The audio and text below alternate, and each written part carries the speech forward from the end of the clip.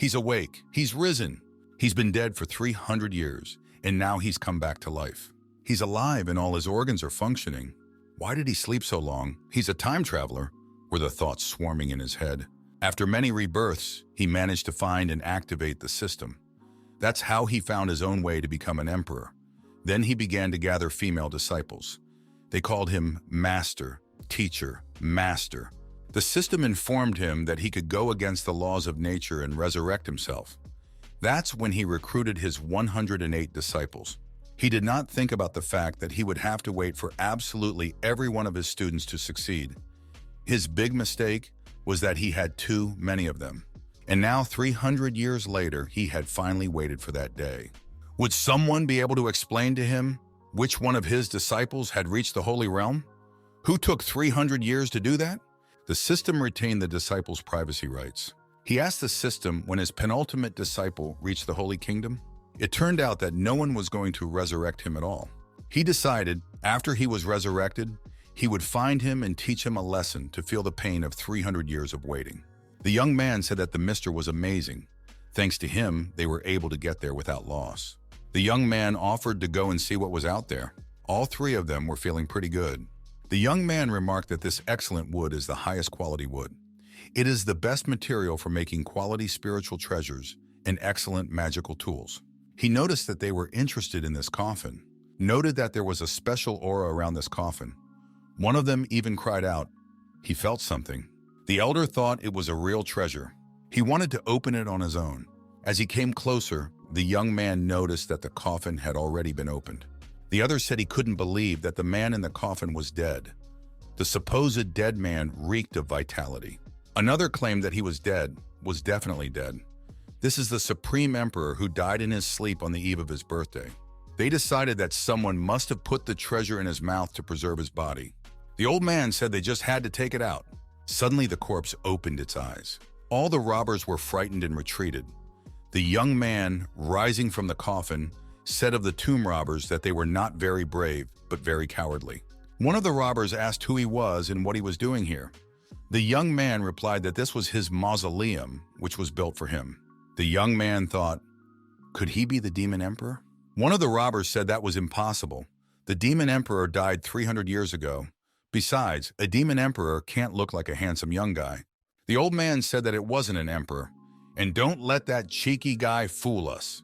The brigand said that it was definitely not a demon emperor. It would take a very long time for anyone to break out of their dormant state. This young man was up to something. The brigand drew his sword and threateningly ordered the man to stop pretending and confess immediately why he was here and where he had put the treasure. The young man remained silent even when the robber said he would regret it and would soon beg for mercy. The young man said he could have behaved more quietly. The robber had had enough of being patient, and he pounced on the young man with his sword, shouting that he would deal with him now. The other brigands watched the progress of events. The young man calmly held up his sword with 2 fingers. The bandit was confused and did not realize how this was possible. The bandit thought in horror that he had tried his best. How did he do it? The young man holding up 2 fingers asked, "Do you brave and courageous tomb robbers really want to run away?" The young man broke the sword with 2 fingers and said that it was too late to run away. He decided to deal with the tomb raiders with his bare hands. He also asked if the robbers wanted to die. If people had such a long life that they were tired and wanted to die quickly. The old man told the other robbers to help their comrade. They came at the boy from the coffin with a shout. The young man told his attackers that they should not shout in front of him. Another robber got what he deserved the next moment. The tomb robbers realized that this young man was not to be trifled with. The robbers could not believe what was happening in front of their eyes. The young man who had risen from the tomb dealt with them one by one, as if he were biting seeds. He carefully separated their heads from their bodies.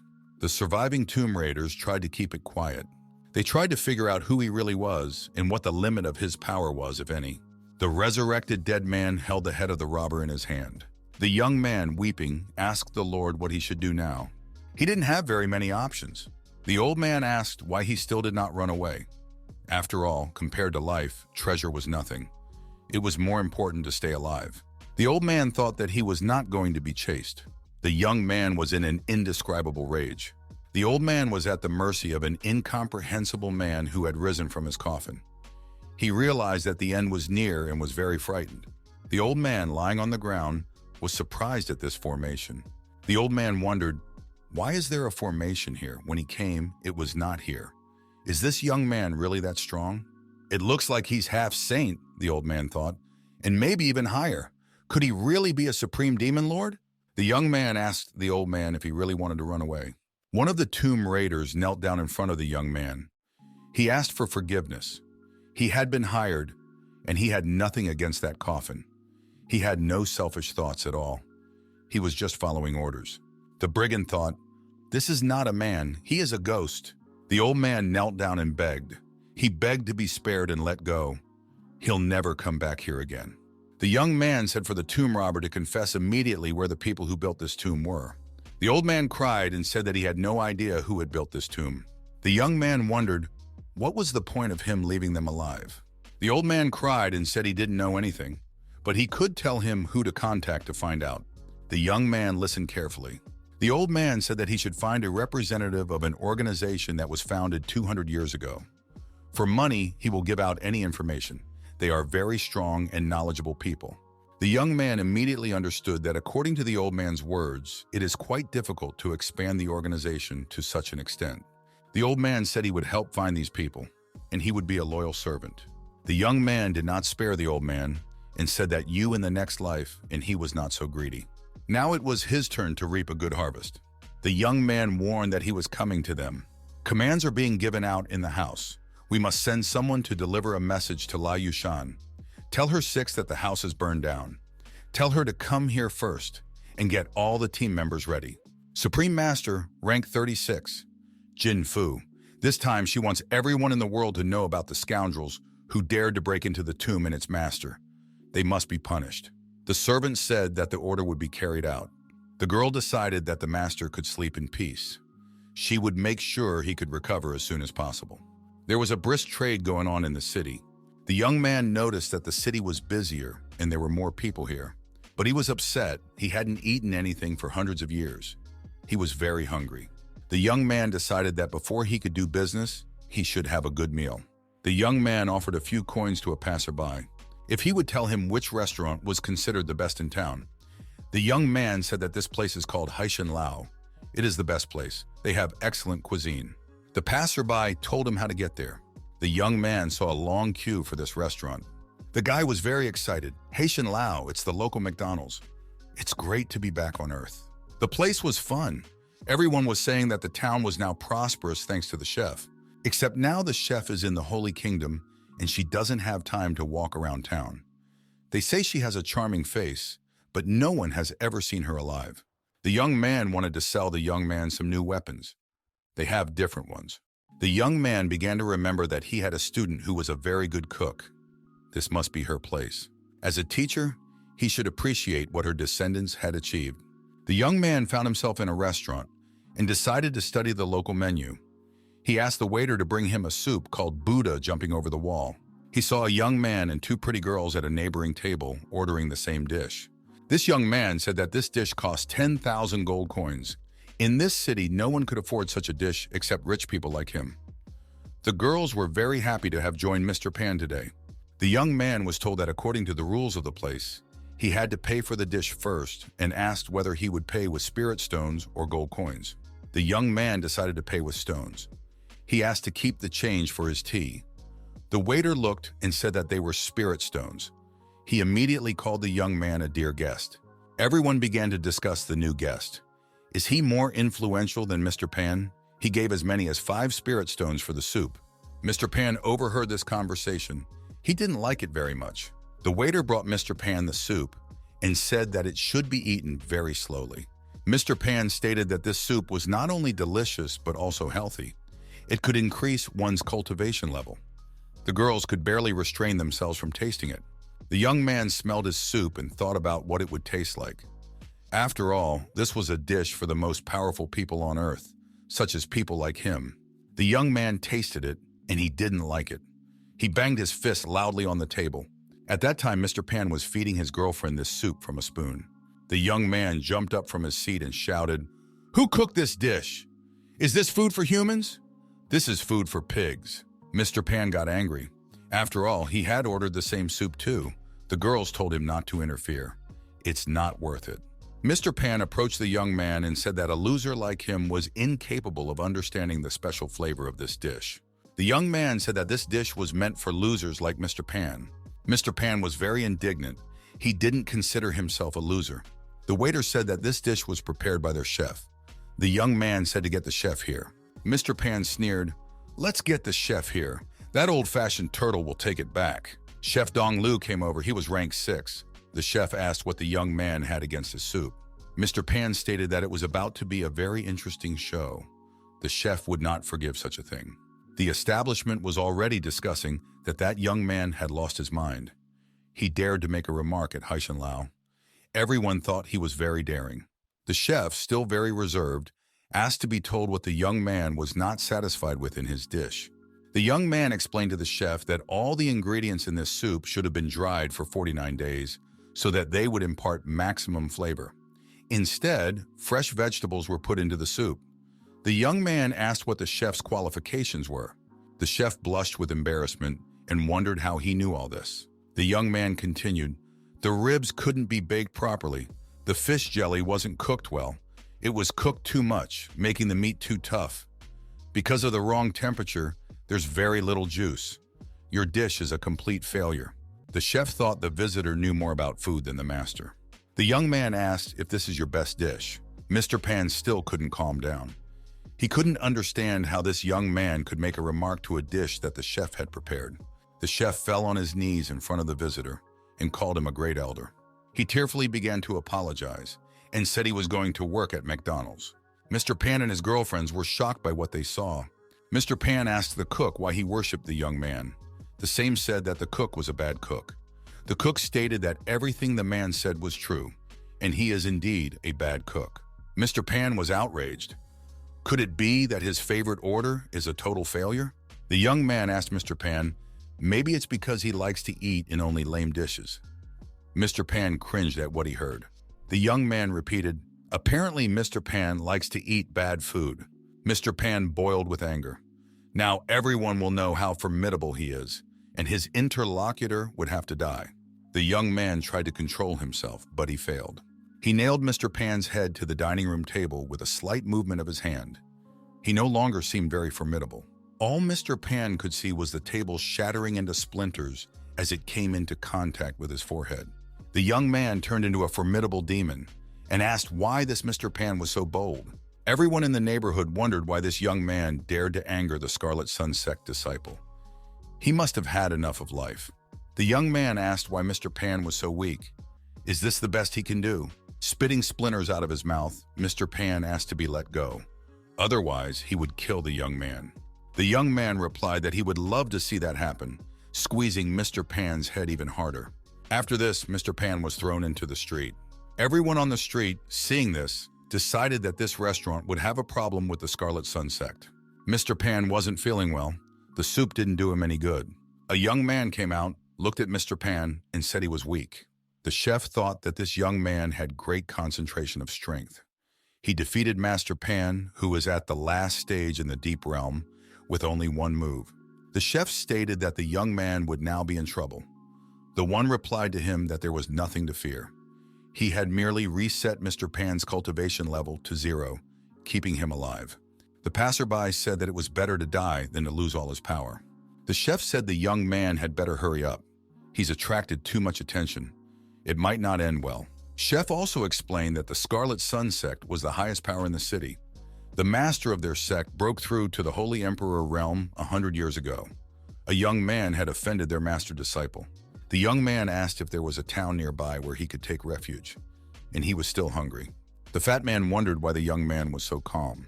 The young man asked for help in contacting the head boss. The chef interjected, "Does that mean with the master chef?" The chef remarked that the last time he saw her was 5 years ago. The young man asked, "Does that mean she doesn't care about this restaurant?" The fat man said that Miss Chef left all the duties to her students. After all, the system never gives easy tasks. The young man asked the fat man if he knew where to find Yzinya Anbu's family from Yunfang City. The cook said he didn't know that. The young man asked the fat man to provide him with lodging and food for the next few days. Scarlet Sun Sect. It was reported to the Supreme Elder that One Hong's cultivation had been completely destroyed. The elder was outraged. How dare he act against a disciple of his sect? A servant reported that the young master had been injured by a person with the first level of condensation. That young man was able to destroy One Hong's cultivation in one move. He is not as easy as he seems. The Tomb Raiders are devising a plan. They have decided that the three elders will lead a squad to the Emperor's tomb to retrieve the treasure. There shouldn't be any problems. The elder ordered to follow that young man. When those three elders finished, he would definitely flog that rascal. She was angry. She didn't expect those brainless vegetables to steal Master's body. Lai Yushan, 20th rank of the Jade Realm. She said that the Master's body was outside the realm of body refinement. Ordinary people have no use for such a body. So what if he is a Holy Land Master? The girl decided that she would dare to retrieve the Master's body, even if she had to fight not for life, but for death to do so. Her sister asked her to wait. The girl was very thoughtful. She said that someone destroyed the outer defense wall and broke the formation. The girl told her not to give them a reason. Protect this place as her own home. The three elders were very strong. They broke the protective wall in a few seconds. The young man said that they could definitely get all the treasures this time. The young man wondered why it was open and where the crack came from. He hadn't done anything yet, after all. A girl appeared and asked how they dared to rob the tomb. The robbers didn't expect that. The tomb robbers thought it was a rival. She told them to leave all the treasures in place and then she would keep them alive. A second sister appeared. She asked if anyone should be left alive. The first replied that we would leave in the chattiest and destroy everyone else. The elder thought, there are only two girls, and they have a lot of good fighters. Why don't the girls fear them and get into the fight? The elder warned that the girls had asked for it. The elder shouted to attack, and his fighters moved on the two pretty girls. The treasure hunters were armed to the teeth. One of the sisters turned on frenzy mode. The Tomb Raiders didn't realize anything at first. The second one switched on the Imperial formation mode. The villains began to suspect that something was amiss here. One of the thugs noticed that he couldn't fight back. The young man asked what these girls and their relationship with the soul-devouring demon was like. The young man wondered how the girl knew this formation. She must not exterminate it. The girl continued her ritual. The young man fell to the floor in the center of the circle and screamed. The girl activated the self-digging mode. The energy around the sister was increasing. The Tomb Raiders were doomed. The girls looked at what was left of the brigands. The girl asked her sister why her skills hadn't increased in so many years. Her ability to steal memories is much worse than the master's. The one replied that she was trying her best to reach the master's level. The girls decided to go to the Scarlet Sun Sect. The young man meditated and noticed that after only half a day, he had broken through to the second stage of Imperial concentration. He knows that he is worthy of reaching the peak and changing his life against all odds. The young man looked out the window and was surprised. This was something he didn't expect.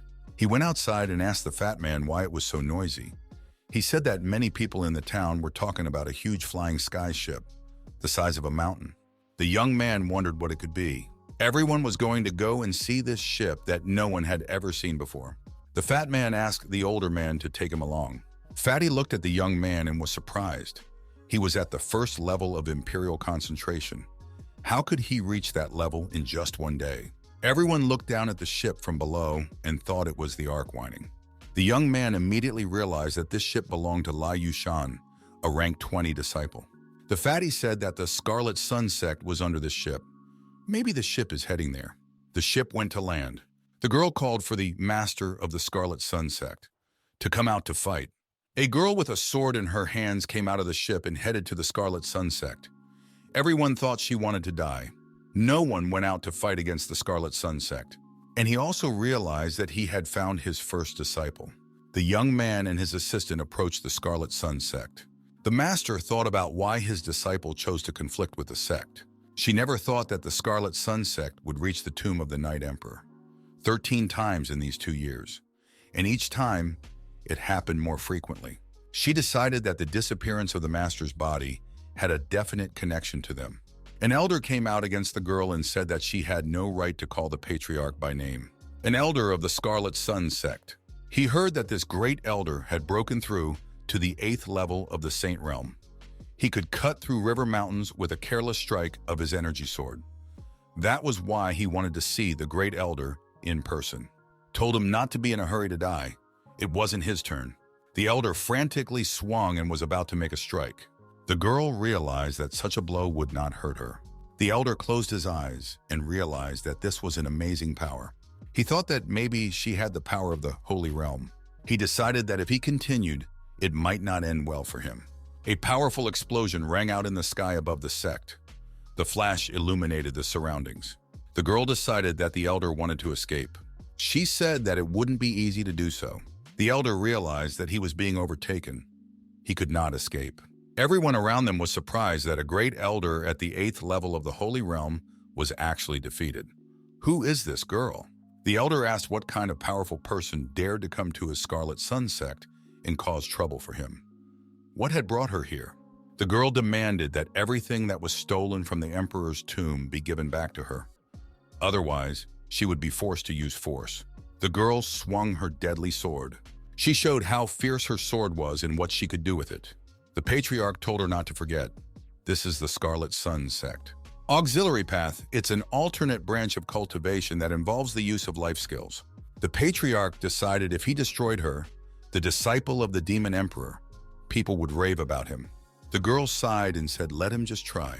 She raised her hand and said, target, this is the Scarlet Sun sect, attack indiscriminately. Her airship went to attack. The Elder looked at his opponent intently. He ordered the formation to begin. His underlings moved to the ship along with the Patriarch. The Patriarch led everyone in the attack. Just then, there was an explosion. The Patriarch couldn't understand how it could have happened. Everyone shouted that he was a cultivator. Everyone pointed out that it wasn't a flying ship, but a huge killing machine. At this rate, the Scarlet Sun sect would soon be leveled to the ground. It was time for everyone to leave. Fatty asked the Master why they didn't run away like the others. The Master suggested him to look up. The girl was alone against the Patriarch and his goons. The Patriarch motioned for her to attack. They were all armed to the teeth. That couldn't stop her. She let out a belligerent scream. The girl's chest heaved violently. The fat man asked what had so amused the Master. The fat man noticed that the girl had a very beautiful costume. She managed to repel the sword attack in an instant. The Master said that this was his girl. He was proud of his apprentice, but the battle continued. The Elder did not give up. The girl was bound in chains. She could not move her arms and legs. The girl recognized that she had been careless. These chains were not good for her right now. The Patriarch, seeing that the girl was caught in chains, decided to attack her at this moment. The girl thought that it was all over. At this moment, a voice was heard from the flying ship addressing the Patriarch. Su Yanhao, you dared to hurt my elder sister. Your Scarlet Sun sect is now finished. The girl decided to use this sect to recover information. The girl stonily threw herself from the ship straight at the Patriarch. There was no stopping her. The Patriarch didn't expect another demon disciple to be here. He decided to deal with the girls one by one. They wouldn't get away with it today. The girl, realizing that she wouldn't be able to save her sister in time, threw her sword forward so that it would break the chains. That should help her. It worked out that way. Before the Patriarch's attack reached its target, the chains were broken, and the girl found herself free. The girl realized that the fight would still continue. The enemy would not leave so easily, and he must be finished. The old man said he was impossible to resist, so the girls were wrong about that. They were wrong to be here today. The girl shouted to her sister that she was flying to her aid. They would be reunited soon. The Patriarch, flashing his eyes, shouted for them to go to hell. The young man, watching the aerial battle from the ground, decided that the girls needed help. He knew that as long as he was here, no one could harm them. The young man used his combat techniques to neutralize the enemy's attack. The Patriarch shouted as he blocked his attack. What do you call that? His strongest strike was blocked. The old man realized that it would be harder for him to defend himself now. The number of attackers increased. The two girls met, they found themselves free, but they couldn't believe their eyes. The girls took turns to greet their master. They certainly didn't expect to see him here. Now there would be a lot of questions. The master told them that he had managed to free himself, but he would talk about that later. First, we must deal with that bad man. The girls agreed with him. The young man said that physically his body was dead, but his soul was intact. He found his two female students. Now he felt much calmer. the fun was just beginning. The young man took on a demonic appearance. The flaming aura above him flared up with incredible power. The girls immediately realized that it was their master's fiery breath. The young man was ready to launch a strong attack on this patriarch and put an end to his sect. The patriarch decided to intimidate the young man. He said that he was a cultivator of the Holy Realm. How dare they destroy his people and attack his Scarlet Sun sect? But he decided to give them a chance to leave. But before doing so, he said that he would reset their cultivation level to 0. Otherwise, he was willing to send everyone to the other world. The sisters noticed that surrendering to this old man was the same as committing suicide, even if he doesn't even dream of it. The girls noted that the master was watching them from the sidelines. One can't go wrong now. The master told the old man that he was trying to scare the level with his cultivation of these two tough girls. Everyone downstairs said that this man stopped the sword strike of the elder in an instant. Could it be that he is in the realm of concentration? And he must be hiding his cultivation level. The elder was indignant, the fact that they had disobeyed his order. They were on his holy ground right now. The old man, as is customary in such cases, began to threaten total annihilation. But there was nothing he could do. The girls used their energy loop to bind him hand and foot and sent him into the abyss. The young ladies watched their master's reaction. They didn't want to let him down. After all, they were his apprentices. The young man noticed that it was too noisy. The girls tried to make excuses. The young man calmed down and decided that he had finally prostrated himself after 300 years. He felt it was time to pull himself together. It was happening far out in space. On his throne in a huge high-ceilinged hall sat the master of the Holy Realm. He was angry. He didn't understand how some pathetic insects dared to defy him. The supreme commander of the Scarlet Blood Sect. The old man didn't understand how such a thing was possible. The magic needle had just been destroyed. This was the end. The young man watched everything happening from above. He was in control. Servants ran into the hall. They saw the supreme commander lying near his throne. They shouted for the healer to come quickly, and the others must be notified. The Supreme of Blazing Fire came in. He asked what had happened here. He was told that the Scarlet Blood Supreme had just been hit by a magic needle that appeared out of nowhere. When everyone came here, he was already in such a state. The Blazing Fire Supreme was very surprised. The old man was beyond saving. With his last strength, he said, "Second level of concentration, the glow in the sky." The Supreme of Blazing Fire asked what the old man was talking about. What was the realm of concentration? What does it have to do with this? The man began to measure the old man's pulse. After examining the old man, the Supreme of Blazing Fire made a diagnosis. There were no visible injuries, but he was seriously injured. The Supreme said that if it wasn't for his cultivation level, his soul would have been destroyed long ago. The old man turned out to be very strong. We had to figure out who it was. He asked who the Supreme could have offended like that. Let's wait to see who would take responsibility for this. Everyone outside lowered their heads obediently. The warriors were discussing among themselves that this man killed the Supreme's phantom with a single blow. And he was the teacher of those two girls. It's best not to encounter such a person. His strength must be unbelievable. The girls thought it was all happening to them in their dreams. They told the master that they missed him very much. How good it was that he had come back to them. Now they would heal. The girl said she would definitely find a way to help the master. There must be a way to revive him. The girl said she would bring him back to life, even if it cost her life. The master said his charming students don't need tears. They've become even more beautiful. They must be overflowing with suitors. The girl wondered if she was awake. 300 years later, 300 years of waiting, she could finally see the master. Sister asked to be pinched. Maybe she was asleep after all. The young man said with a smile, "If all this was going on in your head, he wouldn't have the energy to stay here for so long." The girl now tried to touch the master. Was it really her teacher? The master announced, "No more jokes and sobbing." He came back. One of the girls still couldn't calm down. She still thought it was a dream, but she didn't want to wake up. The young man thought that the aura absorption rate had become 10 times faster. If he found a few more disciples, the bonus to his cultivation speed would become higher, 100 times or more. He didn't know how he could use the 100 years cultivation bonus on his disciples. He didn't understand how to apply it. It was explained to him that the bonus would automatically be credited to the disciple as soon as the master touched it. The master thought that it was very simple. To do so, the master took out his magic whip. The girls saw the whip in the master's hands and realized that he had indeed returned, said the two girls, an architect and a magic expert. The two cultivators of the auxiliary path had gone out of their way to kill a cultivator of the Holy Realm. Did you really want to go to the other world? Each of you will receive a whipping for this. There will be no exceptions. The girls said they were wrong. They asked the master to punish them for it. The master swung his whip. The girl moaned immediately. The other lady got it too. The young man whipped them and thought, if he had not been in this town today, these fools might have died. The girl was surprised. Her cultivation base had become larger. She asked the master how this was possible, what kind of things he was doing. Master whipped them, and the girl said in response, Master, please don't. They can't accept such a reward. He's only recently resurrected. It's more important to him. Let him take it for himself. The young man replied that it was up to him to decide how to punish them. The young man finished and said they could get up. The girls thanked the master for the gift. It had been a long time since they had been treated like this. They missed it already.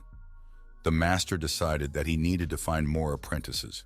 The young man decided that the strength of 2 apprentices would not be enough. The girls kept wailing and saying they were useless. They didn't protect their big sisters and asked to be punished. The young man thought that the 9 sacred rulers were the cause of their disintegration. Well, since he had returned, he would settle accounts with all of them in turn. The girl said that Sister Taibai was also in the capital. She hesitated and thought she had said too much. The master noticed this and asked what was wrong with Taibai. After all, with her talents and skills, she should be empress after 300 years. The girl said that she had used her last strength in a battle against a Saint Realm cultivator. The young man was surprised that a Saint Realm cultivator was in the way again.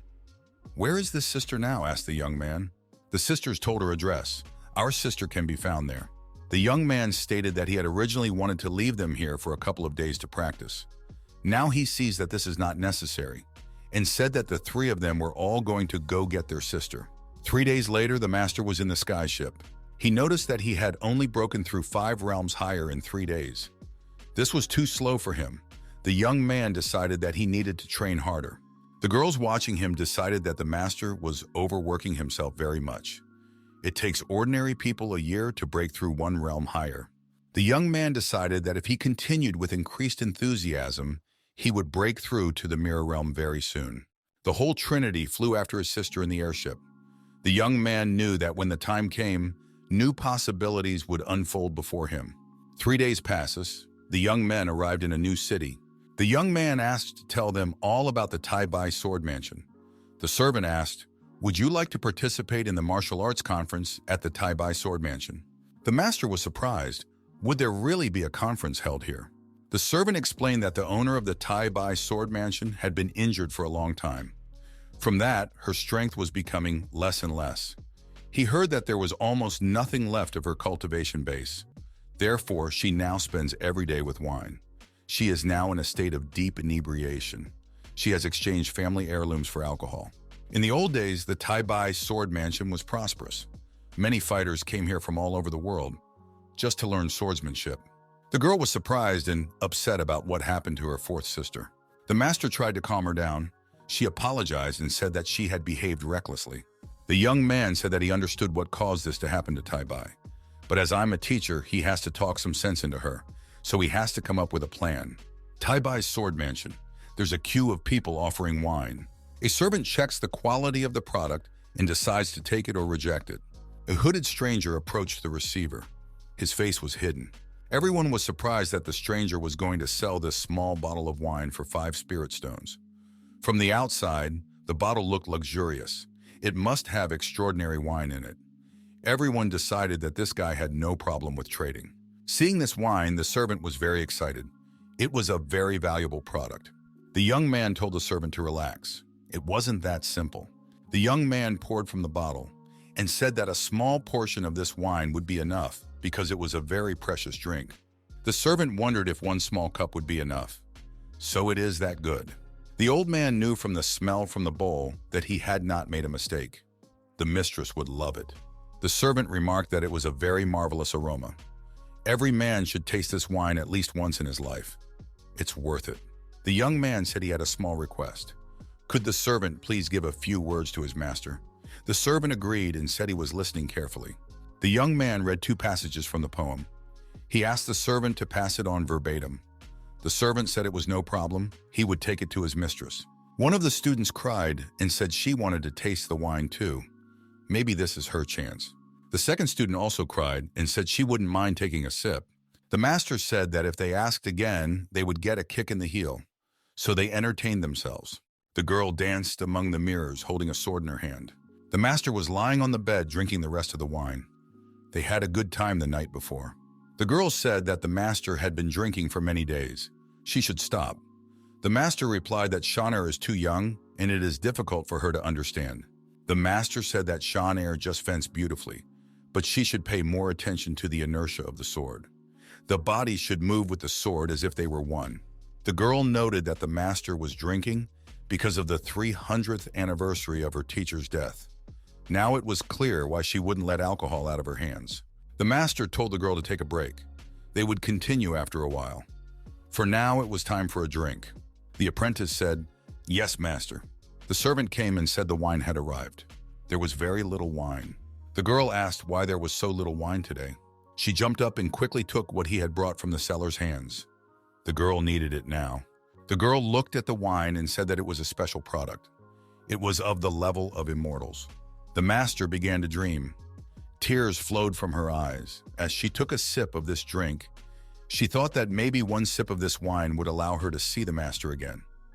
She misses him so much. The girl looked at the wine, then at Old Man Wei and asked, "Did someone from the queue outside bring this wine?" The old man confirmed. She said, "This wine must have been brought by a son from some rich family." The old man continued and said that the man had asked to give his mistress a few words. The girl said that she was listening to him. He asked to tell her to open the gate. A traveler who does not know the way has come to her door. He asked her to break away from the wine and greet him. Hearing this, the girl dropped her wine bowl. No way, she thought. The girl rushed to the old man, grabbed him by the shoulders, and asked him what else he said. The old man replied, "A bottle of wine, a long song, a sword in the sun." The girl, excitedly shaking this old man, asked, "Where is this man?" Waiting for her outside the door. The servant inquired why she was asking about him. The girl answered nothing. She instantly flew out the open window. The old man never realized what was wrong with his mistress. The master and his apprentice were waiting outside. The girl asked if the fourth sister was already here. The young man said to keep calm. Everything must go exactly according to plan. The young man put on his mask. He was not to be recognized. The girl standing next to him giggled. The girl asked the stranger, did the wine that was just brought to her belong to him? The stranger confirmed that it was. The masked youth noted to himself that he now understood what the old man was talking about. His apprentice's cultivation was now like a rusty crowbar, but nothing he would sharpen it and rebuild a real sword. That was what they had met for. The girl asked, "This is the poem you passed on as well?" The young man also nodded in the affirmative. The girl asked to tell how the young man knew it.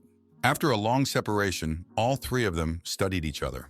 The young man asked if she liked the wine he had brought. The girl couldn't recognize the stranger, but she felt as if she had known him for a long time. The girl asked who he was. The young man said that he would tell her about it later. First, their exchange must be completed. The girl admitted that she liked this wine. It was the kind she hadn't tasted in a long time. Now she wanted to hear what she had to give in return. The young man said that he is an aspiring practitioner and wants to challenge the young lady to a duel. She'll have to lower her cultivation base to his level to be fair. If she loses, she won't be able to restore her cultivation base to the same level after their duel. That's the price for such a drink. The girl realized that she would have to pay dearly for the wine. However, she agreed to it. The young lady realized that this duel could drag on for a long time. Therefore, she announced that her time was limited. She could spare time until sunset at the most. The young men stood at the ready, facing each other with their swords drawn. The young man thought that Taibai had soberly agreed to lower her cultivation base. He decided that it was even better that way. The girls knew that Taibai was willing to sacrifice everything in order to get an answer to his question. The girl decided to start and warn the young man that he had better use his strongest technique. Otherwise, he'd be out in the first round. And he also asked if there would be any more advice. Now the young man stated that the girl should be very careful. After all, he didn't come here for nothing. He was not going to lose. The girl noted to herself that the opponent's sword is very dangerous. The girl moved easily and casually around the arena. It was obvious that it was easy for her. This time the young man was confident. He handled his sword with confidence. He was calm and cool-headed. She thought the young man was going to attack her from the right. The girl calculated all her moves in advance and tried to anticipate her opponent's actions. Swinging her sword, she decided that she could foresee everything. The girl changed her position and thought that her opponent could not have anticipated it. The young man was suddenly behind her. She wasn't prepared for that. He was about to catch her off guard. The girl dodged and tried to fend off the young man's attack. So far, the rivals were keeping on equal footing. It was hard to favor anyone. The young man told his rival not to think it would be so easy. He still has a lot of trump cards in his pocket, and she doesn't know what he's capable of. The girl, watching the stranger do battle, wondered how this was possible. Suddenly, there was a momentary collision. Everything was shrouded in mist. The young lady lost her balance for a moment. She felt dizzy. She could not realize what was happening. The girl noticed that she was losing control.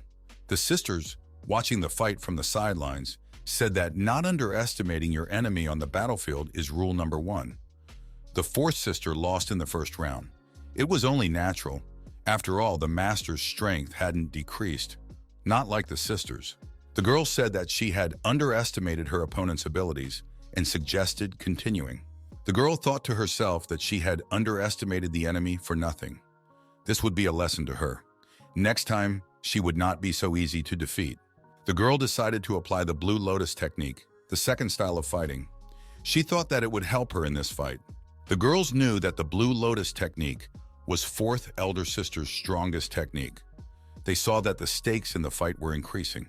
Master noticed that his opponent had increased in speed. It felt like she was everywhere. It was evident that she had changed her fighting technique. Master was pleased to see that, but he wasn't going to give up. He also decided to push his opponent harder. After all, he had a different goal in mind. He didn't come here to destroy her. The girl lost this round too. Out of desperation, she screamed. Her face expressed resentment and disappointment. She was stronger before. The girl found herself lying on the ground. Her opponent was calmly watching her from the side. The young lady sat exhausted on the edge of the arena. The opponent asked her if she wanted to raise her cultivation level to her previous level. It was a very tempting offer. At the young lady, she wasn't going to give up. She didn't think that the battle was over. She still had the strength to resist. Suddenly, the girl jumped up and activated the Blue Lotus technique, the third style, Blue Lotus Song. The opponent, with a confident movement of his sword, threw the opponent's weapon far upwards. As a result, the girl was disarmed. The young lady was overwhelmed. The first time was a fluke, the second time a coincidence, and the third time it was a failure and defeat. She had lost again. The girl realized to herself that this young man knows her and her fighting technique very well.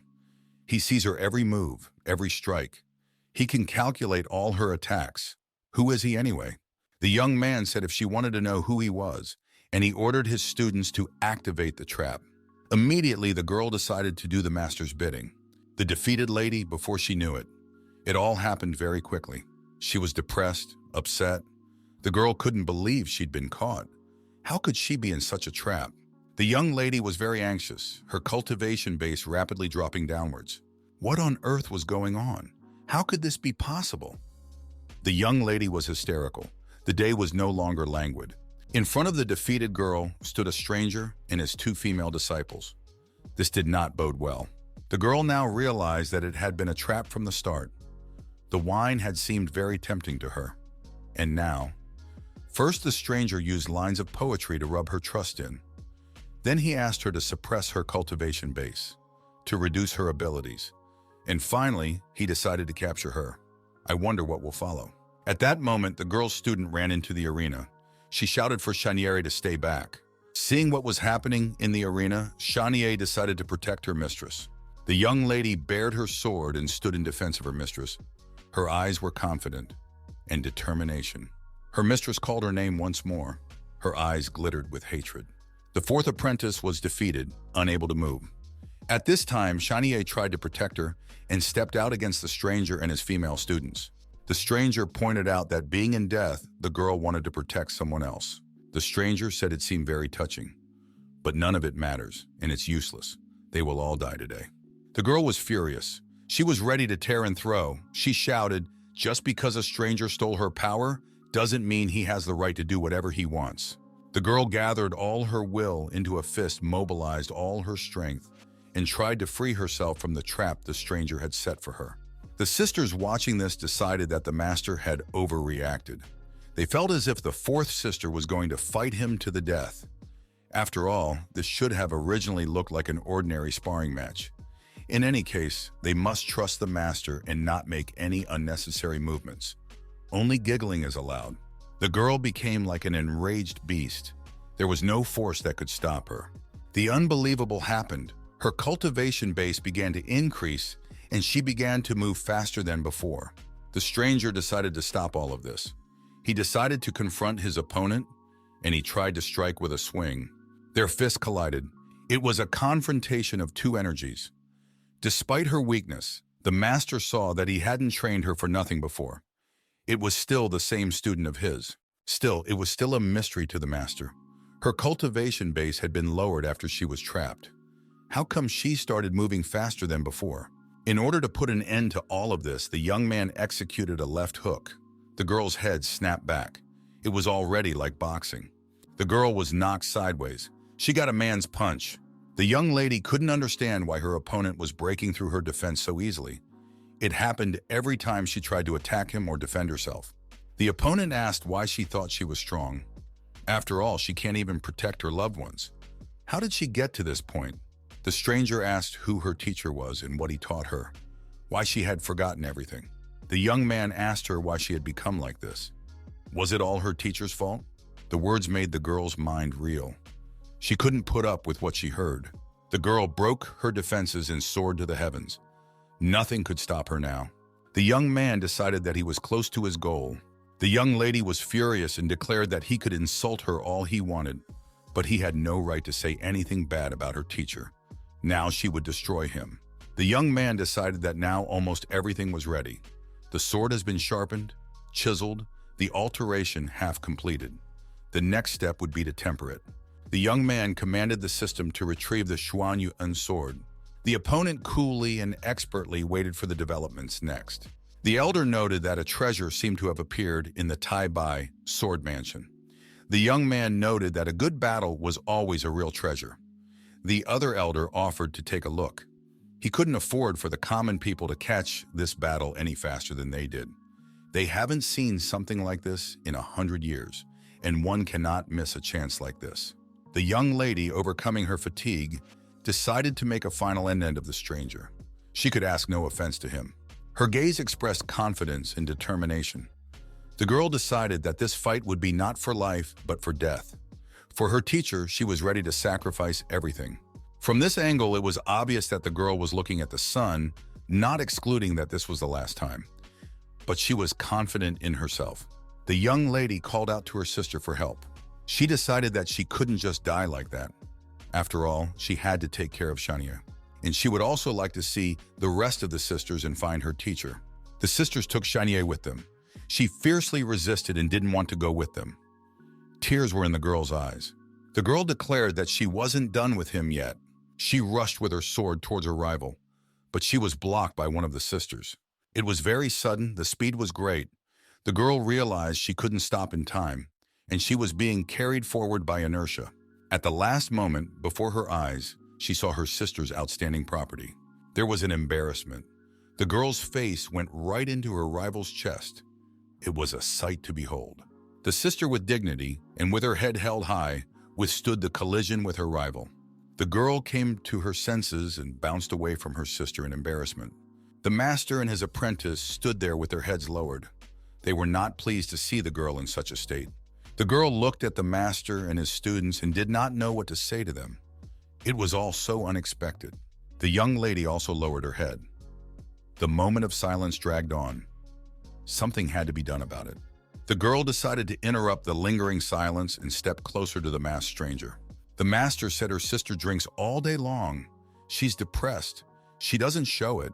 She's also forgotten her sword skills. He's here to bring her back to normal. The girl replied that he has no right to say such things about her sister. To her, she is the best person in the world. The master said that no one but she herself could bring her sister to her senses, and one must come from that.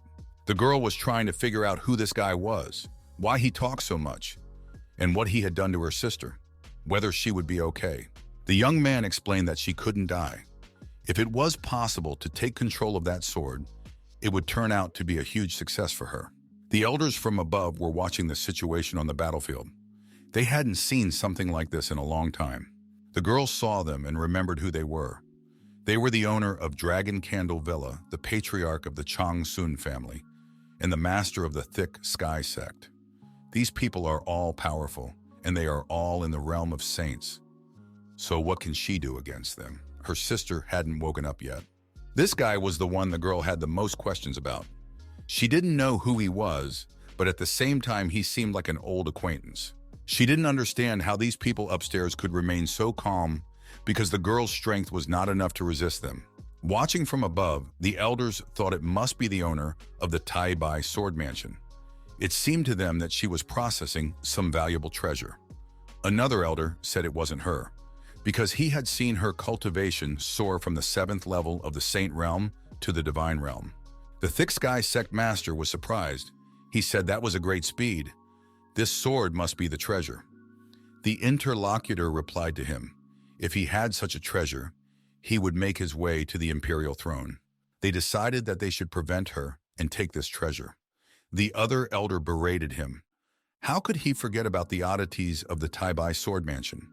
It could just be a coincidence. Besides, they have a clear advantage in strength. Not many people would dare to oppose them. The girls announced that their mistress is currently busy taming the great sword. Until she finishes her work, anyone who dares to step forward will become an enemy of their mansion, Sword Taibai. The girls said that they had warned everyone of the consequences, and one should keep it in mind. One of the elders said that she dare not tell them what to do. She shouldn't take on too much. The girl once again said that she had warned them. If anyone came any closer, there would be consequences, which they would regret later. That didn't stop the attacker, so he decided to activate his aggressive energy. He stated that with her cultivation level, she couldn't use that palm technique. She's definitely hiding her strength. This girl is very powerful. She's probably at the peak of the Holy Realm or Divine Realm. The girl stated that she originally wanted to use this technique only once, but she accidentally used it twice. She would try to be more careful next time. Everyone downstairs was scared that the girl might apply the technique a second time. It would be unforgivable and dangerous for them all. The young lady decided that she would do things her own way, and she would not listen to other people's opinions. The old man said that she had actually raised her cultivation base to the Divine Realm. There are such strong people in the city.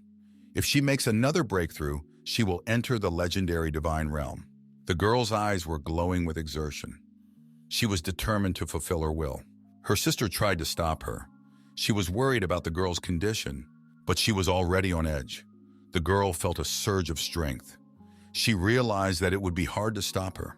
She thought that luckily Chanieri was fine. She walked over to the young man sitting quietly off to the side, pointed the sword in his direction, and told him to confess who he was. She would not repeat her question again. The master took pity on his apprentice. He took off his mask and showed his face and confessed to Taibai who he was. The girl did not expect such a turn of events. She wanted it very much, dreamt of it, but did not think it could happen now. The girl said it was impossible. After all, her master died 300 years ago.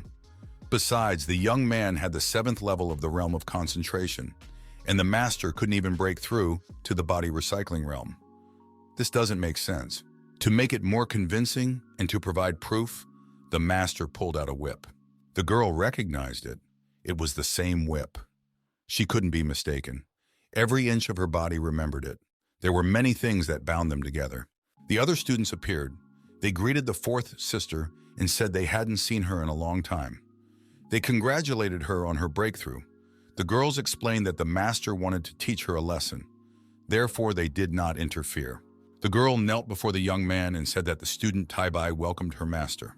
The young man sat down in front of her and said that he knew how difficult these years had been for her. Her feelings overwhelmed her. Tears overflowed her eyes. The girl reached out her hand to the master and cried. The master whispered how good it was to have them all back, asked the girl to stop crying because he felt out of place. The aliens perked up. The owner of the Mecha Taibai mansion called the young man her teacher. If she is in the divine realm, what terrifying power does her teacher possess? All four of them, terrified of the consequences, knelt before the master and begged his forgiveness. They admitted that they had been wrong. They said that from now on, the Sun family would obey him. The dense Sky Sect would also obey him. They surrendered without a fight. Master told them to shut up. He also said that they had clearly not come here to share a cup of tea with him. The aliens blanched and didn't know what to say. He'd already asked if they thought they'd come here for a quick buck. But now, when they were defeated, they ran away with their tails between their legs. The young man told them to go away. All four of them thought they got off very lightly today. In a flash, they disappeared behind a high wall. Taibai asked the master for one favor. He agreed to listen to her. The girl said that in 3 days, the gates of the secret forest kingdom, thousands of kilometers away, would be opened. The girl would like to ask to go there together with her sister Shanye. The young man agreed and suggested that they go there together so that she could protect Chanel from danger. Taibai said that there were some rules that would not allow people with insufficient levels to enter, so Chanel might not be able to get in. The thing is, the girl continued, that this secret realm of the forest waterfall is only opened once every 50 years, and a maximum of 300 people can get in. 100 years ago, she already tried to do it and failed. After that, she had a hard, long break. She's afraid that even divine realm cultivators won't be able to enter this gate. The young man interrogated what rules could we be talking about. The girl replied that there are 3 sacred places that are opened from time to time, and at that time a large number of disciples go there. The girl asked the teacher, the most invincible in the world, to escort Shaner there. Young Shanier stood all embarrassed. Shaner is very caring. If need be, she can take care of the teacher too. The master examined the girl from head to toe and said he would take her with him in 3 days. Taibai thanked the master for this favor. Shaner was upset because she had just been handed over to another master. The master decided to contact the system. The system offered him to choose one of 5 enhancement cards. The young man was upset because only 1 card was offered. The young man received a lightning bolt and rejoiced because it was a small lightning bolt legendary immortal realm entry-level improvement. The young man knew that despite its low level, it shouldn't be underestimated as it was very useful. The girls watched their master and couldn't understand what was happening to him. This was the first time they had all seen such a thing. How could he summon lightning? The girl suggested to her sister to look at their house. She said not to worry, because their sister is a divine architect. She could easily restore everything back to the way it was. The master asked Taibai to bring him some clothes. The sisters were worried that the thunderstorm might have destroyed the master's clothes. So he is now without clothes, they surmised. The girl, her eyes downcast, went into the room and brought the master new clothes. He sat before her naked. Taibai blushed with embarrassment. A blush covered her cheeks. The young man asked why she was standing so far away from him. Was she afraid of him? The girl, embarrassed, did not know what to say. The young man took the young lady by the hand and said that they had not seen each other for 100 years. Had Taibai become so estranged from him in that time? The girl tossed her master's clothes aside where she had put her doubts and embarrassment, and pounced on her master. Taibai flopped him on the bed. It was spontaneous, so very quick. The young man thought he had overdone it. Excusing himself, he decided it came out by accident. From the street came the voice of his other female students. They said they were ready, and the celestial ship was prepared for departure. Taibai and her master looked around fearfully. The girl came to her senses and apologized to her master. She said she didn't mean to. It had just happened somehow. The girl lost control of herself. The young man thought that their bodies were in very close contact with each other. This could end inadequately. He asked her not to move like that. Their movements were exactly like that. The girl felt the master's reaction to her contact, but it looked like an innocent prank. It seemed to the sisters that Taibai stayed there for a long time. The girls opened the door amicably and inquired about their sister's condition. What they saw stunned them. The master was standing naked on the floor. After all, he had not yet had time to dress. In front of him on his knees was Taibai. Everything looked natural, but unexpected. The girls thought that the teacher and the sister had decided to have a little fun. They were upset that they weren't called to join the company. It wasn't fair. The second sister pulled the first one aside and said they wouldn't get in the way, and they were already leaving. The young man said it wasn't what they thought. The young man asked Taibai to tell her sisters to pack their things. They are leaving any minute now. The young man decided that he won't do that again. Otherwise, it could end badly, and he wants it to end well. He doesn't need witnesses. The airship was standing by. The 4 travelers were ready to take off. It was going to be a long journey. The girl brought the treasures to the teacher and said that they were spirit treasures. They contained the energy of life and could be of use to the master. The young man thanked Taipei and said that she was very kind to him. Everyone loaded into the ship and decided to set off, but one must be careful. After a while, the ship arrived at its destination. The journey went without any complications. The girl looked around and said that it was not like entering the forest kingdom. The master said that they would have to walk, because a secret realm could open up anywhere. These things are very unstable. It's very difficult to calculate where it will appear. It could even open up somewhere in space, and that would be unpleasant. Chanieri said she understood. The young men were not alone. They were approached by a young man. The girl looked back. The strangers introduced themselves. They said they were the people of the Holy Land of Tianxi. It is very dangerous here, and they offered to go to the secret forest realm with them, and it would be safe with them. The girl thanked them and said that they would go with the master alone. The master was pleased that the people of the Holy Land had decided to make contact first. That was a very good thing. The eldest of them stated that their meeting was destined by fate. Therefore, he suggested that they bring this token with them. He also added that there was still time before the secret realm appeared, as much as half a day, and it would be best if they take this token with them. If they encounter any enemies, let them show them this token, and then they will leave you alone. The master thanked the strangers and said that the token, they would take it with them. They need such tokens. The master thanked the people of the Holy Land for their help. He said they were very kind. The strangers said that cultivators should help each other. That was their way. The strangers said goodbye and wished them good luck, and told them not to forget the token. The young man wondered what he should do next. There was a possibly dangerous path ahead, and one must make it a full half day. Chanieri noted that the outside world was not as scary as his sister had told him. Turns out there are a lot of kind and good people here. They give out tokens. The young man asked why the strangers took the initiative to talk to the girl. Don't you think because you are pretty? The master continued and said, maybe the girl thinks they wanted to take her with them to the secret realm, or they wanted to give a token to look kind in her eyes. The girl said that's exactly what she thought they did. After all, they didn't rob them, and they didn't threaten them with anything. The master decided it was best not to talk to her yet. She's as naive as a child. The master pointed to the token and asked if she knew what it was. He offered her a look at what he was about to do. The girl began to guess what it was. The master explained that it was a tracking formation, and the chances of getting into the secret realm are extremely slim. Everyone competes for the right to enter. The young man said that the strangers asked if they were alone here to see how strong the competition was. One must be careful with them. The master noticed that Chanier had blurted out when she said they were going in alone. The girl admitted her guilt and said she would obey the master from now on. The master said that this world is even more evil and scary than the girl can imagine. Strangers should be treated with suspicion. No matter how friendly they may seem, it could save her life. The girl said she would remember the master's instruction. The girl asked why they didn't do anything when they learned of their power. The young man explained that there were a large number of eyes watching them now. They were waiting for a more opportune moment to do so. Now Chanier realized what the strangers had given them the token for. She was afraid. What if they would send someone to massacre them? The young man said that would be even better. The girl wondered why. The master explained that they would not dare to disturb them before the gate opened. A great many people began to gather near the portal. The young man overheard the conversation. They were talking about the fact that after entering the secret realm, you can stay in it for 10 days. After 10 days, it would automatically send the survivors back.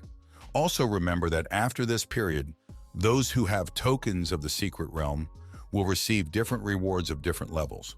The more tokens, the greater the rewards will be. The strangers said that if you collected all the tokens, you could get unique treasures. But no one had ever managed to do that yet. The master thought that one day he would collect all the tokens and get the special treasures of the secret forest kingdom. The young man noticed that a great number of people were queuing up for the bounty. The master realized that the strangers had given them this tracking token to kill them once they were in the secret forest realm, and it would protect not only their reputation, but also keep their victims safe from other competitors. The young man couldn't understand why, even after hundreds of years, the people of the Holy Lands remained so vile. Shanair asked why the master was so pensive. The man replied that he was fine. The time came when the portal began to open. Everyone saw that the gate was opening, and now everything is starting. The girl suggested to the master that they should go too and not waste time. The master said that there is no need to hurry. The secret realm is very huge, and there is room for them there, even if they delayed for a few minutes. The girl asked the master what he was going to do. 10 minutes passed. The portal closed. This was the Holy Land of Stars. The aliens were continuously watched. The master and his female disciple were also assessing the people present with their gaze. The Tianchi Holy Land elder commanded forward. This time they are going to win special prizes. The disciples said that they would follow his order. Everyone waited to see how the events would unfold next. The master was ready to give the command. Tension was building up. The master called on everyone to stop. He saw that things were not going according to plan. Something had to change. The young man told his traveling companion that it was time for them to go. The old man shouted for them to come up to him and accept their doom. The old man decided to use the fierce palm mode. It seemed like child's play to the master. The young man and girl decided that they could safely leave the area, avoiding trouble, and without wasting their energy. The young men had the old man wrapped around their finger in no time. The old man realized this and swore. He said he'd show them. The old man slipped and fell. That was his karma. The young men remarked that these two were too brave. One of them has the 6th level of the profound realm. The other added that they would walk out of here dead in 10 days.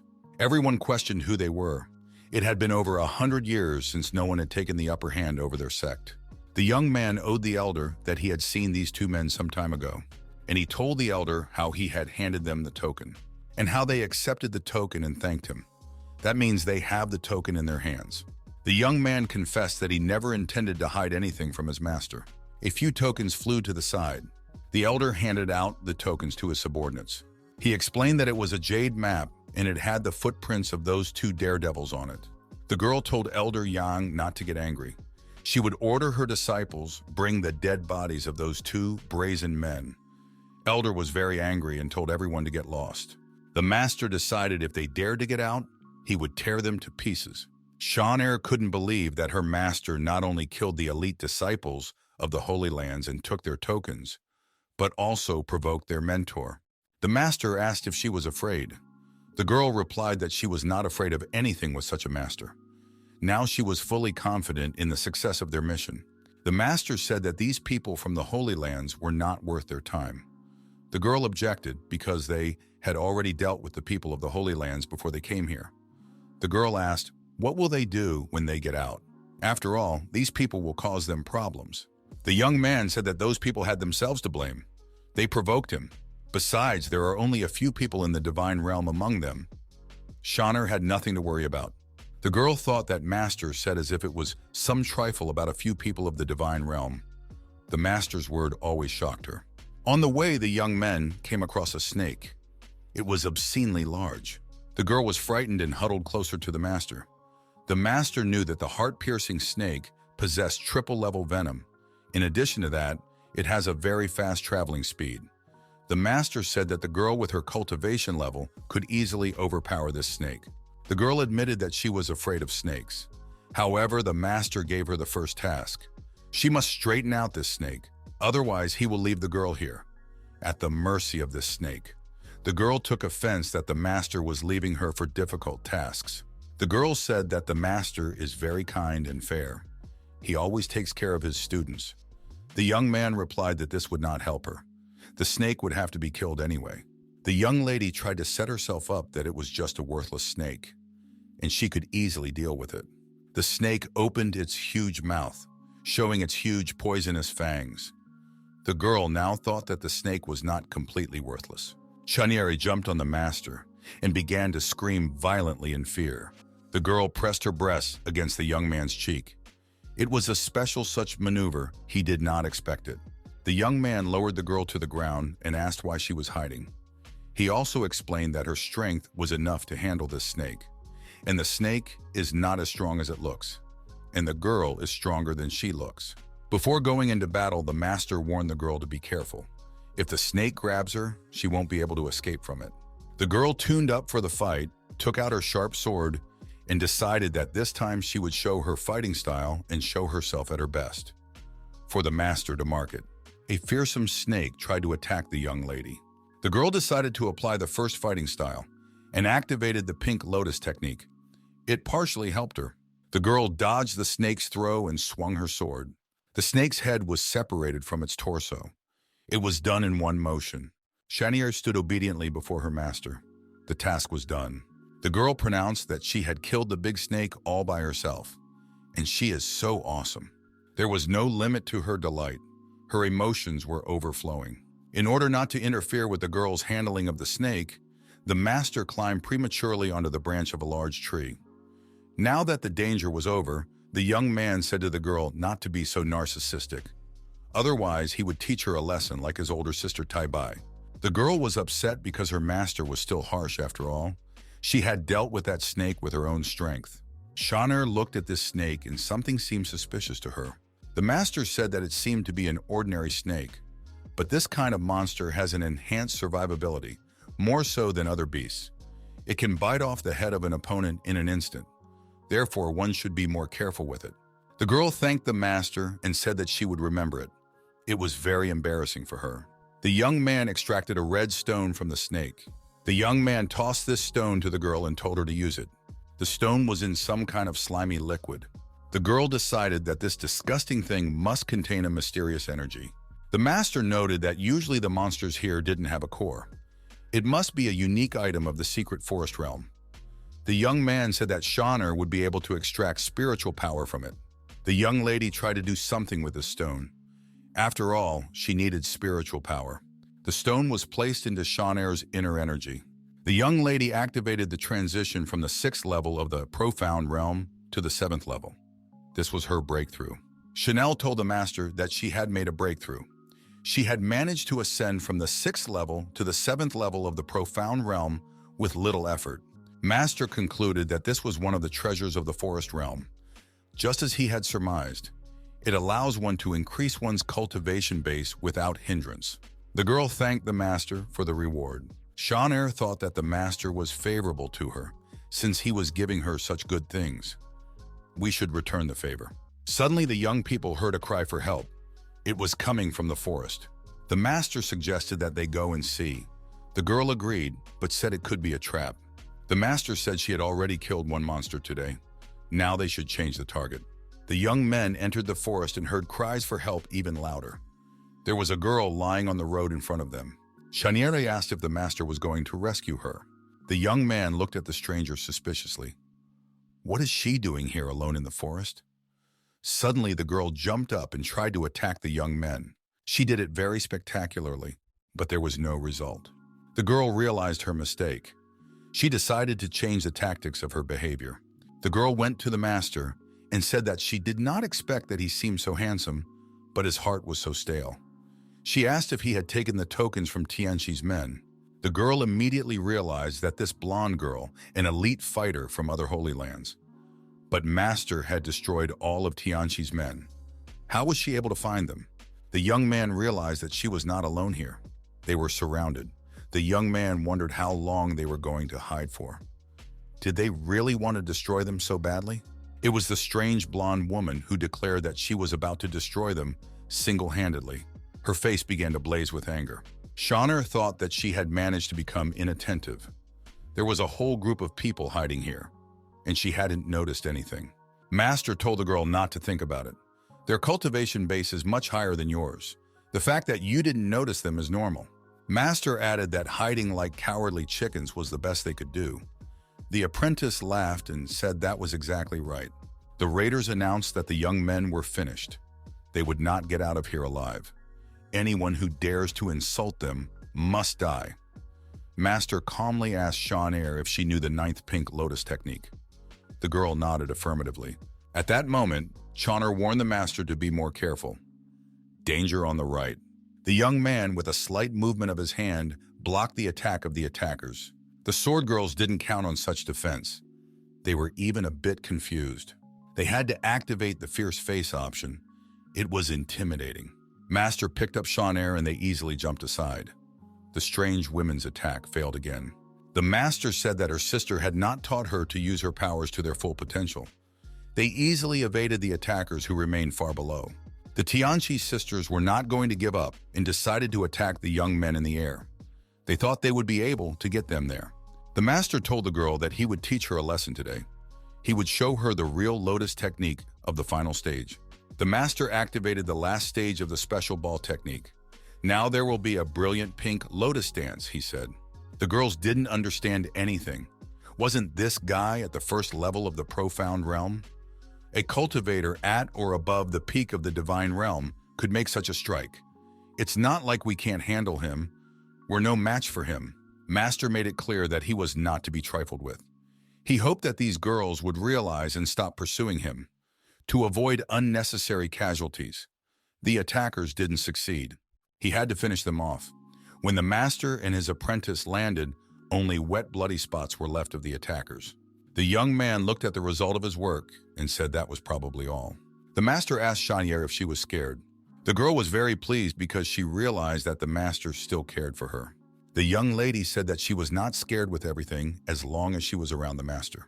The young man replied that it was very good. The master gave Shanair the following tasks. He told her to search the corpses and collect all the tokens. The girl didn't really feel like picking at the corpses. She suggested to the master to solve the issue some other way. He looked the girl in the eye. She understood everything and went to carry out the order. The girl noted to herself that it was better not to argue with the master. While picking at the corpses and collecting tokens, Shanair thought that the master was very ruthless. The young man thought that Shanair needed more training. After a while, the girl approached the young man and said she collected all the tokens of the secret realm and found the jade map. The master took all the harvested tokens and said that they had done a good job today. The girl thanked the master for the praise and said that she would try even harder next time.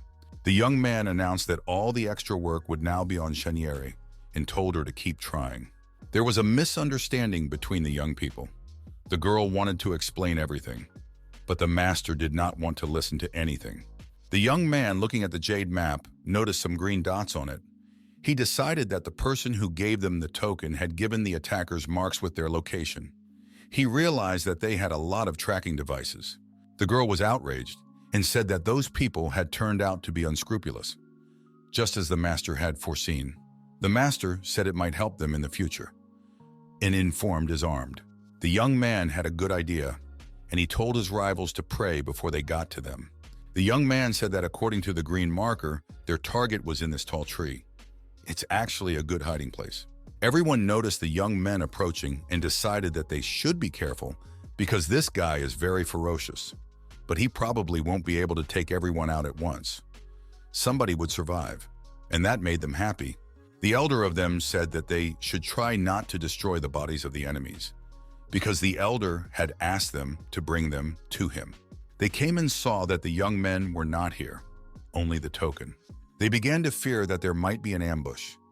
They should be more careful. They all decided they had to flee, and to do it as fast as possible. As they ran away, the eldest thought how he knew they were coming. He's very clever. Everyone crowded round and waited for the young men to arrive. You have to be on your guard. Unnoticed, very quietly, Shanair began to descend from behind. One of the young men turned around and saw her. The girl's face was unrecognizable. Shanair fulfilled her task perfectly. All the villains were destroyed. The girl was not hurt at all. Master must like that, she thought. The girl thought that thanks to the master's formation, She had easily dealt with these people. The young man gave her a new assignment: search all the corpses and collect all the tokens. After a few minutes, they already had the tokens and all the other treasures in their bags. They called it trophies. The girl thought that the master formation was very powerful. She hoped that someday she could learn how to create one. The young man said that this formation wouldn't suit her, so she could stop even thinking about it. Shanair thought the master was good at everything but talking. He always comes across as straightforward. Coming out of the tree, the master said another shipment would be arriving soon. The girl asked the master if he knew how many people were coming. The man interrupted her and told her not to waste her time with idle chatter. She'd better use these treasures to increase her cultivation level. When her level was at its highest, the number of enemies would stop worrying her. The disciples said that she now understood everything. The warriors approaching the tree wondered if anyone was there. The picture they saw horrified them. The warriors saw the token and thought they'd been tricked.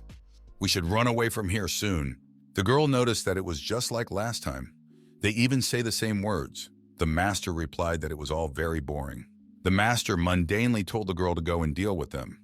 The girl agreed and ran to do her task. It was just like last time. 3 days passed. The girl said that in just 3 days they had collected 76 tokens. They still have 24 more to find. The master said that she first needed to use treasure energy to increase her cultivation level. The young man said that they would go in search of the remaining tokens when the girl is pumped up. Shanair decided to pump herself up. Master didn't waste any time either. All this time, he was meditating. 4 more days passed. On the way, they met some warriors. The master said if they gave up their tokens, he'd let them go. These same warriors did not resist. As they ran away, they thought they had got off well, because they were alive. The girl thought they were afraid of her, if she was so scary. The girl stated that they had already gathered many tones. She wondered what treasures they could get. The apprentice said that she had heard that if you gather and combine all the treasures, you can get the greatest treasure. Shanair asked if that could work. The master replied that it could be tried. The master tossed all the tokens upwards. Above him, the treasures shone upwards. The young man thought something was wrong. The young man pointed somewhere to the side to get the girl's attention. He noted to himself that it was somehow unusual.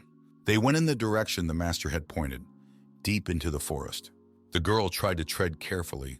Everything was suspicious to her, and she didn't want to go far away from the master. The young man called out to his apprentice. He seemed to have realized that someone had triggered the mechanism that closes the gate early. Now I see why all the mentors sent their students outside. The young man knew that there were many masters waiting for them outside, and they would not mind dealing with them. If the girl went out there alone, the consequences would be dire. The master couldn't let that happen. The master asked the system how he could get out of the secret realm in the fastest way possible. The system replied that in order to do so, he had to successfully cultivate the core of the secret forest realm. The young man tried to complete all the procedures and cultivation faster to save Shanair. If anything happened to the young lady, Taibai wouldn't forgive him. The master thought that even if this girl was not related to Taibai, he should try his best to save her for the sake of his apprentice.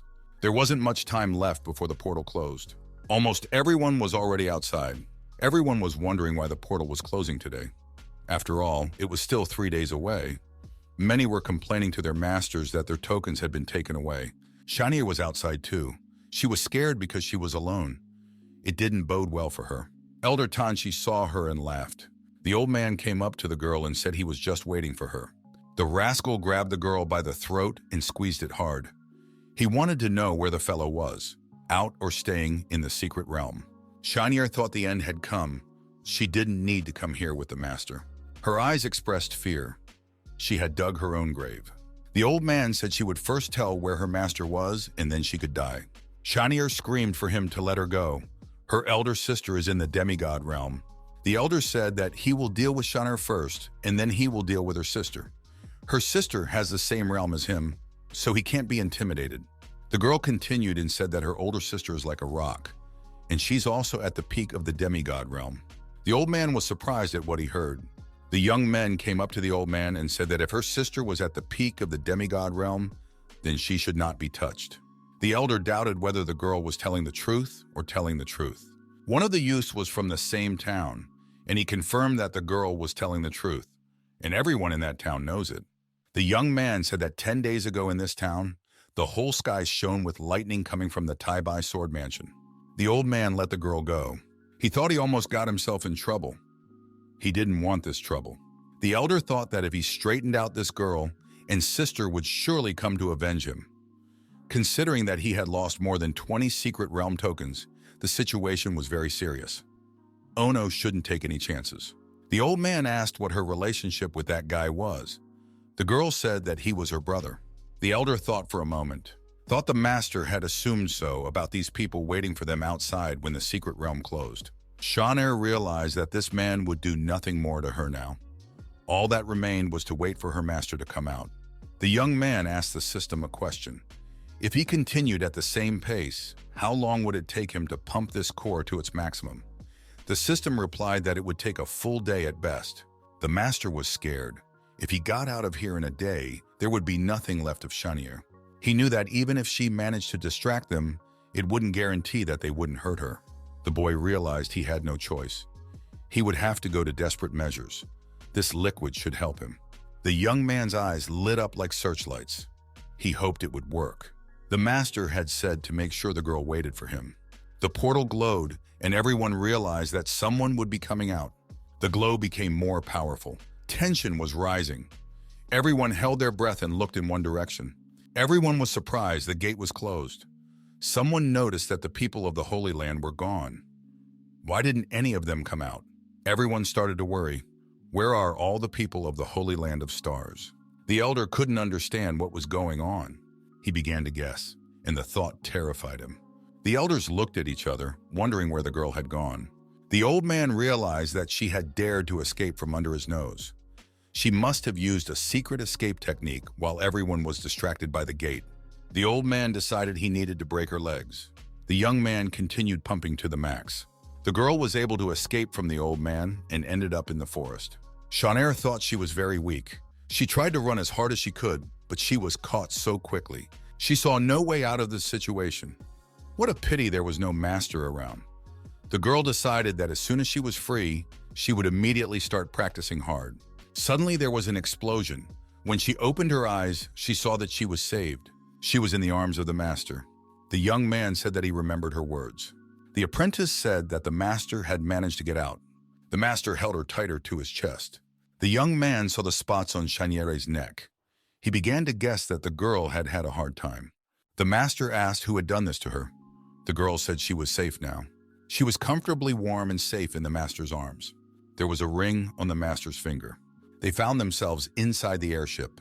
Only here did Shanair realize that they were already safe, and nothing threatened them. The master turned to his apprentice and told her to tell her sisters to use the energy of the crystals and increase their power level as soon as possible. The master put Shanair's own ring on her finger. The girl asked how the master would be without it.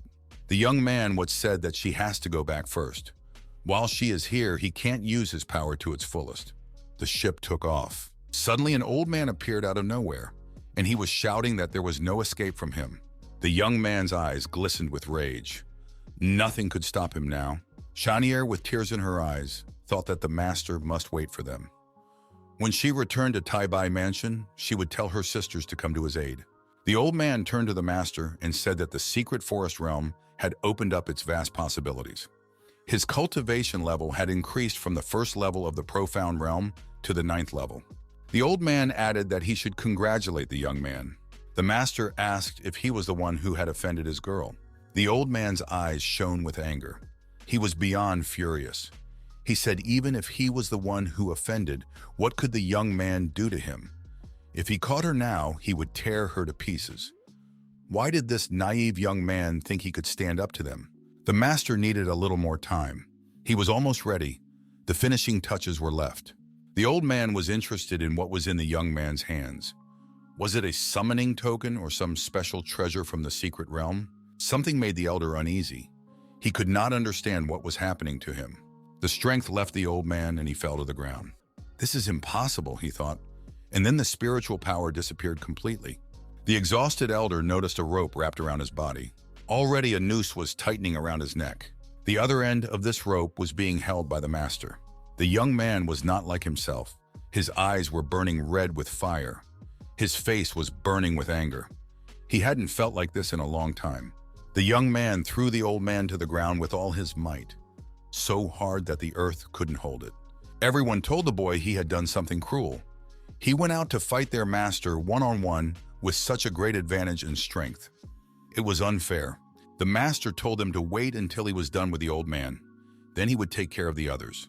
The old man decided to use a clever method. He said that if the young man had guts, he'd let him go.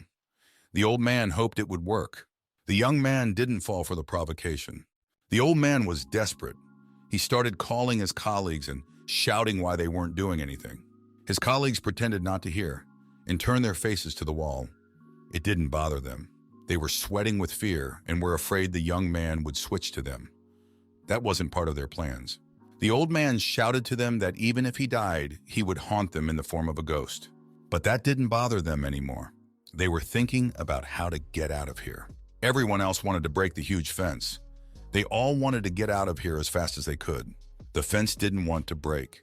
The fear was getting bigger and bigger. They tried to make an effort at the same time to break that fence. They couldn't do anything. That's what hopelessness looks like. The master continued to keep the old man tied up. The old man thought that the young man had a huge number of opportunities to kill him, but didn't do it. It's probably because he's a master of the Tianqi Holy Land, and killing him is tantamount to declaring war.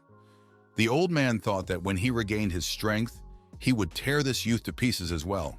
Everyone kept trying to break through the fence. They couldn't succeed. They were unable to break through this shield even with their combined attacks. The colleague replied to the old man that no matter how strong this guy was, he could only destroy the physical body, but not the soul. He must have used some special power. The master decided it was time to finish with the old man. The old man asked what he wanted. Maybe they could make a deal. He had a lot of things. The master didn't listen to him. He drew his sword and swung it. The other masters saw this and thought the boy was crazy. He has no idea of the consequences. The sword sliced through the air, and the old man's head rolled far into the bushes. The old man's soul rose into the sky. She looked down from above. It didn't understand why it couldn't get out. Everyone realized that this black barrier could even hold souls. It's some kind of incredible ability. The young man only has a level 1 profound realm, yet he was able to destroy the body of a demigod realm master. Who is he in the first place? The old man's ghost couldn't calm down. He cursed the young man for destroying his body, but he thought the young man couldn't get to the ghost. The old man's ghost believed that the young man could do no harm now. The ghost laughed and said that soon his black barrier would evaporate. And when that barrier evaporated, the old man would order his men to capture him alive. The young man drove the ghost away, saying that there was too much noise. The ghost wondered how this was possible. The elders told the young man that they advised him to let the ghost go because he was the chief representative of the Holy Land of Tianqi. Otherwise, no one would be able to protect the young man afterwards. They promised to spare the young man if he let his soul go. The young man told them not to underestimate him. The master said he could see in their eyes how they wanted to do away with him. Why are they so naive? The young man started to lose his temper again. Even the elder's ghost didn't survive. Everyone thought that the young man had killed the elder and destroyed his soul. He couldn't be dealt with. Everyone understood that a cultivator of the profound realm was able to kill a person in the demigod realm. If this young man continued to cultivate further, he would definitely cause a lot of trouble in the future. They intercepted his gaze and decided that he was sinking his teeth into them. One of them said that he had an idea. He asked why the young man had killed all the people of the Holy Land of Stars. The master was surprised they just noticed. The anger against the master was growing. He had wronged so many people. The young man began to show the treasure he had obtained in the forest. The young man kept teasing them. He provoked everyone on purpose. Everyone went mad with rage, but they were afraid to deal with the young man. The system told him that in 90 seconds the black barrier would disappear. The young man turned to everyone. He's only giving them 1 minute. If they don't want to die, they must run as fast as they can. Otherwise, it will be too late. The enemies decided differently. They wanted to destroy the young man the moment the protective barrier disappeared. They didn't believe that a profound realm cultivator would be able to stand alone against an entire team consisting of demigod realm masters and holy divine realm masters. Guy reminded them that there were 45 seconds left. The Scarlet Blood Sect decided to bow out because they remembered that they had unfinished business. The young man shouted that they were cowards. After all, the young man would be the first to flee when the black barrier disappeared. The young man reminded her that there were 10 seconds left. He reminded them that he wanted to keep everyone alive. That's why he warned them. He hadn't expected them to be so reckless. The most stubborn continued to stand and wait. The young man said 3, 2, 1. Those who remained decided to deal with the young man and pounced on him, thereby signing his own death warrant. The master said he was giving them the opportunity to leave, but they made their choice. The young man said he was sending them into oblivion. At the same moment, they all felt weak. There were shouts from everywhere that they should run away quickly. So they ran as fast as they could, as fast as they could. The master spewed lightning bolts, and his eyes were glowing terribly. There was a terrible explosion. Smoke and flames enveloped the whole place. The survivors knelt down and took a bow to the young man. They did not understand what kind of magic this was. One of them said that even people in the divine realm were not as strong as this guy. The elder said, then it was now clear to them why the young man was so calm when he killed the representative of the Tianchi Holy Land, and had been so cocky the whole time. The second elder added, he had been planning to use this strongest magic treasure to massacre them from the beginning. This young man and his strength are simply terrifying.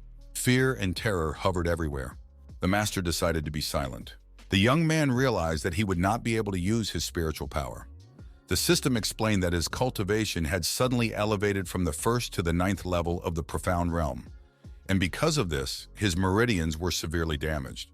Even though he drank a special pill and successfully refined his core, the guy realized that spiritual power wasn't that important. The barrier was gone, now he was without defense. It was unclear how long it would take for it to recover. The master decided to try to take energy from the outside to recover. Well, he couldn't find a source of energy. Apparently, it is a turbulent zone. The young man decided that this would be enough for him. He would recover with the help of these spirit stones. One day passed, a flying ship appeared. The sisters saw the ship and thought they had returned.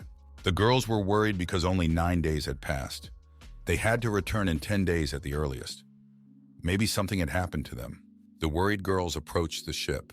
They wondered what was going on here. Everything seemed unusual. Why no one's coming out? Maybe they got seasick, or maybe they got seasick. Taibai wanted to see the master, but all she saw was her sister. Shanair was standing on the other side of the door crying. Taibai wondered where the master was. Shanair couldn't open the door because this celestial transport was locked from the outside. The sister assumed that the master had locked her in. The girl surmised that the master must be in trouble. Shanair said he must be in big trouble. That's why he sent Shanair out alone. When Shanair came outside, she cried, threw herself into Taibai's arms, and said it was her fault. She got the master in trouble. Taibai asked her to tell her everything. After a few minutes, Shanair calmed down and began her story. She told the whole truth with expression and intonation. Taibai decided that these scoundrels from the Holy Lands would pay the price.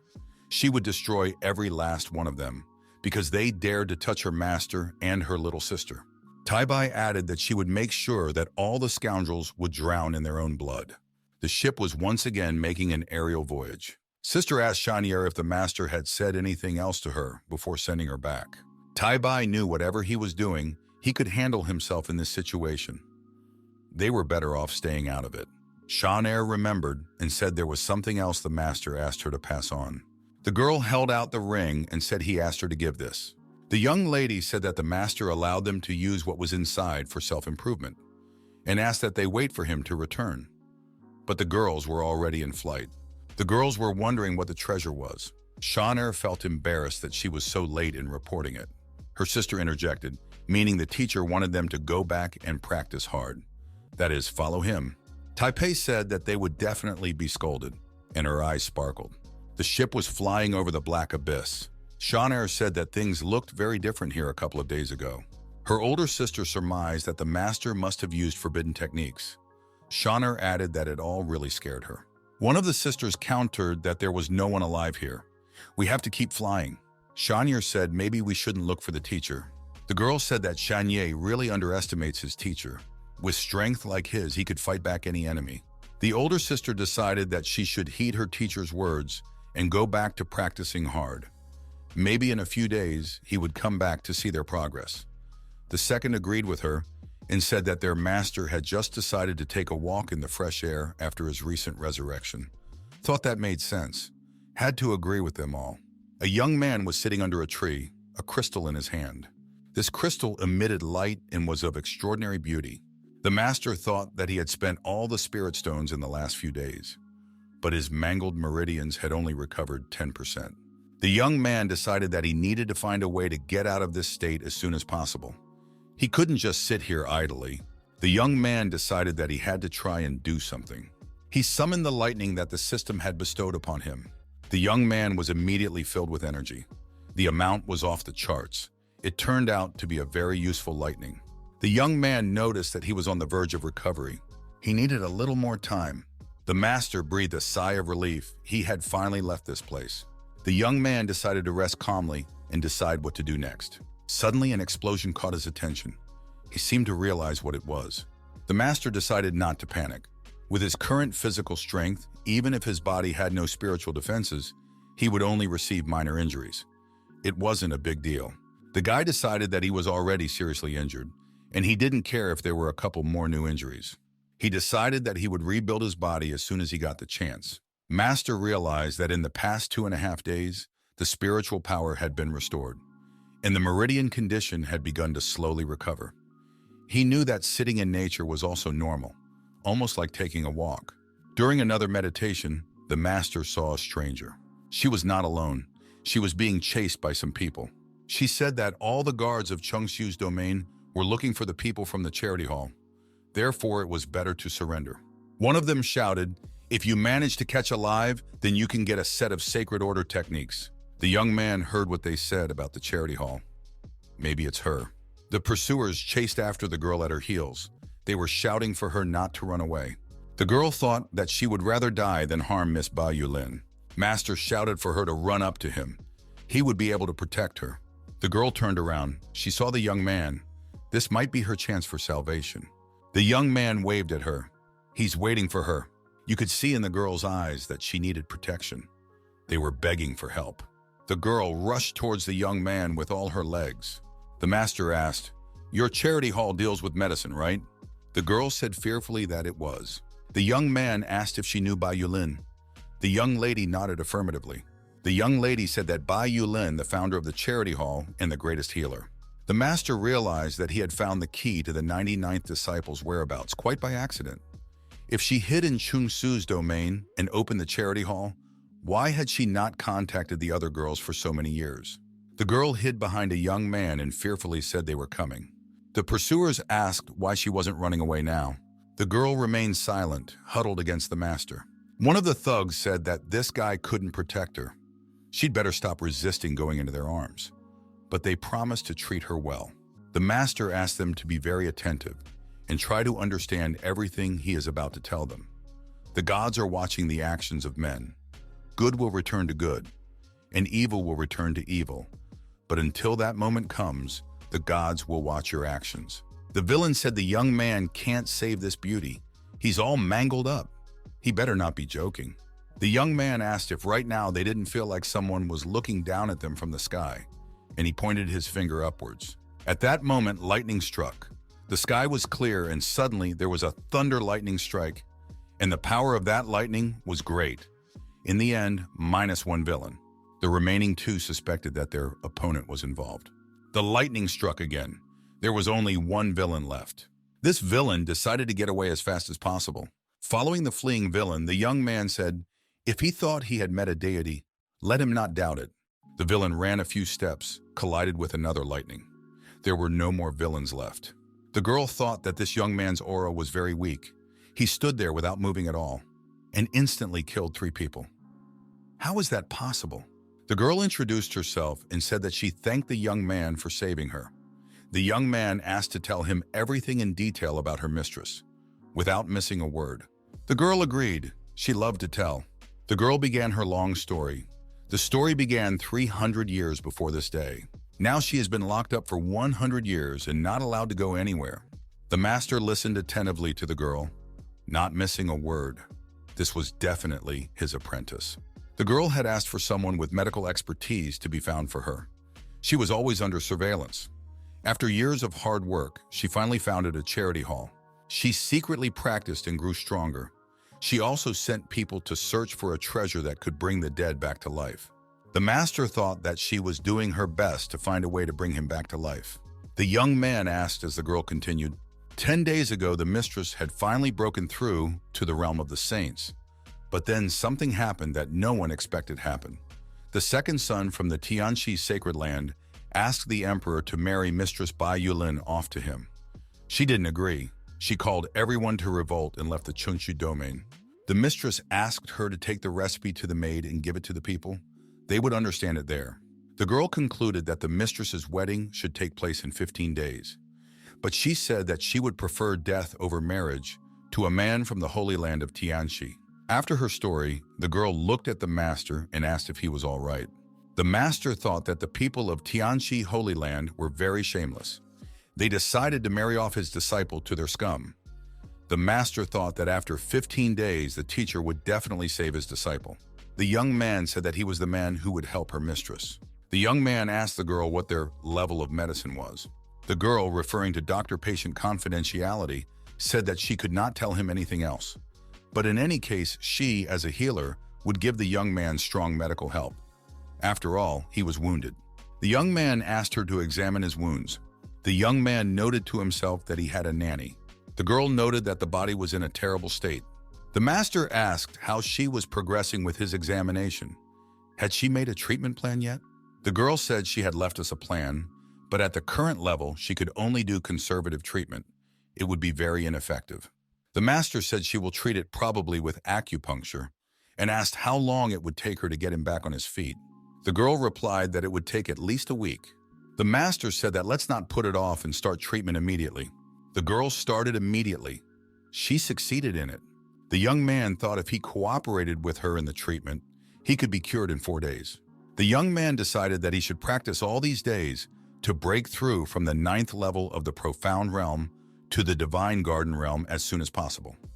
And then he would be able to unlock the 3rd wave of special cards. All this time, he had been imagining his disciple. The young man decided that he had to go there, and even if they weren't there, his friend's enemy was his enemy too. He realized that waiting 15 days would be very hard. One could go mad in that time. The healer said that the patient should undress. He agreed. The girl blushed with embarrassment and said that it was not necessary to take off all his clothes. She realized that he would not take off all his clothes today. The girl said if the master was ready, she would start. 2 days passed. Tianxi Holy Land Palace. The master is hiding between the rocks. The young man attentively listens to all the girl's explanations. The young lady was very attentive and detailed in describing to the master the structure of the Tianxi Holy Land Palace. She even drew a detailed diagram. The young man suggested to her the plan they would follow to help her mistress. The young man knew that since his meridians had been healed, his wounds weren't as serious.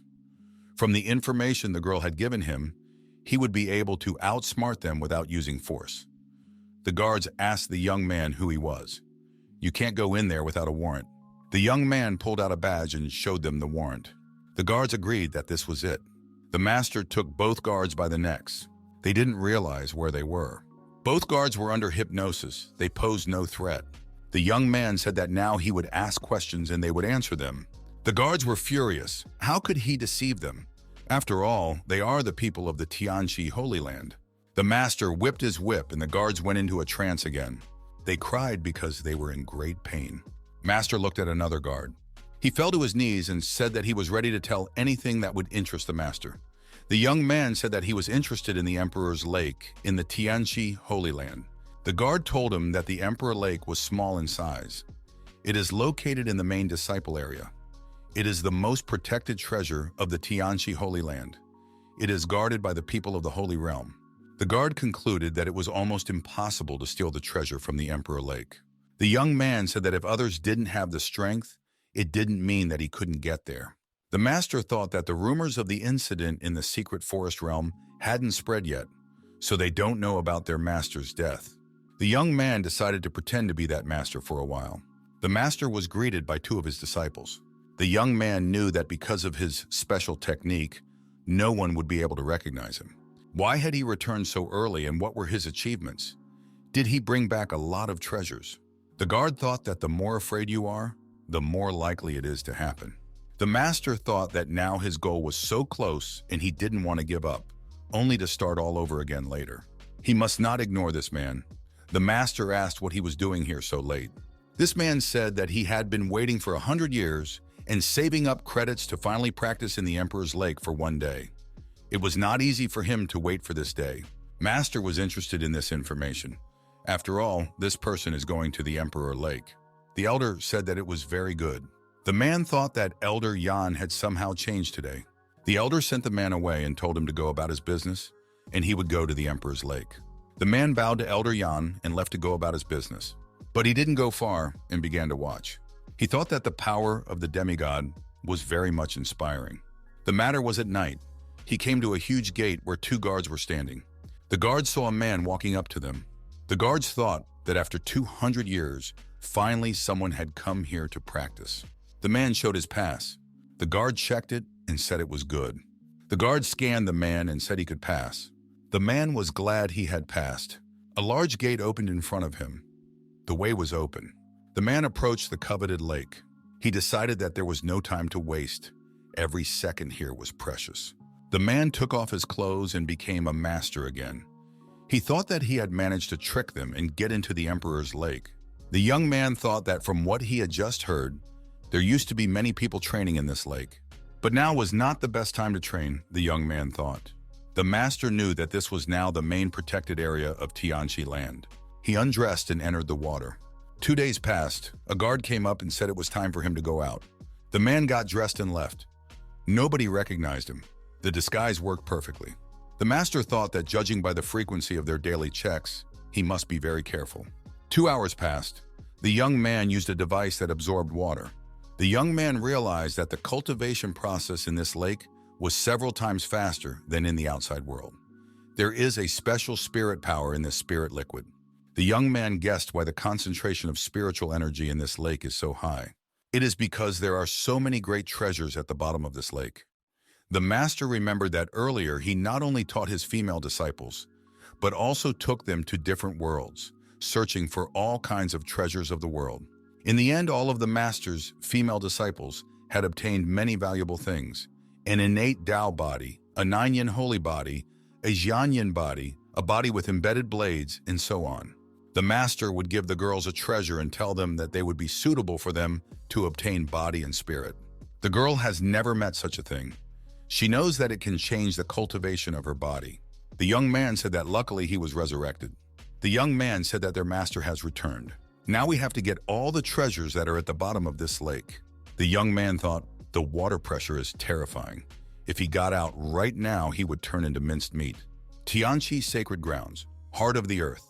The girl said that the master was supposed to escort him. He must be lonely alone. She thought that Lin wanted to find a way to resurrect him, and she can't wait for that time. She can't stop worrying about her sisters. If one of them gets injured, there will be no one to heal them. The girl cried and thought how nice it would be to have a master by her side right now. The dive to the bottom of the lake was coming to an end.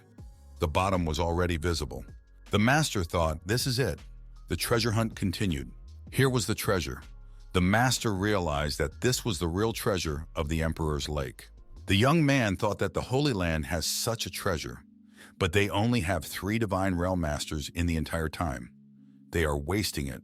The young man told himself that he had already found the treasure. Now all that was left was to figure out a way to transport it into his space. The master thought that if he walked out of here, he would turn into mincemeat. He wouldn't be able to keep his soul or his body. And then it hit him. Eureka, cried out the master. He realized that because of this treasure, the hardness of the surrounding rocks had changed greatly. He will use 30 thunderbolts. Each lightning strike would cut the rocks like a blade, and then he would be able to get this treasure. The young man was a little surprised. After all the lightning strikes, he expected the treasure to be bigger. The boy thought, so if he wanted to dig up the whole treasure, he would need about 70 thunderbolts. He decided he had to be more careful. The master decided to meditate underwater. This was an experience he had never had before. The young man noticed that the water here was several times stronger than outside. It would be perfect for cultivation, which was exactly what he had decided to do now. He knew that no one would discover him at the bottom of this lake. 2 days passed like this.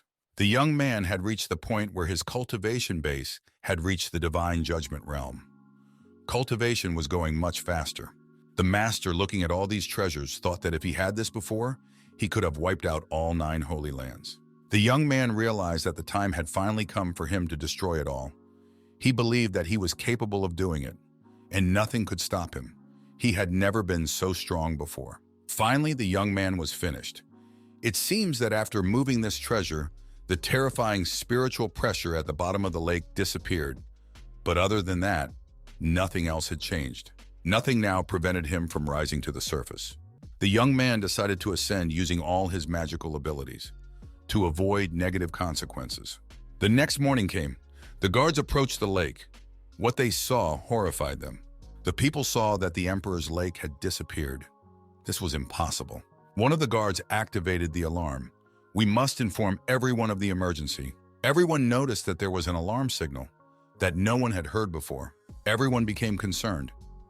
What's going on? This particular alarm said that something out of the ordinary had happened. It was the first time since the Tianchi Holy Land was formed. The palace realized that something very serious had happened. We must activate our inner reserves and sort it out. The girl warned everyone to prepare for battle and to stop unnecessary conversations, which only get in the way of getting ready. The young lady realized whose work it was. The master had created such a ruckus. It would help to disrupt the upcoming wedding. The master thought it was fortunate he was able to break through to the realm of divine judgment. Otherwise, he wouldn't have been able to take the whole lake. The young man knew that the breakthrough had been made. The treasure was in his hands and it was time to move. The young man saw something that amazed him greatly. This was something the master had not expected to see. It was the result of his work. The guards said that they were greeting the High Elder. The guards tried to explain what really happened, why the alarm went off. One of the guards told the truth. He explained to the High Elder that the Emperor's lake was gone. There's nothing at that place anymore. In anger, the elder directed his rage at the guard. The guard died on the spot. Such is the fate of those who bring bad news. The elder decided to direct his anger at the other guard. He grabbed him by the throat. The elder said he was waiting for an explanation as to how this could have happened. The guard said that they check the Emperor's lake every day and can't figure out how this happened. Such a thing is simply impossible. The elder demanded reports from the guards for the last few months, a printout of all the guards' activities, and a list of all visitors. The guard immediately provided all the information he needed. He had to prove they had nothing to do with it, and that this was an extraordinary incident. The elder pointed out that this lake had been used 3 days ago. The elder ordered an immediate search of the entire town, every nook and cranny, so that not a single mouse slips through the cracks. Don't panic. The elder knew the thief must still be in the city. You can't get all the treasure out that fast. The guards asked for further instructions. The chief elder ordered that the entire city be sealed off and began the search for the Emperor's lake. The master thought he had underestimated his opponent. Now he would have to be more careful for the next few days. The master wondered what kind of operation this was. There must be a security team made up of strong experts from the realm of saints. Maybe he knew in advance of the master's arrival and left. Master confidently continued his preparations. He was completely concentrated. Nothing could throw him off balance. The young man thought, this is very good. The top-level people of the Holy Realm are already here. This makes his task easier.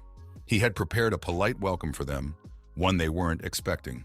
Suddenly, a young man whom the master didn't expect to see here appeared. The young man was very confused when he saw the master. It was so unexpected. The young man thought of shrieking in fear, but the master warned him to keep quiet, on pain of death.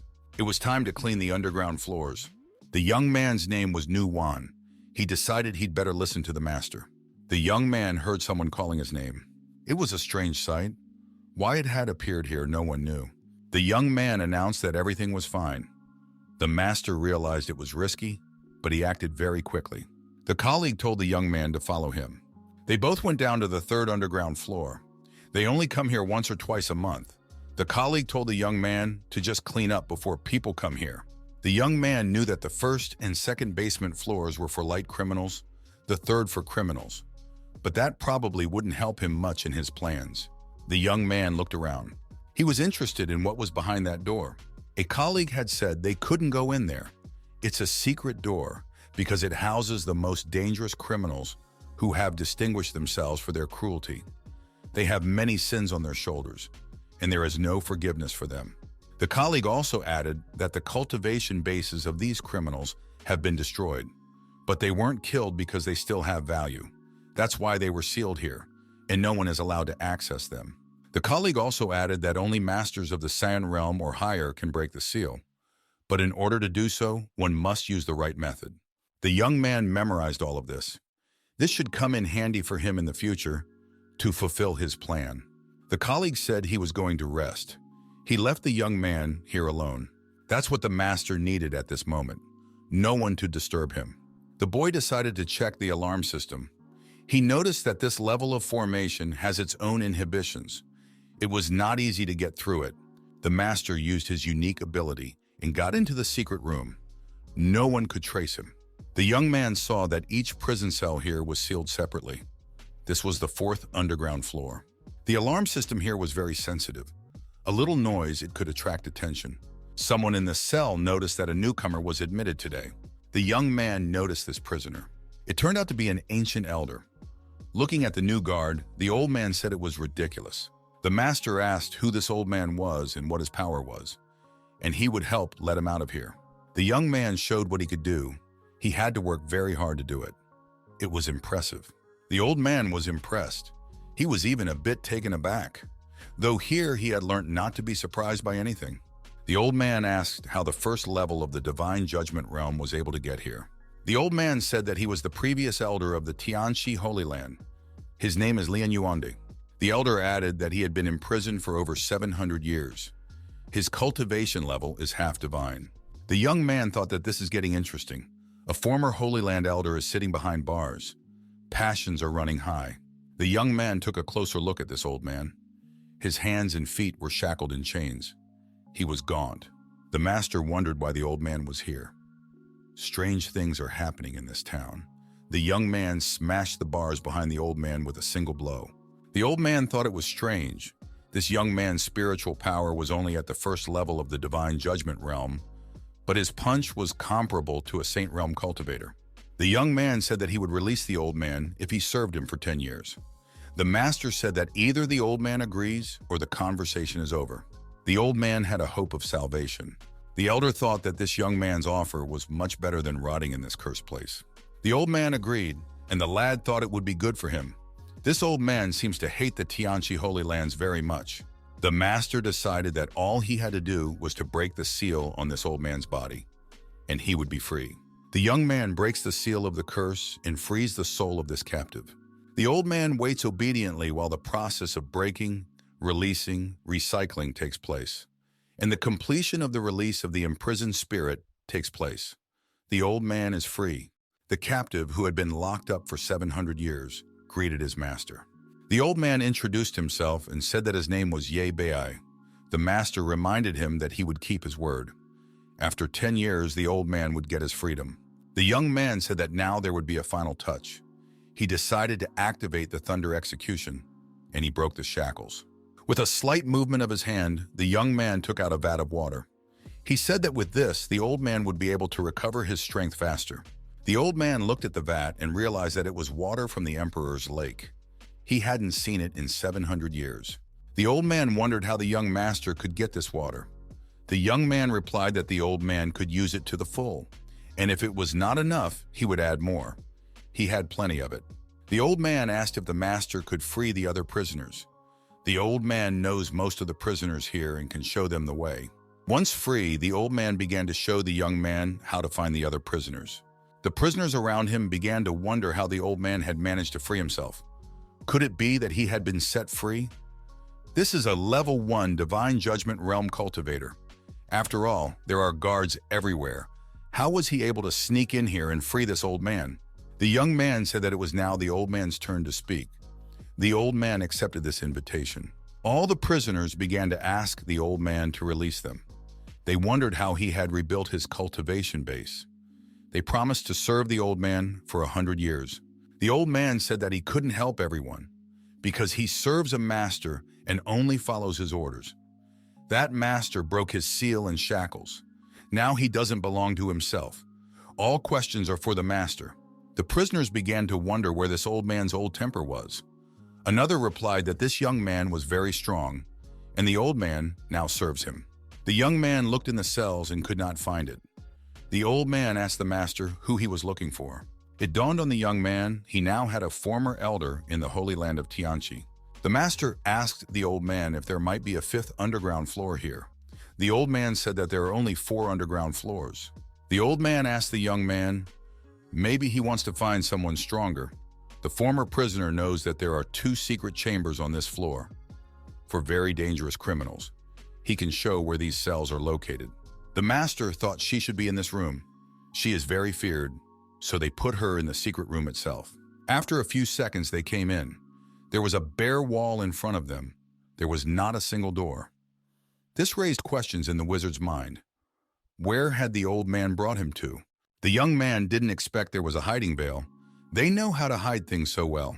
The young man worked the hiding veils. The stones collapsed. A large iron gate appeared before them. The elder told the master that he had heard that the girl imprisoned in this cell was extremely dangerous. She had caused much trouble to the Holy Land in her time. And if the 2 elders hadn't united to restrain her, she would be free right now. The young man has activated his special skills. His ability to use secret codes helped him look through the door. Finally, he saw her. She was exhausted and chained. It was his apprentice, number 99. The young man said she was the prisoner he wanted. Now he was sure his search had not been in vain. The master said that now was the old man's way out, and he must open this door. The former prisoner, by some simple manipulations, opened the gate. The young man finally saw her. The girl was sitting on the floor, head down. It was his girl. He asked her how she had got here. The girl, without raising her head, said that she would free herself and destroy everyone in the Holy Land of Tianqi. The prisoner thought she had heard that voice somewhere. It can't be, thought she. Slowly she raised her head and saw who was standing in front of her. It was the master. The young man looked into her eyes and said that his girl must have suffered a lot. The girl whispered that she had finally met her master. She threw herself into the young man's arms and hugged him. This meeting the girl had been waiting for more than 300 years. The old man, seeing this scene, was astonished. This is the most dangerous criminal of all time. He couldn't understand who he was serving. He realized he was in trouble. The master immediately freed the girl from her chains. Now she's free. The young man said that there was no hurry. They had plenty of time, and he could listen to how she found herself here. The girl confessed to the master that she had come here voluntarily. The master shouldn't take offense at that. The master became very upset, even became very angry. There was fury sparkling in his eyes. The girl said that she would explain everything now. The master asked the prisoner to tell what she had done. The apprentice began the story. She said that 130 years ago, after breaking through to the realm of saints, she accidentally discovered that there were several superpowers imprisoned on the 4th floor of the Tianqi Holy Land Heavenly Prison. Upon learning this, she immediately made a plan. The girl decided to pump herself up and repair herself with these superpowers.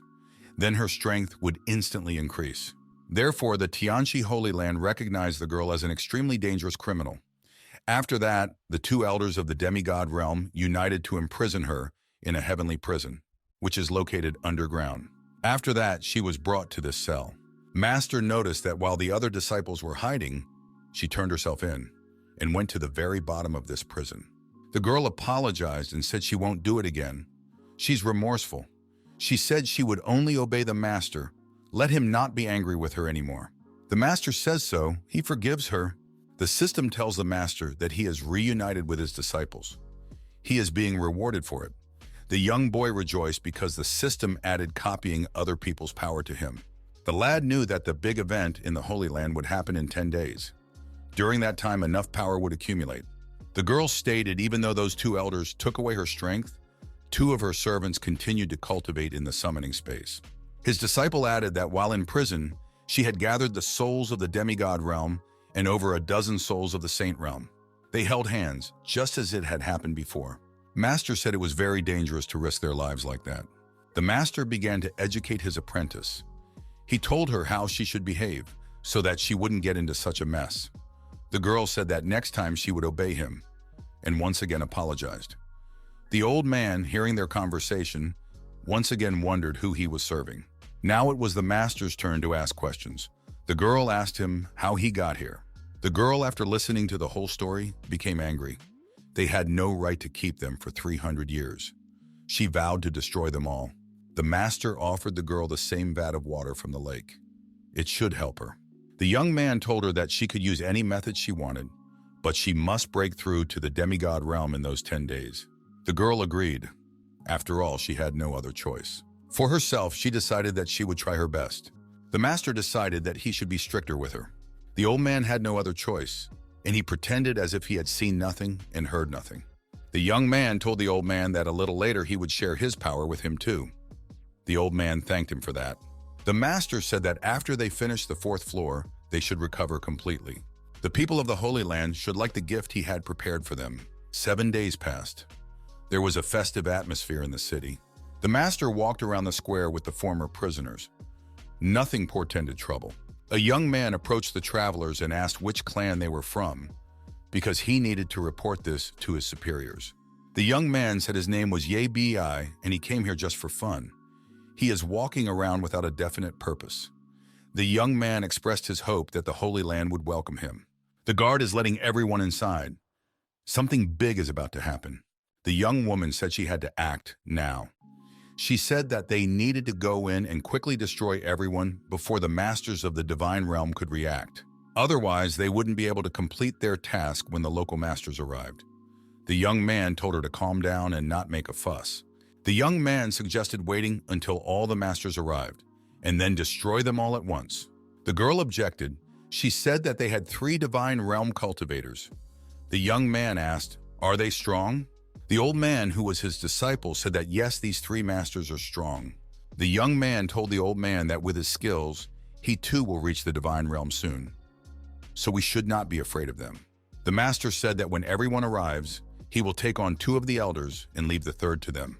The old man thought that the master was going to fight them alone. Where did he get so much strength from? Everyone announced that the 3 divine realm masters had arrived. Indeed, 3 divine realm masters had appeared. They looked very solid. There was also a girl beside them with a veil lowered over her eyes. The old man said that according to the traditional wedding ceremony of the Tianxi Holy Land, the 2 young men would come from both sides to the middle, kneel down, holding hands to worship the Tianxi Holy Master, and announce to everyone that they were married. The ceremony began. The girl's face expressed sadness. She hoped that this would all be over soon. All of this was being done against her wishes. He thought he would experience unprecedented pleasure in killing the son of the ruler of Tianxi in front of a large audience. The officiant announced that the wedding ceremony was about to begin. The maids wanted to open the veil. They began the ritual dance. The young man saw a familiar look from under the veil. It was the same green eyes. The young man approached the girl and announced to everyone that she was his bride. The girl recognized her master. She couldn't mistake him for anyone else. The master put his hand on her shoulder and said that his girl had already suffered a lot. It was time to end it. The young lady pressed her face into his chest and cried. The girl couldn't believe that the master had found her. She said that she missed him very much. Everyone began to discuss the event. The man who was standing near her wanted to take the bride with him. That can't be. What will happen to the ruler's son? The ruler's son appeared and told everyone to move away from his bride. The master protected his girl from the trespasses of the hated young man. Our hero has decided to teach a lesson so that no one else will ever see it again. He must avenge his apprentice. One of the elders appeared and accused the young man of daring to interrupt his son's wedding. Everyone was frightened and realized that something terrible was about to happen. The consequences could be irreversible. The young man grinned. It was the energy, the sword belonging to Taibai's sister. The master's apprentices burst into the ceremony hall and shouted that they were coming to help their sister. The master and the girls recognized them. It was a team of brave sisters. They had traveled here in their airship. The young man noted that they were all together now. Now the people from the Holy Land could enjoy the gifts he had brought them. The master said that he was giving 10 seconds to those who did not want to participate in the future slaughter. The rest will be spared. There will be no mercy. Many ran away. They were afraid of being destroyed. In fact, they came here by accident. They were just passing through.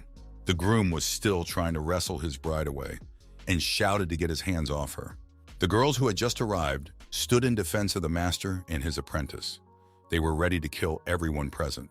On the faces of the girls could be read coolness, confidence, and an inextinguishable thirst for revenge. One of the elders couldn't understand where these wars came from. They had nothing to do with this wedding. He shouted, "How dare you interrupt our wedding? This is our bride. Get out of here, or else we'll show you." The sisters, standing by their master, were ready to fight. This was their main job, the reason they came here. The elder said he wanted to see how long he could block his attacks. After all, he hadn't really started doing anything yet. The girl decided to activate the freeze mode and told him that he'd better not start. Otherwise, he would become another one of her zombie puppies. All three masters were horrified. Not long ago, there was no sign of trouble. One of the elders noticed that this girl could use necromancy skills. The elder concluded that a couple of escaped criminals had caused them so much trouble. Why is their security at the prison so bad? He went on and said that they wouldn't be able to escape from here even if they held his son hostage. The master said that there was no point in holding anyone hostage. He summoned a bolt of lightning with one motion of his hand, which struck the groom. There was one less rival to contend with. The elders were horrified by what they saw. The groom's father shouted that this should not have happened. He was going to fight the master and shouted that he would send him to the underworld. The apprentice warned the master that this man had a special magical skill of flaming palm attack. The master replied that he didn't care about that, and he had an antidote for it. A powerful explosion rang out. A huge hole was formed in the wall of the building. The enemy decided to activate the power of spatial laws. He said the master's fate was already sealed. Only a few dozen meters remained. His colleague noticed that something went wrong. Because the enemies aren't going to run away, that means they have some kind of plan. One of the sisters activated the undead apocalypse mode. It was something terrible. There's no defense against it, and it looked like it. A black, all-devouring undead appeared. It was devouring everything in its path. It was closing in on an enemy who didn't know how to fight it. He'd never faced anything like this before. This girl, otherwise there will be many casualties, and they might lose. The girl told them that they might not even dream of it, because they don't have enough power for that. She had been preparing for a long time. The enemies didn't understand where these girls came from, why they were attacked. The girl used their skills and the elders scattered in different directions. The undead continued to approach the elders. The master decided to apply his spiritual skills using the treasures he had obtained. He could also use the water from the sacred lake. The elders were frightened. Their opponent is a monster, because humans can't increase their cultivation level that fast. Or it must be some secret technique of increasing the cultivation base in a short period of time. The men noticed that he was becoming a monster. His aura had become like a master of the demigod realm. What would he do to them now? The old man said that if the master became a demon, his eyes wouldn't be clear. The girl rejoiced that she had such a strong master. The young man pointed out that the demonic aura of his body was one of the 5 cards he received after breaking through to the realm of supreme divine judgment. The elder decided that he had to stop him right now. Otherwise, it would be too late, and irreparable consequences would come. The girl warned her master that the enemy was coming, and one must be ready for it. The master told Elder Leon to protect this little girl. He won't feel bad if something happens to the girl. The old man said that he would protect the girl at the cost of his life. The opponent used a mystic palm attack. The master guessed that the enemy was trying to stop him through spatial hold in place. The young man decided to go all the way, even if he had to use all of his trump cards. He must destroy the Tianchi temple today. The master used his martial skills and applied spiritual power to strike his opponent. Our hero struck blow after blow, and each time he blocked the opponent's blow. The warriors were strong. It didn't seem like their strength was diminishing. The opponent thought he had a slight advantage at first, but now his soul had been injured by the master's strike. He was barely able to repel this attack. Now one must save himself somehow. The master asked if this was all he had. How was he going to fight anymore? He should have stayed at home. The enemy gathered all his strength into a fist. That fist turned into a ball of fire, and he swiftly decided to attack the master. The young man was ready for it, and not a single nerve in his face didn't flinch. He calmly looked straight into the eyes of his enemy. He had the antidote. The enemies clashed. The impact was tremendous. A powerful charge of energy spread out in all directions. It was incomprehensible. The forces were roughly equal. No one wanted to give up. The fight became more and more fierce. Both warriors were ready to fight to the end, and they put everything on the line. The elder thought that this man and his female disciples were hard to fight. They have tremendous strength, and they have very highly developed battle techniques. The enemy also thought that these girls were very talented. Soon they will all become divine realm masters. It's only a matter of time. And when that happens, his temple will be destroyed. The elder activated his fierce palm mode again. The master realized that the enemy's strength was running low. If the enemy started to weaken, it should be used to his advantage. But something incredible happened. The master instantly disappeared. The elder was at a loss. How to continue the fight? There was a huge explosion. All the girls looked warily in that direction. The elder thought that he had finally got rid of his enemy. He also thought that the enemy should have lost all his strength after his blow. The elder stood at the edge of a deep pit, at the bottom of which a fire was blazing. He thought that even with his current cultivation level, he couldn't withstand the fight. The enemy turned to the girls and said that now that the main tough nut had cracked, he would deal with the ladies. Suddenly, the master appeared at the edge of the pit and said that if the elder wanted to deal with his girls, he must first ask his permission. The enemy looked round, and seeing the master thought it was impossible.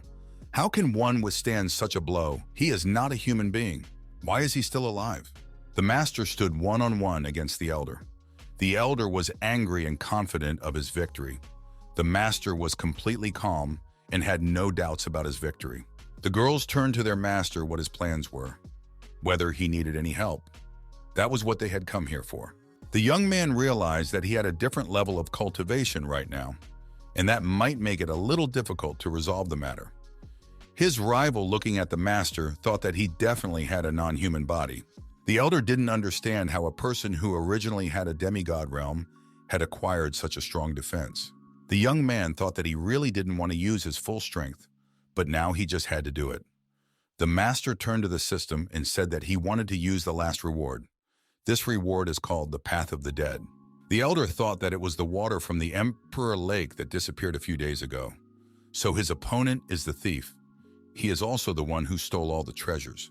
The chief elder gave the command for the other elders to defeat the master. They obeyed and went on the attack.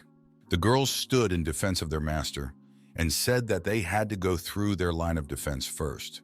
They switched on the Green Lotus Dance defense mode. The attackers were fiercely rebuffed. They had to retreat. The elders thought that this girl would not be easy to deal with. The master's protector turned on the undead disaster mode. It was unbelievable. The attacker was frightened and shouted for them to stay away from him and get the hell away. Master gave a command to the sisters to attack the elder and leave him no chance of escape. The girls used all their skills. The enemy was losing in their own territory. It was a failure and a loss of reputation. Our hero activated the call of interferes. The girls were very surprised. They had never seen the master do this before. How could he have such powers? He's evolving very quickly. Suddenly something appeared. It was something terrible, and no one knew what it was, how the master had managed to recreate it. This monster was horrible and huge in size. The elder felt an unbearable tension. He was at his limit. The master thought that when he killed this guy, all these strange creatures would disappear in an instant. His eyes glowed with hatred. He realized it was a dummy. The target wasn't him, but Mr. Who. This was a very cunning move.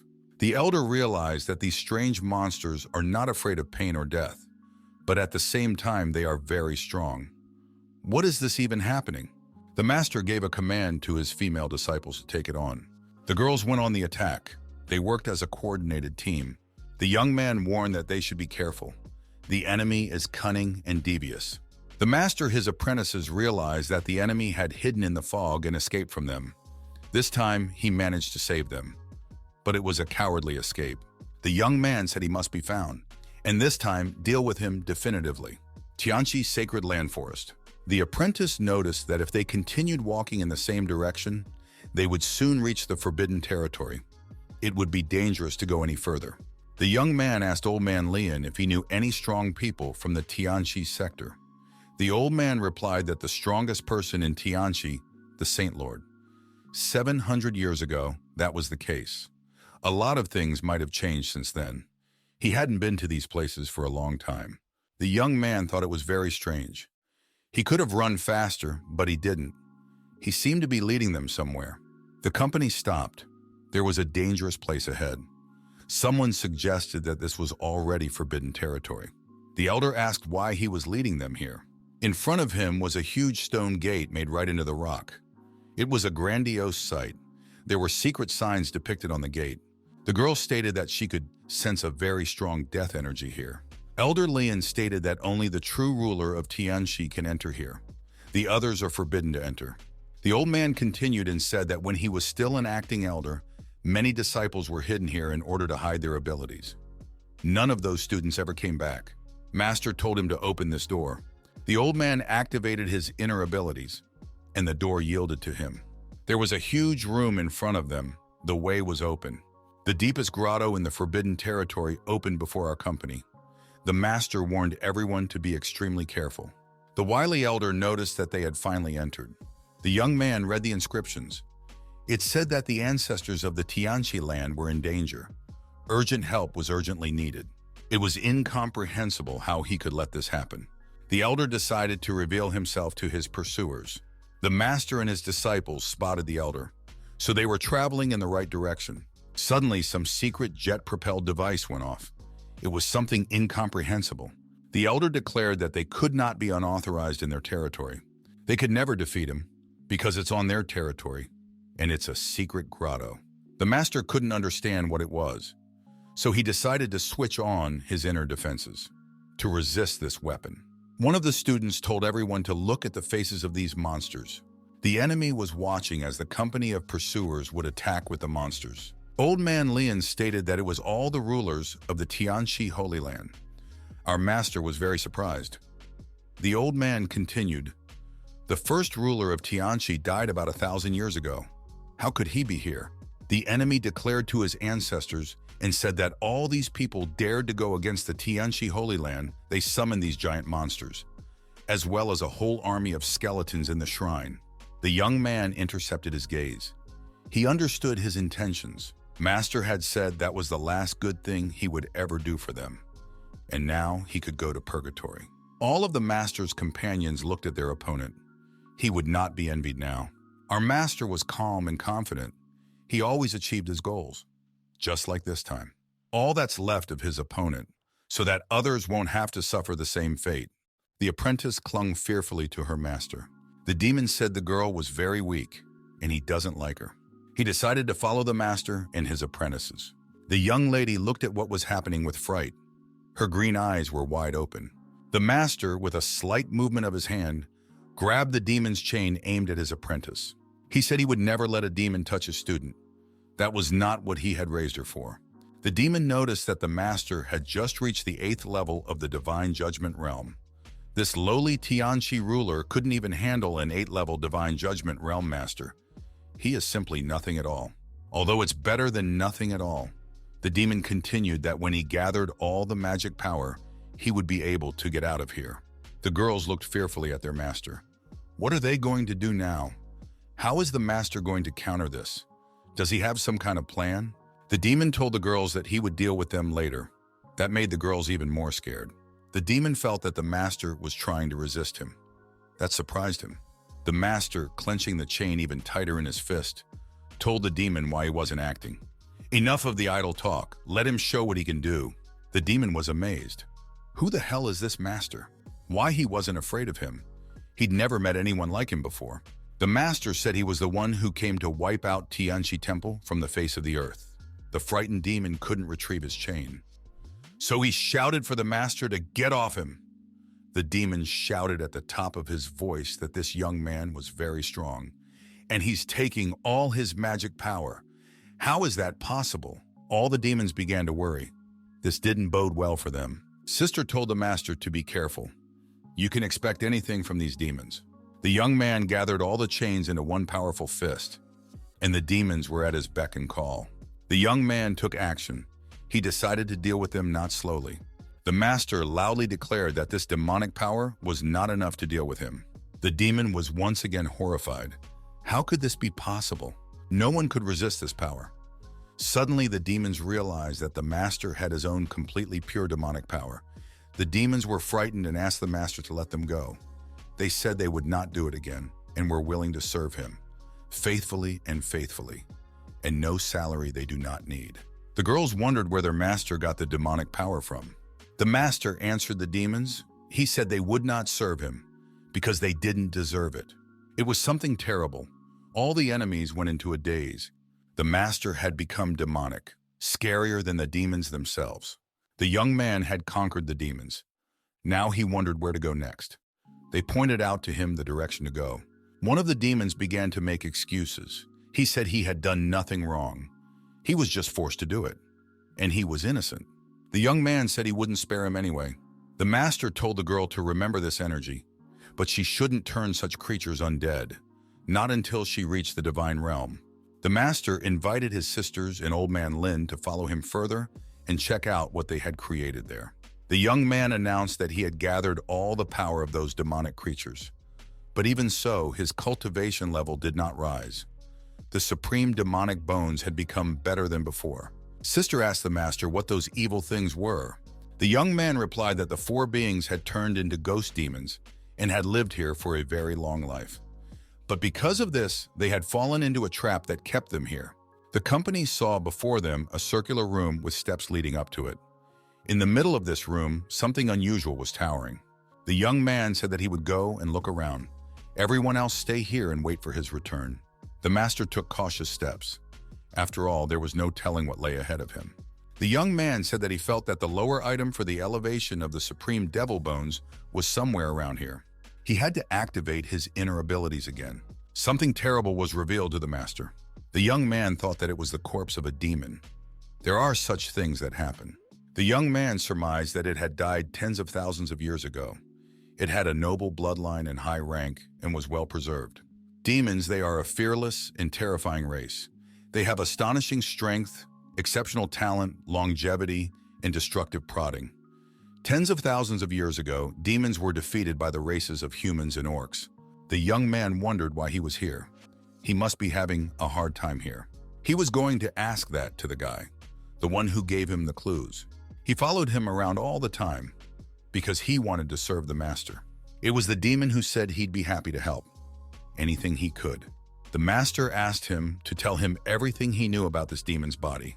The demon said that in ancient times, he found this demon near a secret realm in the Central Territory. He had been seriously injured and was already at death's door. Although they had found a method of eternal life, thanks to him, they had fallen into a demonic trap from which they could not escape. And then they all turned into what the master was seeing now. It was the only way out. After thousands of years of imprisonment, they finally had a chance to break out of the trap, the master said. But they didn't think they would meet him. The young man added that the god was watching their every action. They deserved it. The young man thought that the demons that disappeared for 10,000 years are not extinct yet, and that's not good news for the world. The master used his inner abilities again to open the secret doors. The master lifted this box upwards. The box collapsed, and in its place was a huge furnace. The young man decided to ignite it. The furnace was red hot. The young man activated the enhancement mode. Everyone asked what was going on. After all, they were staying out of the way. The young lady was surprised because the master had become so strong. The sister replied that he had always been like this. The young lady noticed that the master could kill a bone-refining realm cultivator in an instant. The disciples continued to praise the master. One of them said that the master had already reached the divine judgment realm. She wouldn't be surprised if he massacred someone from the divine judgment realm in one fell swoop. The girls agreed that they all had great respect for their master. The young lady decided that they should protect their master and be by his side, because he always protects them. With a cooker, the company moved towards the exit. There was nothing else of interest here. The master was getting stronger and stronger by the second. His cultivation was constantly improving. The young man declared that it was time to leave, because they had finished everything in this room. The girl decided that the master's cultivation level hadn't changed. Well, some changes in it had happened after all. The master noticed that the apprentice was surprised. The girl blushed and turned away, saying that it was nothing of the sort. The young man decided to compliment her and said that she looked very good in her wedding dress.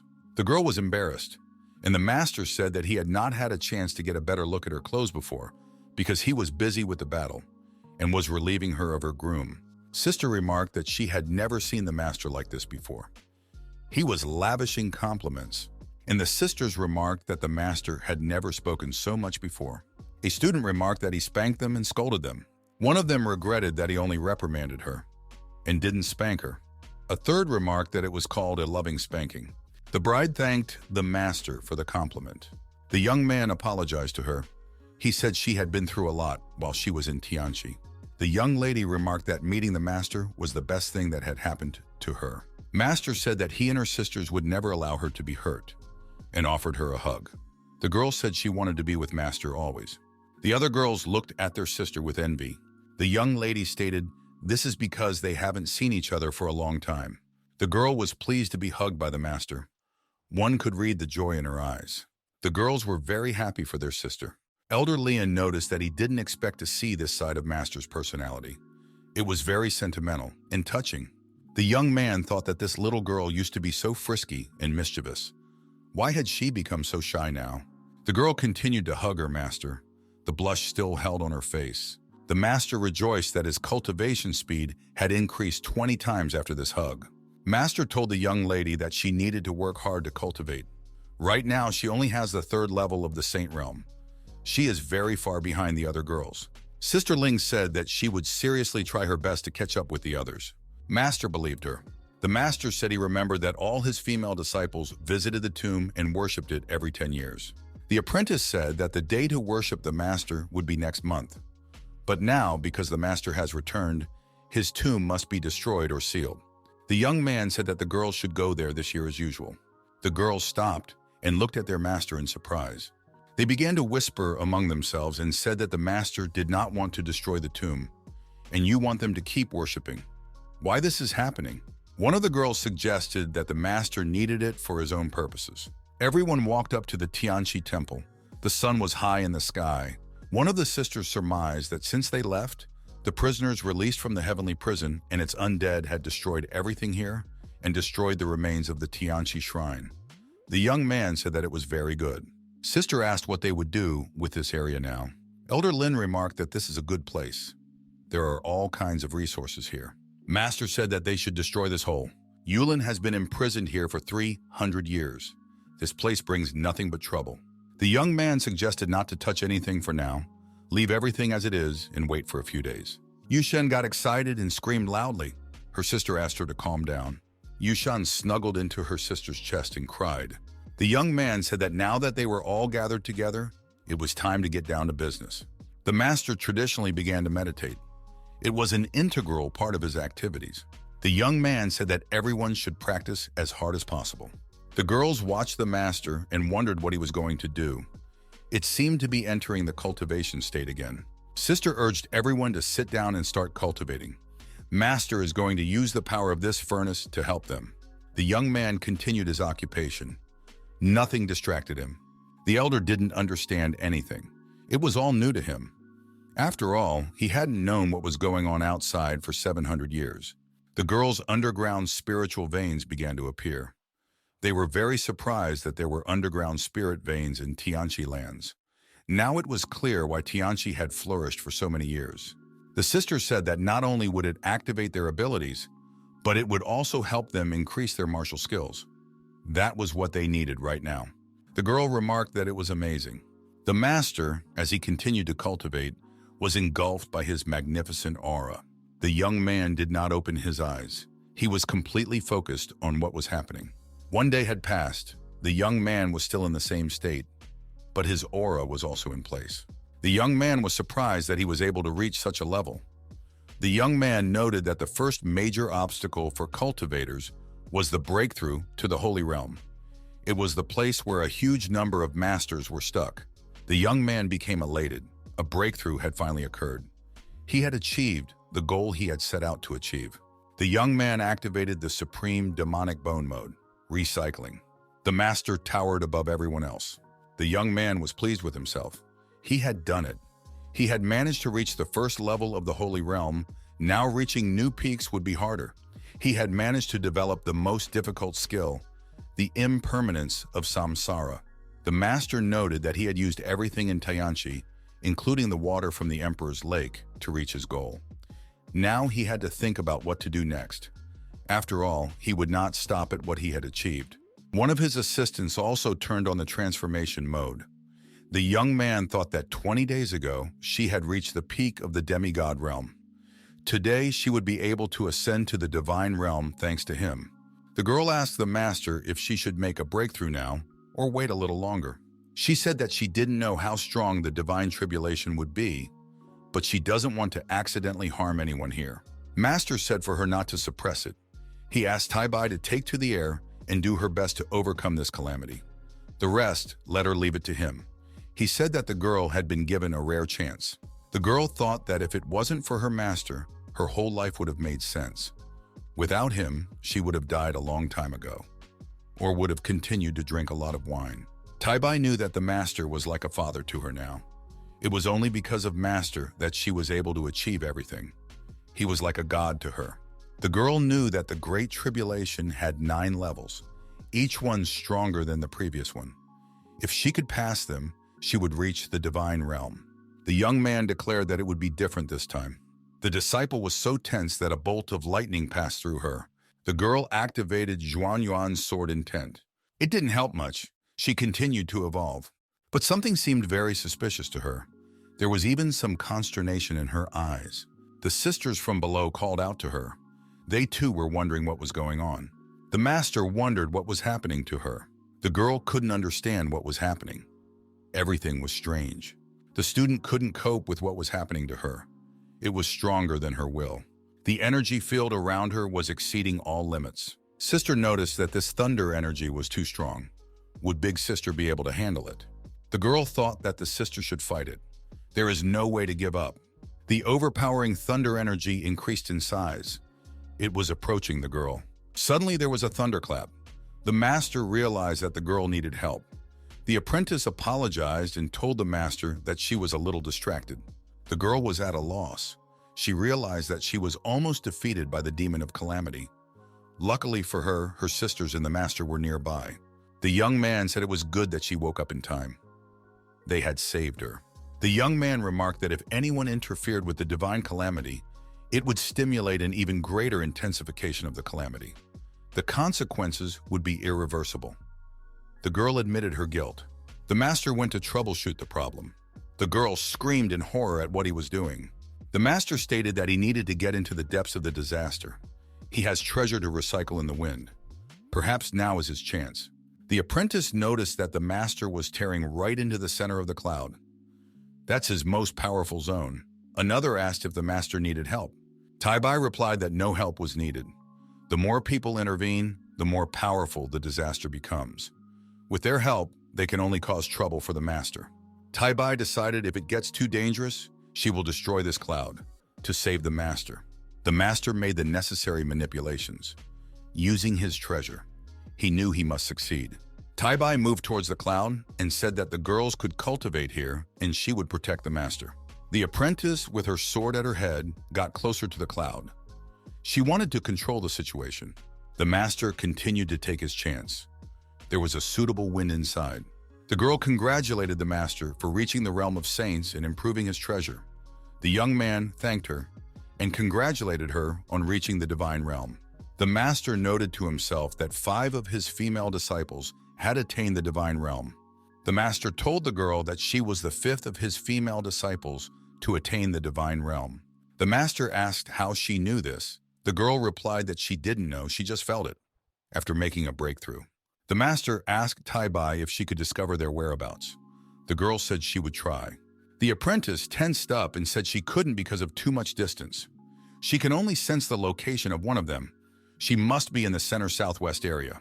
The master was frightened. The center of the southwest, that's where it used to be full of ghosts and demons. The master traveled with Taibai through the clouds. He asked the girl to do something for him. Taibai replied that she would give her best to please the master. The young man reminded that the day of worship would be next month. Taibai must use all sorts of methods to find the other students and make them come to his tomb. The girl realized that the task would not be an easy one, and it was a little strange. After all, the master had already been resurrected. Why visit the tomb? The young man decided it was time to officially declare war on all 9 sects. Then he realized and corrected himself. 8 sects already. Taibai reminded the master that the sects were very different in strength. The Tianchi Holy Lands are the weakest of all 9 sects. The young man said that he knew all that. What he is interested in right now is the Shining Star Shrine. What kind of place they occupy. Taibai thought that she had finally reached the divine realm and had the strength to fight back against the people of the Shining Star Lands. The girl said that this sect is ranked 3rd. It has 3 divine realm cultivators. She heard that these 3 are under the same master, the Lord of the Shining Star Shrine. The girl continued, she knows that after 1,000 years, he must have reached a high level. The young man realized that the sect was most likely hiding any information about this person. The master knew that even if the other 8 sects were more powerful, he would not be afraid of them. On the day they worship him, he would meet even more disciples, and the power would increase. Therefore, he is not afraid to start a war with all the sects at once. The young man announced that after the day of worship, their first target would be the Shining Star sect. The girl asked if she should inform the other disciples of his return. The master nodded affirmatively and added that it should cheer them up tremendously and add meaning to their lives. Master was curious to know what his female disciples had accomplished in 300 years. He said that Yulin had been locked away in the Tianchi shrine for a long time, but no one knew about it. Therefore, they would all be punished with the whip now. Taibai obediently knelt before the master. The other female disciples followed her example. The girls realized what would follow, so they began to bow to the master. The young man asked why they were bowing. They are the elders, so they should be responsible for this negligence. The master said if he had risen 100 years later, Yulin would still be imprisoned for another 200 years. The girl said that she was the only one to blame. Therefore, she is the only one who will be punished. The others would be fine. The girl thought that she didn't expect to see this scene after 300 years. The young man told them to get up because he had other things to do. The master reminded them what to do. Taibai asked the master if he was going to go to the central area. The young man replied that yes, and he would be back soon. The apprentice offered the master a small improved air transport. With it, he could reach the central territory in just a couple of days. The master thanked and said he liked it. The young man reminded him that they were all going to the tomb next month. There will be worship. The city of the central territory. Everyone was outraged at this discrimination. Why do they have to queue before entering the city for inspection? Someone explained that the demon clan is now looking for the central territory's medicine maker. They are offering a generous reward. The master overheard this conversation. The young man decided to use this information to achieve his goal. The young man continued that he had heard that the demon lord was dying. Therefore, the 4 emperors are now doing their best to find a way to prolong his life. Anyone who can help will be rewarded. The young man asked his interlocutors who these emperors were. Everyone was surprised that this young man did not know the 4 demon emperors. It was explained to the master that it was the Empress Bird Wu Zuo, the Black Bull Emperor Niu Feng, the Fox Empress Da Feifei, the Empress of Monkeys Sun Wuxiao. The young man asked what the name of the last emperor was. The young man repeated and said it was Sun Wuxiao. It was strange that the young man had not heard of her. After all, she is a legend. The young man continued and said that she has the most unique abilities among all in the demon clan. 200 years ago, after reaching the divine realm, she dubbed herself the Empress of the Apes. The young man thought that this must be his disciple who cultivated strength. She had gone from the saint realm to the semi-divine realm in just 300 years, and then reached the divine realm. The master continued his questions and asked why the ape empress was helping the demon lord find the way to longevity. The young man said that he would have to tell him about her glorious past first. In a distant time, she had single-handedly seized half of the demon clan's domain. The demon lord respected her and supported her. But then the demon lord wanted to take her as an apprentice. She refused. The demon lord was not angry with her and asked her to help him if the demon clan got into trouble. She agreed to do so. Then she reached the divine realm. Next, she traveled to the holy lands of Chanming. There, she not only killed thousands of enemy masters, but also stole a precious treasure. This was her trophy. The girl continued and said that if the emperor hadn't protected her, she would have been killed by the emperor of the Chanming Holy Lands. The young man regretted telling her the story of traveling to the west at one time. Now she really thought she was the empress of the apes. He remembered that one of the cards he unlocked after the breakthrough had a card with a recipe for longevity pills on it. Maybe that would help him. Half an hour passed. The young man announced that he wanted to make the pills. He was asked what level the pills were. The young man said level 7 pills. The young man wrote down level 7 pills. The young man immediately realized, level 7, that's what it is. He reminded him that what demons hate most is being lied to. He continued, wondering if the young man knew what a level 7 pill was. The strongest pill in the entire continent was created by Zhao Qingcheng. After reaching the divine realm, she produced a 7th level pill. The young man was interested in this name. The young man explained to the master that this was the best and most talented pill maker in the past 10,000 years. The master realized that this was his 22nd apprentice, and he is her master. The young man advised his interlocutor to leave. The young man retorted that he had never seen such impudent liars. The master decided to forget about this insult for the sake of his apprentice. The young man made his way into the trading row. Here it was announced, in order to register as a pill maker of the Yutian Society, one had to be a 3rd-level medicinal master and a Saint Realm cultivator. It was also offered to see the pill-making process. The master inquired about the location of the Stardust Society here. The interlocutor asked if the master had reached the 1st level of the Holy Realm. The young man replied that the Holy Realm, it was no reason to look down on people. He could be a pill maker no matter what. The girl showed where the Stardust Society was located. It was in a neighboring building. The girl added that they don't take anyone like them. They don't accept anyone there who doesn't have outstanding talents in creating medicines, and those below the 4th level of pill-making skill. The young man was surprised that there was such a strict selection process. The girl stated that he had very impressive looks and offered to join them. The master thanked and headed for the exit. The young man was greeted and asked if he wanted to join the Society of Stars were. The young man nodded affirmatively and was escorted out. The young man was shown where to go so that he would not get lost. The master was surprised that he wasn't asked anything else. Was it really that simple? What was the catch? The young man saw that there were many candidates here who wanted to join the society. The young man decided that the Stardust Society deserved its reputation. Because there are so many people here who want to join, there's a lot of competition. There's only room for one. A speaker welcomed everyone and said that the quiz would now begin. It was Peng Shan. He was a cultivator at the last level of the divine realm. Said that he knew that everyone had come for their president, but his master was busy right now, so he would be in charge of the competition. Everyone began to discuss that this young man was very successful at making pills, and everyone wondered how they would be tested. The young man announced the first test. The master listened to him carefully. It was very important. The young man spoke with passion. His eyes were burning. He could see that he was in the subject, and he was very much interested in it. All those present listened to the young man with interest, but nobody understood what was going on. And only the master said that he understood everything. To him, it was all primitive. Peng Shan said that a true master must be able to concentrate on his work. One must always keep calm when something is being processed. The young man said that some recycling materials are very unique. Sometimes they are very difficult to find. And if one is irresponsible, one can lose items. The speaker asked those who fell down, closed their eyes, or were in a trance, they should come out. The speaker stated that his spiritual feeling covered the whole room.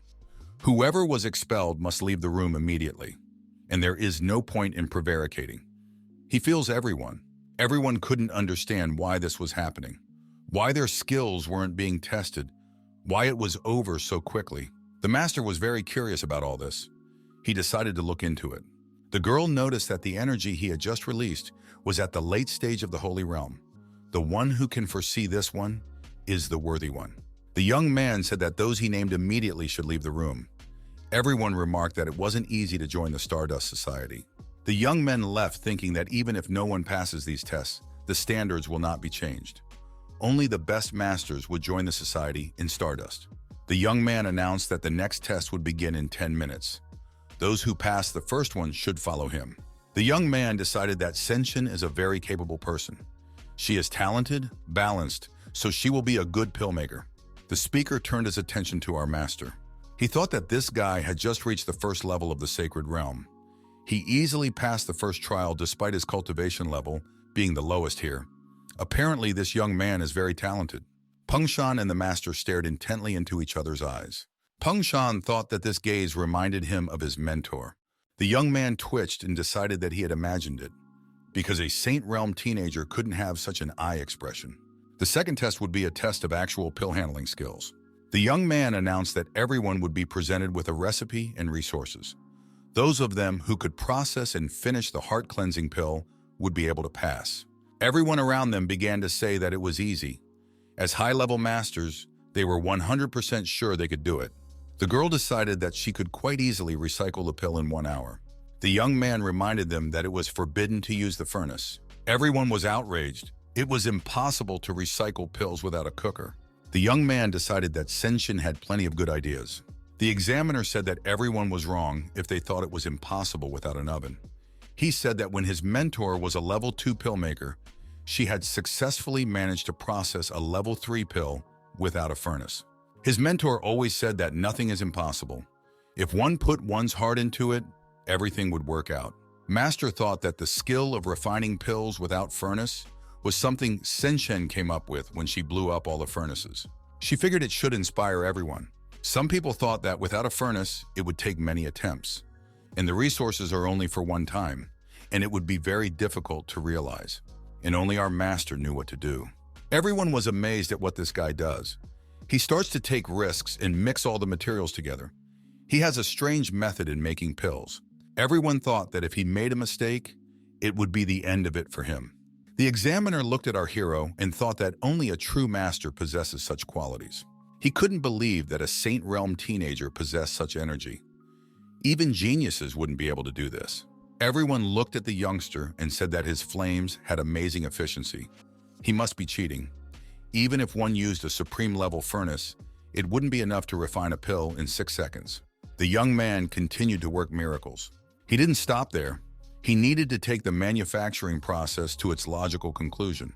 The examiner thought that this guy's skills were 100 times better than his own. The young man snapped his fingers, signaling that the process was finished. Peng Shan realized that this guy is not only good at making pills, but also at setting up a formation. He is unbelievable. But everyone could see that he was only half successful. The next step is the most important, and that's closing the pill. If it succeeds, then the task will be passed. The young man was restrained and focused. His eyes were closed. He was making important calculations in his mind. Nothing distracted him. The young man declared that he was finished. Peng Shan concluded that if the young man had better control over his body, he would have been able to process the pill sooner. Everyone decided that the young man didn't pass the exam because his cultivation level wasn't enough. The young man once again snapped his fingers and a pill appeared in his palm. Everyone was astonished by the amount of time he produced a pill that all glowed. The young man had produced a super heart-cleansing pill. It's several times more effective than a normal pill. He's a genius. The system added a bonus to the master's cultivation speed. The master was pleased with the result. The young man said that he had finished the exam. What should he do next? The examiner asked the young man to talk to him privately. The young man said that he could read his mind. Peng Shan asked what his name was if he had a master. The young man said his name is Ebei, and he doesn't have a master. Shan thought, how could this young man have reached this level of pill making without a teacher? Most likely he is very talented. Shan suggested the young man introduce him to his mentor, and he could become her apprentice. The young man was interested in this offer. Shan told him that 130 years ago, his mentor became a level 9 pill maker and reached the top of the demigod realm. She is only one step away from the legendary great pill refining master. She tried to break through higher, but even so, it was unable to do so. The master thought he had brought him here, not to admit him into Stardust Society, but to convince him to become his mentor's apprentice. The young man announced that his master would not accept the young man as an apprentice. Shan said it was quite the opposite. The master dreamed that Ascension would cry tears of joy when she saw him, and he would comfort her and tell her not to cry. After all, she is his girl. The young man thought that his mentor should be done practicing soon. She would return to the Central Territory as soon as possible. The master asked if his mentor had been here before. Sean said that when the demon lord was dying, she had gone looking for him to help in some way. The young man decided that his mentor couldn't have prolonged his life. Then the entire Central Territory started looking for a way to extend his life. The young man noted that a similar situation had happened to him many years ago. The master thought that ordinary level 7 pills couldn't produce the desired effect to prolong the life of the demon emperor. It probably made sense to try an unusual pill, decided the master. The young man said as he decided to stay here and wait for his mentor. Sean suggested to the young man if he was looking for any recycling materials, he could purchase them from them at a special price. He would give a good discount. The young man was surprised at this offer. If he didn't know that Ascension disciple, he would have assumed it was an ordinary speculator. The master noticed the interesting ingredients. They were longevity fruit, red mushroom, magic mineral, divine leaf, and ghost eye. Master that he would make a heavenly longevity pill today. Sean wondered if he was really going to use these rare minerals to create the pill. Sean asked what level the young man was at this moment, because he was confused. The young man thought for a moment and said it was probably the 7th. The young man thought that now that he had a dark flame above the demonic bones and his refining speed had been enhanced 10 times, the 7th level, it was just the beginning. The master asked for the necessary ingredients to be prepared as soon as possible. 15 minutes passed. The master was brought all the ingredients and was told that there was a high-quality furnace in the next room. He would be able to use it to create level 8 pills. Sean gave it all to the master and motioned for him to follow him. The master said Sean could stay and watch. Sean thanked him for the favor and for his trust. The master looked at the furnace and decided that he would manufacture the necessary tablet. Sean realized that he wanted to create a level 9 heavenly pill this way. The master began to select the necessary materials from the ones he was provided. The young man concluded that the furnace works perfectly. And Yebechai does everything perfectly, several times more efficient than ordinary people. The next day came. Sean came to check the result and was amazed. The master was in the process of recycling. Sean thought that there shouldn't be a problem with this. But if he managed to do it all, the furnace and all the ingredients would explode. There was some sound from outside. Sean ran out to the balcony. He asked what was the matter. The young man looked up at the sky. There was some great calamity going on. Sean thought that ordinary pills couldn't cause a calamity. This could only happen to the highest level 9 pills. A supreme divine pill is capable of causing a calamity. Yebai realized that the young man had caused a great calamity. Someone appeared in front of the young man. He greeted the city lord. It was the ruler of the city, a semi-divine realm. He asked who caused the great calamity.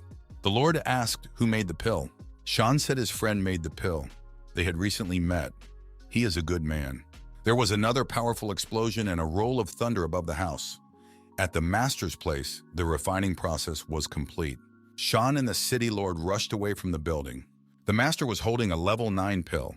The men watched from the sidelines with interest at what was happening in and above the house. Sean realized that the young man had done it. Sean said that Master Wu Bi had produced a 9th level pill. Even from the outside, it could be seen that this pill was glowing inside the building. The city lord and Sean realized that they had to do something. Just standing here couldn't be done. The young man suggested that Peng Shan try this pill. Sean decided to try it and cracked it open. 10 minutes passed. A powerful pillar of light emanating from Peng Shan lit up the sky. The young man was transformed. He had made a breakthrough. The city lord congratulated Peng Shan on his breakthrough into the realm. The city lord thought that his pill crafting skill level had also increased. Sean noticed that indeed his level had elevated. He now had an 8th level of mastery. The master noted to himself that they only differed by 1 level, but their statuses were completely different. It was interesting to see how much his life expectancy level had increased. Everyone wondered why he didn't ask about cultivation breakthroughs and skill improvements. Why only asked about life expectancy? Sean reported that his life expectancy had increased by 300 years. The city lord asked if this could work on their lord. Suggested that the lord of the city ask this of our hero. The young man noted for himself that there is no problem with the effectiveness of this pill. but the speed of its formation is too slow. There is still something to work on. Only 4 of the 9 qualities turned out to be exceptional, while the other 5 turned out to be ordinary. Shan and the City Lord approached the young man. The City Lord saw that the young man had the first level of the Saint Realm. This is not serious. Why does Peng Shan respect him so much? Shan has the 8th level of mastery and is at the demigod realm. The City Lord couldn't understand how a person of the first level of the Holy Realm is a 9th level master in pill making. The young man analyzed his work and decided that he had not tried hard enough during the Great Calamity. Shan introduced the young man to the ruler of the city. He wanted to get acquainted. When the City Lord saw the young man, his eyes rounded. The City Lord concluded that Ye Bai knew everything about their lord, and the pill that had just been produced could help him. The young man explained that the pill only gave 100 years of life extra. The lord of the city was surprised. The City Lord offered our hero to go with him to the territory of the demon clan. The young man refused. The City Lord and Shan were perplexed. The City Lord said if Wu Bai went with him to the demon clan lands and helped cure Emperor Gamma, they would give him anything he wanted. Wu Bai silently ignored their offer and continued to drink his tea. The City Lord was very upset. No one had ever ignored him like this before. Ye Bai continued to analyze his work. The City Lord decided that it was worth it to take the young man by force. He thought that he would be able to overpower him. The City Lord remembered that Ye Bai had recently reached the first level of the Saint Realm. The young man asked if they really wanted to take the pill by force. The City Lord realized that his plans had been revealed. The young man offered them a choice. He said they could try to take the power pill by force, or ask Miss Sun to meet him in person. The master thought that usually he would seek out his female disciples himself. This time he wanted the female disciple to come to him. The young men were surprised at the young man's request. Shan thought that Wu Bai was out of his mind. Because Miss Sun is in the divine realm, it's better to take the pill by force. The City Lord also thought that Wu Bai was out of his mind. How could he possibly want to arrange a meeting with the Empress herself? The City Lord became nervous and asked if Mr. Wu Bai was sure of his request. The young man nodded affirmatively. The City Lord decided to use force. He didn't see any other way out. Everyone outside saw a window break in the house, and someone whistles through that window and falls straight to the ground. It was Shan. He decided he couldn't do that. Shan decided he had to stop Zhu Qiuyue and quickly flew away. Around the house, lightning bolts continued to strike. Inside, something incredible was going on. The young man tried to calm Mr. Ye down. Shan shouted that he was a dead man. The City Lord didn't understand what was going on here. It was all very confusing.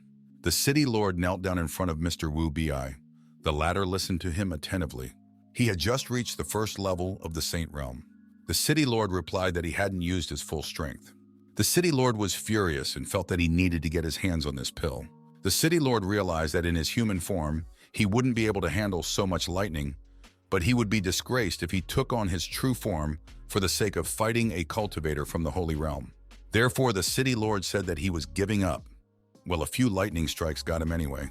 The master apologized and said that once summoned, the lightning could no longer be stopped. But if he continued, Wu Bai would do it again.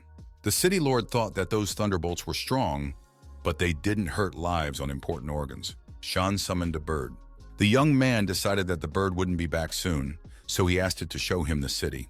The main territory of the demon clan. The young man landed near the palace. He said that his name was Zhu Qiuyue. He asked that Sun be informed that he had some very important information for her. The young man was allowed to see Miss Sun, and he met and greeted her. Sun Wuxiao is one of the demonic clan emperors. The emperor asked what brought the young man here. The young man said that he had found a pill that could extend Emperor Gamo's life. The empress immediately grabbed the young man by the throat. She told him that she had heard about it many times before. 1,000 times she had already been given empty hopes. The young man said that this time you could believe him. He had seen with his own eyes. That man was now in the pavilion of the Stardust Society. The empress was interested. The young man continued and said that that man has a 9th level pill-making skill. He had eaten more than one dog on this. The young man said that he saw with his own eyes that after his pill, Peng Shan broke through to the demigod realm and reached the 8th level of mastery. Moreover, he guaranteed that his heavenly pill would extend the emperor's life for another 100 years. The Empress said that 100 years sounded interesting, but she warned if the young man lies, he's doomed. The young man said he was telling the truth without exaggeration, except there was one thing. The Empress told him to continue. The young man said that this master wants to meet her in person. The Empress laughed and said that if he wanted to, she would arrange a meeting for him. The lady expressed her desire to see what he could do. The outskirts of the city. The young man thought that this place was far away from the main territory of the demon clan. Zhu Qiuyue, with his amazing flying speed, would be back in 2-3 hours. However, Master Ye is too calm. The young man thought that the master was going to buy food and was not worried at all. Master asked that Peng Shan tell him about his mentor. He would like to know more about her. The young man agreed. The Empress thought that Ye was a very rare surname. She had only met one person with such an unusual surname in her entire life. The lady asked the young man if he knew Master Yi's full name. The young man replied that he did not know it. He looks like a teenager, though. His cultivation base is at the first level of Saint Realm, and he can also use the thunder and lightning technique. The Empress caught herself thinking too much. Even if her teacher was alive, he would be able to reach the Tongxuan realm after 300 years. The young man turned to Mr. Ye and said that he had brought Miss Sun. For some reason, the Empress became angry. She showed with all her appearance that she was annoyed. The young man tried to calm her down by saying that Mr. Ye didn't mean anything by it. The master yelled at the young man. The young man still didn't understand anything. Miss Sun got down on one knee and paid her respects to Master Ye. The young man still didn't understand anything even more. How could the Empress kneel down? How such a thing was possible? Miss Sun continued to kneel down, and she looked down at Mr. Ye from below. The Empress, with tears in her eyes, said that she welcomed the dear master. He asked how she knew he was her true master. The girl continued to kneel and said that she might be mistaken for someone else, but the master she would always recognize. The girl said she was last called by her name 200 years ago when her older sister said goodbye to her. The young man thought that Sun recognized him because of her vision. The young man was even more confused. How could Mr. Ye turn out to be the Empress's master? The Empress asked the bird to take her and her master to Emperor Gamma. The master told the young man to wait for Xin Cheng. If he sees her, have him tell her to meet them at Emperor Gamma's palace. The young man said it was accepted. The master asked Wu Xiao, did she fight with the gaming shrine because of that stick? The girl said they deserved it. If she had been given another chance, she would have wiped them all out. The system told the master that his reward for meeting the apprentice would be a divine skill card. The young man thought that this was the so-called upgraded reward. The young man acquired the Divine Realm Strike skill. It was a unique skill from his past life. The master thought that it was a good skill, but with his cultivation level, he wouldn't be able to use this skill to increase his strength several times. The young man told Wu Xiao to come over to him. He would pass the special skill to her. The master placed his finger on the girl's forehead and passed this skill to her. Wu Xiao was transformed in the same instant. A powerful ray of sunlight was directed at Wu Xiao. The bird asked to be gentle with her. Her back is not a stone. The girl told the master thank you. This skill suited her perfectly. The young man thought if he had that kind of power, he might keep it. The girl thought the master was amazing. They had just met, and he had already given her such a gorgeous gift. The master asked the girl how many times she could increase her fighting strength if she used this skill. The girl said probably 50 times. She added that she could feel this power helping her to elevate her cultivation base faster. The master thought if he used it, he would only be able to increase the strength by 5 times.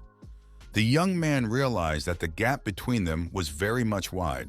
They arrived at the demon clan's territory. The bird went to land.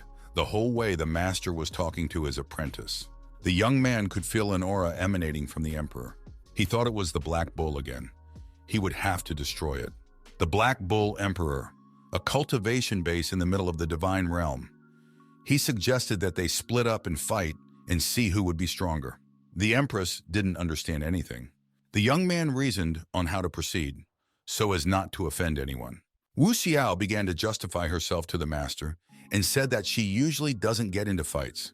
She's not like she used to be because she has changed a lot. Wu Xiao cried and said that the stupid bull felt that she had become more important than him. That's why he's now trying to fight her. And this happens every time. The master said that Wu Xiao should either continue to ignore him or fight him so that he wouldn't dare to mess with her anymore. The girl asked what the master meant. The master said she could go fight him, but just let him not kill her. The girl said that the foolish bull would get his now. The bull began to grow fierce and called the girl a cursed monkey. Wu Yaosu, with her extraordinary club, went up against the fierce bull. The master thought it was an unequal battle. The girl's eyes shone like sparks. She decided that she had been too kind to the black bull. The next time she decided to beat him. The bull noticed that after a few days of her absence, she became even more boastful. The girl decided to increase her fighting strength tenfold, thanks to her newly acquired divine strike. The bull didn't realize anything at first. He shouted, "What kind of tricks? Where did she get such power from?" A powerful explosion erupted. Tongues of flame flew in all directions. Everything around was covered in rocks. Wu Xiao noticed that the dumb bull had become even more serious. The ferocious bull was shouting for the monkey girl to give up. The girl increased her strength by 25 times. The power of her punch was unimaginable. Wu Xiao's fist was burning with tension. The amount of energy was off the scale. The girl thought that she had pushed herself to the limit, and now the energy was leaving her. The strength began to leave the Empress. The master told the bird to fly higher. The bird, as if it had jet propulsion, swiftly flew up into the sky. The master coldly looked into the distance. From his bird's eye view, the young man could see a huge excavation. He thought that Miss Sun was amazing. She was able to defeat the Black Bull Emperor. At the bottom of the excavation were Miss Sun and the Black Bull Emperor lying unconscious. The master ordered the bird to descend so he could retrieve Wu Xiao. The young man approached the girl and asked if she could move. She asked the master to give her a helping hand. The girl added that she could not move. The collision was very strong, and she had lost a lot of strength. The young man took her in his arms and said that he would carry her. The master thought that Wu Xiao had used a special skill and increased her strength 25 times, thus pushing her body to the limit. Now she wouldn't be able to move for a while. Already when they were flying on the bird, Wu Xiao said that she was in pain. The master told her that for a while he would be needed. The bird thought that a girl with such a pathetic look didn't look like Miss Sun at all. The young man asked how many times she had increased her strength during the battle. The girl struggled to say that it was 25 times. The girl said with a strange smile that the strength master had given her was amazing. With it, she would now be able to challenge those even stronger than her. Master warned her that she must be careful, because right now her limit was a tenfold increase in strength. With her current level of training, she wouldn't be able to withstand an increase of 25 times. All the way home, the master continued to give advice to his apprentice. The girl listened to him attentively, and the bird also listened to their conversation. The bird was of the inquisitive breed. 10 minutes later, they arrived at the place. The master invited her to enter. The girl introduced Emperor Gam. The young man looked intently into the emperor's eyes. The emperor thought that the master had a strongly demonic nature.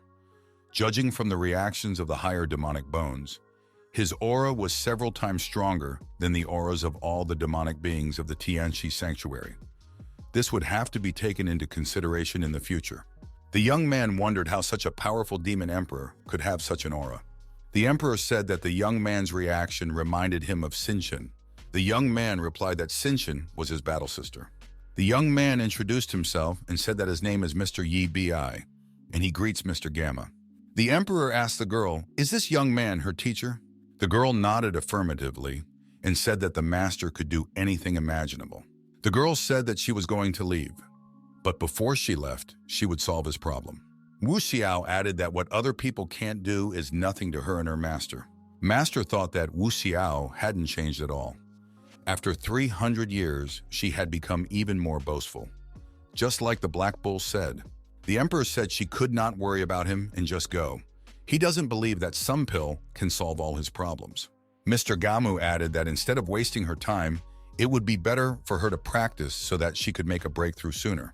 The girl realized that she owed Gama-san a lot and could not leave now. Master said for Mr. Gamu to try this pill and threw the pills to him. The young man said that the emperor will not know whether this pill works or not until he tries it. The old man looked at the pill and said that it was the best longevity pill he had seen in the last 100 years. The emperor thought that in his current state, he shouldn't resist, because he had no other options, and this would be a chance for salvation. Wu Xiao asked Gamu-san if he liked the pill. Mr. Gamu could only consider the pill for now. He hadn't even tried it yet, but he said it was the best thing he had seen. The emperor suggested that this pill could extend his life by 30 years. The girl said Mr. Gamu must have been mistaken, because according to the master, this pill extends life for at least 100 years. The emperor smiled and said that he had only 2 years to live. But now, thanks to this pill and the master's help, he would be able to live much longer. The emperor extended his hand to the master and said that from now on, he would be a welcome guest of the demon clan.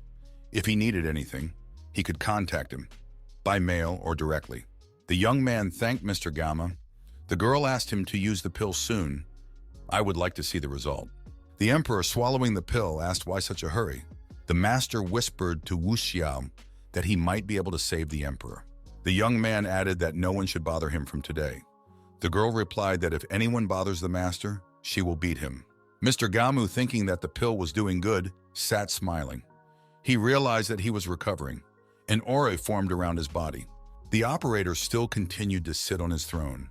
The old man began to feel unwell and sweat appeared on his forehead. His temperature must have risen. The old man felt bad and thought these things had eaten the longevity pill. They were still hiding inside his body and absorbing his life force. The girl asked if Mr. Gamu had any open wounds all these years. A vision appeared in front of the old man. He asked if it was the monkey master.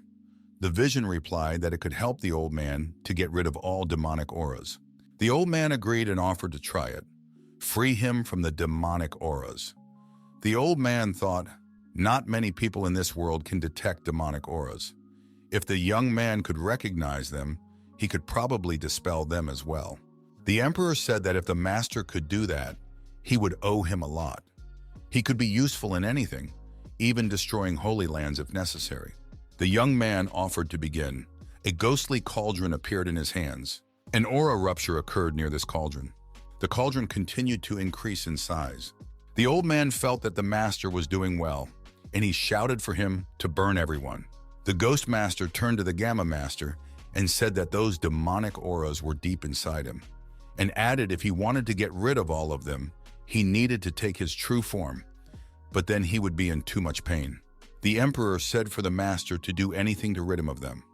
The master said to let Mr. Gamu show his true form and he would begin. The master thought that if he knew that Mr. Gamu's true form was so huge, he would not have asked him to reincarnate. Gamu-sama's true form is a celestial turtle. Rumor has it that it is a beast with an ancient lineage and that its power can shake the entire world. Master said they're starting and that Wu Xiao should protect them. The girl said she would stand vigilantly on guard and no one would pass her by, and not a single hair would fall from that turtle's head. Master activated the endless black flame mode, superior demonic bones, purification. The turtle was all blazing with that demonic aura. The emperor didn't expect the black flames he created to be so strong. Still, he was willing to endure any pain if it could get rid of all the demonic auras. The turtle's eyes were glowing. She wasn't having a good time either. Half an hour passes. Wu Xiao decided that the master was very amazing. Mr. Gamu would finally be able to be cured. The bull asked what the monkey was doing to Mr. Gamu. The girl wondered why that bull couldn't see anything. Her master is trying to save the emperor. The bull didn't believe it. He said he could feel Gamu-san's aura getting weaker. The girl said she doesn't care whether the bull believes her or not. She suggested that the bull should stand aside if he wants Mr. Gamu to get better. He must not interfere with the process. The bull shouted that he didn't believe Wu Xiao. There were already many people trying to save the emperor. Bull said for the master to stop or he will deal with both of them. Wu Xiao thought that jerk was ruining everything. She should punch him so he wouldn't come out of his coma for a month. The young girl was traveling alone. The second most important of the 4 great demon emperors, Empress of the Wuzuo bird. She asked what was going on here. The girl explained that this man was her master. Right now, he is currently rescuing Master Gamma. If she doesn't believe it, they can fight. She fights everyone who doesn't believe her. The Empress said she doesn't believe her, so they will have to fight. Wu Xiao said she wasn't afraid of her. They are 2 fearless girls who are not afraid of each other, so they decided to fight. Someone else appeared on the horizon. The girl thought it was her. She asked what Feifei was doing here. She said that for Mr. Gamu's safety, they should deal with this person right now. Yes, Feifei, this is Empress Nine-Tailed Fox, ranked first among the 4 demonic emperors. The girl said that she senses that the master has no evil intentions, and he can save the Gamma Lord. The Empress said that it is a human after all. Bull thought that their clan was going through a bad time right now. There weren't enough humans here. Bull was ready to stand up for his clan at any second. The girl told him not to dare to argue with her. Feifei said she trusted her, but right now she needed to die. The girl noticed that she was treating her differently. Bull noted that very differently.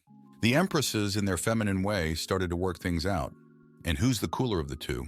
Then one of them said it was useless to fight, because the fox had made the final decision. She said that her opponent had reached the early stage of the divine realm, and even Nu Feng didn't resist. The girls did not relent. One asked, why don't they argue? If she could make a breakthrough in 1 minute, that one would call her grandmother. A third said, just let her try. The girls said if she can't make a breakthrough in 1 minute, how about she call her granny and bow every time she meets her? The girls heard the noise and looked round. Jen looked and thought it was a monkey. The girls agreed to make a bet. One of them activated a divine strike, a 10-fold increase in strength. She decided to use the gift from the master again. The other said she couldn't do anything anyway, because she needed to reach the late stage of the divine realm or its peak. The girl didn't stop and continued to increase her power. 15 times increase, said she. Then she said 20-fold increase, and finally she turned on the 25 magnification mode. She got carried away and forgot the master's recommendations. Her rival tried to stop her and shouted that enough was enough. She could take no more. Overcoming the pain and resistance, the girl shouted 30 times magnification. She thought she was not doing this for honor, but for truth. The girl continued to strain and thought that she didn't have to fear everything. She would increase until she made a breakthrough. The bull and the 2 empresses were watching her. A terrible wind appeared, which was a headwind for them. Bull asked what that terrifying wind was. Wu Xiao pointed out, even though she had broken her bones, her energy had increased. Using forbidden techniques, one could lose their cultivation level or life source, but she was stronger than that, all because someone didn't believe her. The girl looked calm and invincible. She began to come around. Someone asked the guys if they were trying to take down the demon temple. It was Gamu-san's voice. Everyone asked if he was okay. Emperor Gami said he was fine. His blood pressure and pulse are normal. Old man Gamu added that he hadn't felt this good in 20,000 years. The girl remarked that she had never felt him so happy. The other empress remarked that Wu Xiao wasn't lying to them. This person really was able to help Gumsan, so they were wrong for more. It happens. Emperor Gamu ordered everyone to stay put. Old man Gamma added that the evil that has plagued him for 20,000 years is 30% eradicated. There is still work to be done. The turtle said the master was very helpful. The master said that it is a demonic aura. His higher demonic bones are mutually reinforcing each other, and he can perform a purification by letting it into his body. The turtle asked the master if he was going to let this demonic energy flow through him. The master nodded affirmatively in response. That was exactly what he was doing now. The master continued to meditate intensely. The demonic energy began to be absorbed by him. The concentration increased. The turtle felt considerably more confident. Her meridians were being corrected. This procedure was clearly good for her. After cleansing and recovering, Emperor Gamu descended to the ground. Wu Xiao ran up to him and asked how he was feeling, and inquired where her master was now. The old man said he was fine now, but it wasn't that simple with the master. The demonic power didn't affect him. He moved into a desolate space. Desert space. The master is moving into this area. The young man realized that this demonic energy was very strong. Luckily for him, his Tianqi treasure would help suppress it. The young man worked hard on himself. Meditation was definitely helping him. The master knew if he could completely purify it with the help of higher demonic powers, he would ascend several levels. Wu Xiao and Emperor Gam were waiting for the master to be able to purify himself and return to them. The young man comprehended the levels of the Holy Realm. The first level passed. The second was behind him. The third level of the Holy Realm the young man had overcome. And finally, the peak of the Holy Realm came. The master had returned. The apprentice embraced him. They were finally together again. The young man declared that the demonic aura had been cleared. Emperor Gamu can no longer worry about it. Wu Xiao asked how the master was feeling. Emperor Gamu thanked the master for saving his life. Now his life has been prolonged, and he would comprehend new pleasures. The old man bowed to the master and said he had 10,000 peaceful years ahead of him. That's what he wanted. The bull and the empresses looked at Emperor Gamu with reverence. Emperor Gamu told the master if he needed anything, let him apply, don't be shy. The old man would always be happy to help. It was his duty now. One of the empresses said that as a token of gratitude, she would be willing to spend the night with him, if she so desired. The bull pulled her aside and turned to the master. He said he greatly admired his work, and he suggested that they become battle brothers together and stand shoulder to shoulder against the enemy. Wu Xiao was angry with the bull. She said that if the bull became her master's martial brother, he would have to become her martial uncle. That didn't suit her. This girl seemed arrogant. She hadn't said a word yet. Wu Xiao asked if she had seen what master could do. How, after all this, could she remain so arrogant? The empress kneeled before the master and called him her father. The master choked. Such an acknowledgement was unimaginable to him. How could it be that the empress recognized him as her father? He couldn't remember anything like that. For him to have a daughter like that. Bull became very nervous. He couldn't believe that this bird would take such a step. The young man asked for them all to stop. There was no time for that now. The young man decided that he had something to discuss with Mr. Gamu. The old man asked if he wanted to talk about demonic auras. The young man confirmed that he had already seen similar demonic spirits in the Tianqi shrine. Therefore, he knows what he's talking about. Emperor Gamu was very surprised by this. The old man motioned for the master to go inside. He wanted to continue the conversation there. The young man said that he had a lot of questions, and all this should be discussed with the emperor. The whole company settled down at the table.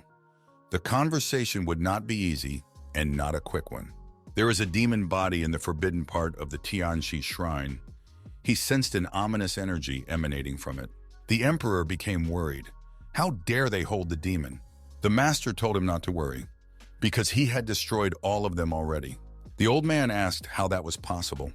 He would need the strength of at least 3 demon emperors to massacre the Tianqi shrine. But in any case, the old man said that he would have done exactly the same thing. The young man assured that the shrine was no longer a threat, but the young man knows very little in terms of demons. He wants to make up for that gap. So it is interesting to hear Emperor Gamu's stories about the war of 1,000 years ago, when humans teamed up with monsters and attacked demons. The old man began his story. When the mysterious continent was much stronger than it is now, the demon clan had 7 strong emperors.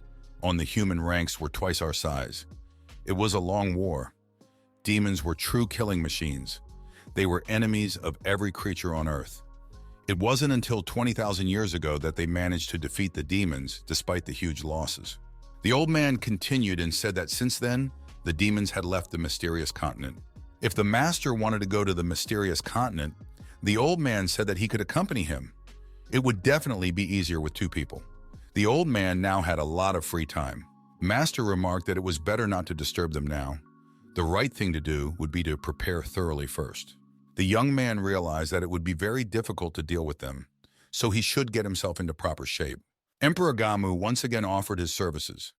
He said that if the master needed anything, he would consider it his duty to help. The young man said that he would need some refining materials and treasures of heaven and earth for the next toy days. The more the better. The master made a list and gave it to Feifei. He said that this was a task he wanted to give to the girl, because she is very efficient. The empress bowed and said that she would not let her master down. The master looked around at the company and said if they had nothing else to do, they could start training with him. They would not use their abilities to their full potential in training. The master bared his torso. He shocked all the girls and said that we will now fight in hand-to-hand combat. The young man warned that the energy gathered from the demonic aura was enormous. One part could be enough to help him make a breakthrough to the peak of the Holy Realm. It was a pity for him to spend all of it to improve his cultivation base. It was better to use it to strengthen his body's foundation. Bull said that it's time to get started. He wondered how many blows a human master's body could take. Bird thought that no one could compete with their demon clan. She will see what he can do. Wu Xiao stated that she could not disobey her master's order. Bull stated that he would do his best. 3 against 1. The master thought it was fair. The young man assumed a fighting stance and offered to begin. This warm-up would do him good. The sparring began. Wu Xiao grabbed her stick and prepared to resist the master. The master effectively blocked her blows. They were strong, but they didn't reach their target. The young man noticed that some of the demonic power had merged perfectly with his body. Imperceptibly, a bull crept in from behind. He wanted to make a surprise strike.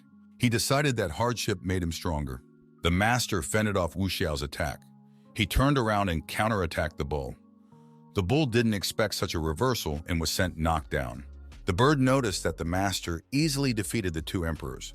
She said that no one could defeat Master Yi. The master asked if they don't get stronger when they assume their true appearance. Why don't they try to reincarnate? Everyone thought that it would be a good solution. There was a better chance of winning. Mr. Ye suggested that everyone enjoy the fight. After all, it was something to enjoy. Bull said that he would let everyone fight each other. The elder added that they were only just practicing. Bull, looking at what is unfolding here, said that it doesn't look like training. The young man stated that he fought them for 3 days and 3 nights. Master Ye noticed that after such a long, intense training session, all the demonic power was harmoniously distributed throughout his body. The master noticed, no matter how strong his enemies were, he didn't fear them now. The bull came to his senses and said that he would keep fighting and no one could stop him. The bird noticed that it had been beaten more in these 3 days than in the previous 100 years. Wu Xiao said that it hurt. But after all, everyone has had a change. The energy they had accumulated in 3 days was equal to 10 years of cultivation. The bird noticed that her body had indeed become much stronger. The bull again said that he still wanted to fight. Elder Gamu thanked Mr. Ye for not only strengthening his body, but also building his ward's training. The young man said that it was not worth the thanks. Wu Xiao walked up to the men. She addressed both Mr. Gam and Mr. Ye. Wu Xiao said that she found all the refining materials and treasures of heaven and earth. They are in this ring. The young man looked at this ring and said that there are so many of them. He added that Ascension now would be jealous of him if she saw all these things. Mr. E wished everyone a speedy recovery. Now that they were rid of their shackles after 20,000 years, they could cultivate further. Everyone thanked him. He said that he would take Wu Xiao with him. He could use her help in the investigation. Elder Gamu told the girl that she could go back to her master. Fox said to wait for her for a little while. The girl announced that she wanted to go with them. Tears appeared in her eyes. Wu Xiao said she was going with her master. Why would she want to go with them? The girl replied that her and the race of Celestials' territory is near the Hidden Lands, and she is very familiar with the area. She added that she could be very useful. Master said to Feifei that she could join them. Wu Xiao didn't like the idea. She wanted to straighten out her rival at once. The bull announced that he wanted to go with Master Ye too in order to cultivate. The bird decided that she wouldn't leave Feifei alone. She can't let her enjoy such an opportunity. In the end, everyone wanted to go with Master. They were all fine with this tween. The fox said that some demons are very dangerous and cunning. If they are accompanied by good helpers, it will be easier to defeat the demons. Bull said that he also thinks the same. Master I stated that he is not weak enough to have 4 demon emperors protecting him. Elder Gamu said he has no objection, but we need to ask Master Yi's permission. Bull said that he could transfer Mr. Ye and Wu Xiao, especially since his flying speed is the fastest in the world. His record is 90,000 miles in 1 day. That's why he wants to go with them. Wu Xiao told him to stop repeating the same thing.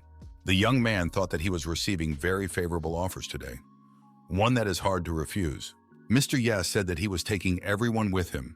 He too is used to this company by now. Bull still didn't know how the matter of him was resolved, whether he's going or not. Elder Gamu said that the bull would stay to guard their land. The bull became sad. Everyone said goodbye to each other and went their separate ways. The company climbed onto a migratory bird and they flew on their way. The young man remarked that the golden-winged bird deserved its name. Wu Xiao noticed that the hidden lands were much larger than the cities of the humans. There are many markets there and trade is well developed. The girl added that there are no rulers in these lands.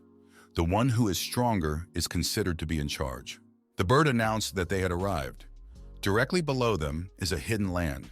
She suggested that they should go for a landing. Everyone should buckle up. The young man suggested landing in a forest not far from this place. After a soft landing, the campaign continued their journey through the forest. They approached a divine-level secret realm.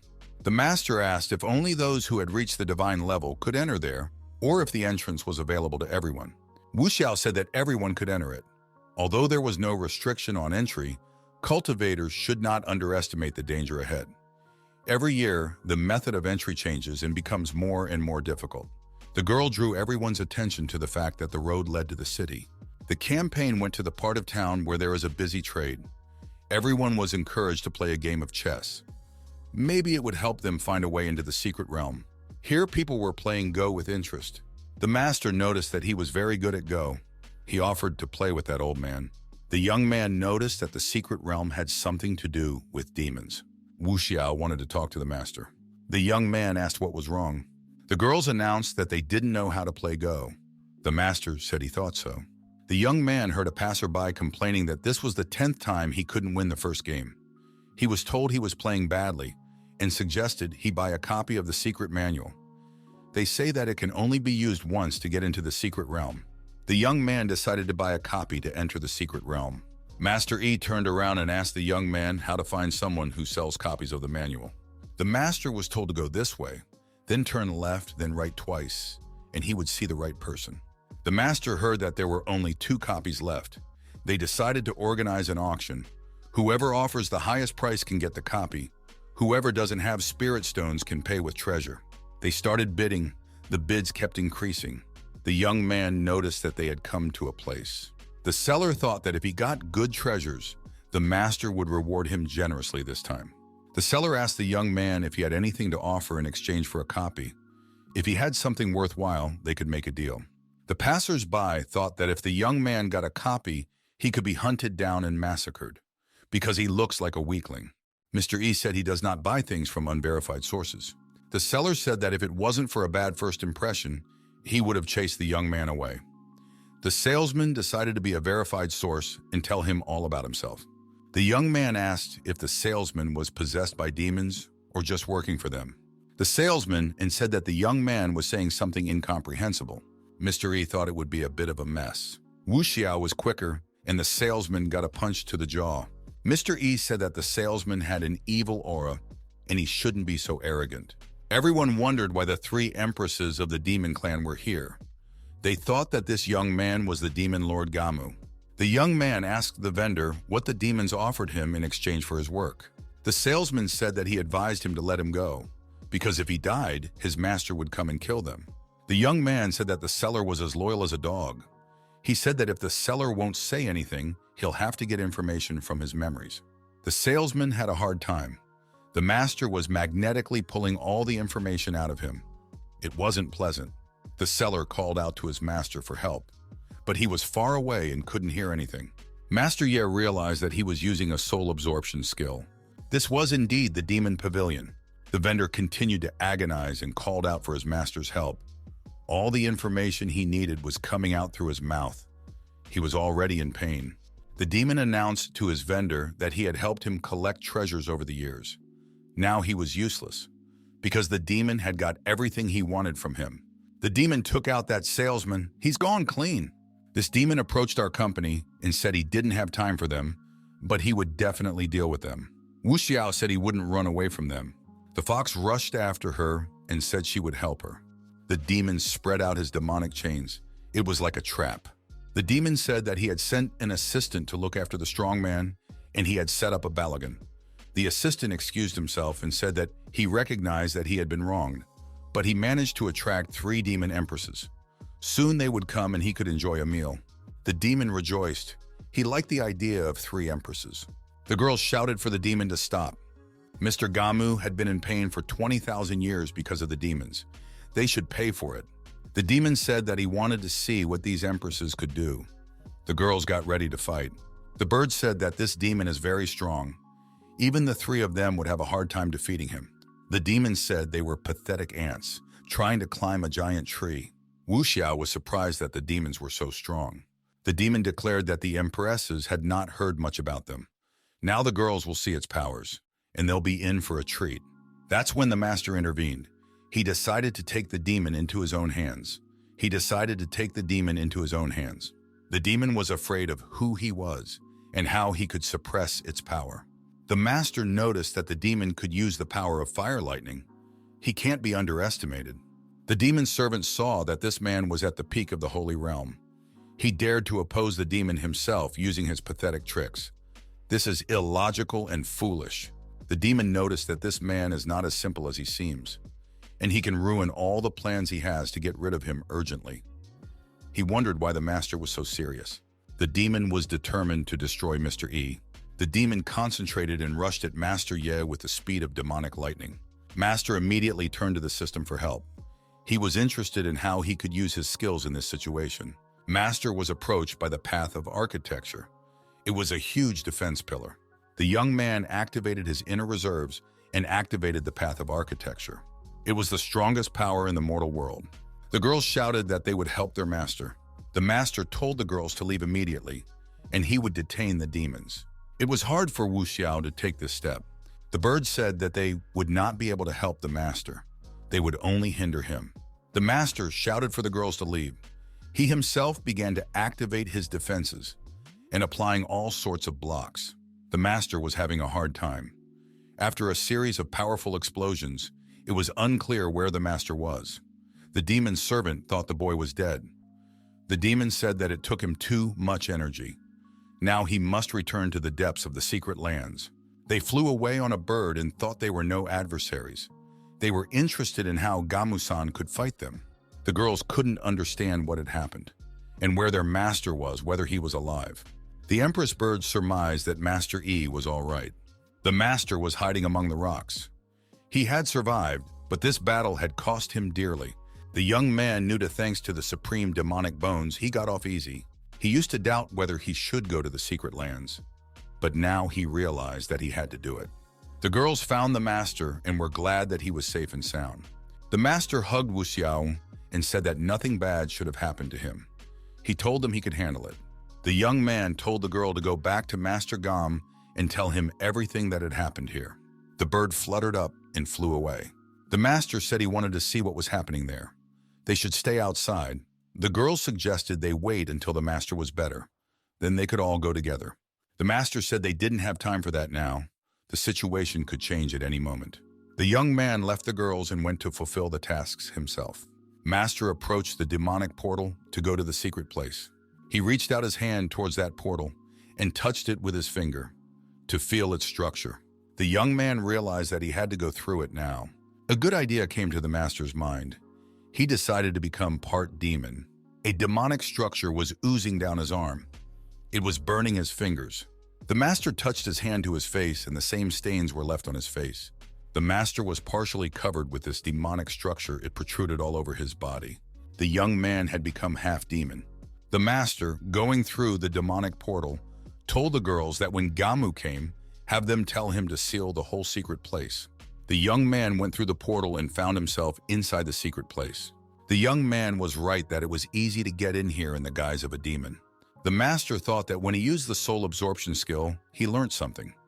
20,000 years ago, a group of very important demons were sent here to keep the descendants of the demon race alive. The master noticed that his higher demonic bones sensed something. The young man noticed that this had never happened before. Master Ye looked at the demonic mountain and decided that there was something wrong with it. With the thought that he should check it out, the master began to approach this mountain. The thing that attracted him to the demonic mountain was at its peak. This was what his demonic bones told him. The young man noticed that there are about 3,000 demons here. If they escaped from here to the outside world, the consequences would be dire. What the young man saw really startled him. He was unable to make his way to this mountain, but the demons were entering there unhindered. The young man thought that this mountain was protected by some invisible barrier that blocked the flights.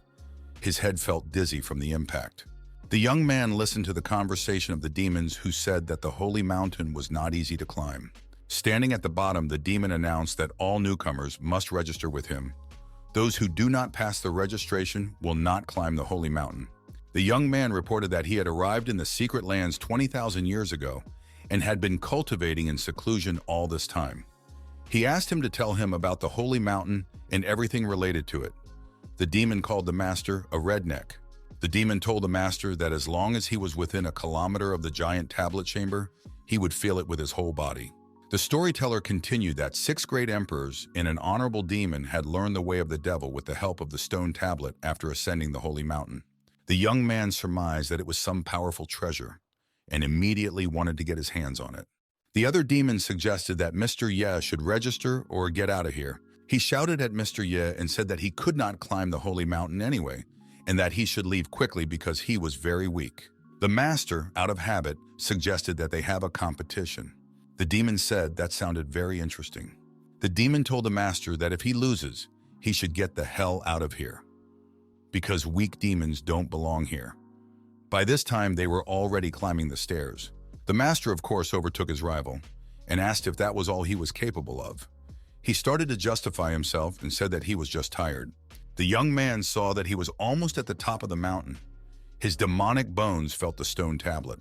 What the young man saw amazed him. He saw what was located next to the stone tablet. It was the one he had fought. The one he was fighting said that it was good that they demons had this stone tablet. He would be able to be completely cured in half an hour. The young man walked over and saluted. The young man knew that he needed to remain calm and bide his time. The one who had fought the master greeted him and congratulated him for managing to climb so high. He asked what tribe the young man was from. The young man announced that he was a free cultivator and had no tribe. That is to say, he is a solitary cultivator. The head declared that without a tribe, the young man wouldn't be able to utilize many cultivation resources, and offered to join him. It would already be a tribe. The young man thanked him for the invitation. He said that he could see that he was injured and offered some good pills. At that, he pulled his hand into his pocket. The head recognized the young man, but it was too late. The young man activated his internal reserves and called for the demonic bones to open.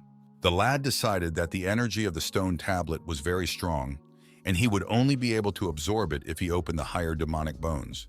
The young man had nothing to lose, and he returned to his former form. The demonic head recognized him.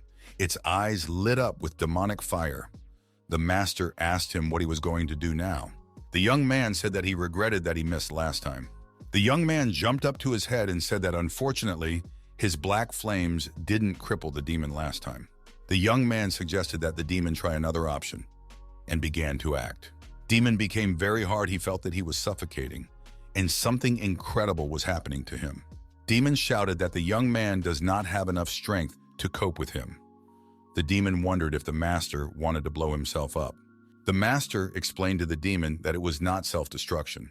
The demon screamed that the master would not be able to stop him, and it would eat him alive. The young man set up a powerful lockdown against anything dangerous. The demon shot the master with its demonic substance. The demon asked if the boy could feel the demons entering him, as if 10,000 ants were gnawing on his bones. The young man noticed that it did hurt a lot, but he is still grateful. The master activated the self-destruct mode above the demon bones. There was nothing the demon could do about it. The young man stated to the demon that he didn't know that his black fire was not created by his spiritual energy, but by the higher demonic bones, and added that ignorance of the enemy was the reason for his defeat. The demon screamed that his soul was on fire. The young man was gaining victory. The young man realized that now no one could stop him with his chaos stele and Tianqi's supreme treasure. He would be able to help all of his 108 female disciples reach the divine realm. Master stood beside the chaos stele. Now he knew what to do with it. The young man felt that the closer he got, the more pressure he felt. The lad noted that even with supreme demonic bones, it was giving him a hard time. He could only move very slowly. The young man heard the voices of the demons saying they didn't understand what had happened to the stone chaos stele. They wanted to go through and check it out. They can't let anything happen to it because the holy mountain is the most important place for all demons. The young man realized that the demons were approaching. The demons saw that there was a man in front of them and asked where their watcher had gone. The master realized that it was too late to pretend now. The demon's eyes lit up with demonic flames. The demon stared intently at the young man. One of the demons asked the young man, was he the one who massacred the watching demon? The demons took out their bows, drew their arrows, and told the young man to leave their stele of chaos, and then they could let him live.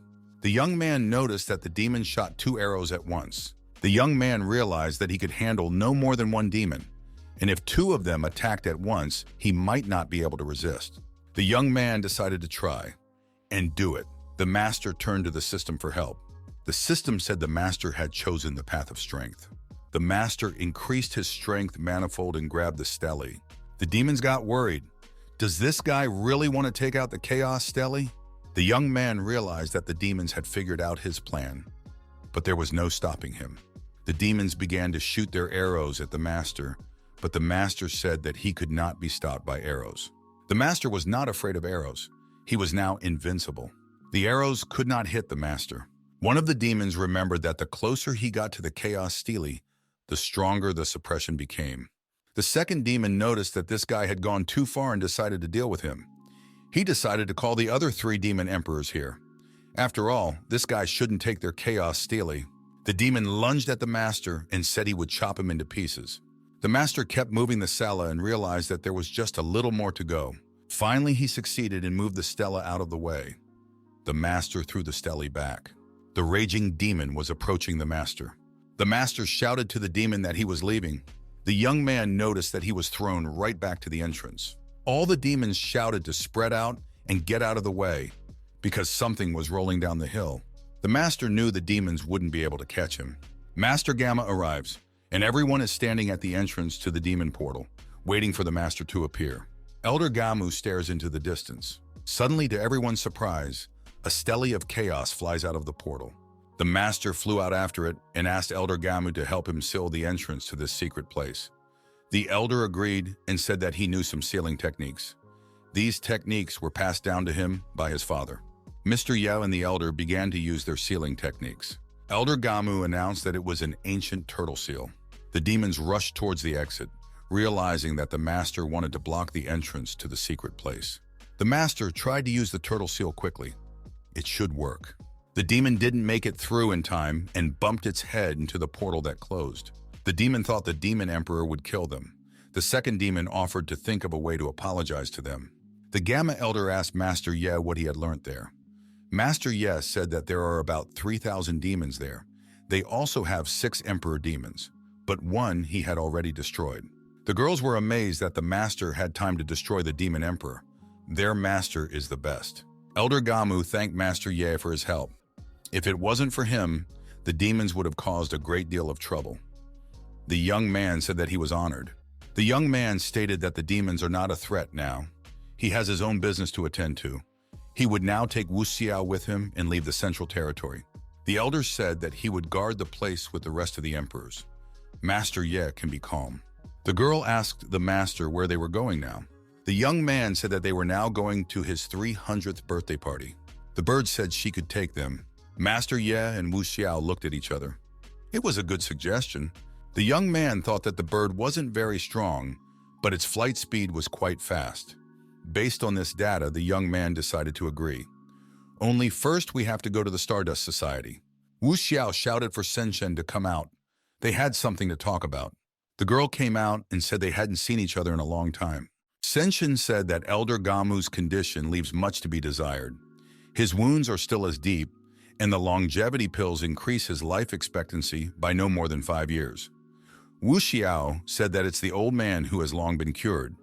It's just that Ascension is not up to date with the latest news. The girl showed who came with her. Shinshin didn't expect to see the master. The young man went and called the girl by name. He was welcomed with open arms. It was evident that he was glad to meet her. Shinshin could not believe her eyes. Tears appeared in her eyes. The girl was very touched. The trembling in her hands gave away her excitement. The master confessed that it was really him. He too was very happy to meet him. Shinshin knelt down before her master. The young man said that he was very happy to see his student. The girl with tears in her eyes said that she missed her master very much. The young man said that she is the head of the Stardust Society. She should hold her head up high and have her wipe her tears. The master asked if she still uses the furnace. He has a need for it now. The girl nodded positively. She could not refuse the master. The system said that the master had discovered a new skill. It's teleportation. It should make it easier for the master to move from place to place. The young man took out a map and began to study it. The young man knew that usually such things were peculiar to online games. He had never heard of such a thing being used on this continent. He realized that he had a lot to learn. The young man decided to set up the base points for teleportation on his own. The bird emperor suggested that Mr. E continue on his way. He agreed to do so. After a while, the whole company found themselves near the master's tomb. The bird noticed that even great emperors didn't have such huge tombs. The young man asked Wu Xiao to look for a place to rest. The young man, using his dagger, tried to do something. The bird wondered what he was doing.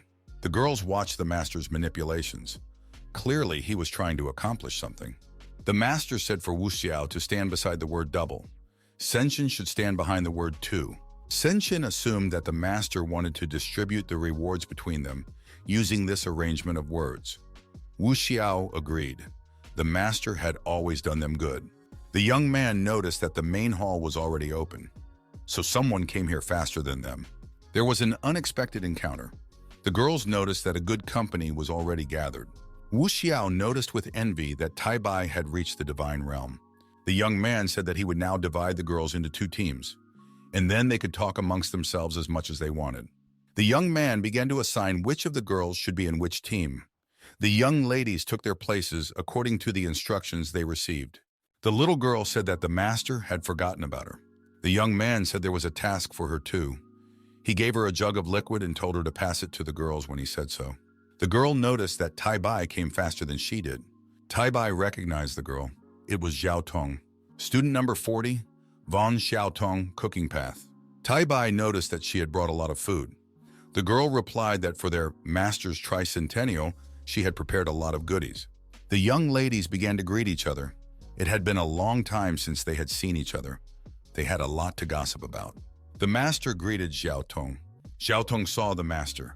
Her eyes became round with surprise, like coins. She shouted that master's ghost had appeared. Xiao Tong shrieked and fainted. The master said that he didn't expect such a reaction. The girl appeared to be faint-hearted. The young man asked for the girls to help her. Taibai reported to the master that someone else had come. Of course, it was one of his students. Student number 40, Ouyang Leng, the way of the Ashra. For all 300 years, Ouyang Leng was present at every day of the master's worship. Those who practice the Asura path are very harsh. The girl has no respect for anyone but master and her older martial sister. The stern girl didn't expect to see the master either. Tears were flowing from her eyes. She did not take her eyes off the young man. And then Ouyang saw someone. She clenched her fists. The girl shouted out Jun Limo and grinned. Anger burned in her eyes. Everyone wondered what she wanted. It was very unexpected. Ouyang grabbed her rival in a vice. She screamed in surprise and said she was hurt. Ouyang accused the girl of turning the master into a ghost. The girl started to justify herself. She shouted that she couldn't have done such a thing, and we should listen to her first. Then everything would be clearer. Ouyang continued to lash out. The stubborn girl looked around with disdain. She was above it all. Master, holding the whip in his hands, asked where Ouyang got the bad habit of beating her younger and battle sisters from. Master said that he had always taught Ouyang to be observant, judicious, and cautious. Ouyang listened to him and thought of her own. After all, the master had risen. The girl went up to the young man, touched him, and said that he didn't look like a ghost. He was full of life. She also said she could feel the whip strike very well. A ghost couldn't hit like that. The master's nose bled with embarrassment. Ghosts don't do that. The apprentice bowed at her master's feet. It was the highest etiquette of the Gray Jackal tribe. A low bow as a sign of respect. The master told the girl to rise. They had all had a hard time over the years, while he was in confinement. The young man looked closely at his apprentice. She hadn't changed at all. Just as stubborn. Sympathetic, she told the dear master that she thought she would never see him again. The girl asked the master to whip her to bring her to her senses. The master told the newly arrived girls to line up with the others. He would do a roll call. The master lined everyone up and said he wanted to talk to them. The young man reminded the girls that many of them were now absent, and reminded the girls that there is strength in unity. The young man turned to the girls with a rebuke. Why haven't they had contact with Yuling for 300 years? She had been locked away in the Tianxi shrine all that time. She was very lonely. The master surmised that maybe the others were in prison too. Why don't they have any information? The young man asked if they knew what the numbers under their feet meant. It's very simple. 1 means 1 whip, 2 means 200 whips. and so on. The master turned to Wu Xiao and said she stood on the word double. It means 2,000 blows. The girl was very offended and frightened at the same time. She thought it was very unfair. The master told her that as a senior battle sister, she was the first to break through to the divine realm, and what it was doing there. He reckoned that 2,000 blows was a bit much for her. The girl said that everything is fair. She's willing to take the full 2,000 strokes and asked to be punished. Taibai said she is ready to take 2,000 blows and even 20,000 blows and asked the master to punish her. The other girls said that they too were willing to share the punishment. The young man said for Taibai and Wu Xiao to stay where they were. The rest of them let them go back to their seats. The young man took the whip in his hands and told the girls to think about what they had been doing all these years. The master dealt with the girls harshly but fairly. They got everything in full.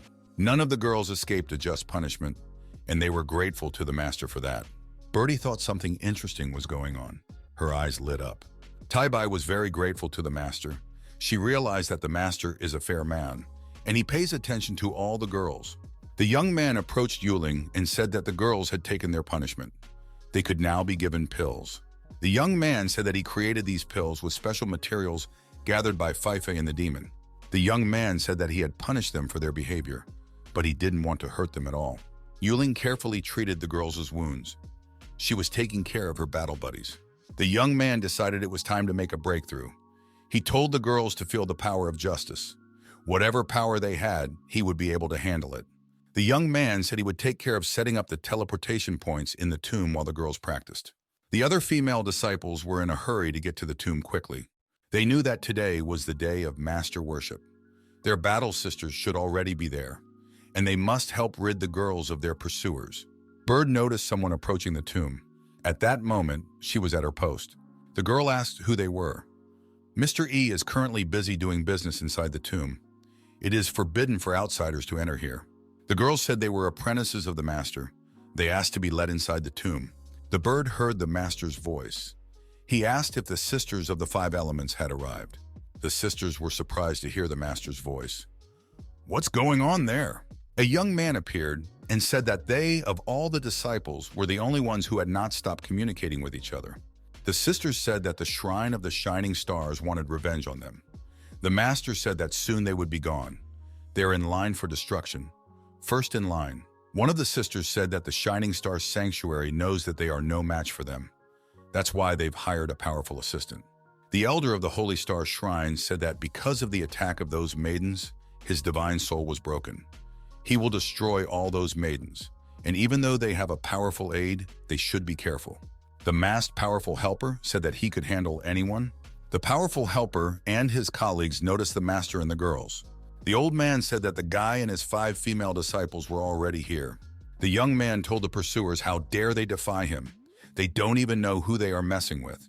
He will show them now. The man said that he knew that it would be difficult for him to cope alone. That's why he hired a powerful assistant. The elder of Sanctuary Marcellus. He asked if they really wanted him to handle this boy. He thinks the Shining Star Shrine, weaklings. Master thought back to where he had heard such a shrine twice. Sanctuary XX is a group of fighters from remote Western countries. They only have 20 core members and about 1,000 warriors. In their native language, 20 is spelled XX, so over time, everyone refers to them as the XX Shrine. The powerful helper from the XX Shrine was very strong. His magic skills were hard to defend against. The mercenary said that he only needed an axe to make his opponent a cripple. When the assassin met the master and the girls, he realized that this was his target, so he prepared to attack with his deadly axe. The master accepted the challenge. It wasn't the first time for him. He was used to attacking his opponents and protecting his female students. The young man looked at his opponent and said, "Is this really all he's capable of?" It's sympathetic. The rivals met in hand-to-hand combat. The master's sword against the mercenary's axe. The young man didn't understand why his opponent was still on his feet. He has some kind of magical power.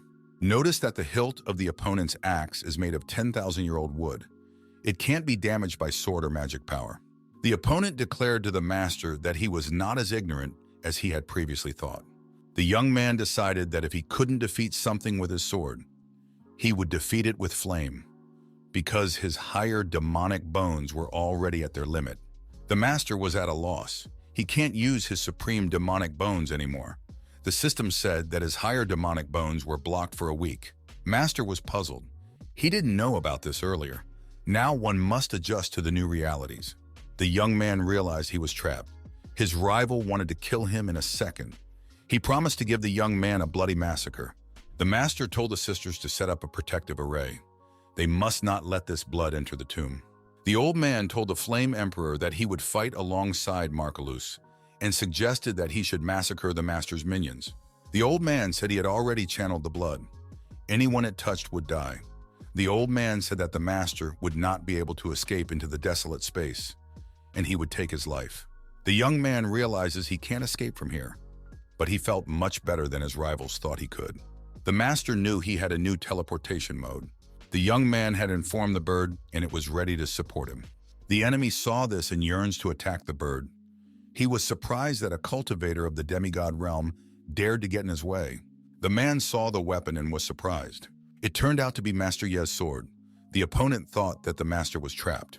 The master appeared and said that his cage was incapable of stopping a true warrior. The bird, maintaining formation and not being distracted, said that it was very happy to see the master unharmed. Master Ye thought that it was really great that he managed to get out. But this teleportation technique has its limitations. He might have a problem if Elder Thamis catches him again. The master decided to deal with Elder Thamis first and then direct his forces against the Blood Emperor. The villain wondered how the young man managed to avoid his attack. But this time, he decided that the master would not survive. The master said that he would not fall for the same trick a second time. The young man realized that what awaited him now was a bloody massacre. It was not difficult for him to deal with the Blood Emperor. But as for the oldest Shrine X, it was more complicated. That one has weapons and special skills. It won't be easy to defeat him. The boy asked if the Blood Emperor didn't want to take revenge on him. The young man is waiting for him here. The Blood Master said that he will not fall for this trick and will approach the master himself. The Blood Master stated that he will smear the master's soul and spirit with the blood ocean. The young man assured that he was not going to trick anyone. It will be as he says it will be. The opponents saw that the young man realized about the blood ocean not actually belonging to the Blood Emperor. The master said, if the Blood Emperor likes fighting and deceiving people, then now he would have to answer for his actions. The young man realized that his skills could only hold the enemy back, but not destroy them in any way. The master stated that he had just used the enemy's methods against himself. The system noted that the Blood Emperor and the Shining Star Shrine had been destroyed using thunderbolts. Marcellus and the XX Shrine Elder were destroyed by the Blood Emperor. After finishing, the young warrior stated to the sisters that they should go to the tomb and start practicing with everyone else. The sisters obeyed. The bird received a vessel of pills from the master. The young man said that he had prepared these immortal pills himself. Now they belonged to the girl. The girl thanked Master Ye and said that he was very kind. The sky was covered with clouds. The master thought it must be a great calamity. The young man asked which of his female disciples had reached the divine level. The girls were in the process of cultivating. Their meditative abilities were at an all-time high. The girl thought that with the help of these defense pills and the strength she had accumulated, she would definitely make it. Chanson realized that she had successfully passed the distress mode. Taibai stated that she was very happy for her sister. Wu Xiao noticed that there was another distress cloud. I wonder who it belongs to. Sister Zhaoyan was successfully cultivating, and it was a pleasure to do so. Her eyes were burning. Her face didn't express anything. The girl was on the verge of a breakthrough. Taibai noticed that Sister Ouyang had become probably possessed by a demon. Sister Ouyang roared like a wild cat. Her eyes read rage. The scythe developed like a powerful weapon. Taibai noticed that Ouyang had become so strong that she was able to grab the disaster cloud with her hands. Ouyang's aggressive sister was ready to rip and throw. If someone got in her way, she would tear them apart, and enjoyed it. Wu Xiao said that they should all unite to deal with her sister. They have no other choice. They must do something to help her before she becomes a devil and goes on a rampage. Aggressive Ouyang was ready to carry out an attack on the sisters. Suddenly, the master appeared. He realized that the situation might get out of control. The young man told the girls to be careful and rushed to meet Ouyang. Sister Ouyang didn't realize what was happening to her. She was almost out of control. The young man moved some of his internal energy to his fingertips. He redirected his energy towards the aggressive girl. There was no other choice. The girl instantly calmed down. Her behavior changed. She became calm and as if she had fallen into a trance. The Asura path that Ouyang Leng studies is also called the way of killing, and it's very ferocious.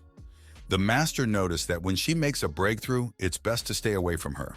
The girl needs to be brought slowly and carefully out of that state.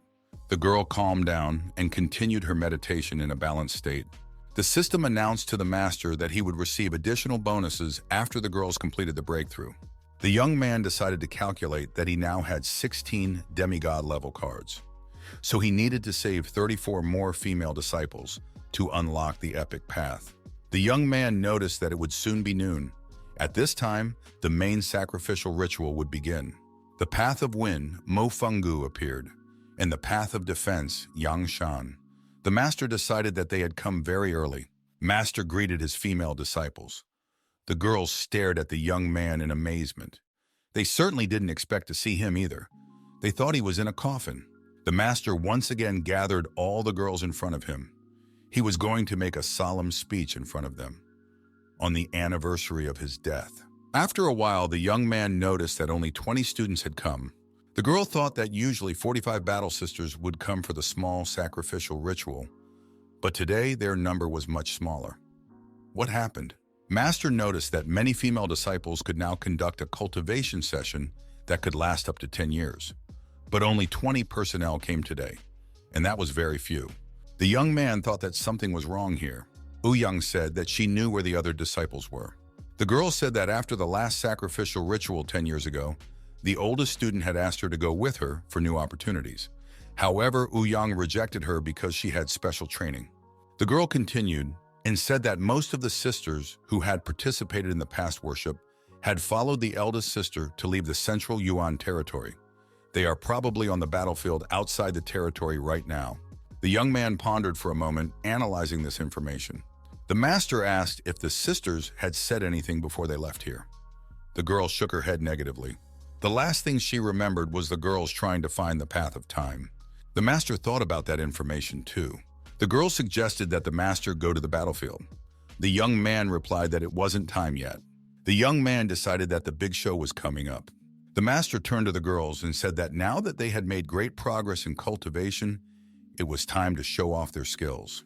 The girl noticed that they had no one to try out their skills on except the battle sisters. Wu Xiao thought that the Shining Star Shrine could help them right now. It was the place where they could show off their skills. One of the apprentices said that the tribe emperor they had let go might come back with help. The master thought that instead of instigating a war, he would wait here until they came here on their own. The man reported to his mistress. He said that the Blood Emperor had been killed. His body and soul have been destroyed, and he demands justice. The mistress replied that he acted without consulting her. That was the cause of all the trouble. Such a disgrace she could not tolerate. The man realized that he had done wrong, and perhaps now he was about to receive a punishment. He was prepared to accept any punishment and admit his guilt. His mistress had said that she would not let those who had humiliated the Shining Star Temple get away. The master reminded him that Xiaotong had brought a lot of delicious food, and why don't they eat now while they wait for their enemies? The girl noticed that there were all kinds of snacks here. The girls were chatting nicely with each other. They weren't figuring things out, they were just gossiping. The young man listened to their conversation quite by accident. He asked one of them to tell him the whole truth. Master noticed that he didn't rank his female disciples according to their strength level. Sister Cho is ranked 100th, but she's a fast learner, possesses great talent. The skills she uses are unique. She is full of ambition. She challenges her sisters to take their places. She began to study dark magic and took the wrong path. The master regretted that he died 300 years ago and didn't have time to put his apprentice on the right path. He had not been able to help her. The young man concluded that she had taken the path of evil. Ascension went to the master and said that Sister Cho had joined the Tianlu Temple 50 years ago. The young man had to think it over. Once again, how much had happened in these 300 years? The girls couldn't believe why their sister would join any shrines. Ouyang remarked that perhaps it was just a misunderstanding, or she had done so under duress. Maybe she was tortured and forced to go with them. Wu Xiao observed that she wasn't as innocent as everyone thought. Wu Xiao concluded that it was Chou's own decision to join the Tianlu shrine. No one forced her. The female disciples began to defend their opinions. Each one gave a different argument. Master told Wu Xiao to tell everything she knew. The girl began her story. Among all the temples, Tianlu ranked second. But the people of Tianlu wanted to join the best endless saints. Wu Xiao didn't believe it when she first heard about it. She thought that her sister was trying to infiltrate the enemy's lair. But the girl did join in, and also revealed to them the cultivation areas Master had been searching for so long, and also revealed the identities of some of the female disciples that Tianlu soon subjugated. The young man noticed that it couldn't be a coincidence. The girls listened to their sister. They didn't know such details before. The master began to get very angry. It was evident from his appearance. Although he was trying to be calm, Ascension noticed that the master was very angry. It was the first time she had seen him like this. One of the sisters squinted at the master. It was suspicious. The female apprentices hadn't looked at him like that before. The apprentice shouted for the master to be more careful. At the last moment, he managed to dodge from his apprentice's sword. The girl thought it was just a dart, but she didn't understand why it was so powerful. The sisters decided to help Taibai. The girls noticed that even the three of them can't stand against this flow of power, and they don't understand what it is. The young man saw that it was a golden peacock feather. He thought that the Lord of the Shining Star Shrine had run out of patience. The master decided to master this golden peacock feather. He grabbed it with his strong hand and broke it. The feather's energy immediately ran out. The young man was even a little relieved. At last, there was someone he could vent his anger on. The perfect candidates came to him by themselves. There were many people outside. They were saying, no matter how strong the person who ruined the Blood Emperor was, it didn't matter. Now that they are here, he will either die or be crippled, because they are supported by over 20 strong masters, and they can handle all these girls. The young man told the girls to follow him. It was time to really practice. After some time had passed, all the aliens were either beaten, maimed, or dead. One of the survivors stated that he could not believe that the enemy was so strong. The young man told the alien to tell his master to meet the master in person if he considered himself his rival, and let him send no more lowly minions here. The master gave a friendly nudge and the alien flew away. Wu Xiao suggested to the master that they go to the shrine of the Shining Star and deal with the elder there. The young man remarked that they had suffered great losses now, and they won't be doing anything about it anytime soon. But their master is very belligerent. Their secret ancestor is holding isolated cultivation sessions. The young man has a plan. The master suggested looking for someone on the battlefield. The young man thought that he would finally meet Luo Shuishan again. The master said for Wu Zuo to explore the road. The other girls were taken to the battlefield by the master. The young man said that they needed a small group of people for this task. Those of them who couldn't join could leave. The bird rose from high in the sky to explore the road. The Empress has the cowardly warrior by the throat. She cannot forgive him for backing down. The mistress says she doesn't need him anymore. If she gathers another army of this size, the elder is sure to notice what's going on. She has no choice but to let Ye Bi go. And now everyone will be able to say that the Lady of the Shining Star Temple is a liar. She's very weak because she's lost all her military strength. The girls said that none of this is true, and we must stop misleading the people. And they will say that she has lost her former military strength. She can no longer be trusted.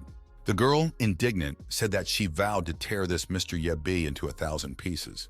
The lady couldn't understand why it was so loud outside. It was reported to the woman that their bold rival had just sent a voice message declaring war. The servant apologized for it being so loud outside and was willing to suffer any punishment for it. The girl interjected, really ready to suffer any punishment. The girl decided to look in the mirror to see if she was really fearless, as she says. The girl was crying. She didn't know what to do. She was afraid of mirrors. Looking in the mirror, it was a punishment for her. Mirrors were everywhere, but she didn't look in them. It was a test for her.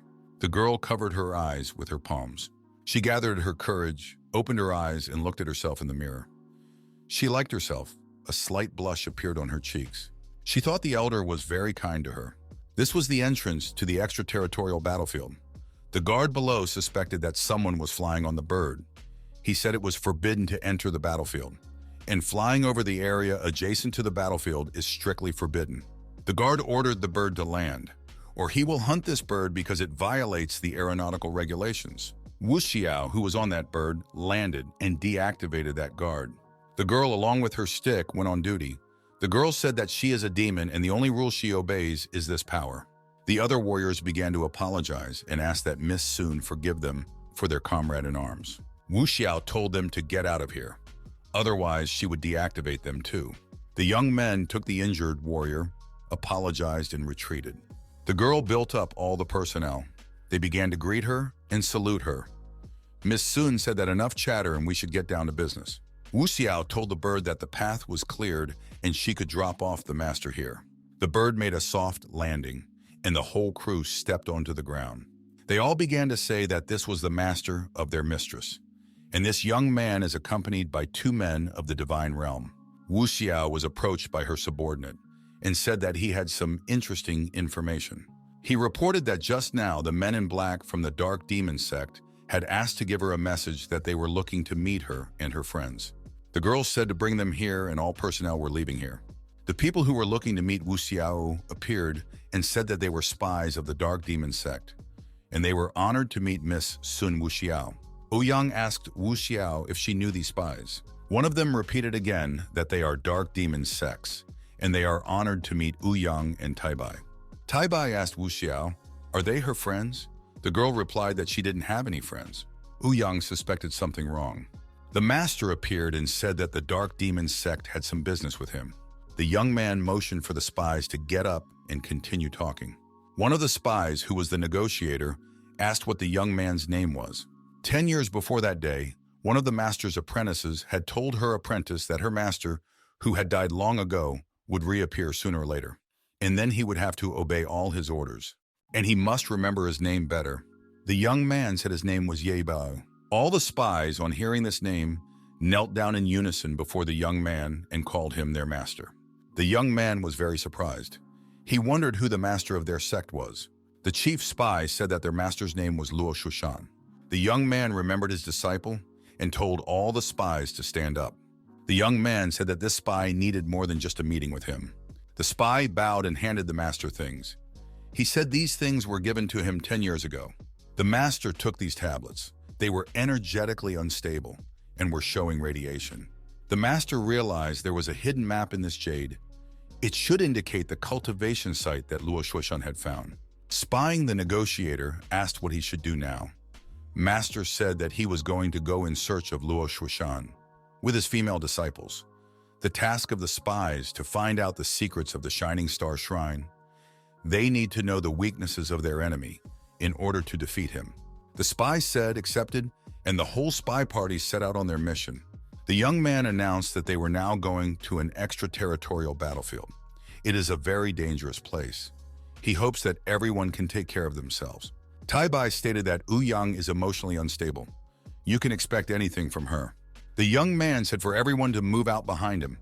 Everyone should be attentive on the way and control the area. Everyone moved out to complete their task. At one point, Wu Xiao lost sight of the master. She asked where master had gone. Master said he was here. He hit a barrier invisible protective field. The master stated that he was shocked. He didn't expect that there could be restrictions here. The young man stated that only cultivators of the Saint Realm and above could pass through to the battlefield. The boy decided to work on his cultivation base. Master said that in his past life, he was so miserable that he couldn't make any breakthroughs. And now he was getting everything he wanted. It was interesting how they would continue traveling from now on. The young man said that they were assigned to different groups. It was all the system's fault. The master instructed them to take the piece of jade with the map and remember to gather at the place where Shushan had placed the mark. The young man was moved closer to his destination. It was a powerful gang called Greedy Wolves. The Greedy Wolves noticed that a newcomer had joined them, someone so unlucky to be in their group. One of the gang said that the young man has a holy realm, so he wants to say that this place is too dangerous for him. If need be, he would help the young man look around and settle in. The master was observant and noticed that the warrior had a suspicious bandage on his wrist. The system awarded the master 300,000 points for being observant. The greedy wolf recognized that it was the master's first time here. He asked if he had any friends with him. The young man knew that the rules of the battlefield said that if people from the same gang fought against each other, their battle scores would disappear. But there are loopholes in this rule. A person can commission an outsider to kill the right person from their gangs and get combat points. And then it won't be clear who the customer is, unless there's no executor left. Mystery made a statement. He said he arrived here with 3 friends and it was his first time here at all. The warrior looked at the young man and thought that perhaps he was a core disciple of some shrine. And he has been given a lot of resources to develop. He is naive and inexperienced, and that should be taken advantage of. He'll be an easy target. There are plaques on the tower. One is called the kill list, and the other the score leader list. Everyone on these lists is a known fighter. The young man noticed that he had succeeded in pretending to be an inexperienced and naive young man, one who could be easily fooled. The master noticed that Luo Shuishan was ranked 12th in the point rankings. Her name is on the list of assassins. She is quite strong. Everything the master read on those plaques, it was obvious. The warriors couldn't wait to get started already. They wanted to kill the young man and throw him to be eaten by the monsters. Then they could get 300,000 of his battle points. One of the greedy wolves said that it was time to start. This young man is defenseless right now, and he thinks that everyone is treating him well. We should attack him right now. The greedy wolf drew his sword. The master stood with his back to him and didn't suspect anything. He pretended to be a naive young man. The young man said that he remembered something. It turned out that he had a valuable object and he wanted to show it. The young man showed the amazingly beautiful treasure and asked if they knew what it was. The master activated a special radiation at this crystal, and the greedy wolves lost control of their bodies. They complained that they couldn't move. The young man approached one of the wolves lying exhausted on the ground. The young man turned his attention to his bracelet. It had 1,100,000 battle points on it. The master noticed that by beating up bad guys, one could get rich. The other 2 guys also had battle points on their bracelets. Looking at Weakest, the young man said that he couldn't believe that he only had 390 battle points, and he looked much better than the others. Greedy Wolf started to justify himself and said that he had promised not to hurt the young man. There are many dangers everywhere. To survive, they need to unite. The young man said that he was not going to spare them. It's not like they were merciful to him, and to all those who had their glasses taken from them. Evil always comes back to the one who does it. The young man counted up all the battle points he had gained and said that it was pretty good. The young man thought of a pretty good idea. Looking at the greedy wolf lying there, he contemplated who to consult with. The master said he needed to make a deal with someone and needed to pick someone. The master started paying attention to the warriors to choose someone to make a deal with. Suddenly, someone called out to the master from above. He said that the young man could leave all these people and walk away. It was a burly green giant with a huge club in his hand and eyes like coals. His fangs protruded outwards. The young man said if they wanted them, then let him take them. The giant rushed down to attack. He was determined to defeat the master in an unequal fight. His huge club was terrifying. The giant laughed as he looked at his bracelet. It had over 3 million points. He was very lucky today. The giant started shouting loudly. He was already celebrating his victory. The master corrected the giant and said that he was the lucky one, not the giant.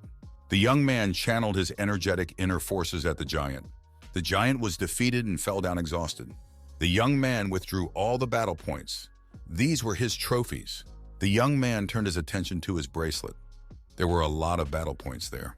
The master thought that he now had over 4 million points. And that's great. He'll be able to buy good things in the Black Tower. This trip was turning out to be very profitable for him. It would look like a shopping spree. The young man took out his sapphire tablets and said that it was time to go to the place that Shushan had marked. The young man looked that he was far away from these points. Even if he ran very fast, it would take 4 hours. He decided to use another method of traveling. It was a black substance with an indeterminate composition. The young man squeezed the substance hard, and it shattered into small particles. A stranger appeared and asked for the master's name. She wanted Ye Bai, the master of the Dark Demon Sect. The young man said that rumors are rife. Even a girl like her now knows who is in front of her. The girl said she knows him because she has connections, and her contact is very good at getting information. The stranger said that she wants to know what kind of relationship the young man has with Luo Shushan. The master said that his relationship with Shuishan was none of the girl's business. The girl introduced herself and said that her name is Gu Xiener. She is the only child of the owner of the Moonshadow Palace. She has been following Luo Shushan for many years and hoped to become partners with her soon. The young man noticed that Luo Shushan didn't tell him about such girlfriends. The girl started to freak out and shouted for the young man to come back. The stranger stated that she would now attack the young man if he didn't tell her what his relationship with Lo was. The master asked if she might be in love with Lo. She should talk about her feelings. Sister Gu blushed and said that she had once talked about her feelings, but nothing further than that. The young man concluded that this is a one-sided love. It is futile. The young man stated that one should talk about one's feelings. If one doesn't say anything, then nothing will work out. The girl was very upset. The master was telling the truth. The girl felt uncomfortable, and to get her mind off it, she offered to fight with the master. She promised that if the master won, she would leave him alone. But if the girl won, he would tell her where Sister Lo was. The master, taking a fighting stance, said that the girl can forget about it. When she loses, she'll go complain to her daddy, and he'll hire assassins from the list to kill the boy. He doesn't want that kind of happiness, and he probably won't fight her. The girl calmed him down. She said she wouldn't complain to daddy. The boy made another condition. He said the girl would win if she even touched his clothes. He's in a good mood today, and he's ready to play a game of tag. The girl prepared to attack and said that the master must keep his word. The master activated the stone stele of chaos and decided that would be enough. The girl saw it and decided it was some kind of treasure, and she could use it. But Sister Gu knew that the young man wasn't going anywhere. The girl was fixed and couldn't move. The young man said that in that case, you can already declare the winner. He added that he had been merciful today, and he didn't trample her into the ground because she was too young. She should learn her lesson and stop bothering the young man. The young man tensed up. Something was happening to him. He couldn't move. The girl declared that the master here wasn't the only one who knew how to restrain his opponent from moving. Sister Gu announced that the young man wasn't going anywhere. The master wondered what kind of power she was using. He realized it was the path of gravity. The girl said that she is not a stupid and rich girl. She is a serious warrior. The young man said, then why is she bragging about a small success? The master announced the power of thunder. The girl was frightened. The thunder rumbled and she found herself in a pit, lying face down. The young man said that she tried to defeat him just by relying on strength. She had forgotten her defenses, and that made her a vulnerable target. The master adjusted the power of the thunderbolt so that it knocked her down. But her life was in no danger. The girl said that wasn't fair. He should have waited until she was prepared. The young man said it doesn't work that way. When she meets the real enemy, it's not like she's going to ask him to wait until she comes back from the toilet. The girl countered that she's in the divine realm, and she doesn't go to the loo, and he's nasty. The master said that was the end of it. She can go wash up and stay away from the young men. The girl said she was very angry, and it was evident from her. The master turned his attention to her. The young man asked why she followed him. They had agreed to stay away from each other. The girl said that they were just on their way.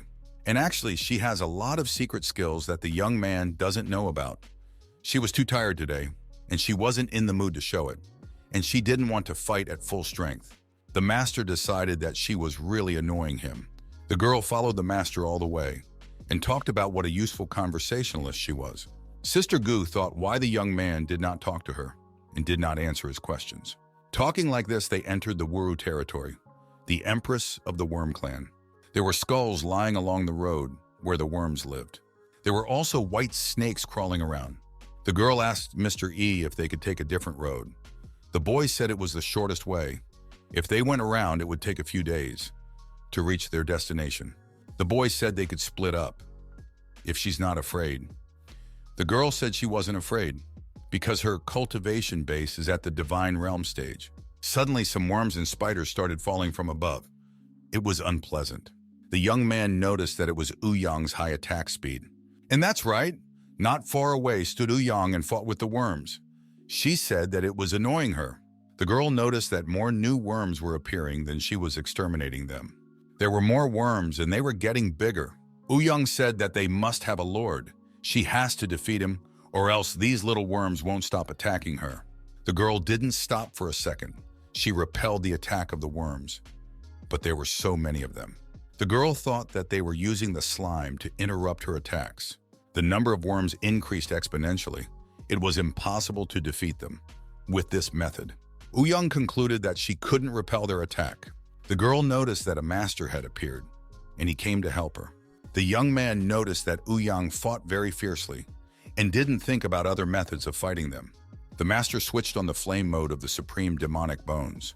The youth declared that the best way to defeat the worms was to grab them and set them all on fire at once. All the worms burned, and there were no more of them, and Young realized her mistake. But this victory could be attributed to the master. The girl noticed that it was not bad. The master had managed to burn all those worms in the blink of an eye. Young thought that this girl was following the master. Who is she? The young man took one worm. It was medium fried. The boy noticed that they smelled nice after this frying. The young man remembered that in a past life, he had once tasted a roasted silkworm. This worm he put in his mouth. An environmentally friendly product, the lad thought. The young man was not greedy and decided to share the worms with the girls. But the girls said they don't eat such animals, so they had to refuse. Someone said that worms can eat people, but people can't eat worms, and so he will make them pay for what they have done. The master said it wasn't that simple. He had found the source of the worms, and there were many more. The young man told the girls to get out of here because the worms were only targeting him. The girls agreed. It was a horrible sight, and they couldn't bear to look at it. But then the unexpected happened. Sister Gu said she could fend for herself. Young said that just because there are a lot of wretched worms doesn't mean they can win. The master depicted a magical space, and the whole trio found themselves in it. It was a defense against the worm attack, the young man said as he used the path of death, and a large green something appeared in front of him. The girls wondered what the master was doing. Sister Gu said that the master just summoned a weak, stupid zombie. What can he do to help? The master told this green zombie that he could have fun, and this something rushed to the source of the worms. The zombie became satisfied and spread his arms. The worms swarmed him. Sister Gu noticed that the zombie wouldn't be able to handle so many worms. The girl suggested to Young that she should help the master deal with the worms. Young said there was no need for that. The zombie went down and the worms started eating it. The worms were eating the flesh of this strange green zombie. Sister Gu didn't understand what was going to happen next. Master said it was very simple. The worms ate the zombie and contracted a virus. Very soon, they will spread this virus to the rest of the worms. It happened just like the master said. The worms turned green and started infecting other worms. The green worms began to spread the virus, biting other individuals. The young man said that they didn't need to chase them anymore. Sister Gu asked why Master didn't let them chase them further. Yunosha replied that he had a good plan. Sister was upset that she didn't get a proper answer. The master said that there was no point in going after them. One should just wait. The leader of the worms appeared on a huge spider and said that she would have to deal with the humans personally because they weren't very weak. The spider was huge, and it threatened the master's well-being. This worm lordess had learnt that the zombie virus had an incubation period. The master said they could go now. Sister Gu remarked that this was the true form of the Empress of Worms. Master looked at his bracelet and concluded that the battle points of the Empress of Worms had been transferred to his balance. The bracelet had a quadrillion points on it. The master noticed that he already had over 300 million points on his arm. The girls said the master had earned them. The master said that there was something more valuable here besides the points. It was the Empress of Worms. The young man said that this Empress would be useful to him. He wants to assign her to guard Tianqi's treasure and the Stele of Chaos. The young man remarked that the path was now cleared and they could go to the point on the map. Everyone looked at the Stele and noticed that the leader list had changed. Wu Xiao said there are a lot of people there. Maybe they should look too. Taibai said they go to the point marked on the map. Wu Xiao pulled Taibai along anyway. She was very venturesome. The girls also noticed the winner's scoreboard on the Stele. The girl noticed that their master was good. He appeared on the winner's scoreboard. The master raises his rating. The host began to offer new items in the auction. The host offered a tablet that shows the whereabouts of Mr. Ye Bi. This is a guy who is ranked 50th on the list. He has a quadrillion battle points. The tablet is worth 3 million. The warrior remarked that by spending 3 million, one could buy information about Mr. Ye's whereabouts, and then split the points obtained from him. Someone in the crowd said that Ye Bai is a person at the early stage of the divine realm. He is not a member of any sect. Everyone decided that this Mr. Ye just happened to be very lucky. We need to find and destroy this cultivator. Then we must buy this information. The warriors began to bargain for this tablet. The girl noticed that Master E was a very good fighter, but now he had become the main target for everyone. He could be in trouble. Someone offered 10 million battle points. A young man introduced himself and said that his name is G. Woody and he was willing to bid 10 million. G. Woody was from the Infinity Shrine. This guy was a holy son of the Infinity Shrine. The warriors realized that they would not be able to outbid such a bid. The bidding was over. The host said that G. Woody was getting the information on the tablets. G. Woody said that he would go looking for this Mr. E because he has the information on the tablet. G. Woody thought that he could easily get 300 million points. The red dot clearly showed where the master should go. Ouyang stretched out her hand and said that it was located somewhere over there. The young people were standing on the edge of a cliff, and there were 3 huge towers ahead. Ouyang said that when she was on the battle roll, she had heard that other female disciples were cultivating in extremely dangerous places. The young man pointed out that there were no people here yet. Only 3 frightening white towers. They must be extremely dangerous, so people don't dare to go near them. At this moment, the lad noticed someone walking. It was Jawudi. He sought out a master who had a quadrillion battle points on his bracelet. The young man wanted to fight the master and defeat him. It was for selfish purposes. Jawudi said that the hour of the young man's demise had come. He suggested that he should not resist, and then a quick doom awaited him. The master noted that another greedy wolf had come. Sister Goose shouted to be waited for. Jawudi noted that the daughter of the Moonshadow Palace was here. This is called buy one and get a second ticket for free. The girl was surprised to see the young man. Sister Gu offered him a fight to the death rather than life. Woody swung his fists and said that this girl was no match for him at all. Mr. Woody decided to attack them. Sister Gu went on the attack. She knew all his weaknesses. Woody shouted that he was about to show Mr. Ye. Ouyang stated that his punch was very strong. It would be very difficult to repel him. Master said, "Give him 1 minute and he will deal with it." Ouyang became worried about the young man. Woody was very touched that the master was concerned for the welfare of his student and prevented her from interfering in the fight. Master thought that he would look forward to the spectacle when Woody lost. Master easily blocked his opponent's punch. Woody thought, how could this be possible? After all, he had put 60% of his strength into that punch. Master admitted to his opponent that he was strong. Because of him, his arm was now hurting. The young man asked if he was cultivating the paths of heavenly power.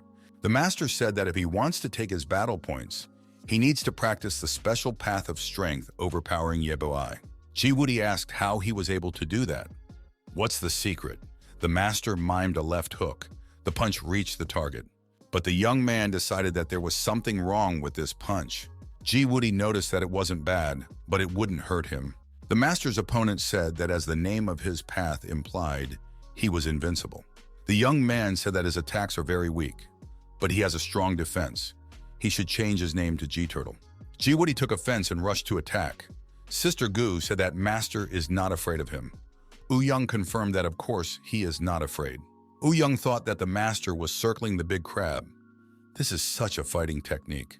Mr. Ye stated that it is already possible to announce the winner of the competition. Woody stated that it was a very weak punch. G-Turtle said that even if he makes many mistakes, he will be safe. And if Mr. Ye makes a mistake even once, he is dead. He thinks that the man is bored with these long, boring conversations. This confrontation dragged on. Woody adopted a defensive posture. It was evident from the expression in his eyes. The young man noticed that his defense was as strong as a turtle shell. He couldn't afford to waste time and fight endlessly with this opponent. Woody said that he's about to beat the master to death because he needs a quadrillion battle points. The young man pondered how to wrap up this fight as quickly as possible. He said his opponent inspired him with an idea. Young said that he suggested that Woody meet his new friends. Master G replied that Mr. E was underestimating him. A virus-infected worm swarmed over Woody. He began to fight them off furiously and screamed loudly. Master told him that while he was killing 10 of them, Empress Wuru was producing another 100 of them. Now he would be busy for a whole year, and the master has unfinished business, and he's leaving. Jiwoody shouted for the master not to leave and to wait for him, but he couldn't free himself from the worms. The worms kept coming and coming. Jiwoody did not realize that it was for a whole year. Jiwoody stated that these worms annoyed him a lot. The young man said he was leaving for good. If the girls want, they can stay. 4 hours have passed. The master said their target was getting close. The guards asked who they were and warned them to stay back. The guards noticed that Guxianer from Moonshadow Palace was among those who came. They said that this girl was so persistent and annoying. Sister Gu shouted for them to mind their own business. The young man told the girl to calm down and didn't react to anything that was said about her.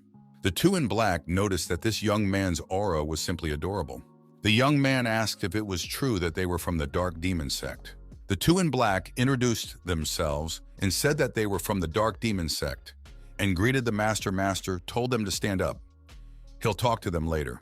For now, he must be taken to Luo Shushan's place. The guards said that their leader is at this place now, but one must pay a lot of battle points to enter there. The young man said for Ouyang to stay here.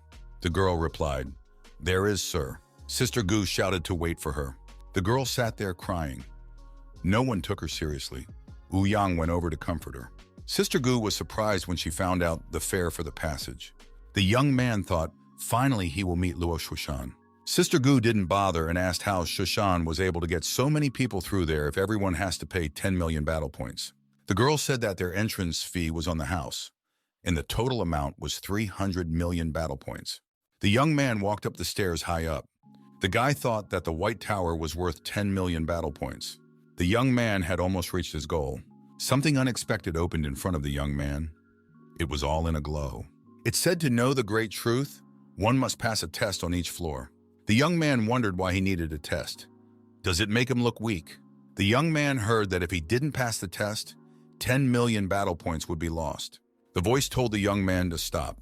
The master ordered the doors to the first floor to open and stop saying too much unnecessary things. In front of him was a staircase leading to the first floor. The young man started to go up to the first floor. There were 5 girls there. One of the girls looked intently at the guest. His voice seemed very familiar to her. The girl realized it was her master. How could he be here? The girl asked if this was really the master. It really wasn't another test from the tower. They inquired if the master appeared here on business or was just passing by. The young man asked what happened to Shushan. The young man demanded that they urgently tell him everything they knew. 50 minutes passed. The young man thought that this Tower of Trials had its own time laws. Shushan, having learnt about the laws of time, opened access to the remaining 9 floors. When she passed the test on the 8th floor, in the tower it took 10,000 years, and in the outside world it took 20 years. It turns out that the lifespan of a demigod realm cultivator here would increase to 3,000 years. If the girl reached the divine realm, the lifespan reached a maximum of 10,000 years. The girl stated, if there still is, she still has 10,000 years left. The master asked how long she had been on the 9th floor. He was answered that it had been about 4 years, but 4 years had passed in the outside world. The master thought for a moment, so she hasn't been here for more than 4 years. Given the speed of time flow on the 9th floor, at least 8,000 years have passed there. The master continued to add up, plus the 1,000 years she had used earlier. This silly girl had very little time left. The girl continued and said that 30 students were going to go to the 9th floor to save her. It had been 10 years, but none of them could even make it to the 8th floor. The young man suggested that the girls continue cultivating, because he was here now and the girls had nothing to worry about. The master looked at the 9th floor and told Luo Shuishan to wait for him. 9th floor, a very serious young man is placed here. The young man overcame all the obstacles to break through to the 9th floor. The serious young man introduced himself as the protector of the temporary tower and announced that anyone who climbed to the 9th floor would be killed. The protector of the time tower shouted for the master to get lost. This defender began to become enraged. No one had ever done this to him before. This was an obstacle for the master, and he overcame that obstacle. The young man found himself in a green meadow. He realized that he had reached the 9th floor. The young man noticed something standing in the middle of the grass. It was a stone tablet that read, Release your inner demons to gain freedom. The master thought, if this silly girl could let go of her inner demon, she would have passed the 9th floor. That's when the demon appeared. It was someone's inner demon. The young man didn't expect it to be of such a huge size. The master was very surprised when he saw it. What could it be? It was a huge demonic snake. It was of unprecedented size. Luo Shuishan appeared in front of the master. The snake told the master how he dared to challenge the temporary tower. A cultivator at the late stage of the divine realm would very soon die and become her food. Since the young man had come here on his own, she would show him no mercy. The young man said that this temporary parasite was talking too much. The snake opened its terrible mouth and said that it was about to eat the master alive. The young man said that she could not look down on him, and now he will kill her with his sword. The master ignited his invincible sword, the sword that had always saved him in battle. The girl had her eyes closed. Lightning flashed through her. She began to appear clearly, but she was still with her eyes closed. The young man walked over to the girl. The master took her in his arms and said that he had finally found her. The young man stated that 300 years had passed in the outside world. According to the ratio of the flow of time in the outside world, she only had 60 days left. If he had come a month later, he might not have caught her by now. The master appeared in the outside world. He said his name was Ye Bai. What's her name? The girl could barely pronounce that her name was Shuishan. The young lady began to come to her senses and recognize the master as her savior. The girl said that the temporary tower decided to show her something good at the end of her life. But she didn't want the tower's illusions. The young man apologized for being late. The girl stated that the heart demon was trying to get her emotional. She stated that the master couldn't even break through the body purification realm before he died. He wouldn't have been able to reach that level. The master looked intently into his student's eyes. The girl, not yet realizing where she was, thinking that the master was the enemy, attacked him. He realized it was her power of destruction. The master noticed that she thought he was a demon of the heart. The young man pulled out his deadly whip, the one he always used for educational purposes. He noted that this whip was his special weapon. Now she should understand. The girl said it was a whip, a punishment. At last there was something new in his image. The young man noted that she was still just as stubborn. The girl lunged at the master in a rage. The master applied his whip. They fought for a long time. Then the master told her to stop. She was in enough trouble as it was. The girl put her hands on his shoulders. The master saw how hard it was for her. She had been tormented all these years, and he couldn't help her. The young man tried to justify himself, but the girl didn't listen to him. The young lady just decided to kiss the master. The girl turned to the young man and said that he was a demon and asked him to let her imagine that he was a real master because she needed to talk out. The girl began her story. 9,000 years had passed. She still hasn't passed the tower. She can't recognize the path of time that could save them. The apprentice pronounced that she misses the master more and more. The girl added that she often remembers the best days from her past, how the master taught her how to cook. Back then, he gave her a lot of recommendations. The girl recalled how the master taught her how to make marshmallows, make fireworks, and skateboard. Tears ran down the girl's cheeks. She said that she would soon go to the master, to the other world. She is very much looking forward to meeting the master. The young man reminded the girl what he had taught her. After all, she was not yet old enough to resist her master. The young man said he was ready to teach her again. Their lips merged in a hot kiss. The girl opened her eyes. It seemed real to her. The young man told the girl to stop resisting. The young lady agreed. The master took his apprentice in his arms, and they jumped out of the tower together. The young lady asked if it was true that they were now outside the temporary tower. The young lady asked why the heart demon was doing this to her. The girl came to her senses. She jumped down to the ground from the master's arms and jumped away from him in fright. The young lady was confused. She asked if this was the real master. The young man asked the girl to calm down. Mr. Yes said that if he wasn't her master, he would have died a long time ago from her like this. The girl blushed red with embarrassment. What should she do now? After all, she had kissed her master and said so many things to him. The young man looked at his student and noted that she had not changed at all, even though 9,000 years had passed. The young man told his apprentice that now she could make a breakthrough. He would guard her the whole time. The young lady stated that she would like to do it, but she is afraid she will not survive the great calamity. The master warned her, if she doesn't go through the great calamity, You can't be with your master. The girl was faced with a choice. The young man interrogated if she would really prefer to die rather than be with him. The apprentice said that of course she wanted to be a master. The young lady said she was starting. The master announced that he would wait for her return. The young lady began to make a breakthrough. A great calamity happened. The master watched it all from the side. He did not want to interfere. She should handle it on her own. Sister Gu paced from side to side, nervous. She was waiting to see how it would end. The girl felt that a great calamity had begun. Sister Gu drew everyone's attention to this event. Everyone noticed it and began to suspect that something was going on. It looked very mysterious. Sister Gu, looking up, surmised that it was a great calamity caused by the leader. The girl was worried about her leader. What had happened to Shushan? Why did she decide to make a breakthrough to the great divine realm so soon? Her father had been preparing for this great calamity for thousands of years. The young man knew that the speed of the great calamity depended on the strength of the cultivator. A great calamity was worthy of the path of destruction. Shushan was in a state of breakthrough. The girl was willing to deal with the great calamity, but it all seemed too weak and unconvincing. The girl, for herself, noted that all of them, former children of the heavens, had once been rulers. But after they died during the great calamity, their souls were sealed within it. The girl knew that the dead must not reappear, so she decided to destroy them so that justice could be served. The girls assumed it was their older battle sister, and the master is also there. Shushan demanded to be shown what they could do. The sealed souls were willing to fight the girl. They wanted to fight back. The young lady was going to show how powerful her path of destruction was. Her eyes were burning. She was determined. What she had started had to be finished. She had a great calamity to deal with and complete the breakthrough.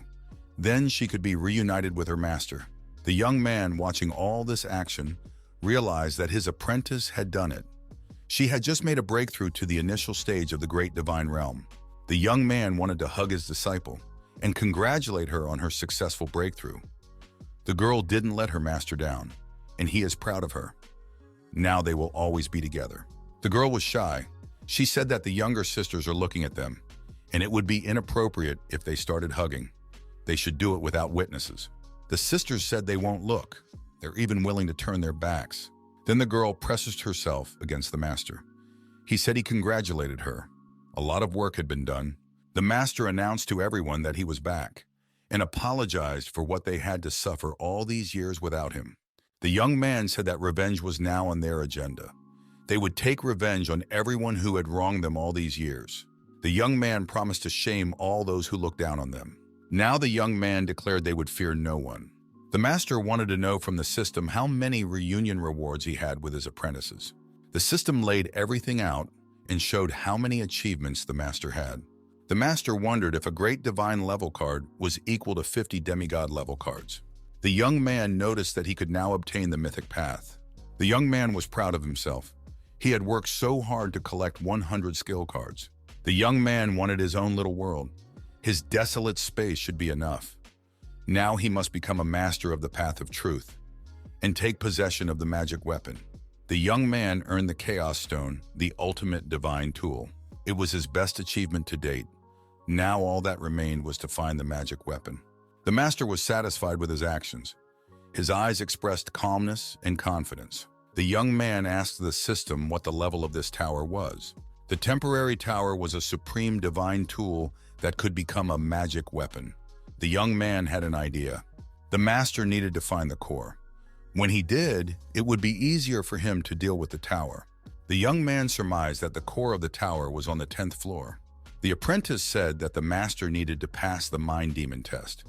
It was on the 9th floor and offered to go through this test together with him. The young men got to the 9th floor. The master told the demon not to be afraid and to come closer. The young man found himself in another place. It was a dream. He remembered that it was a rented flat he had once lived in. The young man looked in the mirror and couldn't recognize himself. He couldn't recognize himself. The boy looked out the window. Everything was different here. The young man said that if the mind demon was trying to trick him, it would not succeed. Outside the window, it was still the same environment. Nothing had changed. The young man noticed that the city he lived in before time travel was all covered in fog. Absolutely all of it. There wasn't such a clear sky there. Demonic specks began to appear in the sky. The young man realized that returning to this world was a demonic prank.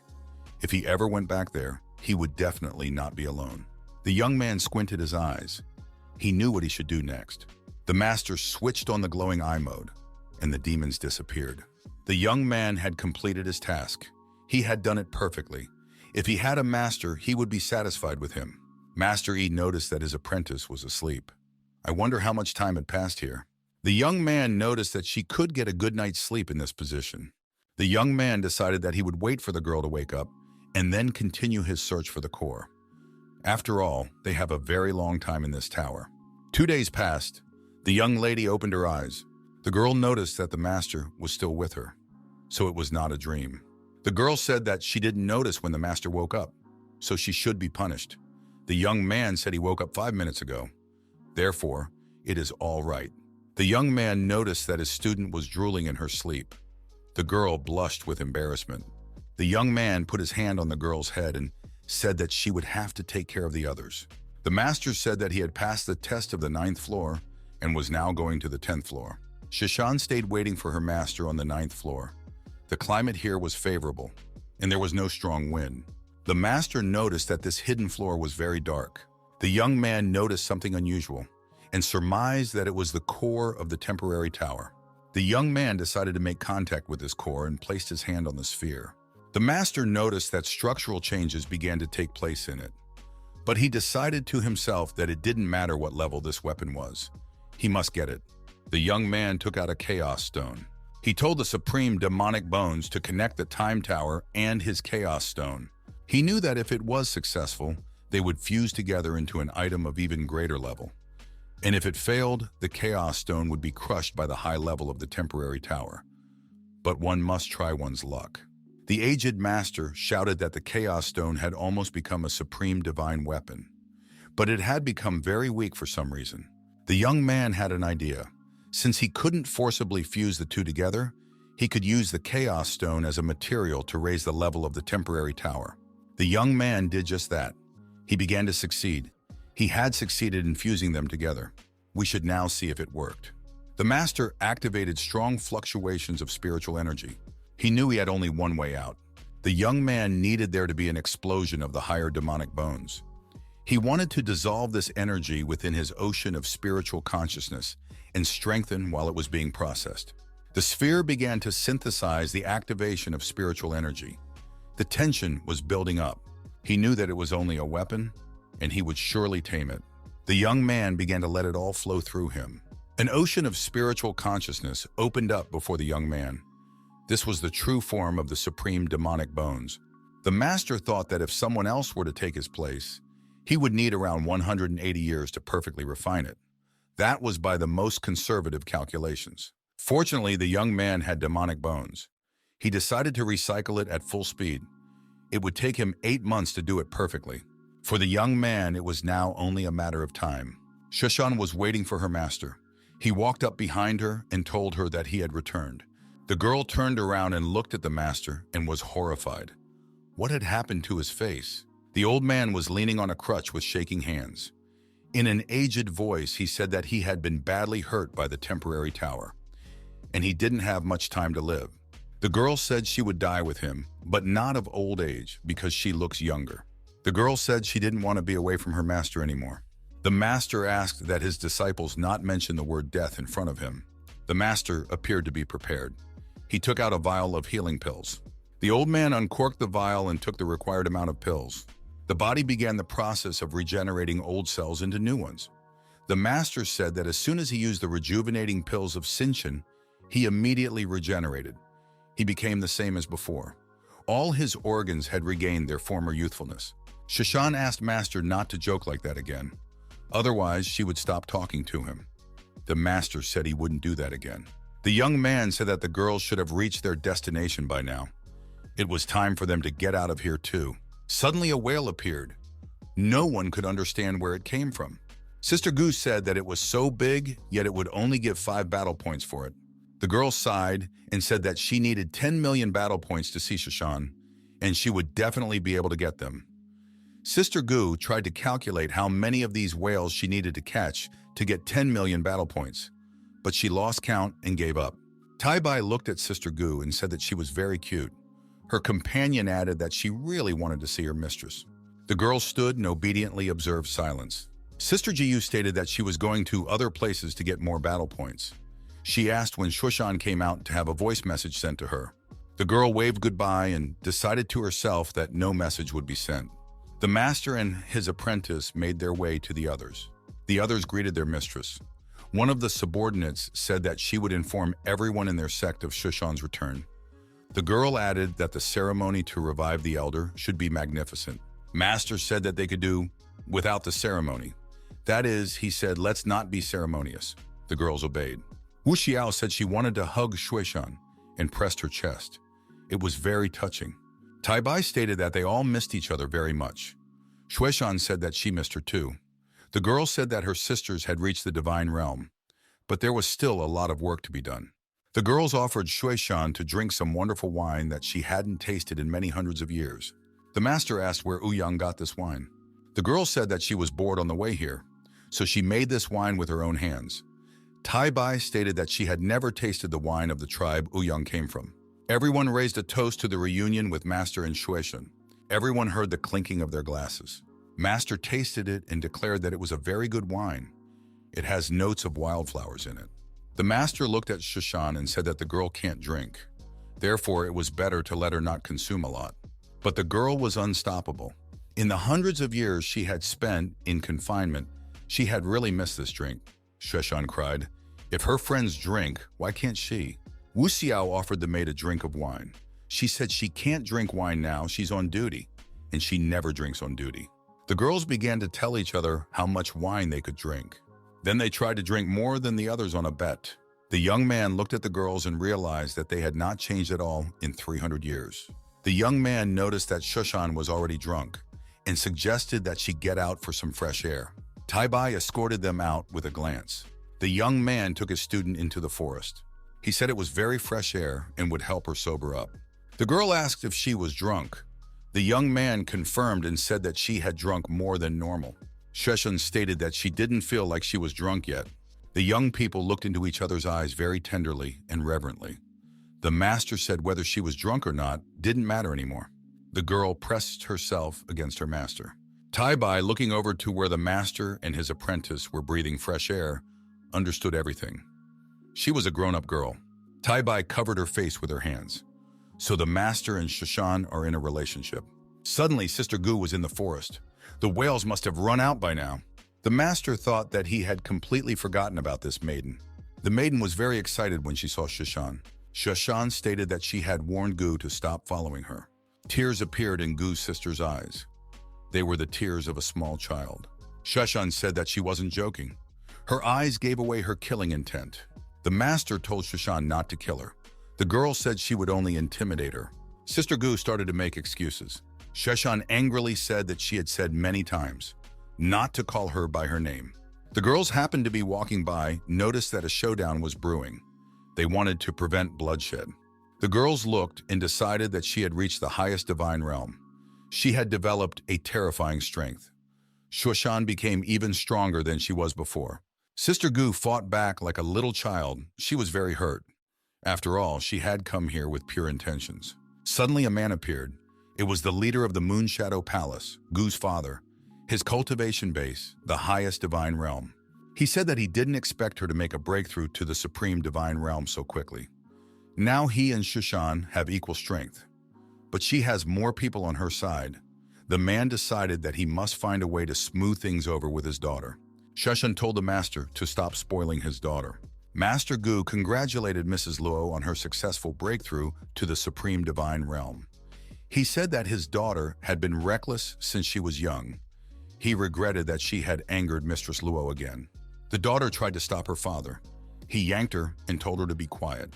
Master Gu thought that his daughter was crazy about Shushan ever since he first saw her, and he realized that this could cause problems in the future. Shushan said that Master Gu would be fined 100 million battle points if he wanted to keep their friendship, and his daughter would be sentenced for 100 years.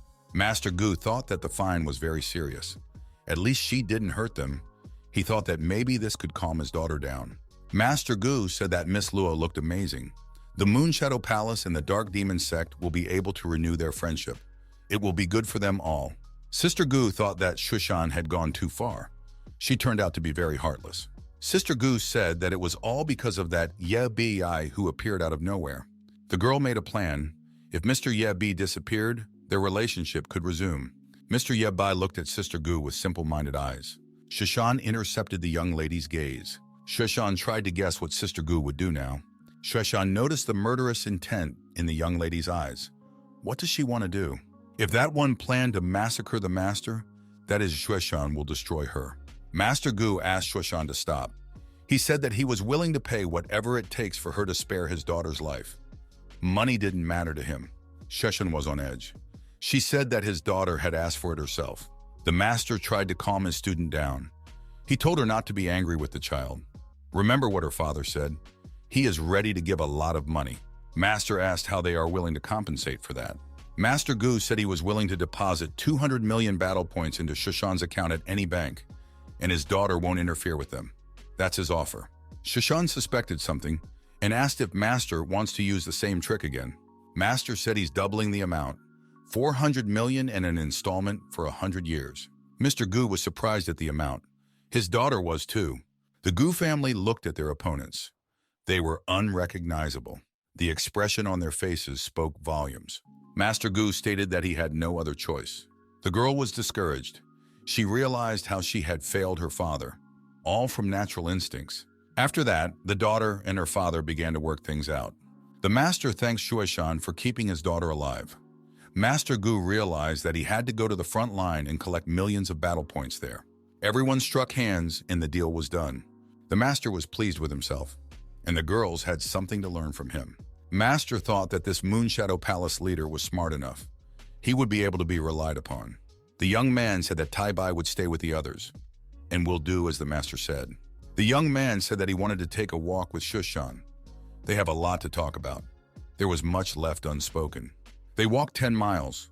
The master said that the girl should be calm after she found out what he wanted to tell her. The girl was very interested in the master's words. A blush covered her cheeks. The girl was thinking how she should react. Maybe she should put her hands on his shoulders. The master reveals some important news. It turns out that Zhou Tianli has joined the Tianlo Temple, and that's a challenge for them. The girl pushed other thoughts aside and declared that it was a betrayal. Master said that there are more than 3 months left before the Heavens List rewards are announced. They will leave this place. In any case, they would have to leave soon. The young man said that Shishan was too tense. Someone called out to the master, calling him by name. The master said that they were being distracted again. It was Ji Wudi. He said that Wu Baiai can't kill him with a couple of bugs and Empress Wuru. He's not going to give up that easily. Master said that after the battle with the bugs, he looks pretty good and still full of strength. After that, Ji Wudi fell unconscious face down. Master said that perhaps he had overestimated him. Shuishan was surprised to hear that Master was managing Empress Wuru. They had met once, and Wuru seemed like a very dangerous opponent to the girl. The young man said that he was just lucky. If it wasn't for that Empress, the Master wouldn't have ranked on the top of the battle points leaderboard. The young man said that Ji Wudi from the Infinity Temple turned out to be brainless. The youth noticed Ji Wudi's shadow engulfing him. It was the Shadow Clan. The shadow that was absorbing him, she declared that he would not be the shadow of some loser. She was only living in his body to rip off a big score. The girl stated that the creatures from the Shadow Clan inhabit humans and are used for stealth attacks. They are always very numerous on the battlefield. She destroyed 2 members of the Divine Realm Shadow Clan. She was given a lot of battle points for them, almost a quadrillion. Master concluded that destroying them was very lucrative. The young man began to calculate his profit and said that he had a supreme divine realm, and he would be able to get over 300 million battle points. This creature wasn't going to give up, so it decided to make itself known. It said that the master had detected the shadow barrier and sensed its battle realm. That's not a bad thing. The creature stated that there was a familiar scent coming from the master. It was the smell of the demon emperor Gamu. 10,000 years ago, he was a nightmare on the battlefield. He was always among the top 5. The young man thought that he didn't expect old man Gamu to be so amazing in his youth. Shushan thought about this creature. He was also present on the leader list. The girl said that he was the ninth shadow. The creature admitted that he was pleased to be recognized by sight. The master said that Shashan had just made a breakthrough into the above divine realm, and now she needed to strengthen her strength. Therefore, the shadow master would deal with the shadow himself.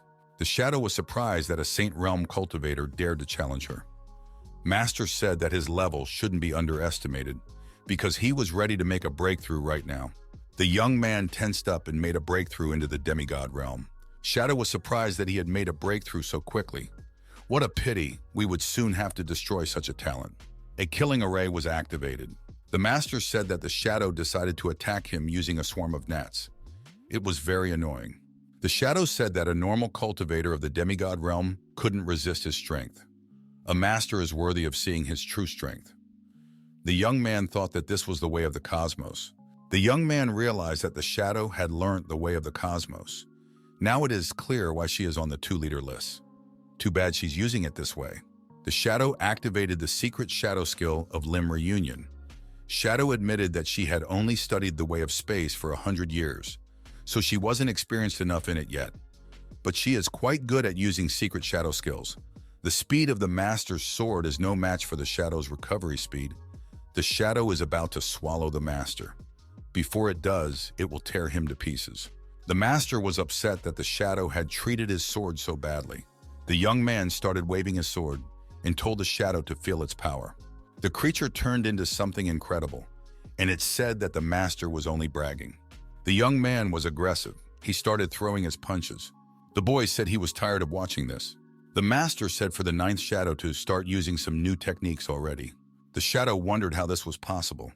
After all, the young man is in her outer space. Her recovery skills couldn't match his strikes. Shadow decided he had to run. The master said that he could tell why the path of space didn't destroy him. The power of Shadow's path of space couldn't break his above demonic bones, let alone his body. Shadow has proven to be very incompetent.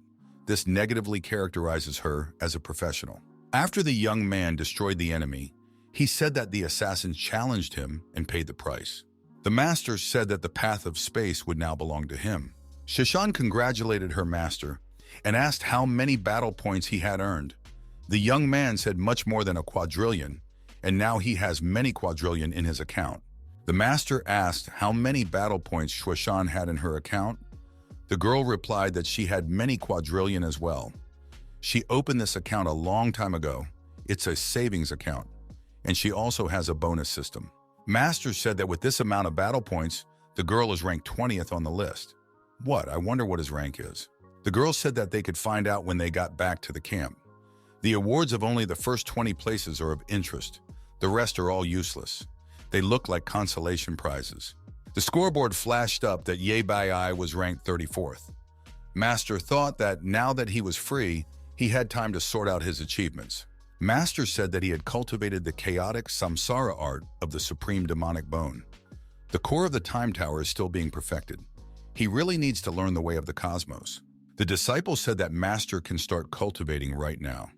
She will use the secret methods of the dark demon sect to cover his trail and will inform all the other disciples about it.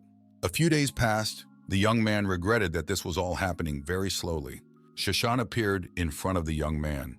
She suggested that the master break through to the divine realm.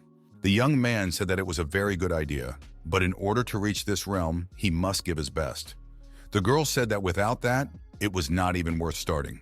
The master assumed the lotus pose and began to prepare to break through to the divine realm. Shashan watched the master's progress. The girl suggested that the sisters create a protective barrier to protect the master. Taibai seconded her. Wu Xiao said that the master's great tribulation is on its way, but it looks very strange. It keeps growing. People from the hidden place watched the unusual phenomenon in the sky. From the shrine of the shining star, they were also watching the sky. An elder asked who this great calamity belonged to. Something massive was about to happen. The emperors surmised that Mr. Taibai had caused the great calamity. An elder from the shining star shrine surmised that it was the celestial immortality staircase. Everyone realized that it was the handiwork of a master. Wu Xiao stated that a great many strong masters on the list, this ladder of immortality would attract them. The master stated that he doesn't want to be that strong. He is just trying to break through to the supreme divine realm. The servant stated that Shushan's breakthrough to the great immortal realm was not that spectacular. The girl didn't argue. After all, this was her master. The assistant said that they already knew each other and blushed. Shushan, hearing the intonation in her voice, pondered. Taibai said that she could sense the aura of several cultivators of the supreme divine realm nearby. The girls said that they needed to prepare to protect the master while he made a breakthrough. We need to spread out around the perimeter. The master, in the process of breaking through, noticed that he was already very high up. The girls were watching the area closely, and they spotted them. Taibai said that 7 cultivators of the supreme divine realm had arrived at the same time. The girl said that there was no need to be afraid. The young man thought that his breakthrough through this calamity was on everyone's lips. When he made a breakthrough, he would destroy all these 7 cultivators. All the front pages in the news outlets would have Yebei's name on them. The 7 cultivators came purposefully to deal with Master and his female disciples. Elder Goose stated that he did not expect to meet again at the immortality stairs. The green giant with an axe was also here. Shadow said that she was quietly watching everyone to the side. The girls introduced themselves and said that they were 2 beauties from the Mirror City. Taibai wondered why they had come here. Cumulatively, their battle points didn't even reach half of her points. The young man said that Yebei had brought a huge calamity to planet Tianquan. Shushan looked down at everyone. The young man continued and asked if she knew the history of planet Tianyuan. Does she know about the immortal pavilion and the immortal staircase? Shushan stated that anyone who dared to interfere with her master would be destroyed. The elder stated that the story was not that important. He said that all 7 cultivators had no sense of shame. How can they think that no one on the planet besides them knows about the immortality pavilion and staircase of immortality? The young man wondered if Master Gu hadn't come with them. Master Yebi, cultivating, listened intently to this conversation. Master wondered if Elder Gu wasn't the first to come to stop his breakthrough. Elder Gu said that he wouldn't have dared Master to interfere. He added that he didn't know about the breakthrough until he came here. The young man looked into his eyes with disbelief. Master Gu said that the maximum one could achieve was the supreme divine realm because of the current restrictions in Tianquan. He continued and said, to break through this restriction, something might be needed. This is the ladder of immortality. Lord Yebai would soon climb this immortal ladder and reach the immortal void realm. Mr. Yebai said that Master Gu can leave from here. Elder Gu said that he came here because of money. Master understood why Gu started to protect him. The elder said he bade him goodbye and left. The cultivators said that now they have to destroy the master right now. The young man said they could try to stop him because he is bored of climbing this heavenly ladder. They, on the other hand, shouldn't let him reach the top of his journey. The stranger said he's on the verge of a breakdown. The alien said that now the master will pay for his words. The girls noticed that something bad was happening. They got ready to defend their master. Shushan said that these cultivators wanted to prevent the master from climbing the ladder. Wu Xiao shouted in fear as to what this was going on. The stranger said that an ignorant person who can't appreciate beauty can't climb the ladder of immortality, and he was about to hit the master very hard. He regained his senses and said that he had completely forgotten about the girls. Shushan was ready to defend Master with her chest. She urged all the other girls to do so as well. Master was almost ready. He wondered if with this, the one wanted to stop him. The enemy said that the path of destruction was strong. She was able to kill the worm with one blow. But they had missed something. The stranger asked, why don't they climb the heavenly ladder together? And the enemy was already prepared to perform this action. Wu Yang began to worry about the master. Wu Xiao asked where the rascal had come from. The master said that he would deal with this guy himself, and the girls would take care of the others. The young man got into a deadly fight with the unfamiliar cultivator. The enemy replied that the master was a bit stronger than he had anticipated. The master said that Shushan was staying in charge. We'll be in his place. She knows what to do. The girl said, I obey and obey my master. The young man thought that this was a great opportunity for his female student's career development. The guy decided to take care of the XX shrine. There were 2 opponents. They posed a threat, but nothing could stop the master after the breakthrough. Wu Xiao turned to the sisters. She suggested they choose one rival each and destroy them in the master's name. Wu Xiao chose the green giant. Taipei got the shadow creature. Ouyang stopped Shuishan and said she could handle these 2 on her own. She wondered how much stronger she had become. Shushan said that she trusted her. The beauty sisters wondered why they had one opponent for two. The girls stated that they were very weak. It wouldn't be difficult to take them down at the same time. Taibai remarked that it was too early for Ouyang to use the ball. Ouyang replied not to be disturbed. Shushan approached the master. He asked why she came back. The girl explained that Ouyang wanted to test her new strength in a battle against two opponents at the same time. The other enemies were already occupied. The girl didn't want to leave the master alone. The young man told his rivals that he wanted to thank them for giving his female students the opportunity to gain combat experience in a real battle. The opponent said that he would become one of the leaders on the battlefield after straightening out the master. The young man said that he would take on this villain and let Shueishan deal with the other member of the XX Shrine. The enemy said that he was disgusted that the 12th ranked demon sect leader was in the hands of such a vile person. The girls said with rage that they could insult her, but not her master. Now she would take her revenge on them, and she would punish them all severely. The enemy said with a terrifying power of destruction. Taibai rushed after her opponents in pursuit. The girl used an energy punch aimed at her enemy. The opponent fiercely blocked the flow of energy directed at him. The master, looking at his student, said that she was still as fiery as ever. The master's opponent said he was waiting for him and waved his hand. The master surmised that the enemy's fears attack when they come together. The enemy said the master was guessing, and now he would try hellfire. The young man said that was exactly what he was thinking, so he prepared himself. Now he was fully armed. Master Yebi directed his energy at the opponent, and something incredible happened. The master asked his opponent if this was all he was capable of. Why so weak? The opponent resented with rage. At this time, a green giant with a hateful face was attacking the master's disciple. Wu Xiao, repelling his attacks, declared that he was strong. The girl activated the 30 times Divine Realm Strike. A powerful punch rang out, thunder rumbled. The opponent's axe did not reach its target. At this time, Taibai wasn't sitting idly by either. She wielded her sword skillfully. Ouyang was going to fight the two sisters at the same time. She remembered Taibai's advice to her. Ouyang knew she wouldn't know if she could do it or not until she tried. The girl drew two swords at once. She should have an advantage. The beauty sisters said that they were not going to fight Ouyang. The girl was enraged and it was hard to hold her back. The sisters activated a powerful pulse of energy, directed at their rival.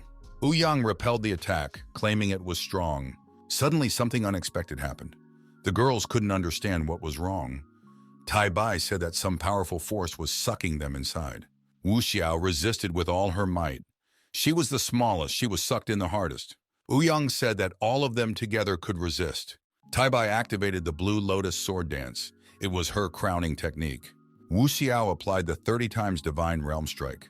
She was good at it as well. Ouyang formalized the bloodthirsty Asura blades. This was her favorite dish. Wu Xiao's punch was incredibly powerful. Ouyang's was particularly good. Her scythe waved in the wind, giving her a special charm. The master noticed that the girls were working in unison, like a real team. That pleased him, so years of hard training had not been in vain. It looked like a real battlefield. Everyone was busy doing their job. The enemies were being damaged, even though they were advanced cultivators. Shushan's left foot was a foot of fury. The young man was glad that the girls had made great progress. His rival said that the master had better think of himself right now.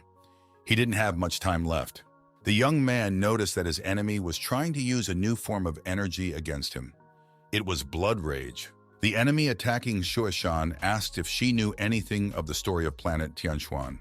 The enemy, a 2,000-year-old man, decided to tell his rival everything. Shueishan noticed that a powerful arrow of rage was aimed at her. The girl managed to bounce aside at the last moment. Her opponent said that she might as well not even try to fight. He sent an energy ring of rage towards the girl, which destroyed everything in its path. Shueishan kept her balance and stayed on her feet. Master said for her to leave it to him. The opponents prepared for the decisive clash. The enemy prepared to use their main weapon. The girl thought of the master. He said his axe would take care of those insects. Shueishan liked it and told the master to leave some for her as well. The opponent said not to underestimate a man who was over 2,000 years old. Shueishan activated the Path of Destruction. A stream of powerful energy spread around the girl, destroying everything in its path. The enemy was being defeated, and he had fewer and fewer chances to escape. even though he was a renowned cultivator. The master's opponent was terrified. He couldn't let this happen. He shouted that he wouldn't let Wu Bi climb that ladder. There was a powerful explosion. The master didn't realize what had happened. Something unusual with a long nose appeared. No one had ever seen such a thing before. This transformed enemy said that those who were not skilled enough would not be able to climb the ladder. He put up a defense and said he wouldn't let anyone through. The young man did not expect this turn of events. He was almost there. The enemy had activated all his power and gathered all his energy to oppose our hero. The young man took him down and said he deserved it. At the top of the stairs stood a long-nosed giant. He asked the master what his name was. The master introduced himself. He said his name was Ye Bei. The giant stated that planet Tianshuan has a qualified successor. He is the first person to reach the desolate immortal realm from planet Tianshuan. He came here to conduct a test. The young man said that he was ready to start performing the trial. The long-nosed giant said that if the master wanted to make a breakthrough to the desolate immortal realm, they should sing together. So the giant sang. He told the master to pick up and sing along with him. The world of immortals is the best. We have it the strongest. The young man watched this show and could not understand how this happened. The master was surprised. Could it be that this was the first person from planet Tianshuan to reach the desolate immortal realm? Could this really be the world of strength? The girls couldn't believe what was happening. Was it really necessary to climb up those stairs for this? And to do battle with cultivators? The master was furious, asking why that first person hadn't come to the master's aid earlier. Why didn't he help him fight these cultivators? He didn't help, but now he wants master to sing and dance. That's not fair. Longnose said that the master only had 9 steps left to take. Then lightning struck near the master. The young man said that there is nothing to flirt with him, and he doesn't understand such jokes. The long-nosed man said that he is not flirting. In the last 10 steps, there are insurmountable difficulties that can ruin a master. The young man said that he will try the rest of the steps. We'll see what else might happen. Longshanks asked the master if the master did not want to sing. The master, taking on a negative guise, said that he had come here to reach the top, not to sing any songs. The young man could not understand what was happening. He could not move. The long-nosed man said he liked the young man's character, but he can't do anything. The trials of the heavenly immortality ladder cannot be stopped. The master froze just a few steps from the top and didn't know what he should do next. But he didn't want to sing, nor did he want to dance. Taibai shouted loudly for the master to disappear. The young man found himself in an incomprehensible place. He needed to look around, but he didn't know where he was. The young man decided that it was the long-nosed man who had turned out to be a dishonorable person. After all, he had almost climbed the ladder of immortality. Why hadn't he broken through to the desolate immortal realm? Master shouted for the long-nosed man to appear. Why is he hiding? Longshanks appeared and said that this was a zone of distorted space and time over which he had no control. The master grabbed Longnose by the whiskers, called him an old dog, and told him to confess why he hadn't made the breakthrough. The long-nosed man admitted that he just wanted to tease the master. The opponent told the master that he had not finished climbing the ladder of immortality, and he would remain the first and last person from planet Tianshuan. The master said that he was not pretending.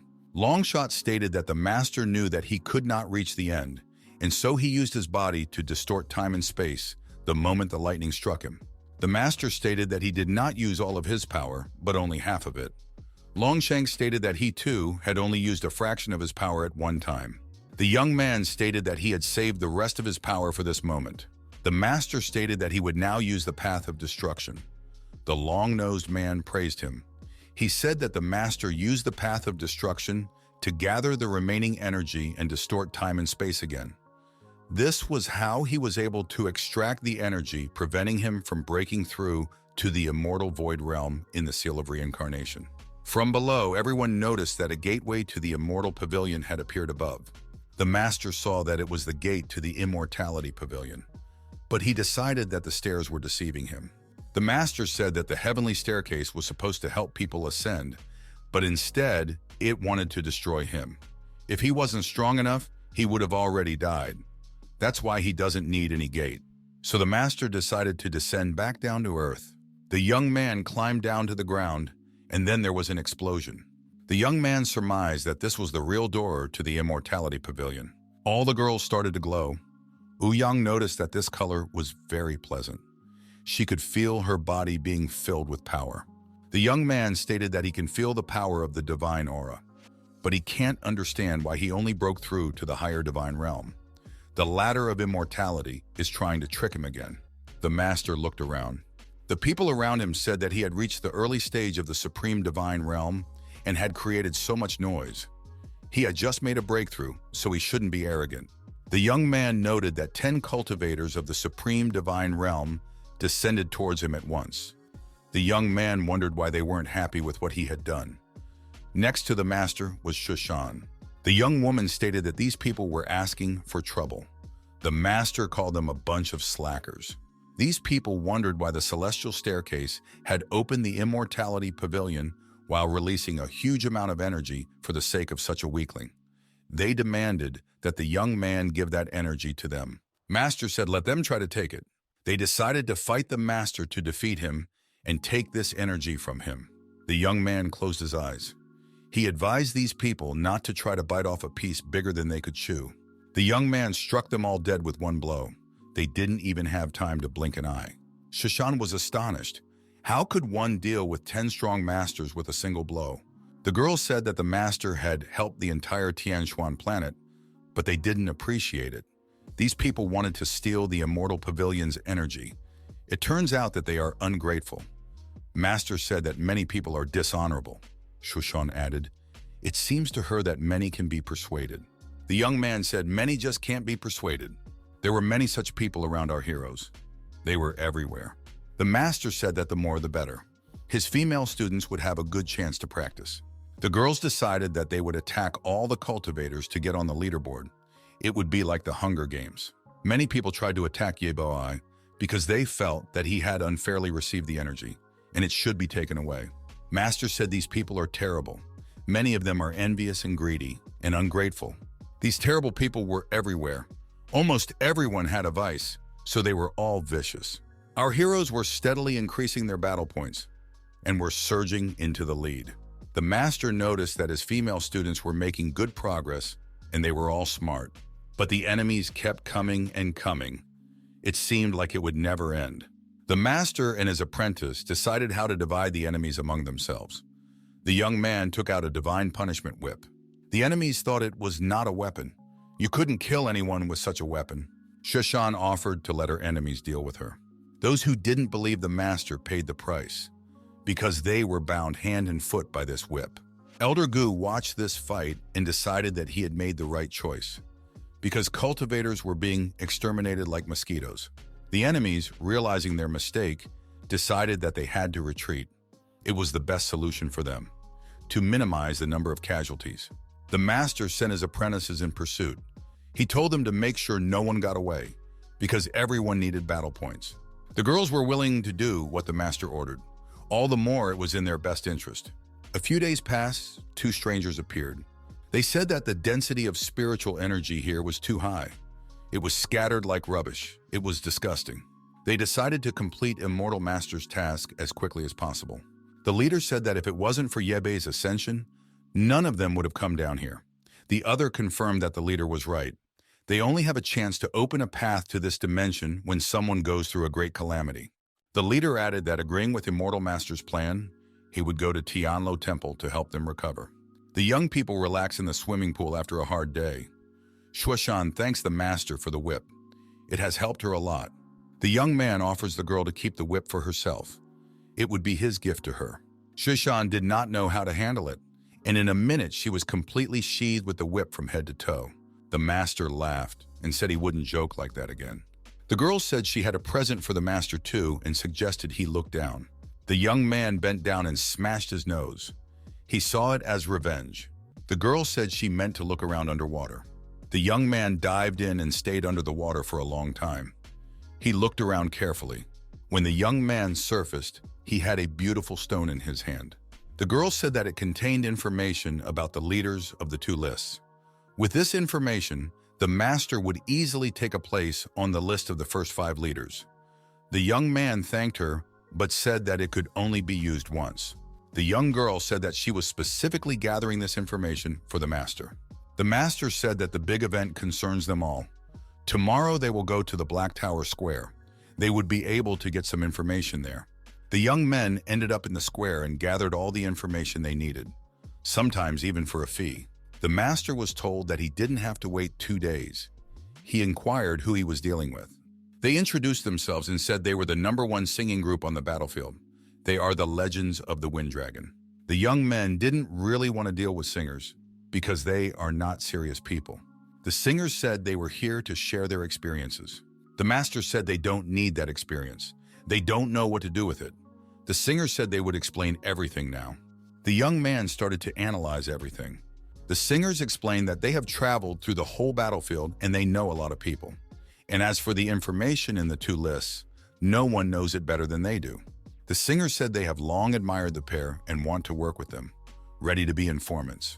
The young man said they have all the information they need, but they also have one more condition. The master asked what that other condition was. The singers wanted to show them something. The master looked and asked what it was, how it came to them, and how it could be used. The young man showed something unusual. He asked that they use this screen so their viewers could see the 2 fighting.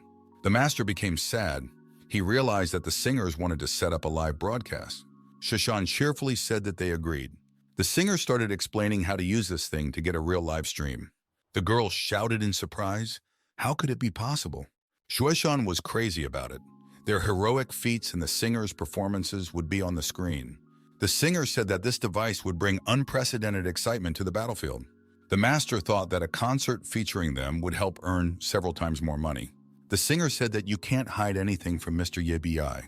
In return, the singers handed our heroes a list of leaders. The master, having familiarized himself with the list, said that he looked good. The girl supported him. The young men were able to control the kill list and the battle points list. This gave them an advantage. The situation on the list was constantly changing. The numbers on the list were constantly increasing. Using this information, the master and his apprentice were constantly moving up the list, destroying their enemies. But at the same time, this device was able to read users' messages. It had a very convenient chat room. There were more and more powerful opponents left, who were becoming increasingly difficult to defeat. Passers-by noticed that in just 10 days, the master had become one of the top 3 in the rankings from both leaderboards, and everyone wanted to meet the stars from this list. The master thanked the singers for providing the information. He said that they turned out to be good informers.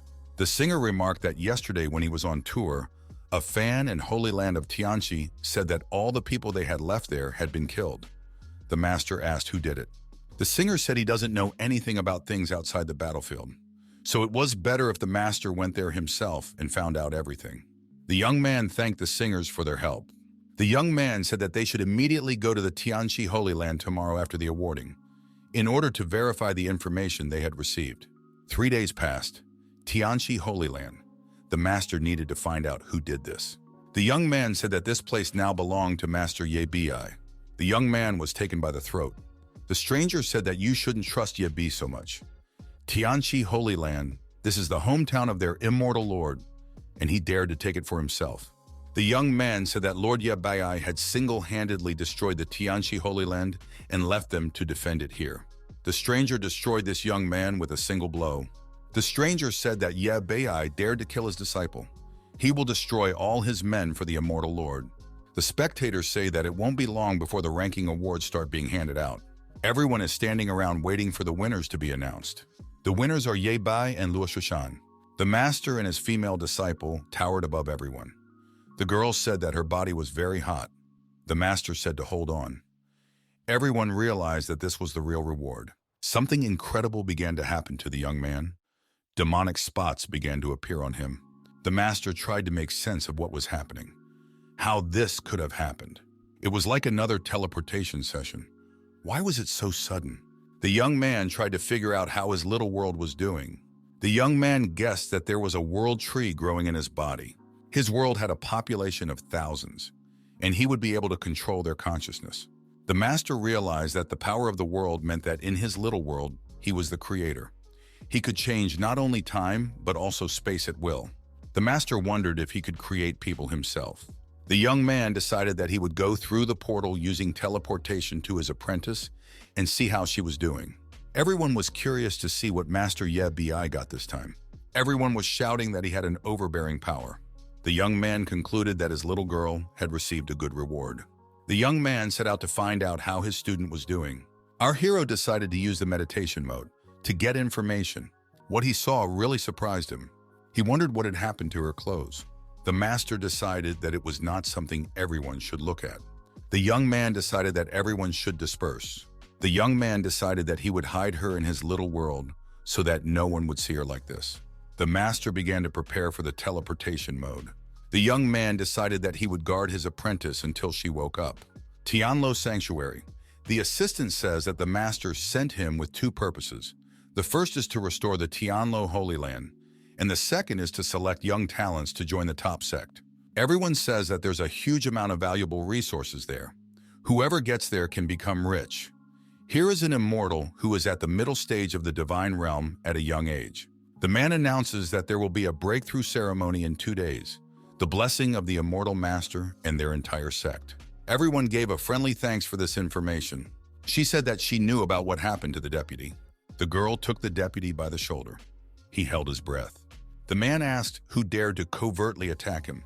The girl said he didn't react in any way until she held out her hand. The man said he didn't notice her, who she was, and he blushed with embarrassment. The girl whispered in his ear and said her name is Jo Tianli. She is the kind of person he wants to see holy ground. He needs people like her. Everyone said she was a witch, that she should let him go. Why she came here? The man suggested she talk to him alone. She said she wanted to talk right now. The girl asked if there were such people who could sneak up unnoticed and hug him. The man replied that he did not know such people. She suggested that he take advantage of the situation. Everyone kept shouting again that she was a witch, and she should let him go, because she brings bad luck. The girl said that all those people were jealous of him. In fact, she's Abe's apprentice, but she has never served him. She is ready to follow this gentleman and will tell everything she knows. The man put his hand on her shoulder and said it's all very interesting, and suggested that we talk about eBay in private. Zhao Shan in tattered clothes. Sitting in the lotus posture, graceful meditated. The master appeared and asked how she was feeling. The girl said that she had overcome the initial stage of the supreme divine realm. Her path of destruction had also improved by 2 levels. The master congratulated her. He said that he now had the power of pavilion immortality and the reward of ranking 2 heavenly lists. He would now be able to create and destroy measures. The young lady said that it was a very good ability to create and destroy worlds. The young lady looked in the mirror and wondered what had happened to her clothes. The master said that while she was cultivating, her clothes had torn. The young lady was confused and said it was a nightmare.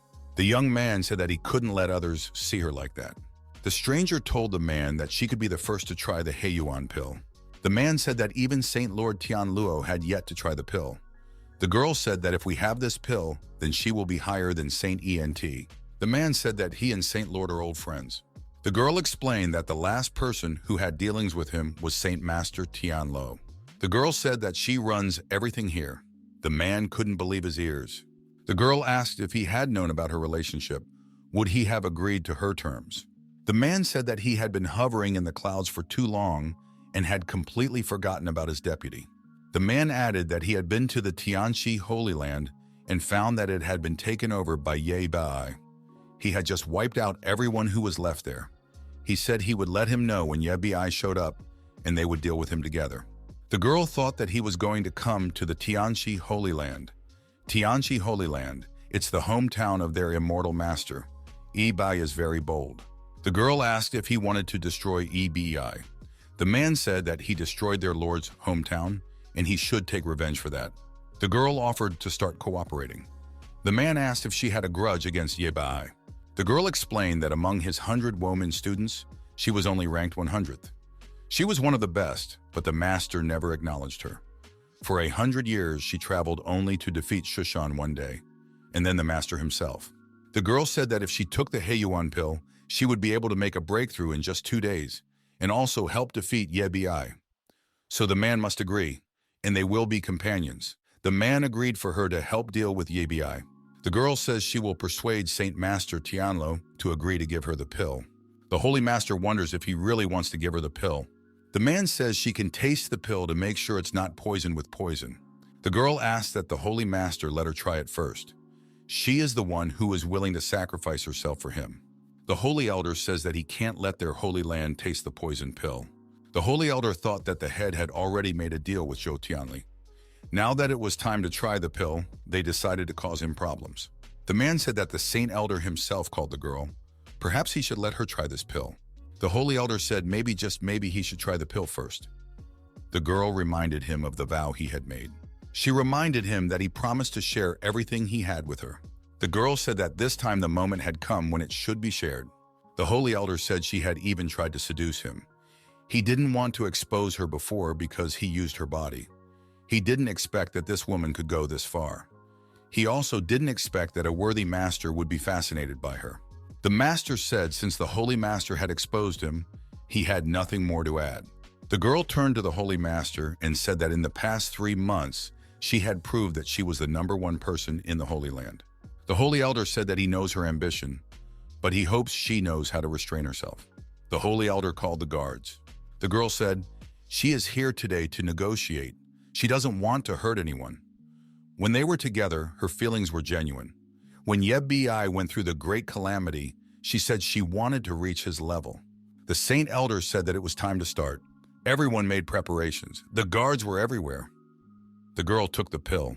Zhou Tianli's face became demonic. The master noticed that the pill was working.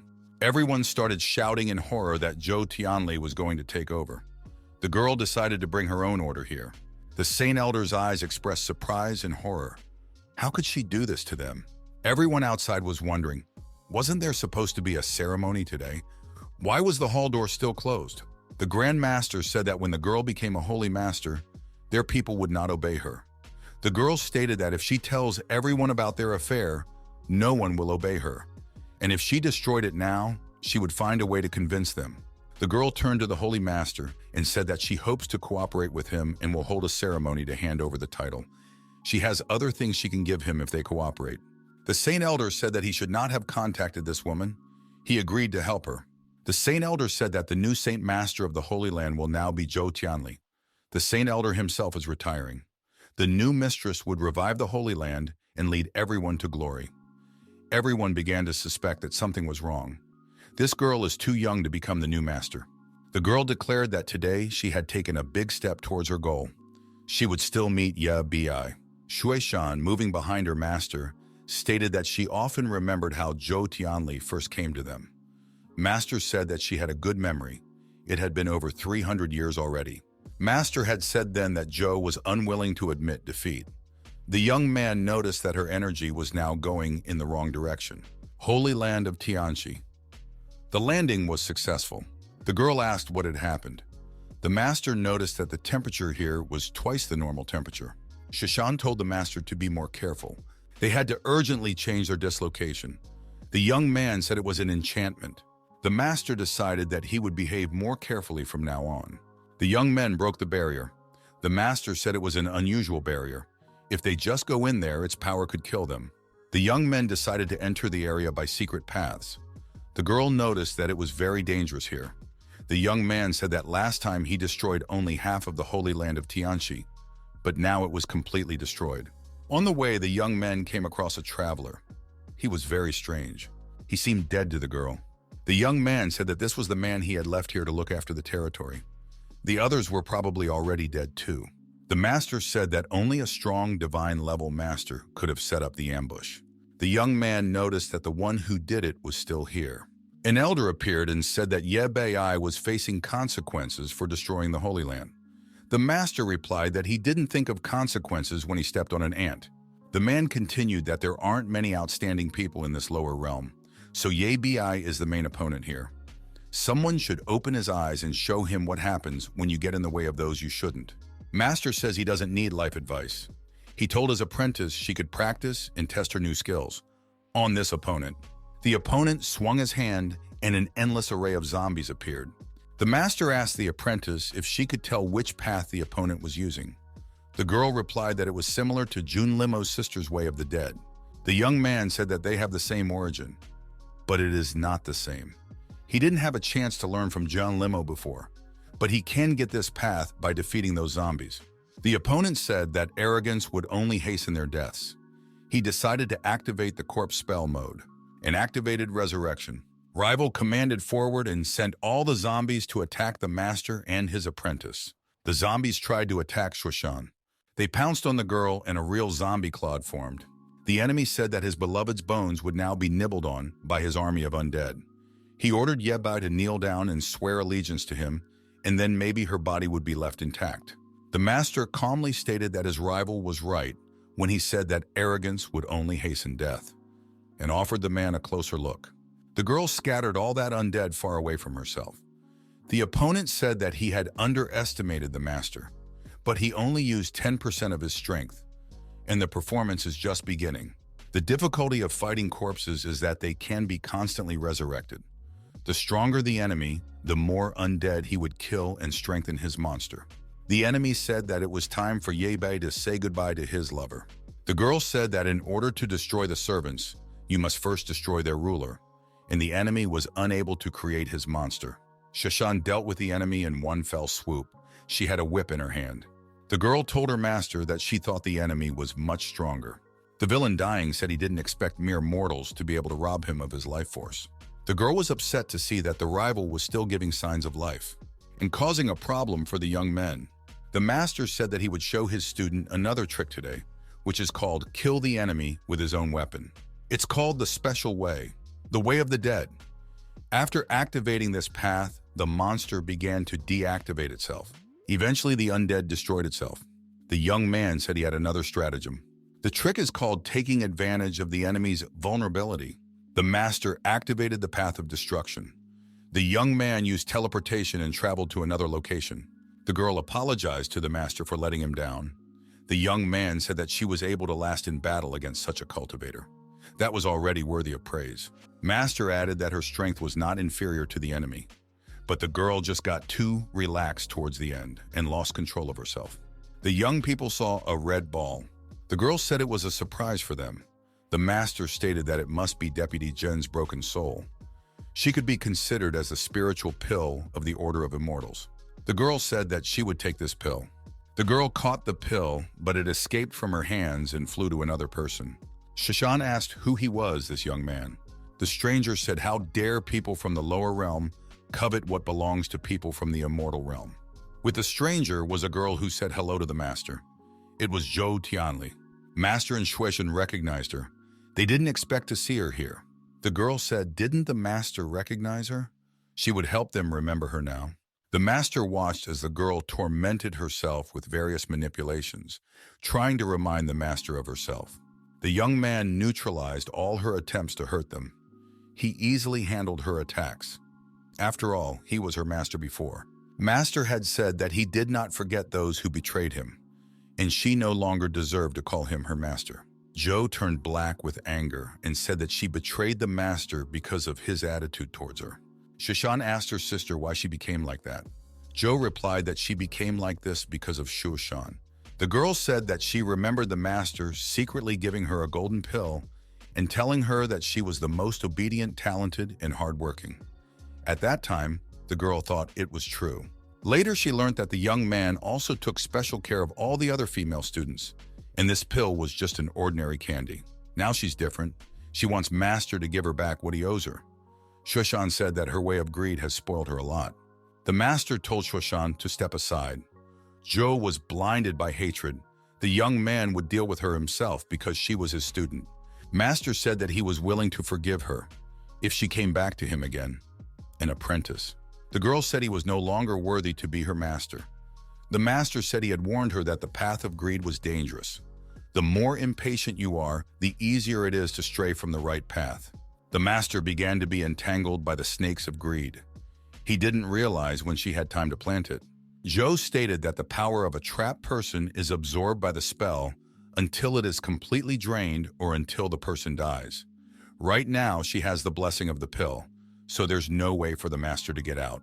Grandmaster stated that Yebai had killed Deputy Jen. He didn't think that Master Yebai was so ruthless, and he didn't expect cultivators from the lower realm to cause so much trouble. He told the girl to get rid of him. In Zhou's path, Shuishan became Shuishan. Zhou said that it was too late for Big Sister to escape now. Shuishan said that Zhou wouldn't be able to handle the master alone. The girls assessed each other. Apparently they were facing a battle. Zhou said that Big Sister was very strong, but she was stronger now. The Serpent of Greed started to get close to Shuishan. The girl was completely trapped. Zhou said that Shuishan's strength was nothing, and before her path of destruction seemed like something special. Zhou stated that she could now see that Shuishan was nothing. It was unclear why the master thought she was the best student. The girl couldn't handle the Serpent of Greed. It was strangling her. Grandmaster said he had a bad feeling about it. Zhou didn't understand anything yet. The girl shouted the master's name loudly. The young man picked up his favorite disciple, took her in his arms, and they got rid of the Serpent of Greed. Zhou didn't understand why the master was still alive. I mean, he should have been killed by her serpent. Master said he gave her a chance, hoping she would come to her senses. But unfortunately, she doesn't change. Not only did she try to destroy the master, but she also hurt her battle sister. Zhou declared that luck had left the master from now on. The young man looked at what his former student was doing. She had become uncontrollable. The young man activated his inner resources. Zhou didn't understand why the black snake wasn't moving. She had never encountered such a situation before. Ye Bei's martial realm had completely suppressed her snake. Master said for Zhou to come over to him. The young man thought that his former disciple was nothing of the sort. She only thinks she is strong. Master activated his demonic supreme bones. He had no other choice. The young man got angry and said that her path of greed could absorb the power of others. And this path is what she is most proud of. This path is leading her down the wrong road step by step. The girl said that now they would have to work things out. The master activated the path of greed. He got a crocodile of greed, which attacked his former student's greed snake. The girl noticed that her greed path seemed to have been taken away. Her greed snake was much smaller and weaker than the greed crocodile her former master had activated. Zhou said that couldn't be. The girl didn't understand how she could have failed. Zhou's defeated sister was kneeling in front of her former master. The young man was stern and unyielding. The Grand Master remarked that she turned out to be a useless girl. She had only converted the magic pill for nothing and couldn't defeat Ye Bai. He doesn't want to stay with that girl anymore, nor does he want to have anything to do with her. Shuishan said that he wants to escape after using Zhou as cannon fodder. Grandmaster said that he won't be able to handle Ye Bai, but this girl he can defeat. Master Ye Bai sneaked up behind his opponent. The young man threw his opponent into the demonic portal. Now he would stay there forever. Shuishan asked her master what they would do with the defeated sister. A girl appeared and asked where her students were. Shuishan recognized her. This is Master Fujian. The young man asked what her student's name was, because it's hard for him to remember all the weak opponents. The girl called the master a pathetic ant. He dare not provoke her.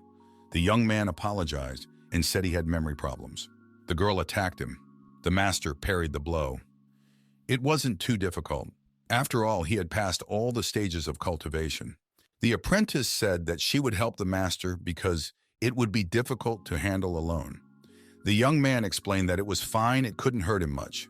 The girl thought that she had too little time and would not have time to teach these insolent men a lesson. She noted that the young man had good abilities.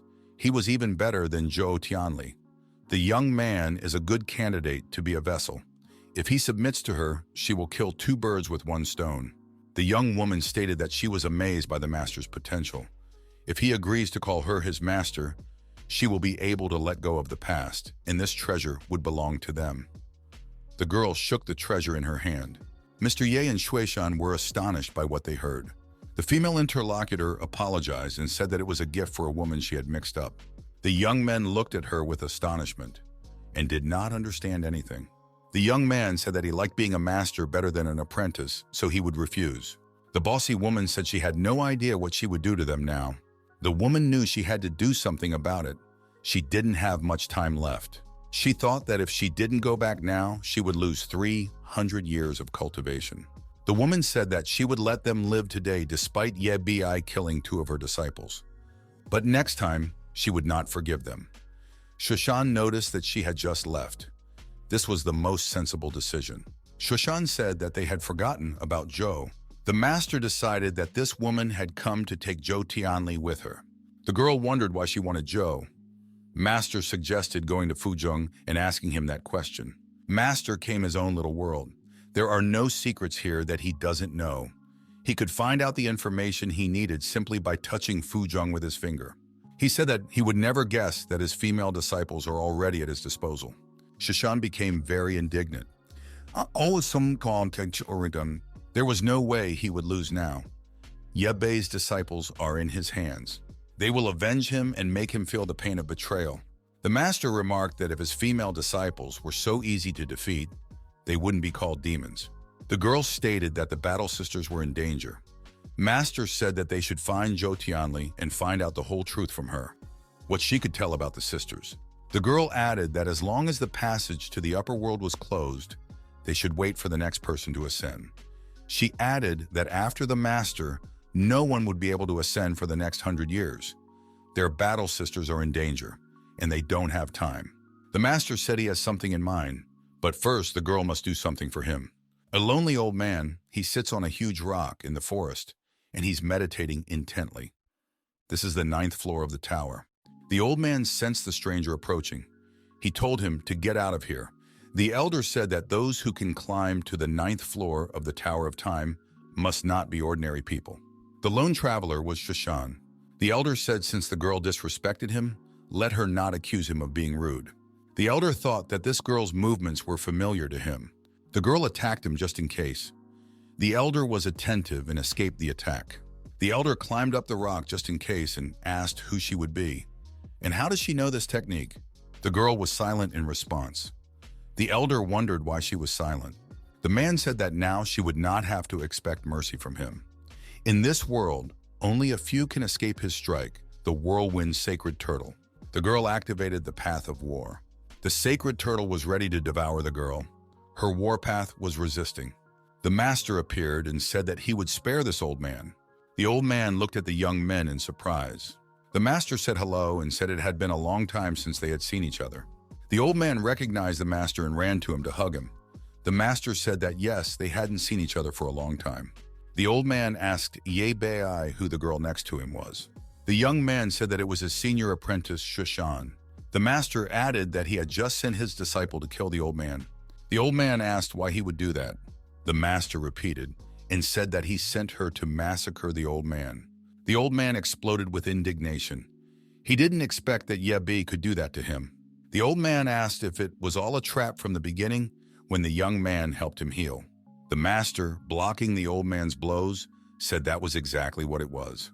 The old man continued and said that he had treated a young man as a benefactor of the demon clan. But he made the mistake of trusting him. Old man Gamu sighed regretfully. The old man offered to forget about it and said that he would not fight the young man today.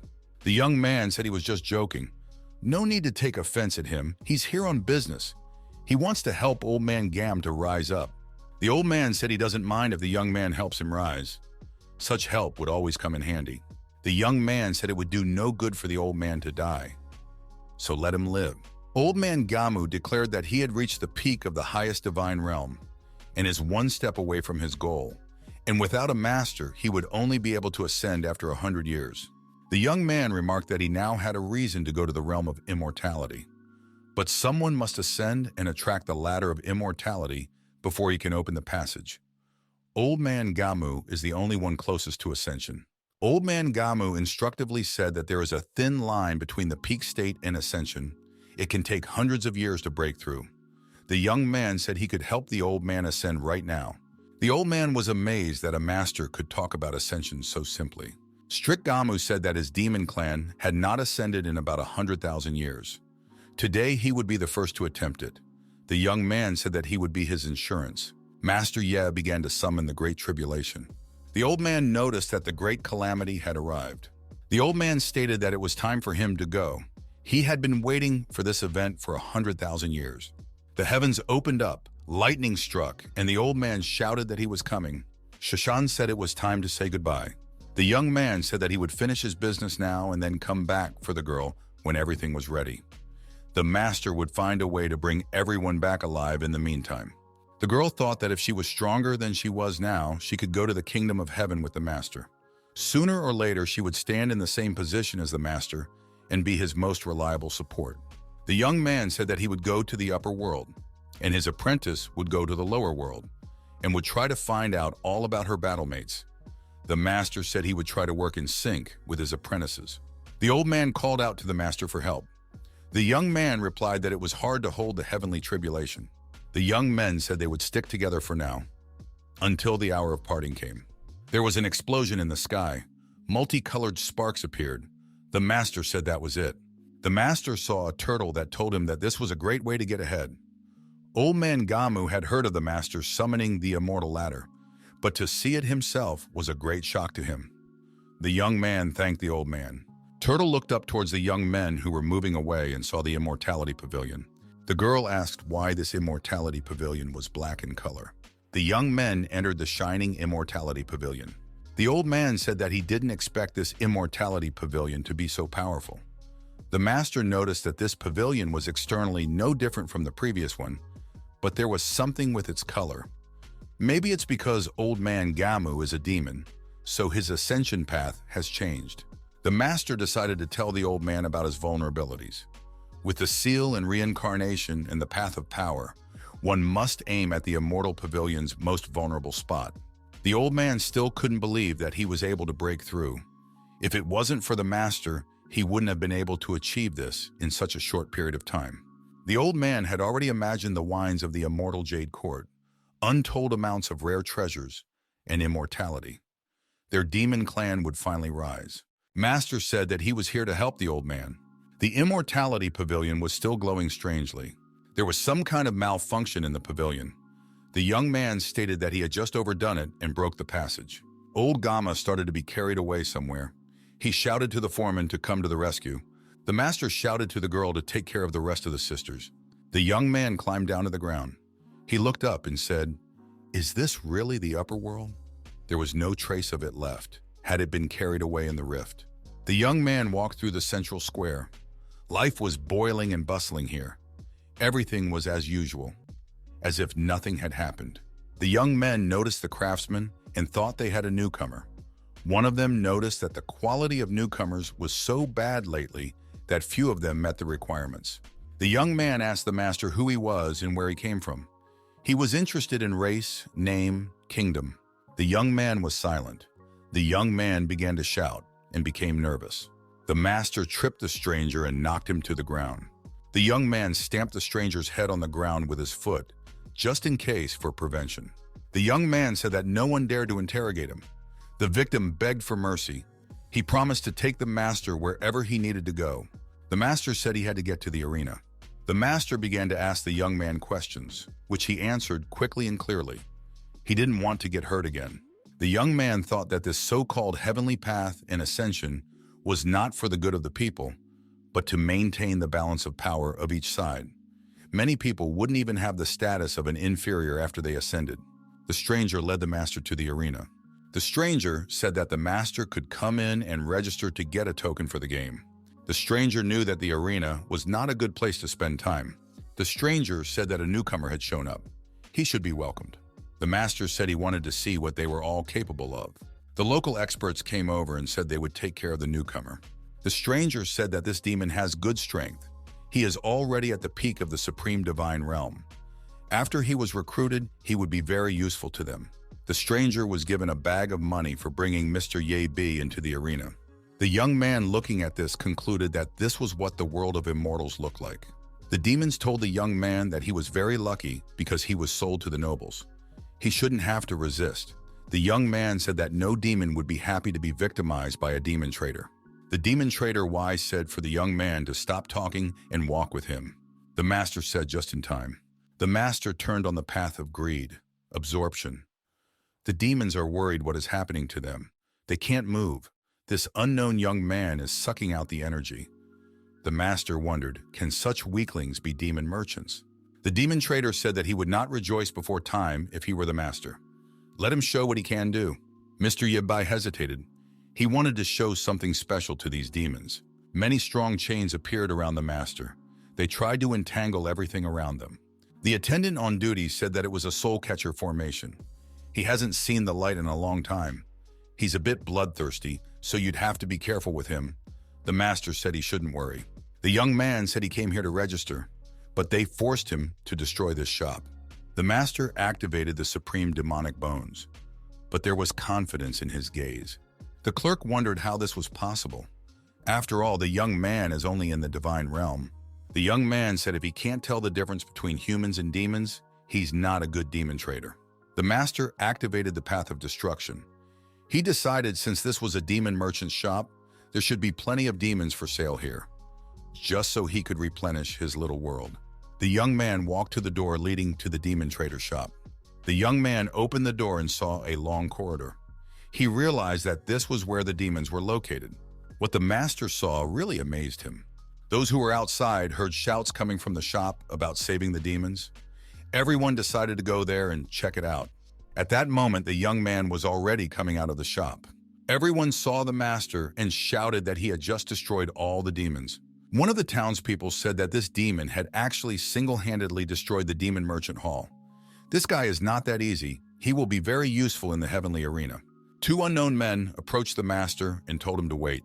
The young man replied to the unknown men to get out of the way if they didn't want to die. The unknown man introduced himself. He was the captain of the heavenly arena's policing team.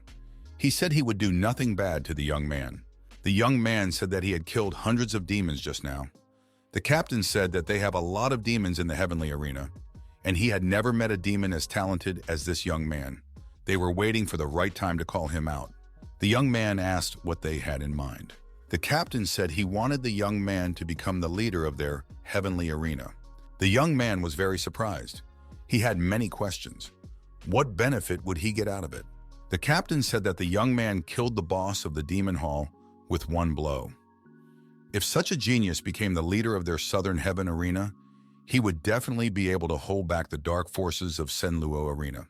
The young man said that he wasn't interested and that he shouldn't be prevented from going his own way. Everyone said that the gentleman was crazy for refusing such an offer. The captain followed the master and continued. Many people dream of joining the Southern Heavenly Arena. From them you can get all the treasures, information, and anything you want. The young man said that he has someone to find. If the captain kept pestering him, he would have to take action. The captain continued. He said that the young man had destroyed the demon hall and insulted the entire Tianluo sacred ground. The young man didn't like the captain's words. He took him by the neck and lifted him off the ground. The master asked what the sacred land of Tianluo had to do with it. Everyone started shouting for the master to let the captain go. The captain continued. He said that they didn't dare to expose the demon hall because it had colluded with the sacred ground. Now that the demon hall has been destroyed, the young man could hide at their place in the southern heavenly arena. Otherwise, he would be in danger.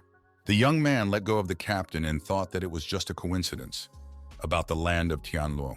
The captain, rubbing his neck, asked if the master was willing to join them. The young man thought that instead of venturing into the Tianluo sacred land alone, it would be better to use this southern heavenly arena to gradually sneak up on them step by step. The young man said that he agreed. The captain said that he would first take the young man to meet his master. The master agreed. Kangyun Pavilion. In the pavilion, two people are talking. One says, "This guy is very strong." The other says, "How do you know? We haven't tested him yet." The captain reports that all three of their main groups were wiped out at the tournament. Now they have one last group left. If the last group loses, this newcomer from the arena steals everyone's attention. They'll be the worst of the four arenas, and they will no longer be able to walk around with their heads held high with pride. The captain said he has a hunch that this young man will be able to make a huge contribution to this competition, and he will be a revelation. The old man thought, no wonder they are clinging to him so much. There is no one in the southern heavenly arena who can help them right now. The young man met with the instructor. The latter asked the young man's name. The young man introduced himself. The instructor said, "Now let's check what this young man can do." The instructor was checking very loudly. The guards outside the doors even ducked. The master thought that the immortal void realm was even stronger than he had imagined. If he fought them, he would have little chance of winning. The instructor said that this young man actually had a divine realm. Faced with his compulsion, the young man remained unharmed. It was strange. The instructor praised the young man. He asked how many times he had broken his physical limit. The master didn't want them to know he was a demon. He decided to pretend. The young man said he was a humanoid demon ape from a distant realm. He didn't really understand what the instructor meant when he said physical limit. So this young man had never reached his physical limit. The master listened carefully to this demon. The young man closed his eyes and activated the secret art of change, the path of creation. The instructor was surprised that this guy was the one who still hadn't surpassed his physical limit. The guy thought that this old man had almost exposed him. Fortunately, the path of creation stabilized his spiritual power. The old man said that this young man had a lot to learn. The young man said he hadn't heard anything about the physical limit and would love to hear a story from an experienced demon. The demon said that the body is a treasure with limitless potential. While the human race places great emphasis on the soul, demons rely more on the physical body. The instructor continued, in the first breakthrough, the young man should find the treasure of heaven and earth with 5 attributes. He would need to use the power of the 5 elements to develop his body to the limit, and then use secret techniques to break that limit. If the young man managed to break the limit alone, once his strength would be doubled. The young man asked if one made a breakthrough 5 times. Would he be able to cause a heavenly calamity? The instructor replied that someone who could make a breakthrough 4 times was already incredible. The master thought that in that case, he would make a breakthrough 4 times to begin with. The demon wondered how such a thing was possible. One should only set oneself achievable goals. It is worth continuing, despite the fact that the young man is very talented. It will take a long time, from 6 months to several years, to make the first breakthrough. Not many people can make it to the 4th breakthrough. The young man said he can do it. He knows the algorithm of action. The old man said that he certainly believes, but the young man only has 8 hours left. That's why he won't make it. It is already too late. The young man says 8 hours will be enough for him, but if he doesn't believe him, he is leaving. The old man gave the young man a treasure bag and said that the young man can take whatever he wants. All these materials in any quantity are available. If something doesn't work out, don't let him get upset. They agreed to meet after the tournament. The young man thanked Master Song for the bag and said he was going to prepare for the tournament. He still needed to warm up. Master Song thought this young man was very grateful. Master knew that on the 9th floor of the Time Tower, time flows 2,000 times faster. 8 hours in the outside world is almost 2 years in the tower. That's enough time to hone and temper his body and make a breakthrough just in time for the tournament. The young man noticed that there were copies of books in the immortal world. But for some reason, those books were missing pages. 89 days had passed in the Time Tower. The young man decided that everything was ready. One of his female disciples appeared in front of the master. Master asked what Lin Feng was doing here. The young man didn't understand how this girl could have come here, and for what purpose. The girl said that she was not alone here. The other sisters have also been waiting for Master for a long time. Master was terribly surprised and very happy about it. The girls said that they had been waiting for Master here for a long time. They missed him. Did he miss them? The young man closed his eyes. He was not ready for this meeting. He had other things to do right now. The master closed his eyes and thought of the missing pages in the book, the essence of breaking through boundaries. It is not only the physical body that breaks through boundaries, but also spiritual power. This was obvious now. Lin Feng walked closer to the master. The young man continued to meditate, looking at a very interesting symbol. The young man came to his senses and said that everything was now ready. The captain said that it was less than half an hour before the tournament started. They searched the entire arena of the southern sky. This young man was missing. Did he run away with the secret treasure? The old man said for the captain to take his time. Battle arena, the countdown is on. 3, 2, 1 stop. The referee announces that the crazy newcomer, Arena Lord Senluo, has won. All the spectators from the stands congratulate the rookie on his victory. The captain is nervous and doesn't know what they should do now. Old Man Song said that guy wouldn't rob them. He'll definitely come. We just have to wait a little longer. The referee has announced that the competition is about to begin. We must invite the Southern Sky players into the arena. The captain began to apologize. He felt guilty for bringing the thief. This young man had escaped right out from under his nose. The referee calls out to the Southern Sky Arena players. He tells them to hurry up. The hourglass shows that time has run out. The referee announces that the Southern Sky Arena is running out of players. We will have to give up the victory. The referee didn't have time to speak. A young man appeared in the arena. He made it in time at the last moment. The warrior in the arena looked at his opponent. He looked familiar. Our hero couldn't understand what was wrong. His rival looked at the master and he looked familiar. The young men standing in the arena looked at each other in silence. The young man was brainstorming. He was trying to remember. It was a familiar face. The master turned away from his opponent. They stood back to back. The silent pause dragged on. His opponent was trying to remember who this guy was. He can't see his real face, even with his soul-searching skills. The spectators in the stands were outraged at how he dared to come out to the novice lord. Everyone said that he must be new to his arena as well. If he is a rookie, then he will lose. There was no hope for the Southern Sky Arena now. The referee has announced the start of the game. The master's opponents are discussing what an upstart he is, and only one has come. We must show him how dangerous it can be. The master's opponents have activated their demonic essences and attacked him. The boy didn't flinch. He will not be intimidated by this. The master decided to activate his inner reserves and decided to use all of his battle techniques learnt during cultivation. The young man is the supreme flame. Then he activated the Super 2. The opponents became wary. Their fervor had diminished. They didn't expect this from a single opponent. The spectators didn't expect this from our hero. They shouted that they hadn't seen such a thrilling scene in ages. How a warrior can face multiple opponents in this arena. The spectators said that all the demons were very strong, but this young man killed them with a single blow. We should ask for his autograph. The girls said he was handsome. The judge announced that the competition was over. One of the competitors asked the young man to spare him because there was no need to kill him. The young man had already passed the next round. The young man said if he spared him, he would try to take revenge on him next time. The opponent said he was a simple family man who came to see the world. He didn't know that everyone would be so ruthless here. The opponent said that he will not fight against this young man in the next stage. Besides, his family is rich, and he would be able to give the young man anything he wanted.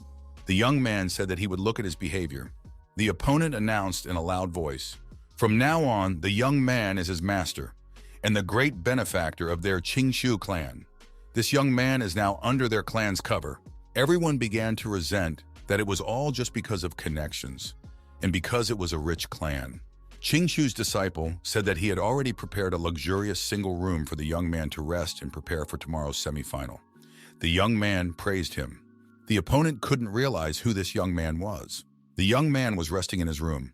A visitor came to see him. It was the captain. He said that his master had given Mr. Yebi this. It was a very valuable ring. Assistant Qingshu said that there were only 5 such priceless rings in the world.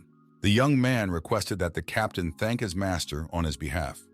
His secret treasure was very useful last time, and this ring would also come in handy.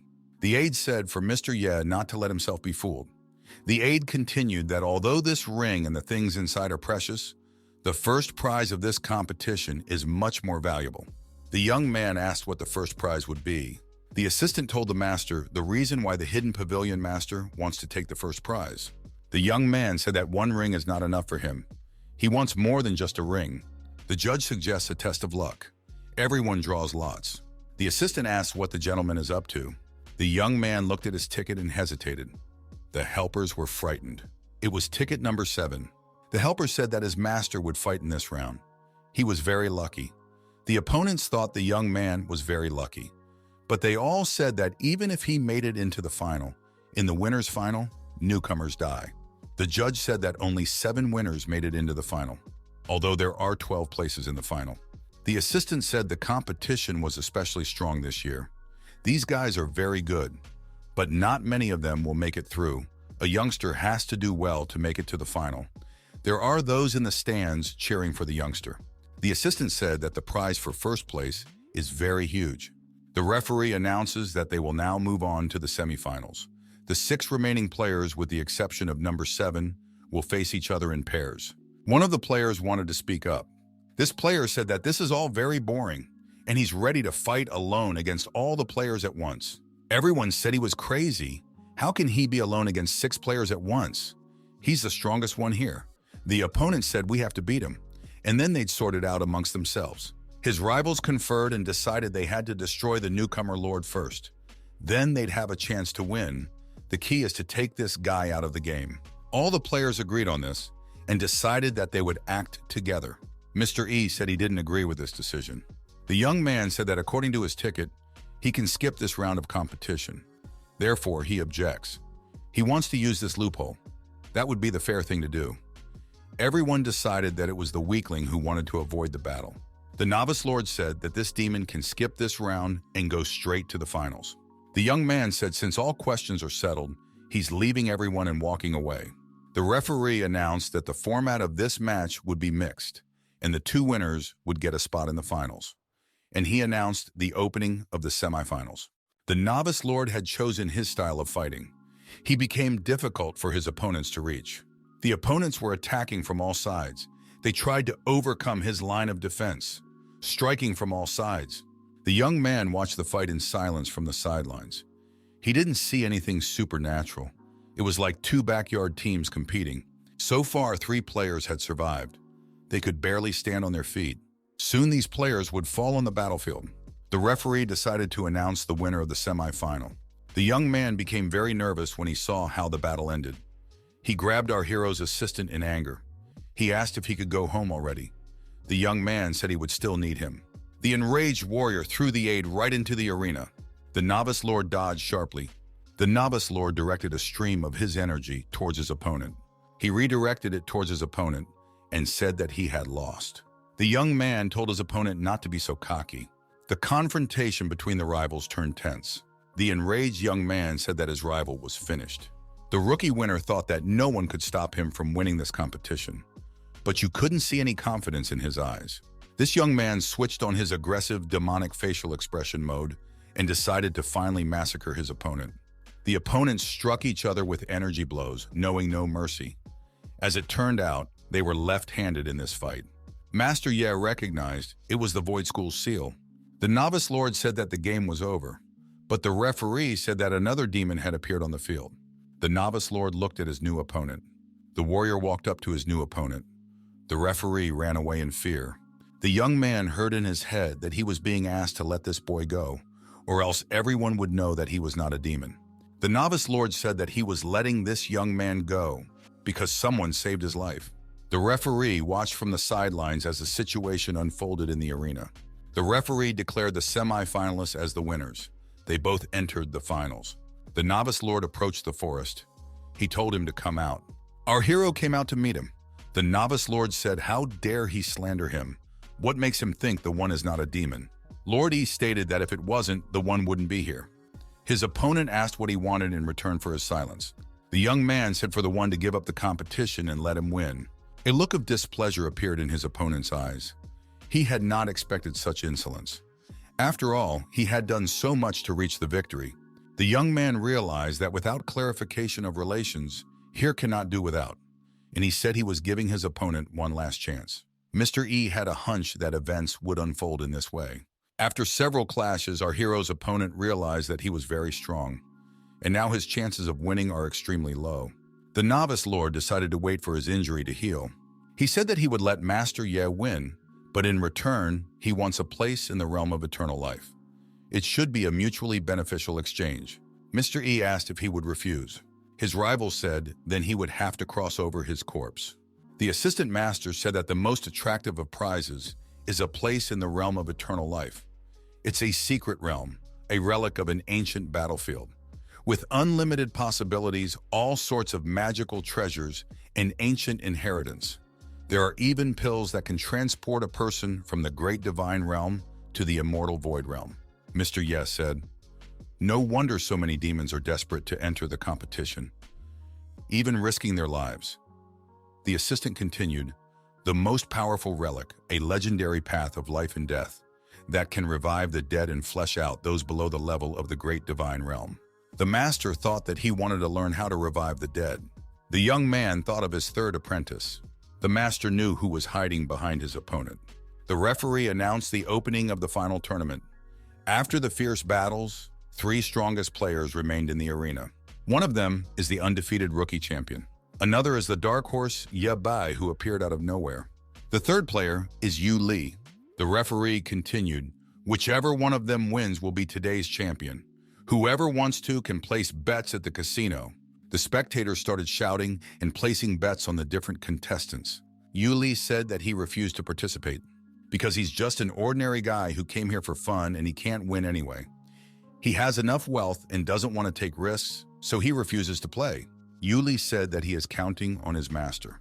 The referee announced that the rookie winner and Taibai will now participate. The opponents had a battle of glances. Just like in professional boxing, the rookie winner thought that he had recovered from the serious injury he had received the day before in the fight with the Scorpion Lord, but now she only had 70% strength. He might be able to handle this guy and silence him, but it has to be done very quickly. Master Ye said that if the opponent could defeat him in 3 moves, then the leader's seat and the rewards would be his. Master thought that it was the apprentice who couldn't recognize him until now. "I'll have to tease her." The novice winner squinted his eyes. The young man asked what he wanted. After all, they had agreed on everything the day before. The rookie lord switched on the Killing Dragon Divine Spirit mode. The fight started, the opponents attacked each other. The master didn't fight at full strength, knowing who his opponent was. The novice lord, on the contrary, tried to give his best. After another attack, Master E remained unharmed. His opponent felt that he hadn't put in enough effort, so he decided to try another attack. Our hero activated the Palm of Emptiness. The master thought that he had taught her many times, and every time she made mistakes. She hadn't changed at all over the years. After another attack, the master remained unharmed. The opponent was angry. He had used the best move the master had taught him. How was this even possible? The master noticed that his opponent was surprised. The novice lord was surprised how this young man could see every move ahead. Why he seemed so familiar. The master noted that this was his opponent's second move. The novice lord decided to use his last chance. He remembered that his teacher had told him to use this move only if he was on the verge of life and death. But now he didn't care anymore. The warrior activated the path of a martial arts master. The young man decided that the stronger his opponent was, the stronger he would be, and he would last longer. A martial arts master's path could copy all of his opponent's skills in the same form and with the same strength. Master E saw this and was prepared for it. The master decided to impose his tactics of fighting. The master's opponent realized that he was not ready for such a fight. He will have a hard time holding on, and most likely he will lose. But he's not going to give up. The young man called his opponent a madman and realized that he still couldn't recognize him. And finally, what the master had been waiting for happened. His rival recognized him. It was unfathomable. The warrior could not understand how the master could still be alive after 300 years. The master asked if his apprentice wanted to check if it was a dream or not. The master closed his eyes and remained silent. The girl finally recognized her master in her rival. Tears appeared in her eyes. The master wanted to hug his student, but received a powerful punch below the waist in response. The girl said that she just wanted to check if it was a dream or not. If the master feels pain, then it's not a dream. It's not a dream. The young man replied, "Why don't she check whether it is a dream or not," and hit herself. The master said it was very painful. She couldn't recognize it because of the small amount of secret magic. The girl still couldn't believe it was true and not a psalm. The judge looked at it all and didn't know who to give the win to. The girl said that now that the master had come back to life, there was no point in her winning this competition. She raised her hand and admitted her defeat. The audience said they had all been cheated. Where's the cool fight in the finals? And this game was rigged in the first place. The judge said the rookie lord was the most promising player of the year. The girl admitted that she was the most promising player. The judge added that if this promising player loses, the viewers will lose their bets. The girl said it's none of her business, and she has already conceded her win. She doesn't care about the rest. The judge announced that the prize to the winner will be awarded in the afternoon, so you can disperse and rest first. The master said he wanted to know how his student was doing and what had changed in these 300 years. The audience was upset. Some of them had lost all their money. They thought it was a rigged tournament. In fact, the novice lord had conspired with this Taibai to cheat everyone. The elder slammed his fist on the table. He was in a rage. Elder said that they were a couple of steps away from winning the championship. This warrior shouldn't do this to him, and he won't get away with it. The elder let his servant go for now. He told him to teach this stubborn warrior a lesson. The master was left alone with the novice lord, who gave up the championship in the finals. The young man asked if his apprentice wanted to return to her true form. The girl said that of course she did, and the warrior took his former form again. He turned back into the master's apprentice. The master asked how she got here and why she became like this. He is willing to listen to everything. The girl threw herself into her master's arms. The young man did not expect to see such a thing. He blushed with embarrassment. The master said that she had really matured in 300 years. His apprentice replied that she had pretended to be a man for many years. She was now unaccustomed to wearing women's clothes. The girl explained that when the master died, she and her battlemates began desperately searching for a way to bring him back to life. All the girls gave up, and she almost gave up until she met one man. At that time, she was stuck in the same wilderness fighting a dragon. She was about to slay that dragon when a mysterious man in red appeared.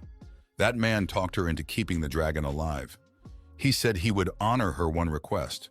She told him her story, and coincidentally, she ended up in the demon world. When she first came here, she wasn't familiar with this world and wasn't strong enough. But when she learned about the existence of the realm of eternal life, she thought it would ease her suffering and help the master. The young man regretted that she was suffering because of him. The girl said that she was willing to endure it to help the master resurrect. The master listened to her conversation to the end. Someone knocked on the door. The girl said it was the people from Sen Luo's arena. The apprentice transformed into a man again. She said that her master could rest for now. She would take care of those people. The master said they were in such a hurry, they had already broken down the door. They were going to let them in. A stranger came in and said that according to the contract, if they lost the tournament, they would have to give up all their resources and come back to keep playing for them. The apprentice said that she would like to terminate the contract with them in that case. The messenger said that this is what the hall master expected.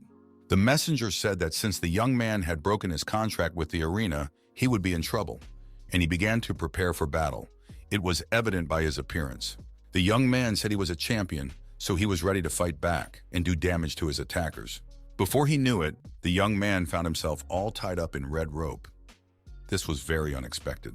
The messenger stated that he forgot to say that after the young man signed the tournament agreement, he bound himself firmly to the rules. No matter how hard he tried, he could not escape. If the young man would admit his mistake now and give them the dragon spirit from his body, they would let him live.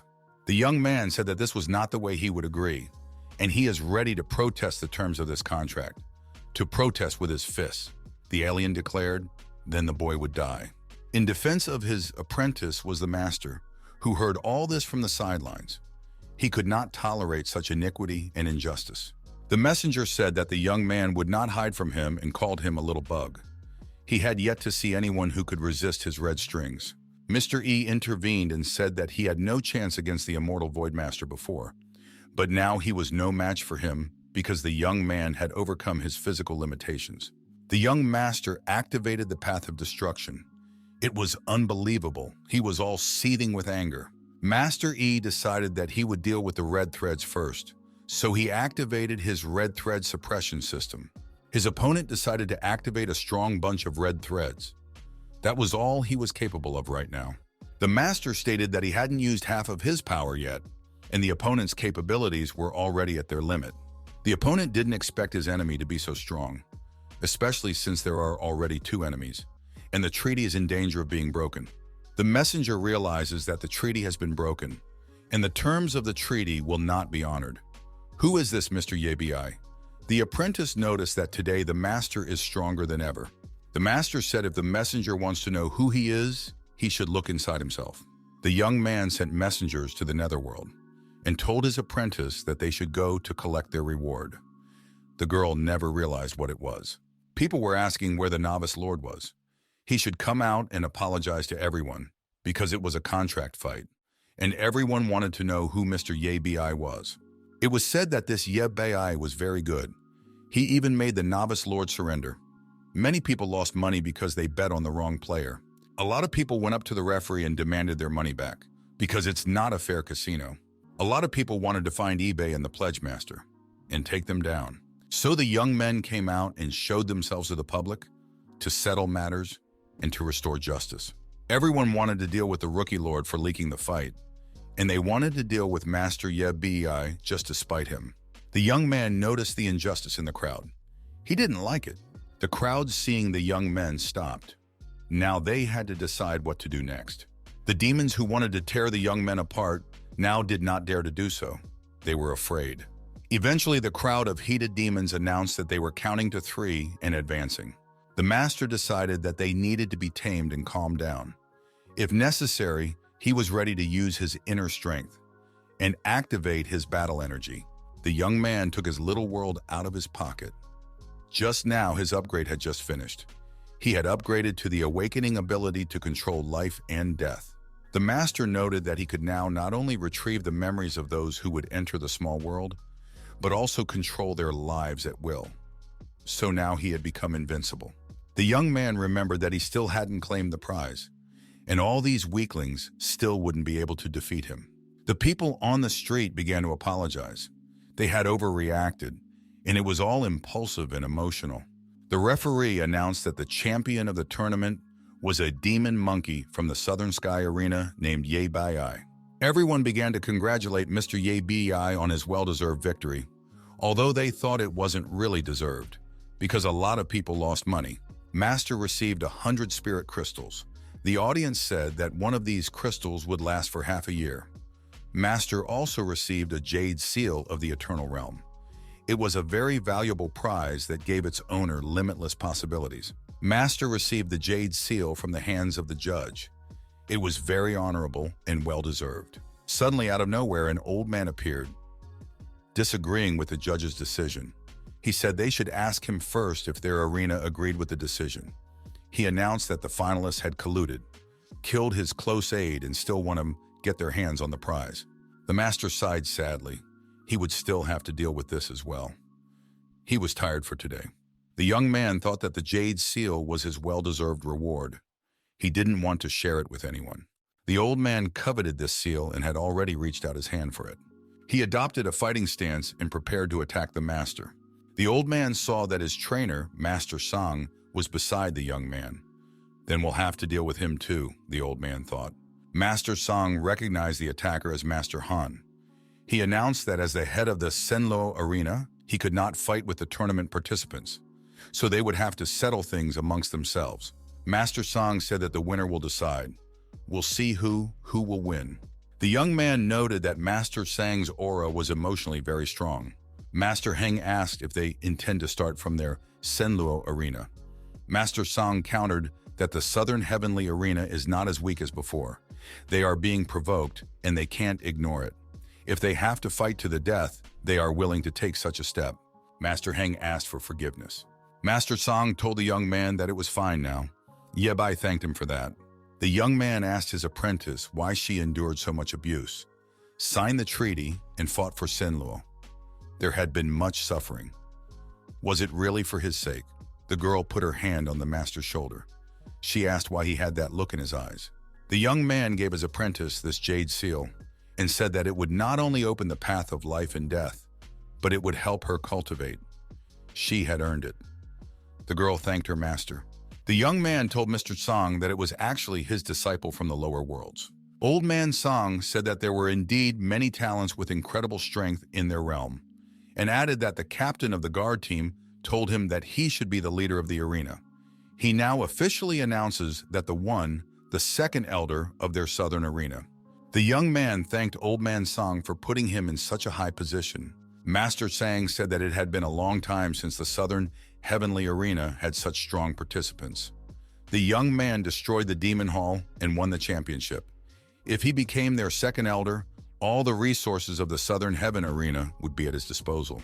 The young man said that this was a big part for him. Master Sang said that this Jade token is not the only one.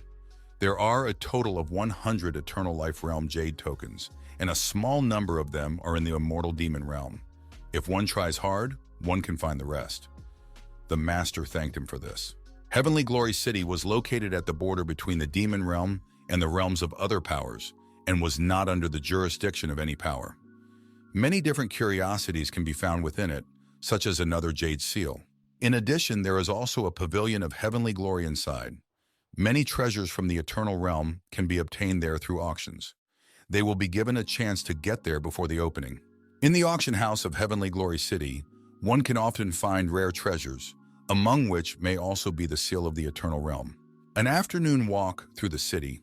Anyone entering the city of Heavenly Glory is forbidden from fighting, flying, or destroying public property. Anyone who breaks the rules will be severely punished.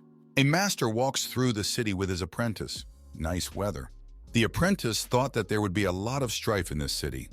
He didn't expect the rules here to be so strict, and no one would want to break the rules. The other young men heard someone stealing a ring, and this criminal is being pursued. The villain with burning eyes shouts not to even think of approaching him. He's standing there with a blazing gaze, bewildered because the ring was stolen from him. It was Yu Li. The master recognizes him. He's the one who agreed to be his assistant. The master's apprentice was furious and kicked Yu Li in the head. The master asked what he was doing here. Yu Li replied that after the tournament, he received a message from his family asking him to come and auction something in the City of Fame. But his ring was stolen and now he has no money. The master thought that fools can have a lot of money. He said they were going to the auction house and invited the young man to join them. The young man was happy for the invitation and said that he had made the right choice when he decided to follow Master Ye. The master's apprentice threw another punch at Yu Li and told him to stay away from his master. It was akin to jealousy.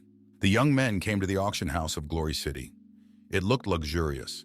There were many top-quality processed stones and even a seat made of rare heavenly spiritual wood. Yu Li said that before they could enter there, they needed to obtain a spirit crystal card. This card is worth many spirit stones. The master's disciple asked if there were any restrictions to enter. The master said that he had some money. The young man decided that he should get rid of the master. He doesn't know where the master came from, though. The shopkeeper said that if they don't have any money, let them leave and don't waste his time. Yu Li told the man not to look down on him. The shopkeeper said that if they don't have money even for a nice dress, they are wasting their time here. The master's apprentice said to let them pass. The vendor said that it was forbidden to come here without money. The master asked how much a top-ranked crystal card cost. The vendor replied that it cost 100 stones for a red card, 10,000 for a green card, and 100,000 for a purple card. The black card would cost 500,000. If you can afford it, buy it. If you can't, walk away. The master decided to settle up. The salesman said, "Let's see how much money you have." The salesman said, "All they have is a piece of some obscure herb. That's not money." Some strange woman appeared and asked what was going on here. The vendor explained that the man had laid out some ordinary herb and wanted to exchange it for a spirit crystal card. The vendor asked what it was. The girl saw this root and realized that it was blood ginseng. She knew that the legend said that it was brought from the realm of eternity. It looks like a dead herb, but it actually contains the spiritual energy of heaven and earth. If a divine realm cultivator eats it, he will be able to directly break through an entire realm. The girl taking the herb said that it was enough to buy a black card. She turned to the young men and said that they must have heard about the grand finale of today's auction, and that was why they had come here. The young man thought that there would be something more powerful than the Eternity Realm Jade card at the grand finale. The girl offered the master a room in the inn and said that it was a heavenly living room with the best view and 4 guards for his safety. If the young man needed anything, he could safely go to the attendants.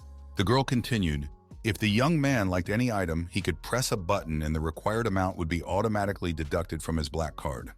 The young man thanked her. The girl thought that this young man was very talented and polite. She said that the young man could count on her. Yu Li was surprised. He said he had seen many treasures of heavenly material and earthly treasures. The root is worth more than 500,000 stones in spirit, and the shopkeeper made a lot of money from it. The master said that he knew the value of this item very well. The assistant master wondered if there would be a jade seal in this auction. The master said that they would find it when the time was right. The girl announced the opening of the 9th auction. Everyone began to discuss the items that would be featured in this auction. The girl announced who the auction was, starting with an extremely rare item in the history of this year's auction. The girl pulled down the cloth and everyone saw a strange armor. Everyone wondered what it was. Why is there such a terrifying aura on it? Someone said it was the armor of an asura. A girl announced that it was the armor of an asura. This item was brought from the ruins of an abandoned land hundreds of years ago. According to their professional appraiser, this asura armor has the rank of a divine weapon. Yuli stated that it was an excellent weapon. The young man thought that by wearing it, one could become invulnerable and powerful. It is the perfect armor for close combat. Master said that this item would be perfect for Wu Xiao. Everyone looked at him with astonishment. They announced the starting bid for this armor, 100,000. The young men discussed amongst themselves whether this armor was worth that much money. Someone offered 150,000 for this armor. Yuli asked if the bid should be raised. The master offered 200,000. The girl said that the young man from the fourth room offered 200,000. Who bid more? The young man offered 500,000. He outbid his bid. It was a very cool marketing move. He didn't even know it himself. At the auction, passions were running high. A lot of people were nervous that they couldn't afford to buy such an item. The girl counted to 3 and said that this lot was sold for 500,000. Everyone wondered what kind of a rich gentleman who allowed himself to pay so much spiritual stones. The host announced that the second part of the show had begun. It was announced that it would be even more interesting now. Yuli said that his master had done everyone a favor today. He paid a lot of money. The assistant master said that they had held many auctions, but they never saw the jade token from the realm of eternity.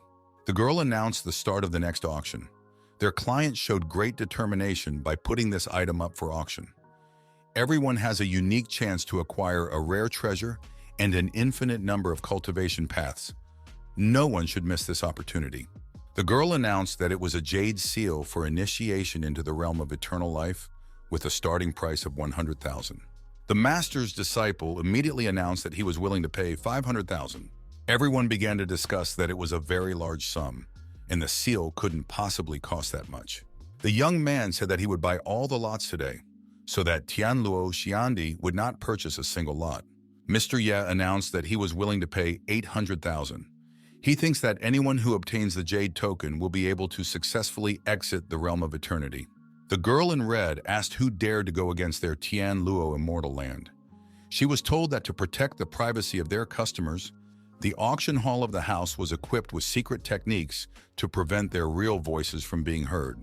The girl said that their budget was only 2 million spirit crystals. If they continued to compete, they could get the last lot.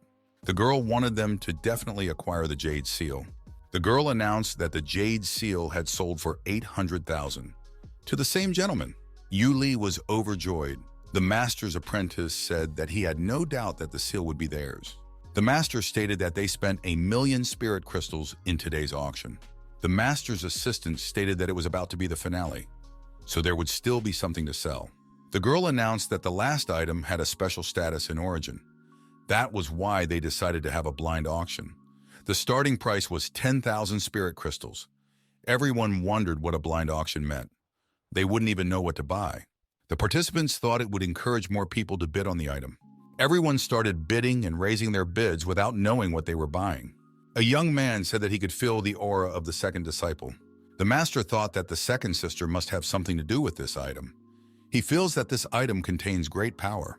The young man asked his apprentice if he remembered the chaos reincarnation technique he taught him. We should try to use it. The apprentice agreed. The apprentice concentrated and tried to apply the technique. The girl turned her attention to the box that contained the auction item. She couldn't understand what was happening. The auction item began to vibrate. The master's apprentice announced that this item and his chaos fortune wheel were of the same origin. They resonate with each other. The master agreed. It holds great potential. It would be of great benefit to their school. Madame Zhou knew that everything was going according to his plan. The price of the lot had already reached 1.5 million money. The girl announced that the highest price was from room number 3. Today would be the greatest day in the history of their auction house. The girl asked if anyone could raise the price higher than 1.5 million. Someone in the audience offered 3 million. There were voices saying that was a very high price. Perhaps the person doesn't have that much money. The audience reasoned, how could someone be so wasteful to spend so much money without knowing what for? The girl thought, although this young man pulled out a treasure, they are worth 1 million at best. The girl asked if the buyer could show his 3 million spirit crystals first. He's trusted by everyone, but now wants to set up a test. Mater said he has so many spirit crystals right now. The girl wondered how that could be. Why is he participating in the auction? Yuli was very scared when he learned that they didn't have 3 million crystals. The master's apprentice said that you shouldn't shout so loudly. Yuli could be heard even on the street. Everyone laughed. It turns out this rogue doesn't have 3 million crystals. The girl called the guards and said it's not serious. The young man said that the precious blood ginseng he gave the girl earlier was worth 3 million. The girl agreed, but she said that the amount the young man had spent today at the auction was already well above the 3 million crystal bar. If the young man sold another precious blood ginseng, he would be able to settle today's bill. Yuli said that they didn't have an entire ginseng cultivation garden. The girl was left unsatisfied with the young people's answer. The master asked if it was enough and offered more precious plants. The girl was pleased and said that it was certainly enough. The girl asked the young man to bring the plants here. The master's apprentice said that the girl had insulted their master and was taking away their treasure. That's very insolent. The girl was surprised that she was being accused of something. The young man explained that he has been in business for many years, but today he lost his way and made a mistake. The girl announced that as a token of their appreciation, they would not sell the last item at the auction today and would give it to the young man at market price. The girl thought that she had paid a whole lot of money for this item and would like to earn something from it. The young man said he had one request. The girl asked what that request was. The young man asked if they had anything that would allow a person to quickly ascend to the realm of the immortals.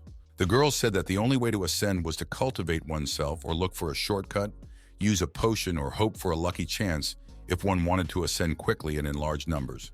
The girl tried to make herself realize what she had just said. The young lady added that there was only one thing that could do it. It is the seal of the upper world, which appears when a person of the immortal world passes away for any reason. It is an important item that allows one to distinguish between people from different worlds. If one obtains it, one can hide from the eyes of the heavenly law. The young man wondered if the heavens were so easy to deceive. The girl explained that it was, but it was only temporary. At best, you can hide for 3 months, at worst for 3 days, and then you will have to go to the lower world. The young man thanked and realized that he had got the information he needed. Everyone was upset. No one had gained anything. It turned out that they had come here for nothing. The assistants put away the box with the last item. Conversations could be heard from behind the door. Who are those people on the other side? How dare they steal what belongs to them? Did they really have enough to live for? The girl didn't know what to say to her mistress. It was a young man who had recently ascended. The woman was furious. Newly ascended and already possessing such wealth. He's trying to deceive her. The girl seemed to be telling the truth. The woman wondered. Who's willing to go against her, and with such wealth? She had to find out who it could be, and she had only one answer. It could be Yabi. How could he make a breakthrough so quickly? Mistress said that she was the last person to ask who it could be. The girl remained silent. The woman said if she wasn't given an answer, she would go see for herself. The woman came to check things out. It turned out that the young man had already left. The helper said that they don't know when this young man comes and when he leaves. He doesn't report to anyone. The girl said that she was sure that this young man was very wealthy, and she would let her know if she got any news from him. The girl thought that Immortal Earth Tian Luo had offended everyone in the immortal world, decided that such a rich man could definitely not be Yabi. She must have been too shocked by his appearance last time. He wouldn't be able to ascend even after a few hundred years. The girl activated the celestial rift. She decided that it would be a message from the immortal Lord. She had urgent business and needed him to return with his treasures as soon as possible. The woman said they didn't get a single item at this auction and hit their faces in the dirt. The woman thought that she hadn't yet settled the score from the last time she took the harmony pill. She decided to start fresh. The girl wished her luck. The young man said that now that he had sorted everything out, he felt like going home. Yuli said that he would go back to his boss when he finished delivering the goods. Yuli said that he will come back to them with some nice new things. The master's apprentice said that he may not come back. The master said that they had better go to the Heavenly Honor Pavilion now, and they would try not to fight anyone on the way. The apprentice said someone was following them. The master said that 3 groups have been following them since they left the auction house. He added that private bouts are forbidden in the city. Master added, although private duels are forbidden in the City of Honor, that doesn't mean stealing is forbidden either. As long as the pursuers don't use their spiritual power and break the ground rules, they are clean. The disciple asked, and what are they to do quietly now? Watch them being followed. They can follow them for a while, still they can't do anything. An old man came up and asked if the master wanted to go to the Heavenly Pride Pavilion. The old man said if they give him some money, he will take them there. It would be a decent deal. The master agreed. The Pavilion of Heavenly Honor has existed since the birth of heaven and earth. Everyone who stays in the Heavenly Honor City must honor it. Otherwise, transgressors will be burned and turned into ashes. The young men came to the Pavilion of Heavenly Honor. The old man said that he was now ready to take his reward. The old man wanted to steal all the treasure and money that the master had. The master got angry and chased him away. He guessed that the old man was up to something evil. The old man could not believe that he would fail and the master would do something about it. He joined his minions. The old man claimed that the master had been drugged by his poison. He will not be able to use his spiritual power. The master said that the old man was willing to take a risk against heaven to get his treasure. The young man announced that they were now going to the Pavilion of Heavenly Honor. Here they were announced that ordinary people entering the Heavenly Pavilion would be turned to ashes by the power of heaven and earth, and their treasures along with them. The young man noticed that Lin Feng had become a girl again. She stated to the master that she found this place strange. The transformation spells were forcibly removed from her. Master said that there was nothing in this place, no spiritual energy. We should take a look around. Maybe they'll find something. The immortal world has always been rich in spiritual energy, but there's nothing here, and this is called the Heavenly Honor Pavilion. The young man seriously pondered. Why did he end up here? The young man told Lin Feng to release her spiritual energy from her body. The young lady obeyed. The young person began to meditate and release her body's spiritual energy. This she did spectacularly.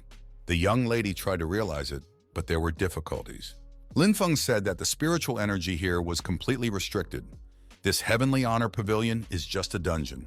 The disciple was extremely frustrated. It wasn't possible to release her energy to the fullest. The youth noticed that something began to happen in the sky. The young man announced that it was the bell of a heavenly treasure. The young woman announced that Yuli said, once the heavenly treasure bell rings, it means the birth of a heavenly warrior. All 4 seas and 8 deserts would create a vision to welcome his appearance. This means that as soon as they entered the Heavenly Pride Pavilion, the master elected a heavenly warrior. If he can ring that bell, then he is a heavenly warrior. The young lady added that she didn't expect to see a heavenly bell here. The young lady added that now that she can't use her spiritual power, touching it is a foolish thing to do, and she doesn't know what to do now. The test of honor can only be passed through ability, wisdom, or luck. The girl said she still doesn't understand anything. For a bell to ring, it must be struck. It has to be shaken by the air to make it shake. The master had explained it to her.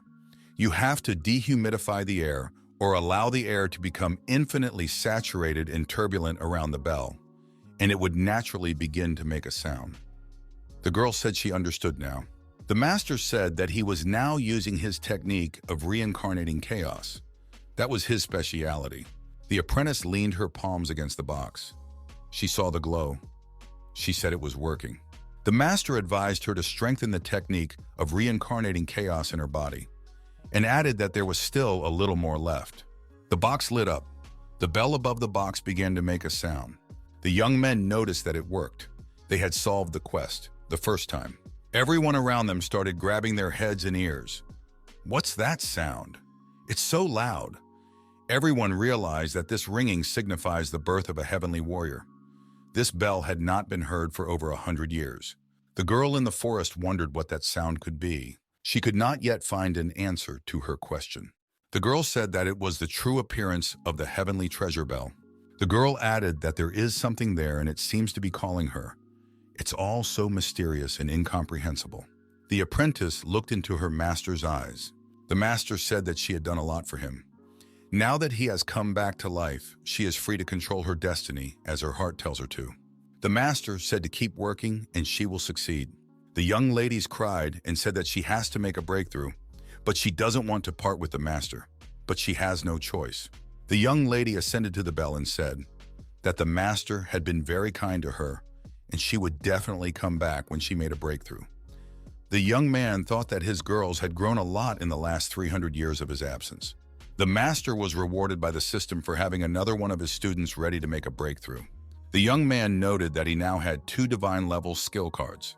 The system replied to the young man that he could make a connection to one of the 3 realms.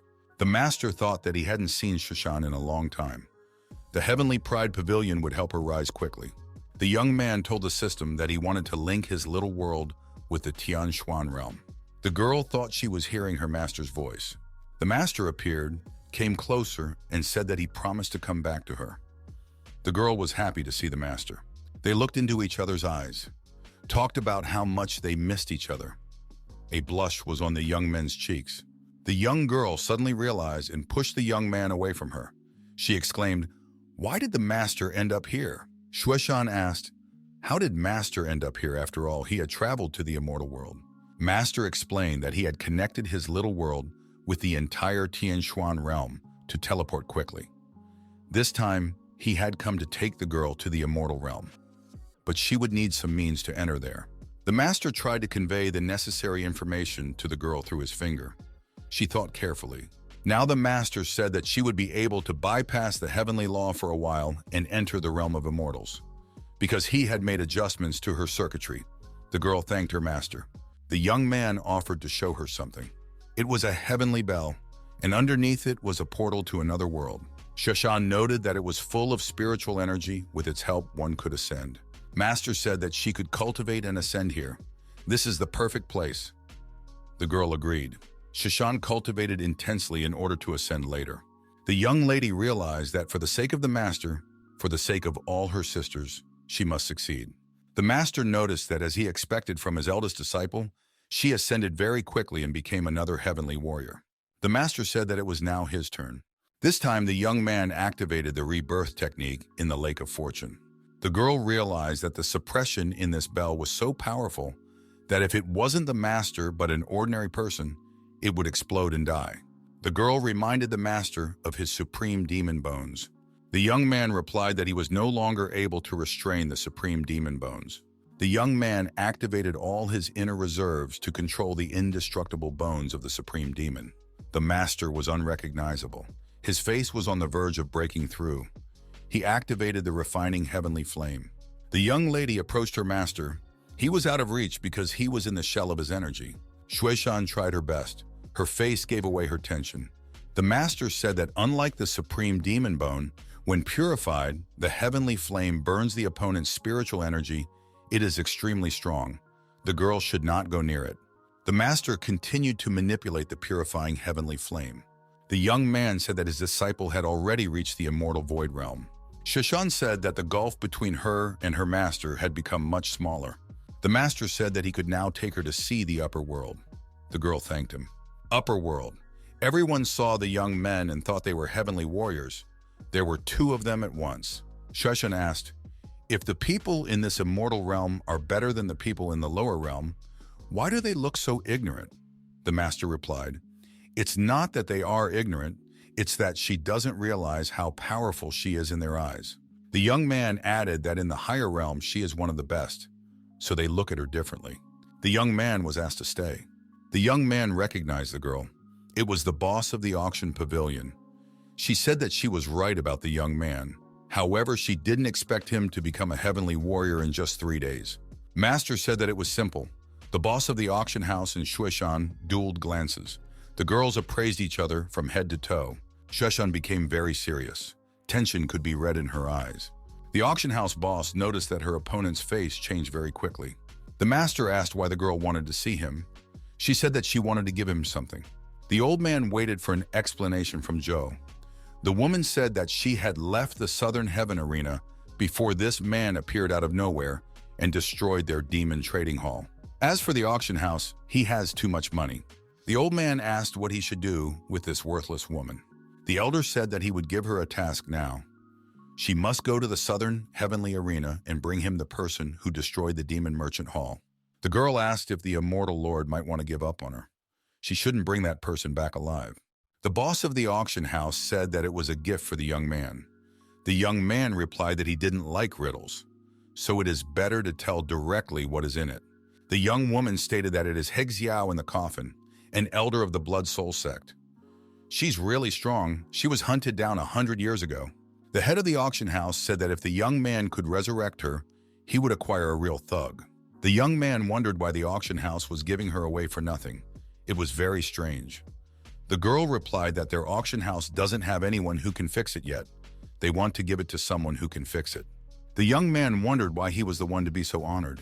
In the end, the girl said, she wants the young man to help Tianluo take revenge. Sheshan thought. Tianluo pops up again.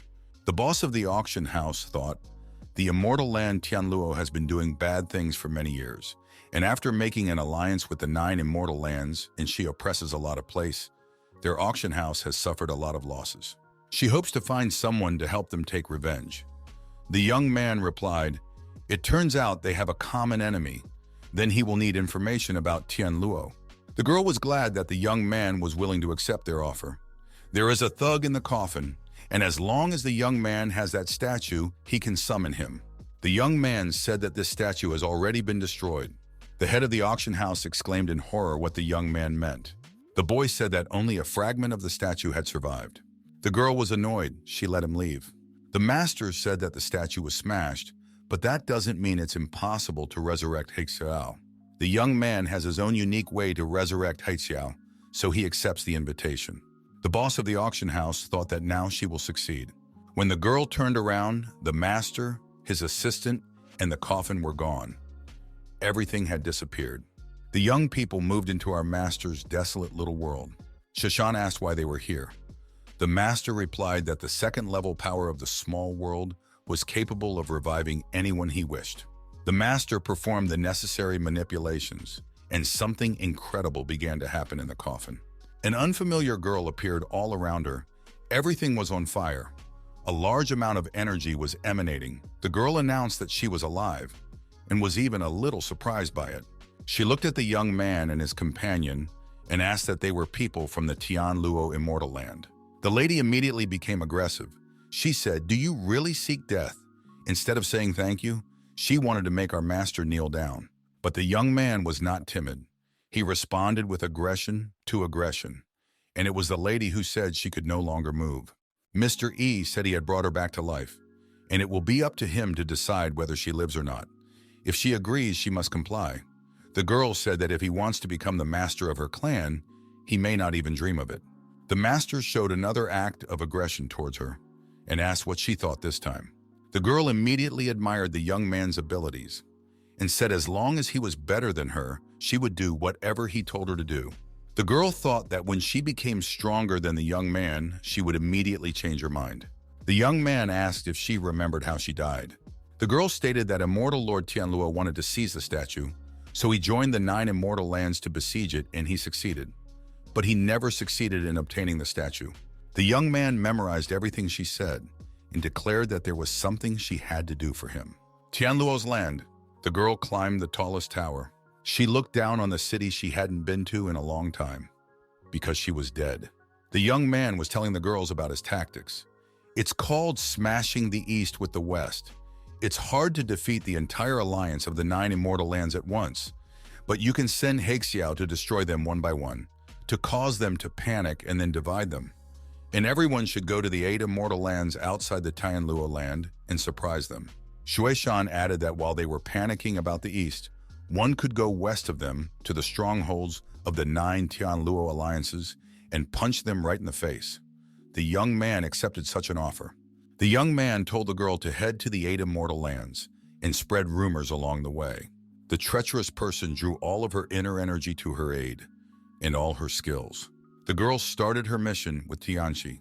Everyone in the city shouted that an enemy attack had begun. Explosions appeared here and there in the city. The girl was being hunted down. Shueishan asked the young man what they would do next. A servant appeared and said that Mr. Yibaye and his companion should be at the recruitment meeting for the members of the 9 immortal families. The servant added that if someone passed the test, they would receive a free jade token for the eternal realm and a large amount of heavenly treasures to improve their cultivation. Shushan noted that there would be good things given out. The young man said that the things that would be taken out of the secret realm would be divided in half. Therefore, one could take part in it. The master agreed because he decided to have some fun. Everyone has noticed that the selection for the eternal realm is very strict. It's not easy to get in. So far, not a single cultivator has yet to pass the test and get in. Sheshan noted that Zhou Tianli was also here. Master told the girl to relax. This is just a traitor they will deal with. She is not something to be feared. We should go to see what they can do. The presenters said this young couple are very well suited for their test. Are they ready to pass it? The master said they have just ascended, and for now they just want to have fun and not to get involved. The master said it's a simple test. It's just a matter of throwing a punch. If the blow is hard enough, they will pass on. The young man swung quite seriously. He gave a crushing blow. The master asked if that would be enough. The master said it was a strong blow. It's the strongest measure of strength ever. Aren't you a beginner? We must urgently inform the master that a genius has come to them. The young man thought the strength meter was broken, or he just didn't hit it hard enough. The master asked to test the apprentice to see if the meter was broken. The girl worked her punch, decided that the meter was working fine. The attendant on duty said that the immortal mistress would be coming over now. The young man thought, immortal mistress Tianluo is serious. The young man thought that he would have to fight again. The young man said that they are just here for fun. They aren't going to interfere in anything, and they don't want to meet Madam either. The duty officer said they can't just leave. With their talent about them, they will be able to obtain countless heavenly treasures after entering the eternal realm. And when they come out of there, they will become the guest of honor of the 9 immortal lands. The young man said that he wasn't interested. The duty officer didn't want to let them go and said that they would deliver whatever the young man needed, as long as they didn't leave, and record their presence here. The foreman asked if you could provide us with anything. The duty officer said yes, that's true. The young man said that his wife has always had poor health. She is very weak and unable to take care of herself. So he has been looking for a natural treasure to help for many years. Shueshan was pleased that the master called her his wife. A blush appeared on her cheeks. Everyone began to wonder, how could her wife be weak if she had a strength score of 89? The duty officer said that he was willing to make all the arrangements on behalf of the firm. Mr. Yes said that he needed 10 spirit ginsengs, 10 immortal fruits, 10 portions of earth fire, 100 bottles of immortal elixir, 200,000 high-quality spirit crystals. The girl continued to blush. The open-mouthed duty officer looked at the young man in surprise. The assistant clerks on duty said that these young people, just teasing them, we should stop talking to them and take him to the immortal lord. The attendant on duty said for the servants to take them prisoner. Sheshan was not confused. She took out the whip given to her by her master and said that the teacher was right. These people in the immortal world are nothing more than a rabble with great spiritual power. The girl continued, after the heavenly honor pavilion, the golden whip became 10 times more powerful than before. The master answered her, if one used the path of destruction, no one below the late level immortal void level would be able to resist it. The clerk was frightened and fell to his knees. He said that it was all a misunderstanding. They have all these treasures and will deliver the youngsters to them later. The master asked again if it was a misunderstanding. The servant repeated, yes, it was a misunderstanding. He just wanted to test their spiritual power. But the servants misunderstood him. The attendant suggested that the young men check their spiritual power again. The attendant warned that the entry threshold was 60 units. The young man decided to cheat a little. His hit was 60 units. The duty officer decided that the young man had purposely reduced his strength score. Now it was the turn of his companion. She too got 60 units. The officer on duty realized that the young man was mocking them, but there was nothing he could do. The girls said they were doing their best. That's the best they could do. The conditions must have been unfavorable. Cries for help were heard. The duty officer said someone attacked the 8 lands. We must report it to headquarters immediately. The servant suggested it was the Blood Soul Clan's clan lord. She had returned to take revenge. Everyone resented how the Blood Soul Clan elder could single-handedly destroy an entire kingdom. After all, she died a long time ago. We must urgently report this to the immortal lord. Everyone wondered how the Blood Soul Clan elder was able to come back to life. Now she wants revenge for what the lord did to her. We should all run away quickly, just in case. The attendant on duty appeared and told everyone to calm down. He asked the servant what was going on. He replied that the 8 immortal lands had suffered heavy losses. The head of the Blood Soul sect had escaped from the battlefield. Her whereabouts were unknown. They learned that there was some trouble with the trial, so the Immortal Lord sent him here to deliver the latest news. The man thought that the Immortal Lord had ordered that these people were not allowed to leave so that the lineup could be confirmed. He had ordered that no one should be allowed to leave. He would send a message to Madam himself. Mr. Yi said he was going to meet the Immortal Mistress. The man said an urgent matter had arisen. They need to send a message to Immortal Mistress. They would arrange a meeting later. The young man said that there was no need for anything then. The young man said that he knows where the enemy is, so he needs to meet. The man started asking where he was, and twirling his head round and round with a desire to see the enemy. The master leaned a magic orb against the man and said that the enemy was very close by. Master E said that he was his enemy. The young man struck the man dead. Everyone began to recognize him as their master. Mr. Ye realized that you can't jump above your head. The young man activated his little world. The young man told his female disciple to take everyone else to his little world. At this time, Miss Zhou was trying to find out the whereabouts of the person who had destroyed the Demon Merchant Hall. She was being very aggressive. She was answered that she could find him in Heavenly Honor City. There were witnesses that he had gone there. The woman asked what the man's name was. The unfortunate man replied that I think his name was Ye Bai. The aggressive woman's eyes lit up. She's on the right track. She made notes in her head. City of Heavenly Honor, auction house. Maybe that mysterious person she was bidding with was this Ye Bai. The guest of honor is going to the Heavenly Honor. He is already expected there. Zhou was angry. She is always one step behind the master. She didn't know where to find him, because he was one step ahead. Miss Zhou suddenly received an audible notification. It said that all of Tianluo's disciples should immediately return when they saw the talisman. Miss Zhou only uttered one name, Bao. Shushan suggested that the master go look for Zhou Tianli and Immortal Lord Tianluo. After all, they had finished all the business here. Master said that there was no need for that. Unexpectedly, Zhou appeared and said that she had finally found the young man. The young man said that she was afraid of him. He noticed it from her hands, which were trembling very badly. The woman said she wasn't afraid. She's just very excited. And today she's determined to avenge the past. Because the future hasn't been avenged yet. Mr. E said it's a coincidence. He has the same agenda, only for her. Master pointed his smashing hand with energy beams directly towards Zhou. It was an effective technique. The girl was thrown aside. This came as a surprise to her. She said that the master had taken her path of greed, made her lose her strength, and hurt her badly. Although she hated him to death, she must admit that thanks to Master, she was able to give up the low-level divine abilities she had learnt before. Now she followed the immortal master. He had opened the path of dual cultivation for her. The girl, after performing a high-level pirouette, attempted to strike the master with her foot. The young man blocked that kick. He had a good reaction. Looking at his opponent, he realized that this was the result of double cultivation. The master thought that it would be a good idea to teach Shushan such a technique. It would be very effective. The young man asked the system for it, and she said that she would instill this knowledge into Shushan's mind. Miss Zhou began to meditate urgently. She needed to use another technique. It was a technique set to suppress the young man's consciousness. The young man appeared to be susceptible to this spell.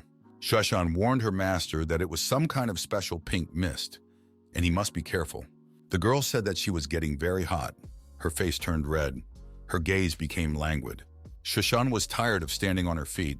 She had no strength. The master realized that her rival was addicted to the tender embrace of other beauties, and now she didn't care about the young man. Shushan said that she regretted that their shared dreams would never be realized. Her rival came to her senses and sent the master far away. The young man decided to act by adopting a negative image and prepared his own little world. Mistress Zhou, believing that victory is in her pocket, began to say goodbye to the former master. Someone from the netherworld asked if she felt happy. Zhou wondered who was talking to her. The master was standing in front of the woman. She didn't realize what was happening to her. She was losing control of herself. The master asked what she would say about the dream she had just had. The woman couldn't understand how it was working, where it got such powers from. The woman, sensing her end was coming, said Bei couldn't destroy her because she had his students in her hands. The young man said he wouldn't fall for it a second time and told her to go to the netherworld. The young man activated his inner powers and there was an explosion. The mistress disappeared. A voice from nowhere said that he-word had corrupted his vessel. The young man noticed that someone came down to him from above. He realized that it was immortal Lord Tianluo. An elder stood in front of him and held something in his hand. The old man said that the vessel she had cultivated for so long had been lost and it was all the fault of the young man. But fortunately, his pearl of peace had absorbed the remnants of her spiritual power. The young man said that she could never be revived again. The elder said that Mr. Ye had ruined his plans time after time, and now he had killed his disciple. Today he will know the price of all his atrocities. The old man said that the young man would have to become his vessel and replace Joe. This was not in the young man's plans. He had no intention of becoming anyone's vessel. The young man tried to get rid of the danger hanging over him. He activated all his powers, internal and external. The rivals looked into each other's eyes. They understood the intent. The young man guessed that the old man's target was not him. The young man shouted out his disciple's name. He noticed that Shushan had failed. The old man asked, "Didn't the young man expect this turn of events?" The master shouted that he would now send the old man not to heaven, but straight to hell. The elder objected that a young man who had just ascended could not be impertinent. The young man didn't listen to any more objections. He activated his fist of rage and prepared to deliver a powerful blow to the old man. The elder squinted one eye and thought that the young man's strength was far beyond his martial realm. Is he really trying to bluff? The old man activated his fighting ability and successfully put up a block, thus protecting himself from the young man's strike.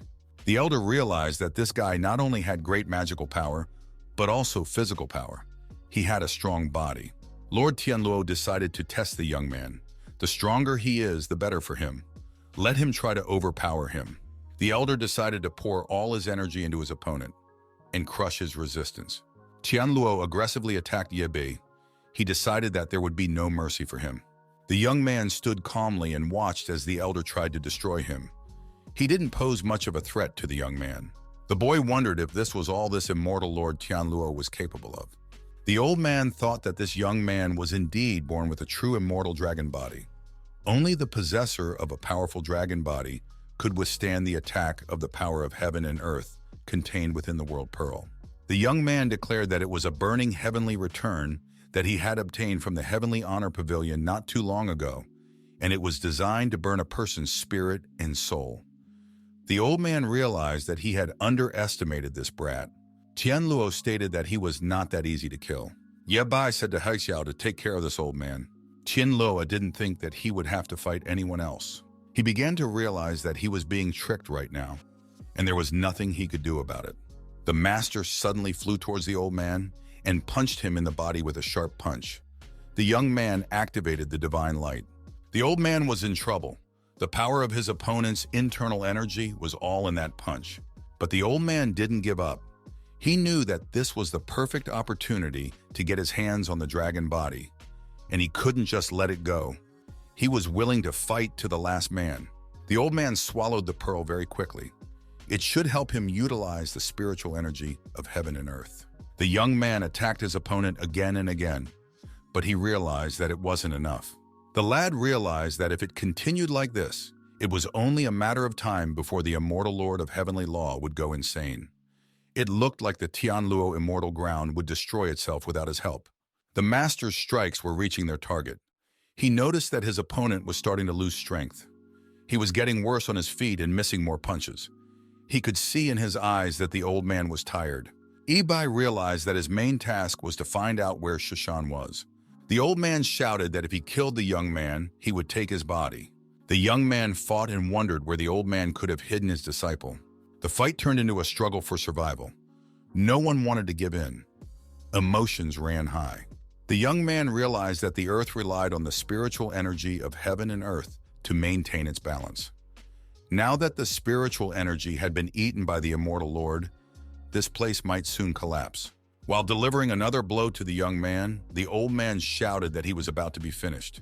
The guy blocking this strike said that he wasn't sure about it. Qianluo shouted for the young man to not even think of deceiving him.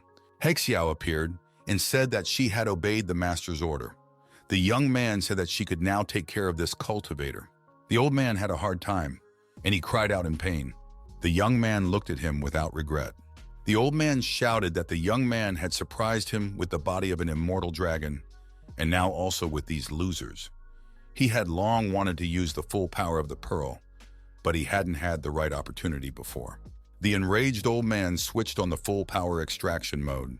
At this moment, Qianluo became exposed to otherworldly powers. It restrained him. Master told Hexiao to keep the old man here while he went to look for Shuishan. The young man realized that this immortal Lord Tianluo couldn't take his disciple far. A thought crossed his mind. Could it be that this old man also possessed a spatial path that could create rifts? The young man decided to test this hypothesis, and to do so, he linked the fingers of his hands together in front of him. The young man activated the spatial path, the rift. The heavens above him opened up. The master noticed Shushan flying down through the rift formed in the sky from the netherworld. The young man stretched out his arms and caught his disciple. The girl was unconscious, but she was already with him. This made the young man very happy. The master looked around and realized that things were bad. He had mistakenly fallen into Immortal Lord Tianluo's Immortal Lord formation, which was gradually collapsing. If he procrastinated, he would fall into the layer of spatial turbulence and would never be able to get out of here. The young man realized that he urgently needed to think of something and solve the issue of not staying here. The young man heard a voice telling him that he would be forever banished to another dimension and lead the rest of his days in boundless loneliness.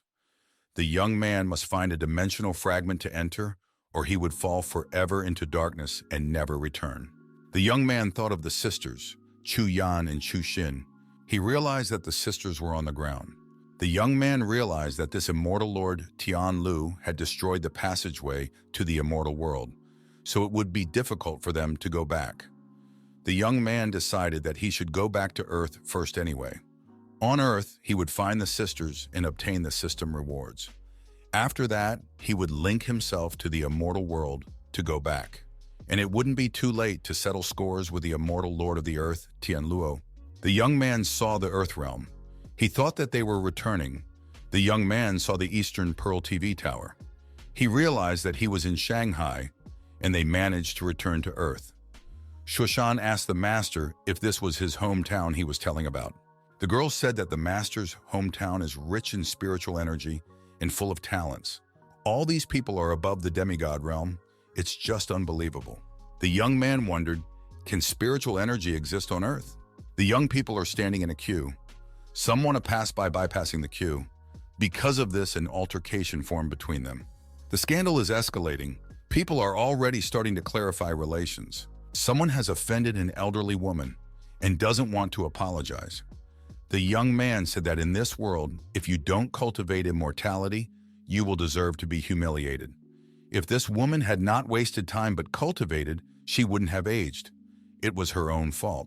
For these words, the young man paid the price. Our master didn't like them, and he activated his inner strength, tried to punish him. The young man screamed, "How dare you arrest him? You don't even know who his father is."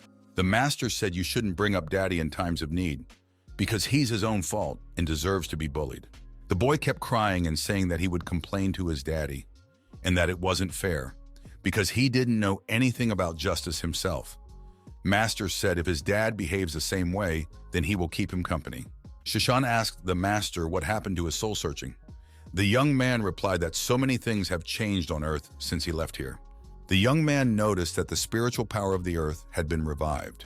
Natural disasters had occurred, and many demon caves had appeared. Conventional firearms had become ineffective, and humans were being wiped out by the attacks of demonic creatures. Fortunately, the god proved to be just, and the humans not only began to awaken their abilities, but also began to revive their heritage. The proud sons of the gods who received the inheritance brought glory back to humanity, and the humans built temples for them, the Thunder Temple of the Serpent Emperor and the Temple of the Emperor of the Sea. The three temples were able to fight the monsters and keep peace in human society for a while, but all these temples were in the west. And in the east there is only the Snake Emperor Temple, which is located on an island. Yan Huang people, the founders of the ancient Chinese state, were discriminated against because they had no temple and miracle heritage. A student asked if he was afraid of being laughed at because he was a Yan Huang. The master replied that they should not only find the sisters, but also do justice to the Yan Huang.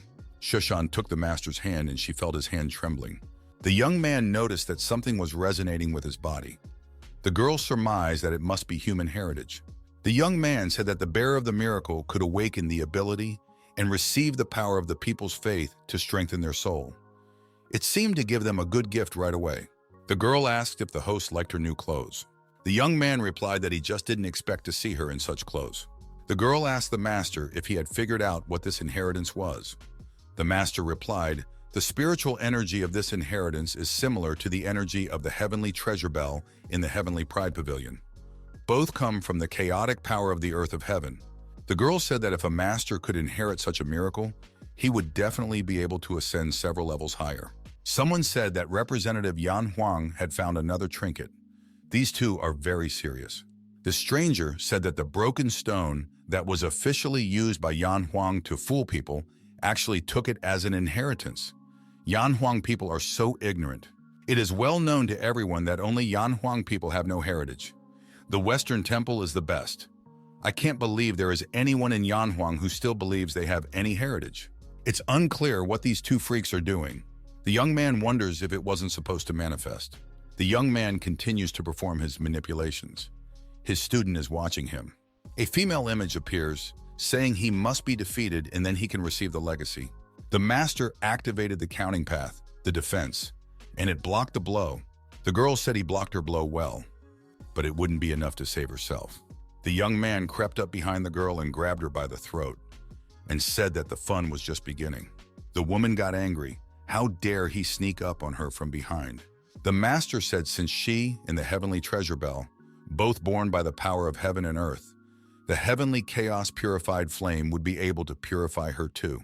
The young man tried to pull this woman into the energy portal. The young man heard a voice saying that the heir had come. The young man wanted to deal with all of this. He still had a lot of questions. Shushan said that her teacher had done this. A strange thing called a smartphone was lying among the rocks. After tens of thousands of years, Yan Huang had found a successor. He must be disposed of. There can only be one God in the East. The girls were given a mission. They must destroy Yan Huang's successor immediately. The treacherous girls discovered him. They immediately decided to deal with him. A young man noticed these girls and said that they dare not interfere with him. The young man immediately decided to neutralize them. The girls realized that they were no match for him because he had almost completed his fusion. They said that the Thunder Goddess could attack his soul. That might be his only weakness. The Thunder Goddess said, "She knows everything. She will take action." The girls said that the young man could be pitied because he met her. Otherwise, he could become their obedient dog for a while. The young man said that she would be the puppy dog now.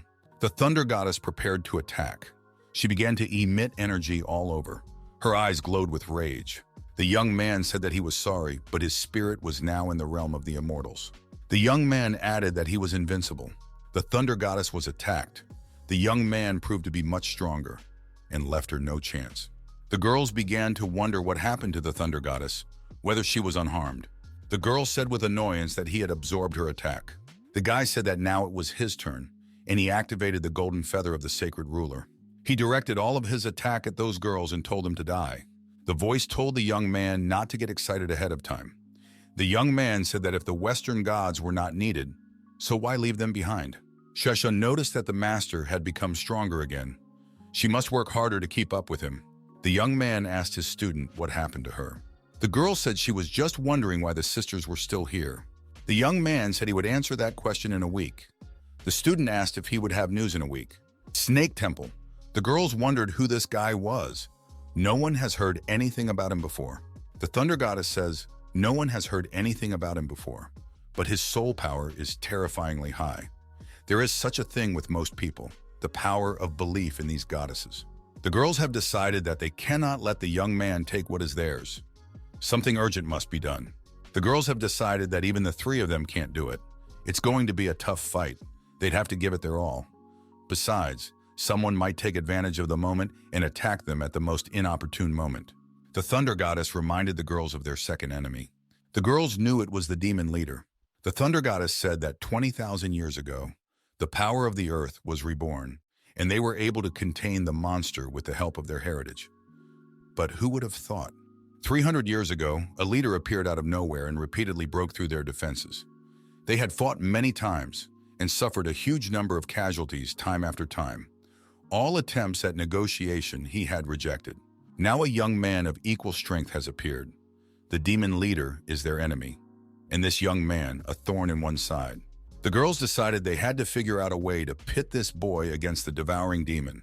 They will slaughter each other, and the girl will stay in the country and reap the rewards of their work. Now the question of how they can get this boy out has to be decided. One of the girls said that she sent this boy an invitation, saying that she wanted to make up with him. The question is whether he will believe her. The girls decided that he would, because at his age he had not seen much else in life. The girl will offer him a small reward and wait for him to fall for her trick. The young man, after reading this message, decided that it was foolish of them to try to lure him with such a small reward. The students said if they knew it was a trap, should they go there? The young man said of course they should go. They should enjoy the fun show after all. The boy thought he could easily please these girls if he wanted to. The young man and his student came by invitation. The girl said she was honored to see the young men here, despite what had happened between them earlier. The girl offered to get straight to the point and said that she would show the treasure now. Sheshan remarked that this was a very good place for a treasure room. The landlady said that she had been very careful in choosing the right place. In this place, the strength of the treasures will grow. Also, cultivation is 10 times faster here. The guy said that the girls had caused him a lot of spiritual damage yesterday. Are they going to make up for it somehow? Mistress said that all the treasures here are heaven level. The boy is still young and hasn't used them much. If he wants something, let him take it, and it will be a good investment for his future. The young man said if the mistress is so generous, he should be generous to her. The young man said he would take all these heavenly treasures to his little world. The mistress wondered if he would be able to take any of the heavenly treasures. He began to put his decision into action and activated his small world. The mistress did not expect this turn of events. She tensed up and was surprised. The young man took out a small world and asked the hostess if something was wrong. The girl said, "It's okay, let him take what he wants." The hostess thought to herself that the young man was a little rascal. The young man thanked her for her hospitality and said they were like family now.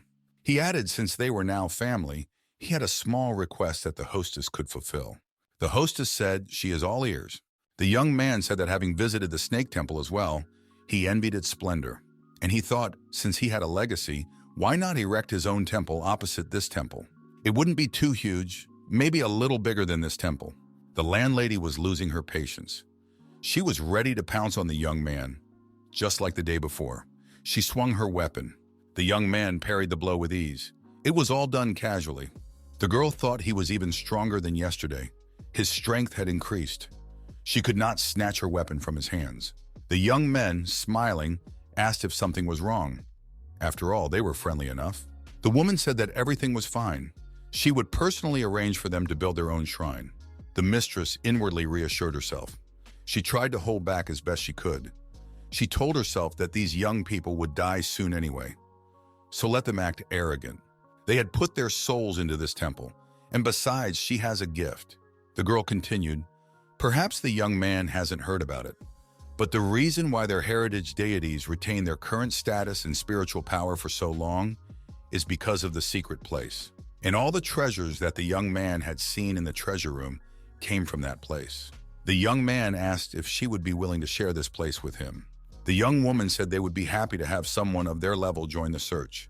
The young man said they would agree.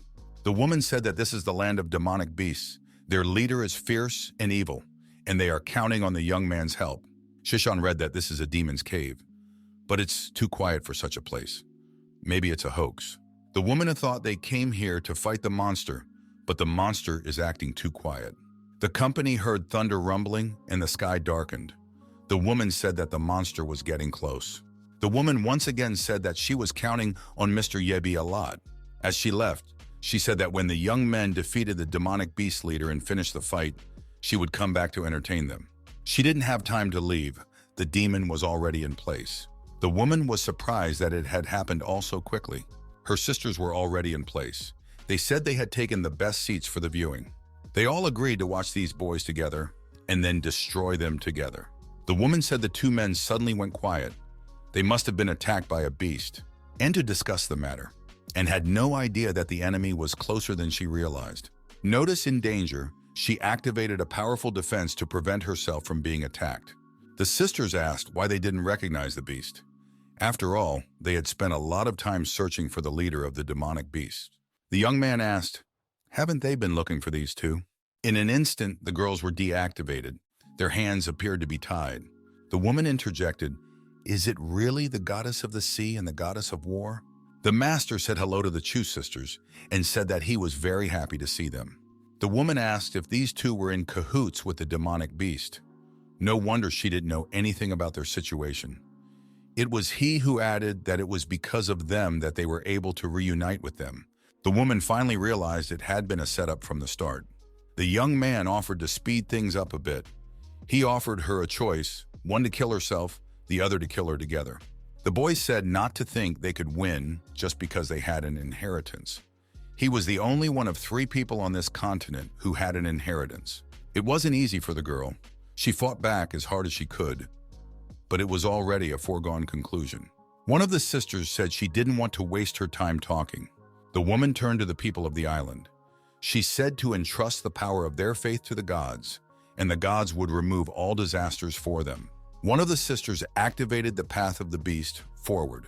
Her energy beast was activated. Her opponent activated the spirit of the serpent, petrification. It was going to be a heated battle. Everyone had something to show their opponent. It was very epic. A demon appeared, very scary, powerful, and evil. The sisters decided to attack and take the scepter from its hands. The woman said they had protection before, but now they couldn't escape her blade. The woman activated the spirit of the petrifying serpent. The young man was surprised at what her eyes had become. Shuishan tried to hide and not look at her. What happened was that the sisters were petrified. The woman said that now it was their turn. She wanted to see what they had to say to that. The young man too took on a stony look. The woman walked up to them and said that now they have the real immortal body of a dragon. That's why it's strong. She turned to Yebai and said, "He looks strong. If he was a little weaker, she would have subdued him. It's just a pity that someone like him will never stoop to the level of others, and he will become a problem for her sooner or later." She said goodbye to him. Master Yebai didn't give up. From the exertion, the stone began to crack and fly off his face. The woman was surprised. Could it be that he was starting to move? How could such a thing be possible? She said that she had underestimated the young man. He managed to maintain control with the spell for 3 minutes. The wily woman wondered how Yebai was able to free herself. She had such a strong spell. The young man had no intention of letting her go. She realized that these were her last minutes. Yebai had forgotten to warn her that he had an immortal chaos body, and he thus could not be defeated. The woman was surprised. 2 immortal bodies plus a miraculous inheritance. How was this even possible? She didn't expect it. She tried to negotiate with the young man and said they could remain friends. The master said that anyone who dared to insult his students would be killed. The woman continued to bargain. She said she would give the young man her treasure, temple, and even a divine inheritance. The master was angry with her. He said that if he didn't have the power of resurrection, he would never see his students again. The young man sent her on a journey of greed. It was a one-way road. Shishan asked the master if he could revive the sisters. The master assured that he would bring the girls back unharmed. The young man said to let the desolate little world open up. After upgrading the desert little world to the current version, he awakened a special skill, control over life and death. The master explained to his disciple that as long as a person or object below his level was in his little world, he could control whether or not to live. The young man exclaimed for his female students to come back to life. A second later, the girls stood alive, just like before. Only on the way to resurrection, they had lost their clothes. The girls pounced on the master, hugging and kissing him, thanking him for saving them. They said they missed him so much. They thought they'd never see him again. The young man told them that apparently dying wasn't very pleasant. Shuishan said maybe the girls would give their battle mate a hug. She wanted to free the master from her sisters. The girls switched to the older martial sister and began to tell her that they too had missed her and everything in the same vein. The young men were exchanging impressions and the girls were telling how they felt about being monuments. The girls thanked the master and said that he taught them how to survive and passed on the way of the beast to them. The girls continued and said that they studied and trained hard, but when they managed to break through to the realm of the saints, their master was already dead. The girls were heartbroken and wanted to do something for the master, so they came to Earth to guard the master's hometown. The young man said he was very honored. The sisters continued their story. When they arrived, the three gods were occupying the land and oppressing all the people because they had no heritage. Then the girls decided to teach them a good lesson, but they could not defeat the three of them alone, so they had to gain strength. Now the girls have powers in every country on Earth. Now that the master has returned, they will rise up and the whole planet will be free. The master said the girls deserved their reward. The young man noticed that the snake spirit goddess easily took control of them and destroyed them. Had the master not been around, the consequences would have been very dire. The girls noticed that the master had absorbed their cultivation power. Shashan intervened in the conversation. She told the girls not to speak to the master in such a tone. The girls came to their senses and apologized to the master. One of the sisters asked that the master had absorbed the snake spirit cultivation base. What kind of changes he had undergone? The young man replied that his cultivation level has increased a lot.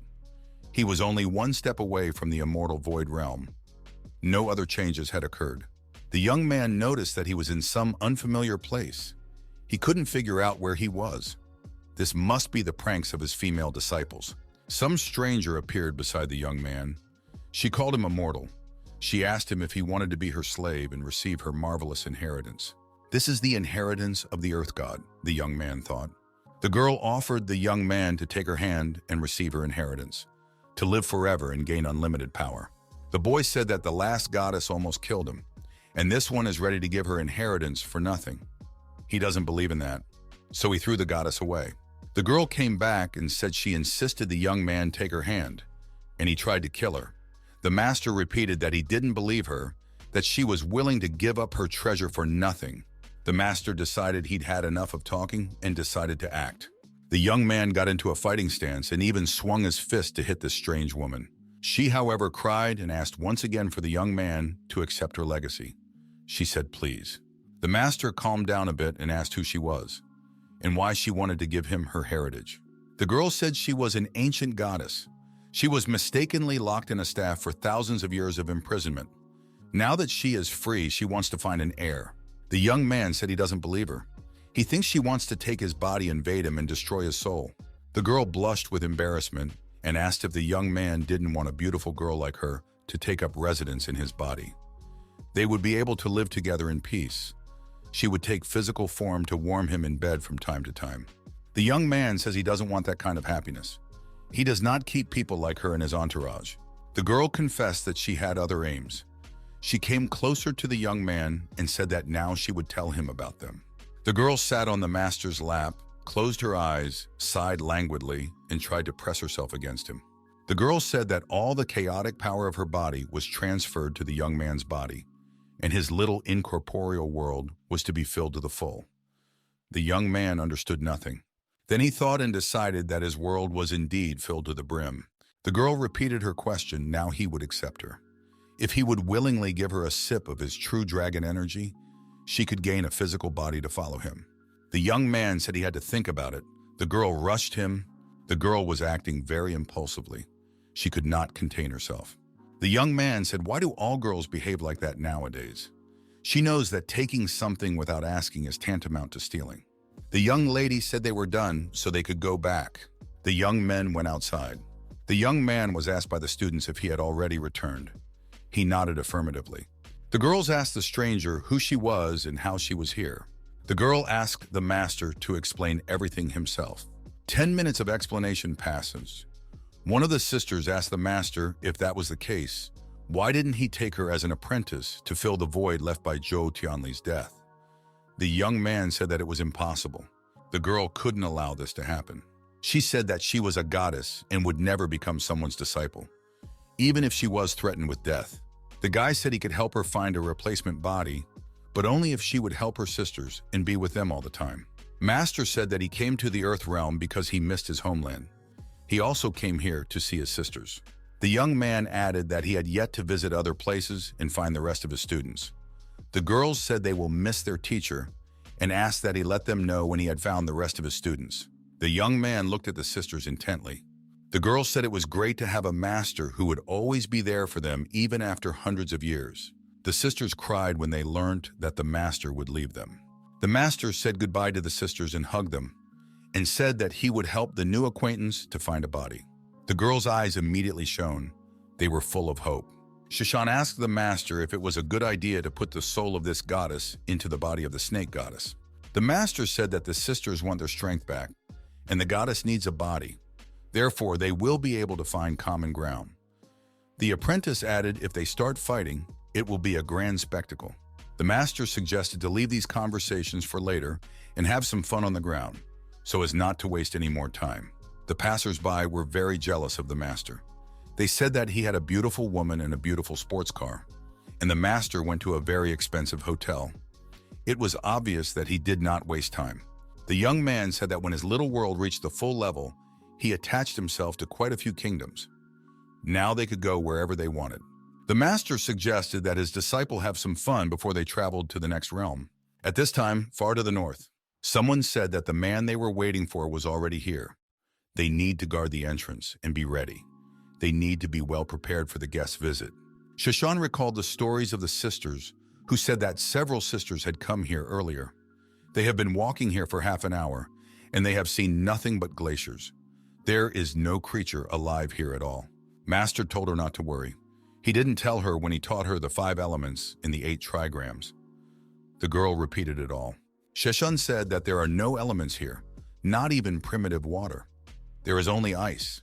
The young man said that they had been walking for so long. If you look closely, you can see magic under the ice. The girl looked closely. Then she looked closely. She saw no magic. The young man sat down and explained, if there is nothing outside, it doesn't mean that there are no formations under the ice. Only by finding the eye of the formation can they get to the true north. The girl tried to find the eye of the formation.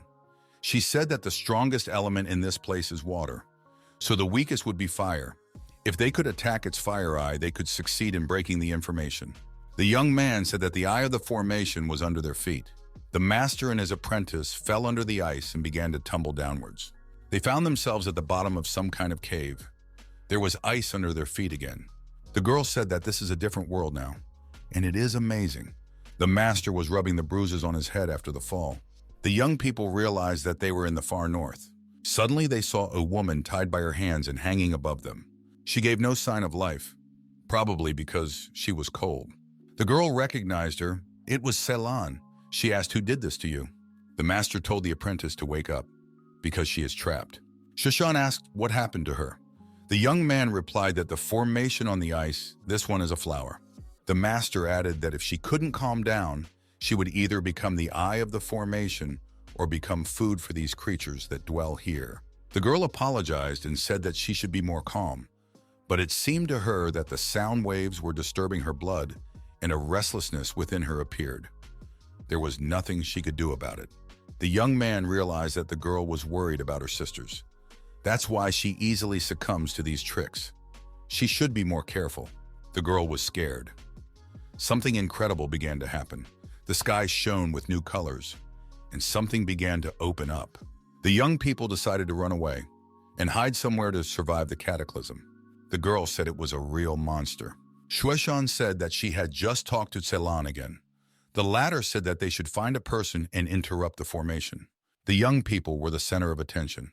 The stranger said that everything this time was much more interesting than they imagined. A young man and a young woman, left alone in an ice trap, would have to fight a mysterious stranger.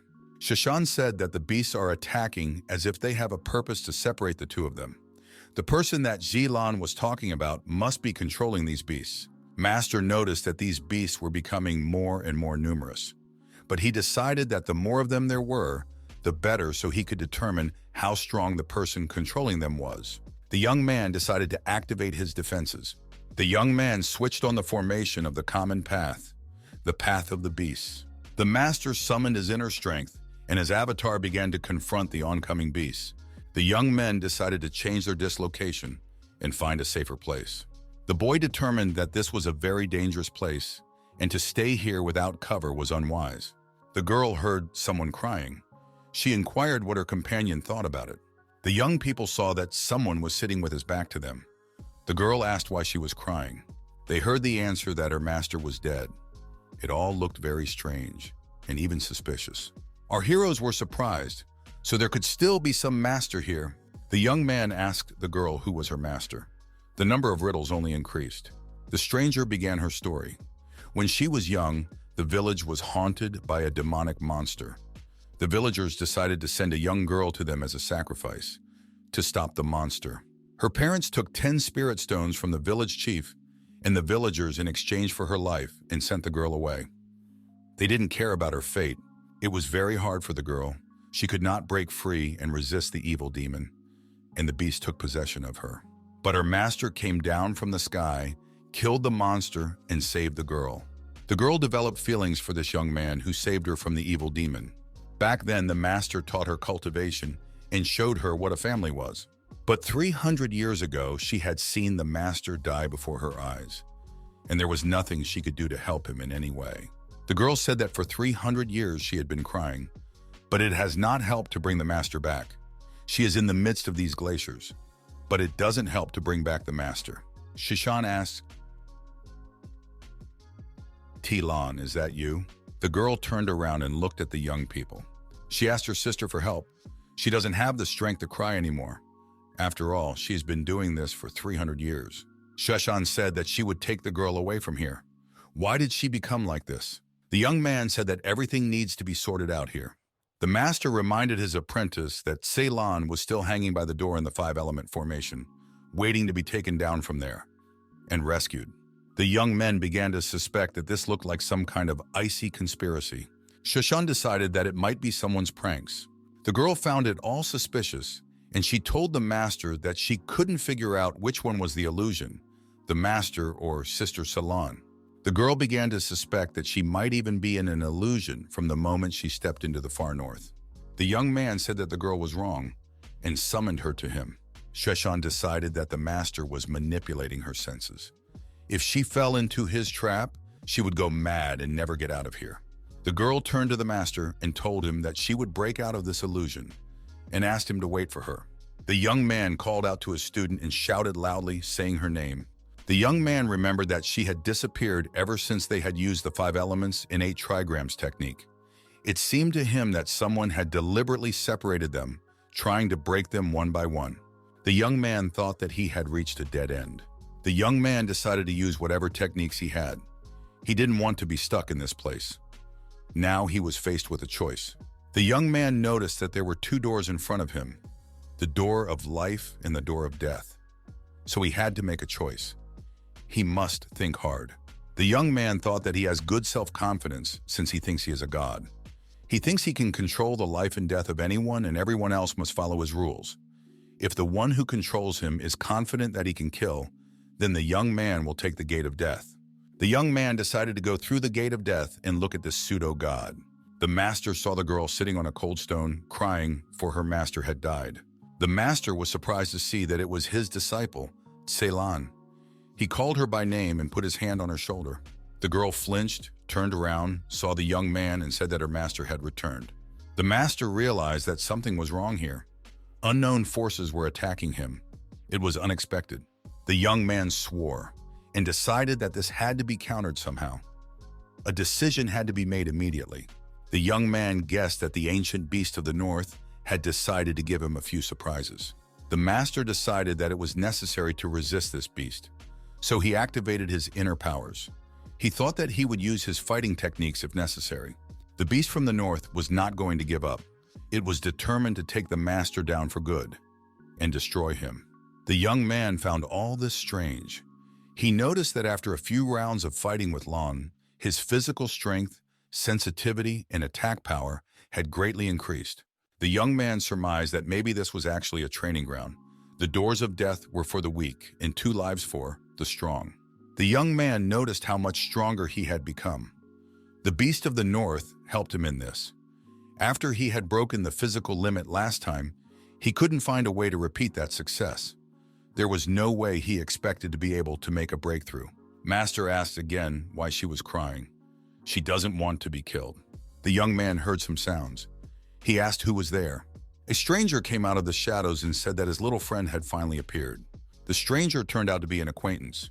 The young man knew him well. The master asked what he was doing here. The old man replied that he had had a hard time. Now he wants to go back. He wants to go back to the demon clan. The master was very surprised. The young man wanted to figure it all out. He asked old man Gamu what it all meant and what had happened here. The old man replied that he had been stuck here since he ascended with the master. Gamu continued the conversation and said that when the young man helped him, he thought he could ascend to the immortal realm. But the immortal passage suddenly collapsed. Then he almost reached the immortal realm. But a great calamity carried him away, and he ended up here. The young man thought that it seemed that he had accidentally put too much effort then and broke the immortal passageway. The old man said that he had been trapped here for 5 years. Now that the master also happened to be here, they would be able to come out together. The master asked the old man he must have already reached the immortal void realm and be able to get out by himself. And why hadn't he done so in all his 5 years of imprisonment? The old man replied that it wasn't really the demonic beasts that were scary, but the strange formation in this place. There is no heaven or earth, no edge or end. The old man added that he had been looking for a way out for 5 years, but had never found it, and the laws of aura work differently here. The young man heard about the law of aura, and it interested him. The elder said that the boy would understand when he tried it himself. The old man showed the young man what he had to do to try it himself. The young man saw that it had disappeared. He thought, and how is that possible? And what to do with it? After all, it has to be put into practice somehow. The old man caught it, but with his other hand. The young man noted that the old man's blow disappeared and appeared from the other side. The old man said it was like that. Because skills can't be used here, it's hard to attack even in a straight line. The way the aura moves through the body is very different from the outside world. Sometimes it flows like a thread, sometimes like a stream rushing through the veins. If you're lucky, you can have a breakthrough. If not, one can die because of the strong tide through the veins. The old man went on and said that things are fundamentally different here. Everything here is so unpredictable and incomprehensible. Even memories are distorted in this place. The old man said that he thought the young man had destroyed the passage to the immortal world on purpose. That's why the old man ended up here. The young man said that he thinks there is something strange in this place too, and it distorts memories. The young man couldn't do such a thing on purpose. The lad asked why he came in here with the same aura and power as outside. The old man replied that the more you stay here, the stronger the influence of this place. The young man had just arrived, so he was temporarily fine. The boy asked the old man if he had noticed any patterns in this place. Elder Gamu replied that he didn't understand anything. The nearby attacks are the same as in the outside world. The young man concluded, this means that the further the distance, the more elusive the laws become. It's similar to a theory he heard when he was on Earth. It's like goldfish in a round aquarium. In our eyes, the world is considered normal, but in the goldfish world, because of the curved glass, the world is distorted in our eyes. The young man continued, everything that humans think is right is wrong in the eyes of the fish. The boy suggested that maybe they are in an aquarium right now, and the human is somewhere nearby watching them. Elder Gamu asked what an aquarium was and a goldfish. The fellow told him to ignore it. It is an allegory. The young man was trying to say that to get out of here, they must either break the aquarium, which is the boundary of this place, or figure out the unusual laws of this distorted world. The elder said it all sounded kind of complicated. The boy said he had an idea. The idea is for old man Gamu to give the young man all his powers, and then he could blow the place up. The old man did not like this idea very much. The old man asked how he will be without all his strength. Without his powers, he would not be able to live. The young man said that's just the way it is. It is the only way they can get out of this trap. The old man had another idea. He suggested that the young man give him all his power and let him destroy this whole place. Because he's been here for 5 years, and he knows the terrain well. The young man disagreed and showed the old man why he disagreed. He used his inner skills, and the old man saw what the young man meant. The boy said he couldn't trust because the aura of another person was coming from the old man. Elder Gamu replied with a changed voice. It meant that the young man understood everything. The guy said that long-range attacks don't work here. That's why we have to get closer. The old man came closer and got hit, after which he flew far away and fell on the icy ground. The young man asked if he had left already or not.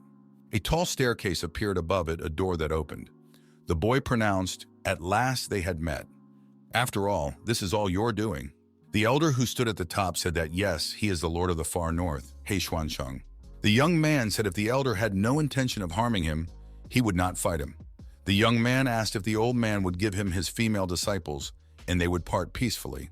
The old man replied that long before the young man came here, he had already predicted that one day a genius would come here. But he did not expect that the young man would give him such a surprise. The elders said that the boy was the first person who had been able to unravel the secrets of his formation for 20,000 years. Is the young man ready to become his disciple and lead the Far North in the future? The young man answered in the negative. He does not like the cold and wants the old man to give him his apprentices. The elder replied that his apprentices and old man Gamu are safe and sound. There is no need to worry about them. Maybe the young man will change his mind and become his apprentice. The boy repeated that he was not interested. The old man said that he had never met such people before. The elder explained to the young man that today he had to tell him about the most ancient technique and teach him, whether the young man wants to or not, because he is the most suitable heir to do so. The man asked, in order to pass on the ancient technique, did he have to test it so much? The elder said that he didn't intentionally test it and test its strength. It was purely by chance. But he must warn the young man that the great calamity from this technique would be very strong. If the young man set a goal and worked hard to achieve it, fate would definitely give him a gift.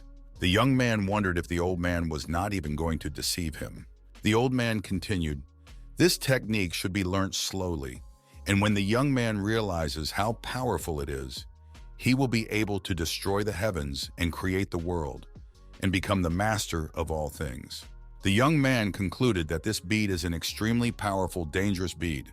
If one loses control of it, it will explode and kill the master. This bead contained the guidance of He Xuancheng. The young man was faced with the choice of whether to agree or not. The young man asked if the teacher had managed to get out so quickly. He was curious about what had happened. The female disciple, upon seeing the master, rushed into his arms with a scream. The girl tearfully declared that she could no longer be his pupil. The young man was genuinely surprised. Was he really a bad teacher? The girl, sobbing, told him that she had been forced to do this. She was no longer worthy to be his student. The young man exhaled. He was already thinking that she wanted to give him up. The girl said, she knows that the old man of the north is very strong. If she were to fight him, it would be very hard for her, and she might not be able to cope. The young man reassured her. He understands. He's not angry with her. The girl said she was happy to be his student again, and in the future, she would try not to let him down, as long as she doesn't get in the way of such old men. Master said she must stop crying, otherwise he would be angry with her. The girl said she would try to pull herself together. The master said she must tell what happened to her and the other girls. The student said for all the other girls to come out. All the other girls hearing this started to come out, excited to see the master again. The apprentices lined up in battle order and reported that they had arrived at their master's house. The girls stated that they were so inept that they couldn't do anything but watch from the sidelines. After their master died, they decided to search 3,000 worlds in search of immortal magic to revive their master.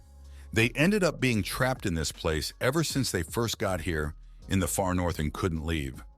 All this time they had been freezing. One of the disciples laughed. She remembered the old man of the north saying that if they stayed here for 300 years, they would see their master again. The old man hadn't lied. It turns out that this man could predict what would happen in 300 years, and with all the strange formations in the far north. This elder is becoming more and more amazed by the young man. One of the students said that, although this elder is powerful, he's not a bad person. The girl added, actually, he locked them up for stealing fruit from him. The student also said that she knew from childhood that her master was the most powerful man in the world, and he would never lose a fight to anyone. The young man said now that he was here and had freed them, they could leave this place at any time. The student asked, "Do they have to leave this place with the master?" The young man said they don't have to go with him. They all have the right to choose. The young girl asked, "Why does Luo Shuishan travel with master all the time?" The young man said, "How can she treat her martial friend like that? Luo has been like a mother to her all these years." The girls said that there is something extraordinary about this place. That's why they want to stay here and explore all the marvelous places. The young man said that he could fulfill the wish of his students. The young ladies thanked their teacher. The young man noticed that the system had given him a lot of skill cards for meeting his students. A little more, and he would be able to directly contact the immortal world. The young man said that he had to leave. The girls said that their martial sister Shushan is very strong and determined. They will try their best to achieve the same success. The young man asked if the girls had seen the other sisters. Those answered in the negative. One of the girls remarked that she had seen and waved her hand happily. The girl said that it happened in training. She happened to pass by the Devil Cave and saw someone who looked like Hong Yue's sister. Master thought, the Devil Cave is a very dangerous place and everyone who has been there has died. The young man decided to go to the Devil's Cave first. Maybe he would find another opportunity to activate the pearl the old man gave him, and then return to the world of immortals. The young men arrived at the Sand City. The girl said that according to the map they were given, they were not far from the Devil's Lair. The master suggested that they rest for a while and gather their strength. The girl noticed that there was a tea stall nearby. She offered to have a cup of delicious flavored tea. The master agreed. The young people noticed that everyone is shouting for help, and some kind of monster was threatening everyone. It was some evil giant, and he was shouting loudly. People tried to save themselves, and they ran away with all their legs. This giant had a gun, and he wasn't going to spare anyone. He had a problem with his head. It was missing. The children were crying and didn't know how to save themselves. After all, they were still very young, and they had not yet learnt much of the world. A young man came to these children and told them to calm down. He would protect them. They were still alive. The children were happy when they learned that they were still alive. The children cried again. They are alive, but their other relatives are dead. The master said that tears are the most useless thing. They don't save friends or family. They make you a coward who will sink more and more into more misery. The child said water is the most precious thing they have here. Every time he sees people dying one by one, he cannot hold back his tears. Then the master suggested that he cry as a farewell, so that the souls who have not yet left can hear his call and come back to have another look at him. The child cried even louder. Half a minute passed. The required amount of liquid appeared. Shishan told the child for the sake of his sister and the general to drink it all, and not a single drop should go to waste. The master asked the child to tell about his sister and the general, and about the rest of the people.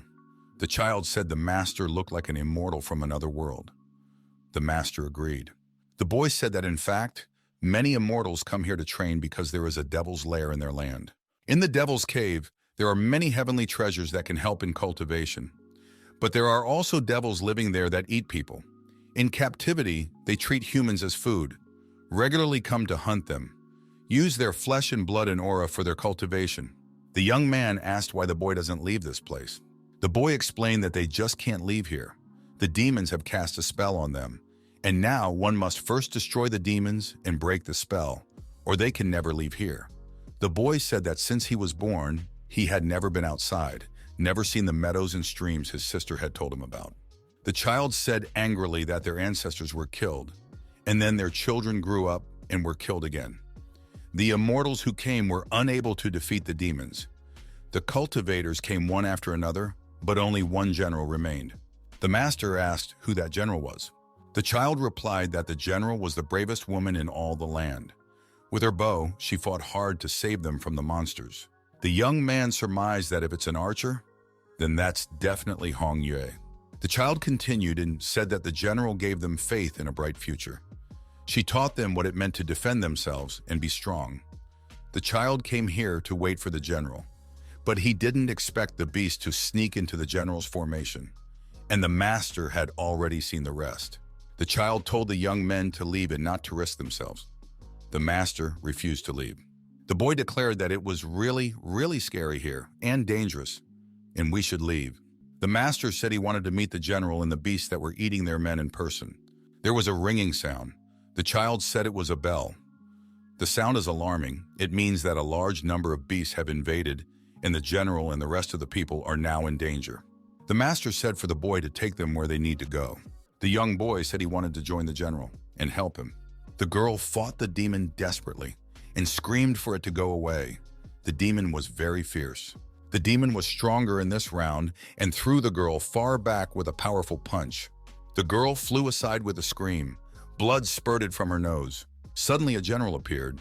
He turned out to be the girl. She announced the archer's path and aimed her arrow at the demon. The demon had a hard time. The girl with the spear approached the archer and called her his general. The girls were talking amongst themselves. Today these beasts are unusual. Not only are there more of them, they are 3 times stronger than usual. It was as if they had taken some kind of elixir to increase their strength. They've already lost most of their men. If they continued like this, there would be more demons, and soon the city would be overrun. The general said that they should calm down. If they worry, they will definitely lose. The general said they will go into battle again, and she will take on most of the demons. The rest would have to be fought by others. Her assistant said that the general has been fighting for 3 days and 3 nights now. She should get some rest. The general replied, "If you don't do your best, how then to defend yourself and your loved ones?" The boys showed the direction where they were fighting monsters and demons. The young boy looked there and recognized the general as his apprentice. His companion asked if they would go there. The young man sent the boy back to the city. He told him to take care of the wounded. He himself would go to fight and liberate the city. Shuishan saw something and drew the master's attention to it. Many scary and horrible demons appeared and were about to attack the girl warriors. The general said that they were ready to take the fight. The demons, flashing their terrible eyes and baring their sharp fangs, were ready to carry out the attack. The general was about to get into a fight with the demons, but heard someone say that he would not allow his students to be offended and let the demons deal with him first. So he launched an attack on the demons. They didn't get hurt. The general saw that it was her master. She didn't expect this. The girl knelt before her master. The demons were furious and decided to finish them all off at the same time. That meant more food for them. A bloody battle ensued and the demons lost again. The girl noticed that the smell of this beast was somehow very strange. The master said he could smell it too. The young man said it's not the smell of a beast, it's the smell of a demon, and these beasts are not real. Shishan asked if all these beasts are not real. The young man said that beasts like humans rely on spiritual energy to cultivate, while demons are born out of resentment and suffering. The cultivation methods of these creatures are quite different from humans. Master said that the energy on this demon's limbs is clearly spiritual energy, so it's naturally demons, not devils.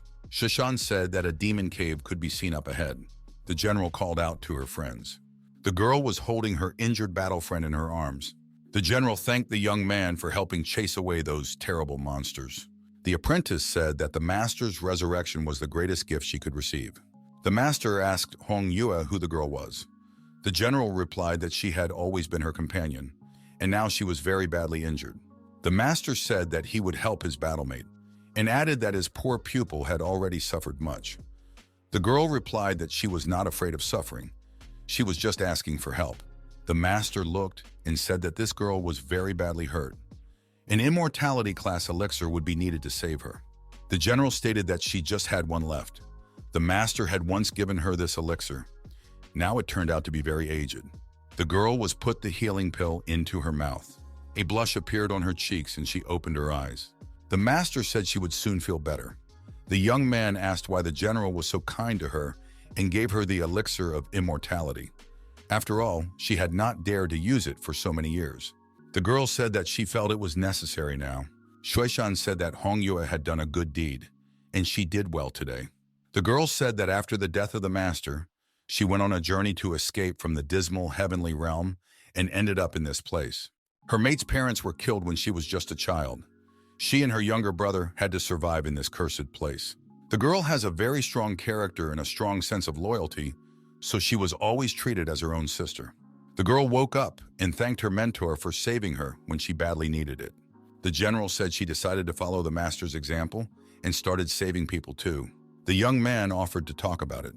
He asked if she had ever noticed any oddities in the behavior of these beasts. The girl replied that they seemed very strange. She had noticed something from them. The young man asked again, and what was it? Hong Yue replied that although these beasts are strong, their reactions are sometimes slowed down, as if someone is controlling them. Also, they don't eat people on the spot, but kill them and bring the corpses back. Someone is controlling them by being in the shadows. That is, they have a shadow manager. A young man thought, a demonic beast being controlled by someone. It seemed familiar to him. The boy stated that this demon cave is not a demon cave at all. The general stated that she had been there before, and the beasts there are too strange. The master suggested that it might be the lair of some evil cultivators. The young man decided to look into it and find out who was behind the control of these puppets, and expose this shadowy manager to the light. Master told Hong Yue to go home to rest today. Tomorrow they would go together to destroy the demon lair. The girl agreed. The young men approached the cave. The young man destroyed their defenses. The master said that now there will be a new quest. The one who first finds the leader of the demon cave will win. Shushan accepted such conditions. The girls rushed to fulfill the conditions of the quest. The archer sent one arrow after another at the enemy. All the arrows reached the target. One arrow, one demon. Shushan used all her fighting skills. Each of her strikes reached the target. One strike, one demon. The girls looked at each other and were satisfied with each other. They realized that they could be relied on. Shushan noticed that Hong Yue had always been the god of war in their school, and her skill was inspiring.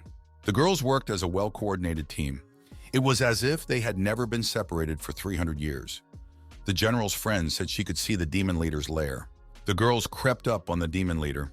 It was a scary and horrible monster. It was even scary to look at. Hong Yue drew the bowstring of her bow.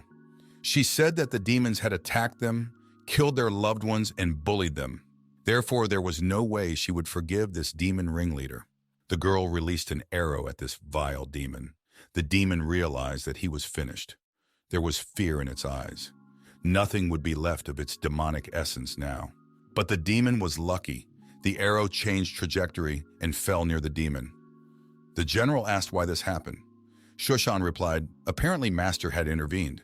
The master said Hong Yue should not let hatred master her. The young man continued, the mystery of this demon cave is still unsolved. If they massacre this demon, how will they solve this mystery? The girl understood this and apologized. The scary demon proudly declared that he would not tell the secret of the demon cave until they promised him that they would let him live. The young man said the demon was in no position to set conditions. The master called him pathetic. The demon was angry, but said the man was very scary. He felt something colder than death. The scary demon apologized and said he had acted foolishly. He asked to be released and he would tell everything. He wouldn't hold anything back. The scary demon began his story. He revealed that immortal Lord Tianluo had sent them to the lower world. He was to help tame the beasts and create an army of demons. The young man got angry. This Lord Tianluo appeared again. Shushan asked why they chose the Sand City since it was so desolate.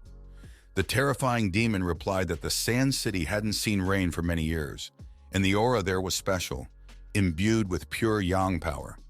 If one used the secret method the Lord gave them, they could turn beasts into demons.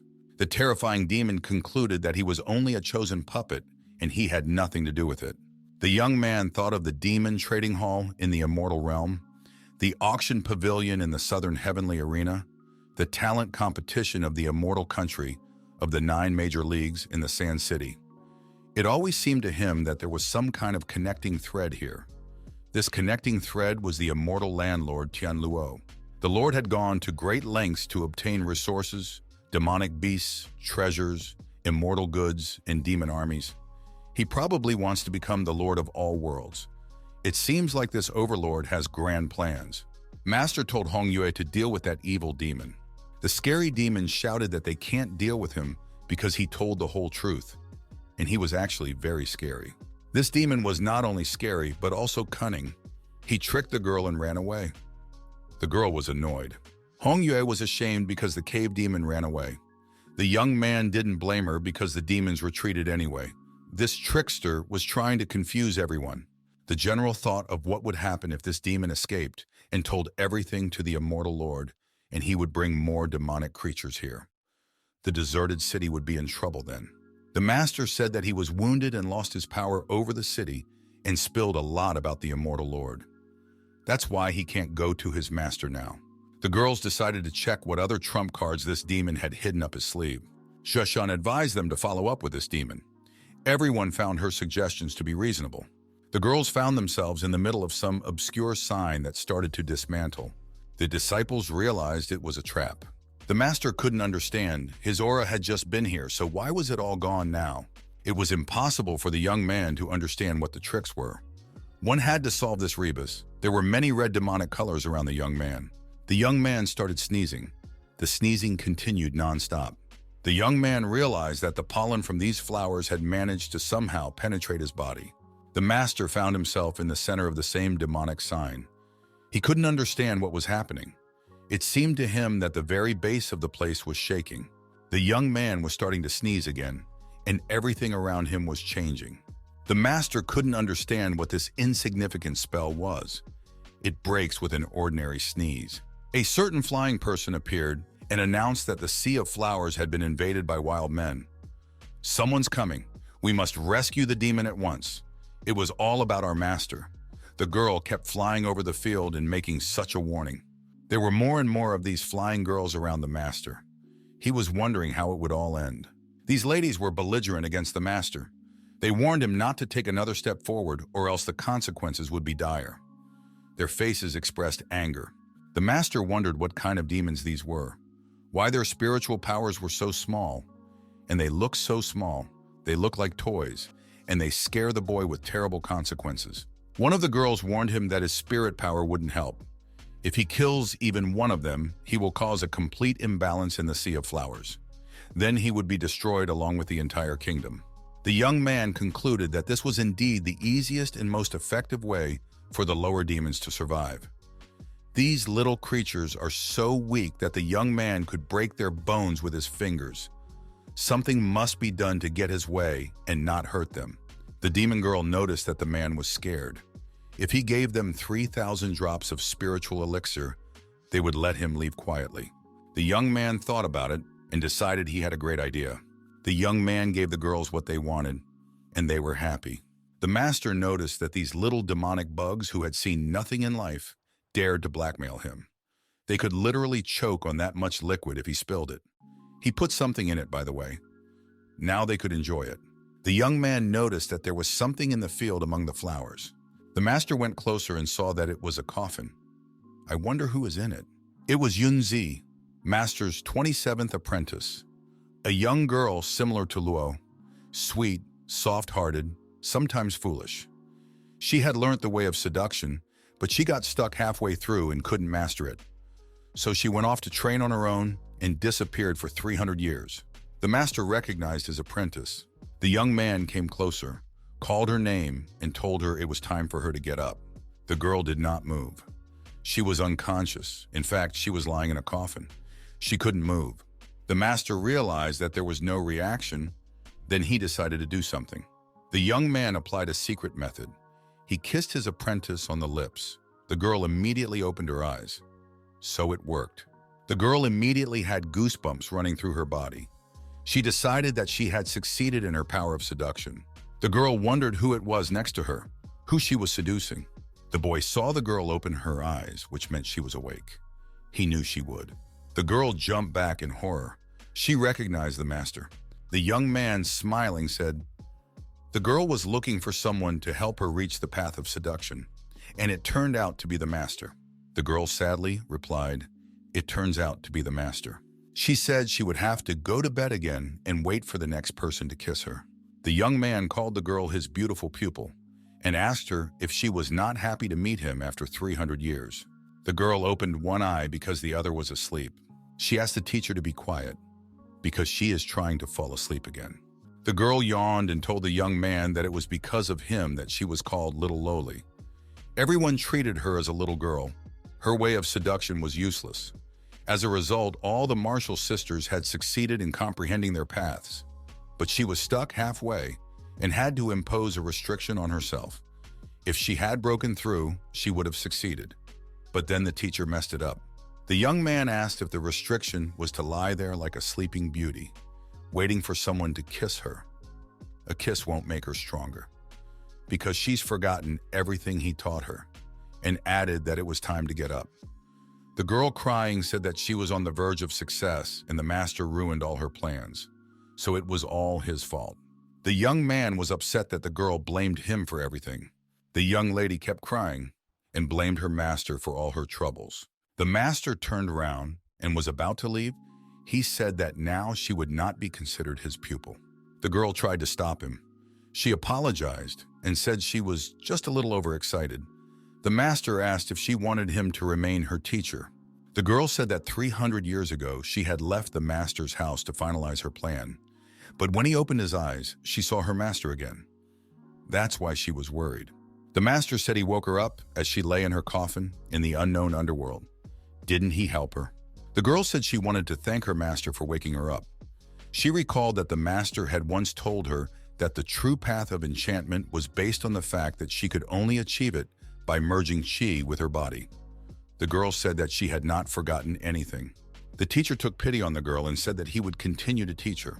The girl was still upset. She told the teacher to look at her. What had happened to her in these 300 years? Then the girl looked at herself, looked at her outstanding form, and decided that she had finally grown up, and that immediately lifted her spirits. She added that she believed her teacher's method would work. The young man said that he had no idea that she had taken all his words so personally. The girl liked the way she looked, and she said she had a fantastic body. The apprentice explained that she had been studying seduction with her sisters, and then accidentally inhaled some dream pollen and fell into a deep sleep. The young man said that wasn't bad. The girl had slept for so many years without harm to her health. It was thanks to the pollen. The apprentice asked her master why he was here. He came specifically for her. The master said it was nothing of the sort. The young man explained that he was looking for a small, evil, and scary demon. She didn't happen to see him. The girl was surprised at such a question. How could she see someone when she was asleep? The apprentice said if the master gave her the memories of him, she could use this bead to help track down this demon. The young man was very surprised. Where did she get this bead from? It is the memory bead of the 13th sister. Without this bead, the sister will lose all her memories. The girl was frightened. She said that she had received it from 2 men long ago. The girl gave the bead to the master, apologized, and said that she did not know that this pearl was the memories of the 13th sister. She didn't want anything like that. Master said that Lin Wei's 13th sister Ling Wei had survived a massacre. Her whole family was wiped out in front of her. When she was still a child, her family's immortal treasures were stolen, and the 3-year-old child was left all alone. To prevent her from taking revenge, the enemy purged her of her spiritual roots and memories. Since then, the girl suffers from memory impairment, and her memories are often lost and confused. It is very difficult for her. The young man traveled all over the continent and made great efforts to get this memory gem to help the girl stabilize her memory. He said that it is hard for him to even imagine what she is going through now if she doesn't have this pearl. The young man said that the proper use of the skill that is embedded in this pearl could help find the leader of the demon cave and even Lin Wei herself. The young girl asked the master to use his memory to sense Lin Wei's location. The young man looked at the bead and decided to do so. The master looked at the pearl and thought of a sand city and an ancient battlefield. The young man said he had found them, and now they could follow them. The master and his apprentice, whom he had taken out of the coffin, took the dangerous road to where the pearl had directed them. The young man saw in the cave that his apprentices had found and captured the leader of the demons, an evil and fearsome one. The girl threatened to break his legs if he tried to escape again. The girls reported to the master that they had managed to capture the leader of the demon cave. The master showed them who he had brought with him.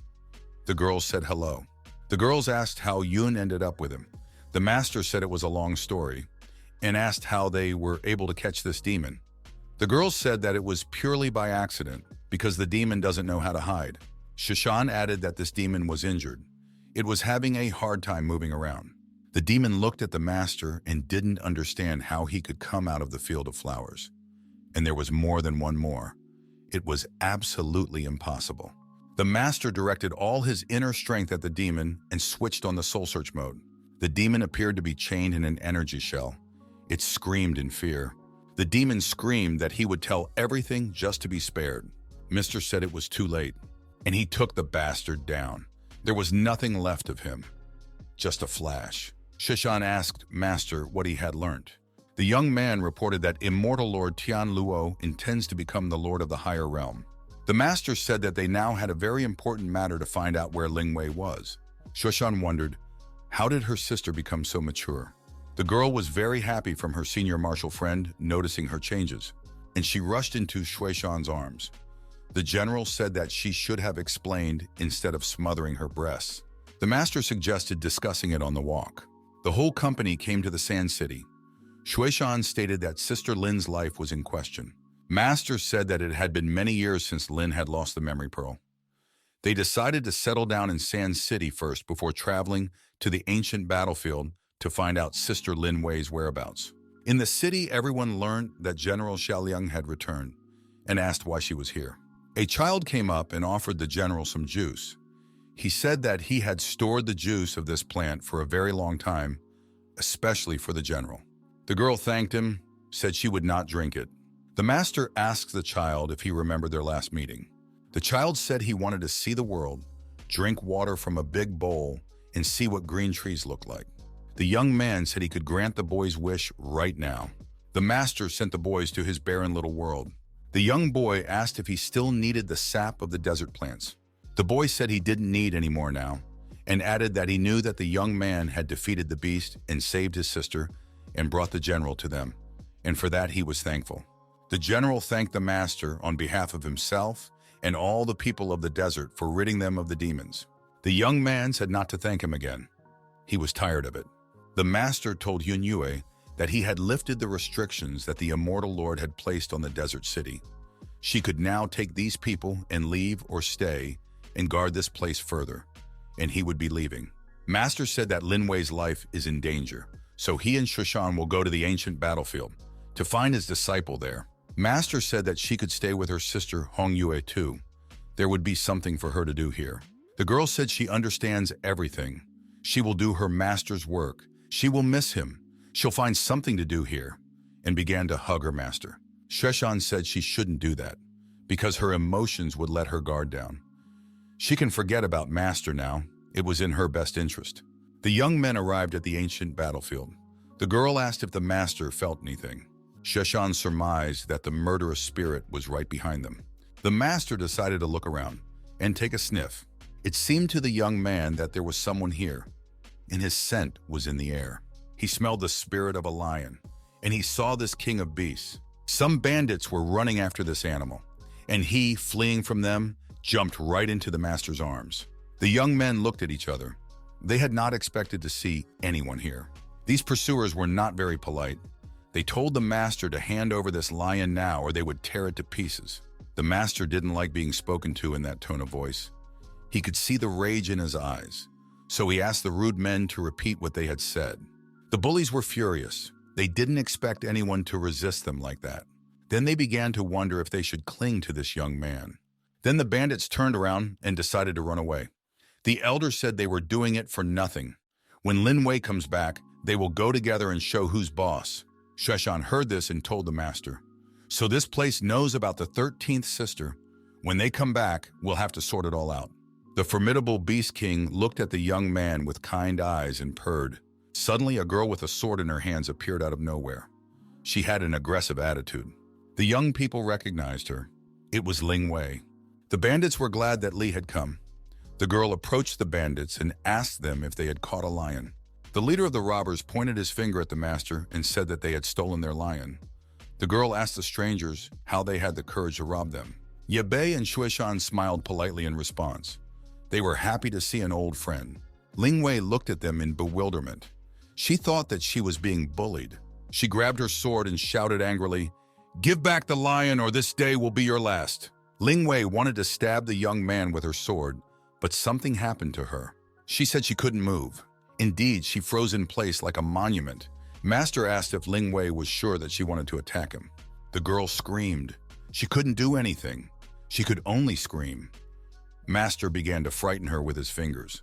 The band of brigands shouted for Ling to destroy the opponents. The girl calmed down, lowered her hands, and asked what they had done to her. The young man, smiling, said that he had just given her something back. Ling Wei said that she had a very bad headache. The poor girl stated that her name is Ling Wei. She seems to have lost her memory. Every morning she wakes up and sees the world as if anew. It's very difficult for her. She is plagued by headaches. The girl continued, since she has a very bad memory, she can defend herself, so only kills. Blood, corpses, and murder filled her life. But the next day she forgets about all this. One day people appeared and said that she is their sister and they can't kill her. The girl heard the words, sister and Lin Wei. Then these people gave her an elixir and said, in order to cure her disease, she must keep killing to find this magic elixir. They also said that this soul recovery pill would help stabilize her memory for a while. The girl started taking these pills. Lin Wei continued her story. She had already found herself on the brink of life and death several times. People said they were doing everything they could for her. Sometimes, for some reason, the girl would pass out from the pain in the back of her head, and then she would wake up in the head of a beast and continue fighting. She was suspicious of these people, but whenever they called her sister, a familiar feeling rose up in her that dispelled her doubts. The more spirit beasts she killed on the ancient battlefield, the more strangely they looked at her as if she was some kind of victim. The girl said that she had the impression as if these people wanted to eat her alive. The bandits thought that after so many battles, her soul and body had reached their limit, and now they didn't need this girl anymore. They were going to massacre her and take all her looted treasure. When the girl was resting, her lion was by her side, and he kept the bandits away. The girl thought he had saved her that time. That little lion had saved her many times, but she had forgotten about it. The robbers once told her to kill that lion with her own hands. They said that the girl had lost her memory because of this lion. The lion was a very loyal animal. It always served its mistress faithfully. The girl opened her eyes wide. She said that she remembered everything. Lin Wei went up to the robber and said that she remembered that he wanted to kill her and made her kill the little lion cub, who had saved her life so many times. The bandits laughed. They said she remembered too late. Now they would kill her. They didn't need her anymore. The girl did not let go of her sword. She tried to assess the situation. Against the bandits right now, there were 3 young men, Lin Wei, Luo Shuishan, and Ye Bi. The brigands were targeting this trio. The young man said that he wasn't sure now if they would be able to negotiate with her. The leader of the bandits said if Lin Wei was still useful, then they could still negotiate with her and let her live for a while. The girl asked the brigand if that meant he had lied to her from the beginning, making her his puppet. The bandit said it was so. It was her own fault for trusting them. Lin Wei said if that's the case, then don't expect mercy from her. She decided to switch to revenge mode and take revenge with the bandit. The girl didn't realize what had happened. There was no better place to be. Demonic forces were trying to take down Lin Wei. The young lady didn't understand what was happening to her. This was the first time this had happened to her. The bandit said that the Soul Eater cell, forged from 3,000 evil spirits, was capable of ripping spiritual energy from a person's body layer by layer until it tore the soul apart. The bandit added that they helped bring her back. She is just right for such people who have weak souls. Lin Wei was overwhelmed with feelings. She was boiling with rage. She was ready to tear him apart and cut him into small pieces with her sword. The brigand added, when their souls were destroyed, he would absorb their spiritual power. They would never have to fight and kill again. The master and his assistant watched this spectacle in silence. The bandit wondered why these two felt no pain. What was going on at all? Finally, the young man replied that he had been putting up with this brigand for a long time. If he had given Lin Wei even one favor, he would have spared him and not taken his life. But today, unfortunately, that would not be the case. The master activated his fierce energy. He decided that he would be ruthless. But the brigands couldn't understand how this was possible. After all, they had not expected such resistance, much less an act of aggression in their direction. The master told them to kneel down immediately. The bandits sank to the ground in fear. One of the villains thought they were stronger than the true immortals, and we can't resist these young people. The leader of the villains thought it was impossible. He has so many magical treasures and has taken so many spiritual medicines. He can't be defeated so easily. He asked what would happen to them now. Master replied that they had kept Lin Wei trapped for 100 years and took advantage of her illness to manipulate her. Today, he will put this villain through what this girl went through. He will take away his power and ban him from the ancient battlefield to live there forever and torture him. The villain said that he would not do that anymore. Shueishan told Lin Wei that this was her master, and he was getting revenge on the bad guys for her. The girl introduced herself and said she was her older sister and she would help restore her memory. Lin Wei said that she trusted those bad guys for so long, but they used her. The girl took offense and said she would never trust anyone again and ran away somewhere. Shueishan asked the master if she could catch up with her. And why didn't the master just place a memory pearl in her head so she could recover her memory? Master said that Lin Wei's soul was now split. If he forcibly put the pearl in there, the situation might get even worse. Right now, he had only slightly awakened her spiritual consciousness. The girl asked what if she lost her memory again and ran away. The master said to rest a little and not to jump to conclusions. The young man asked his student what she would do now if she were Lin Wei. Shueishan switched on her brainstorm and started thinking about what she could do. Firstly, she would find an elixir to stabilize her memory. Master had said it would be like this. She would search for the elixir. But the elixir is in the master's possession, so she will come back here again. The girl said the master is very clever. The master said if he wasn't smart, he wouldn't be a teacher. Lin Wei ran for a long time, then she stopped, and after a while she decided to come back. The girl thought that those two must have left. The three brothers should still be in a coma, and they should have a soul recovery pill, so she would get one for herself.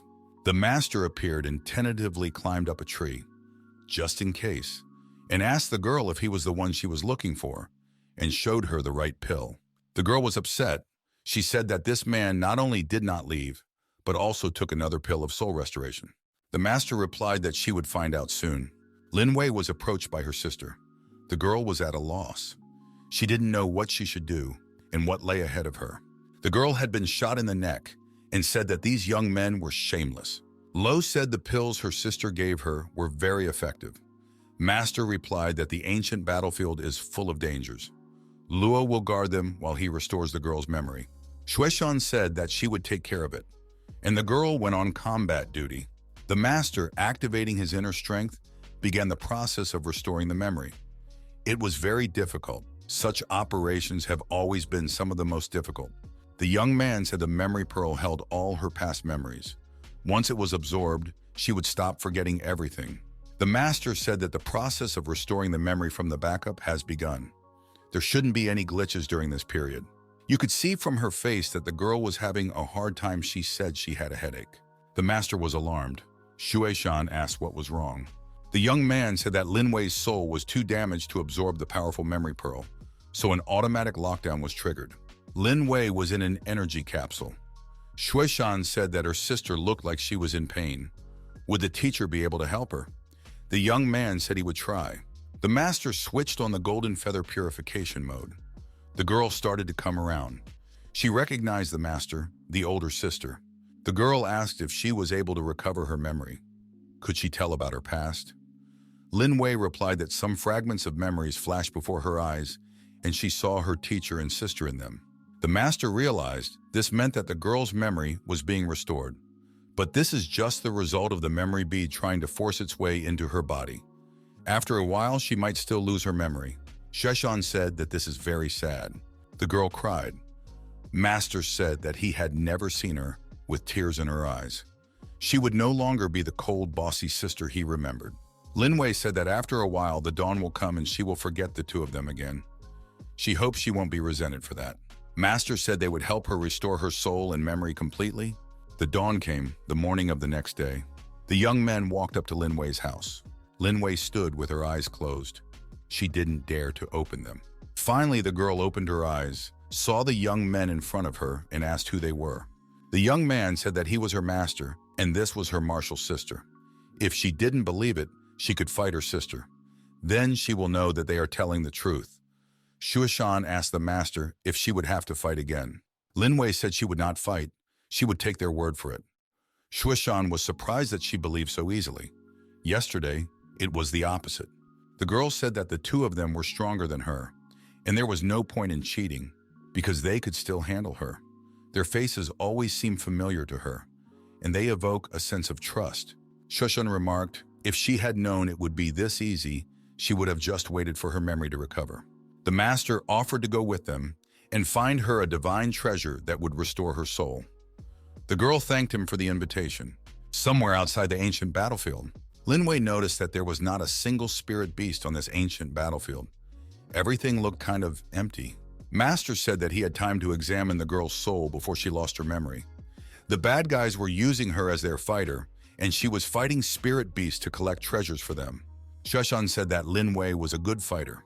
That was why there was no one left here. The girl apologized, for it was all her fault.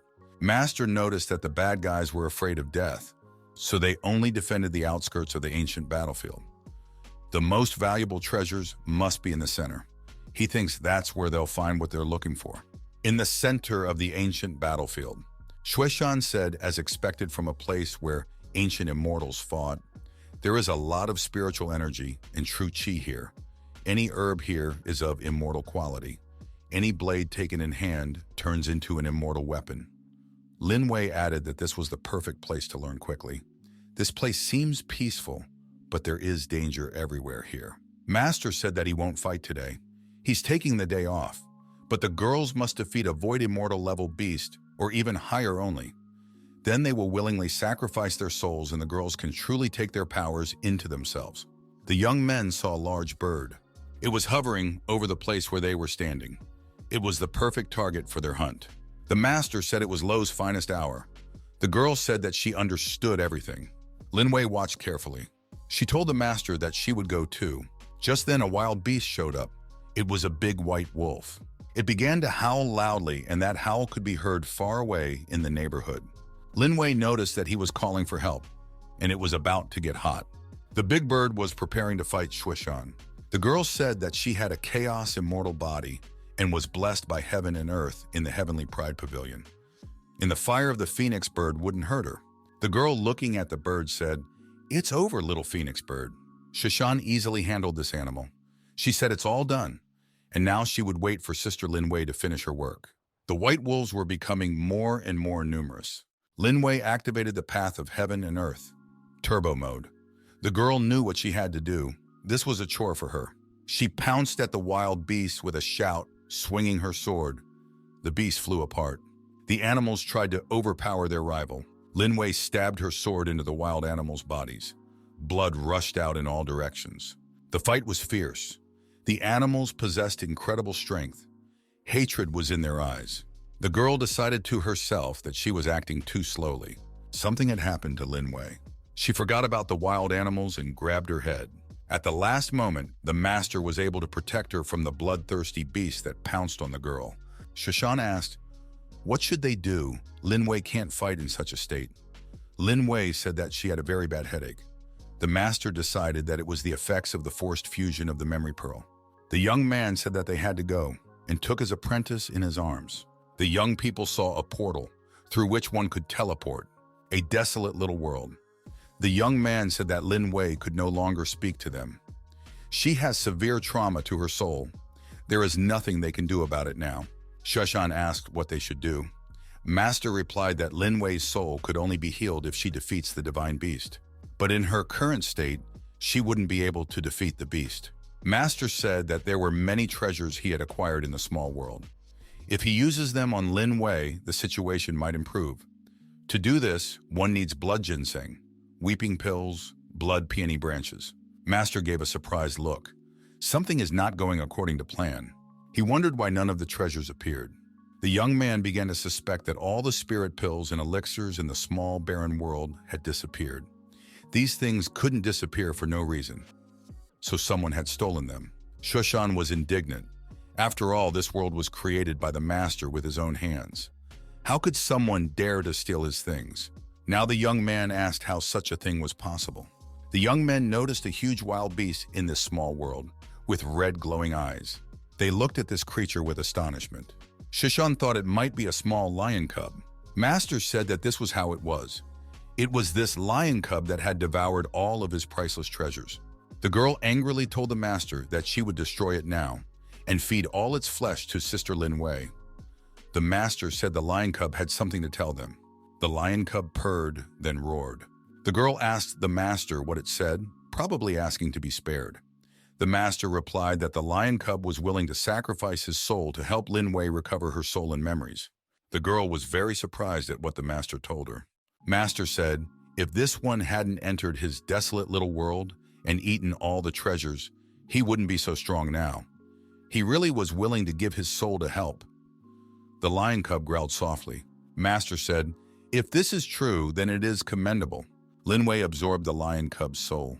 Shushan noticed that sacrificing one's soul, giving up 10,000 years of strength to save someone, this is something even humans do with difficulty. The master said that it worked. The young man explained that, according to the lion cub, he was originally the child of an ancient mythical beast.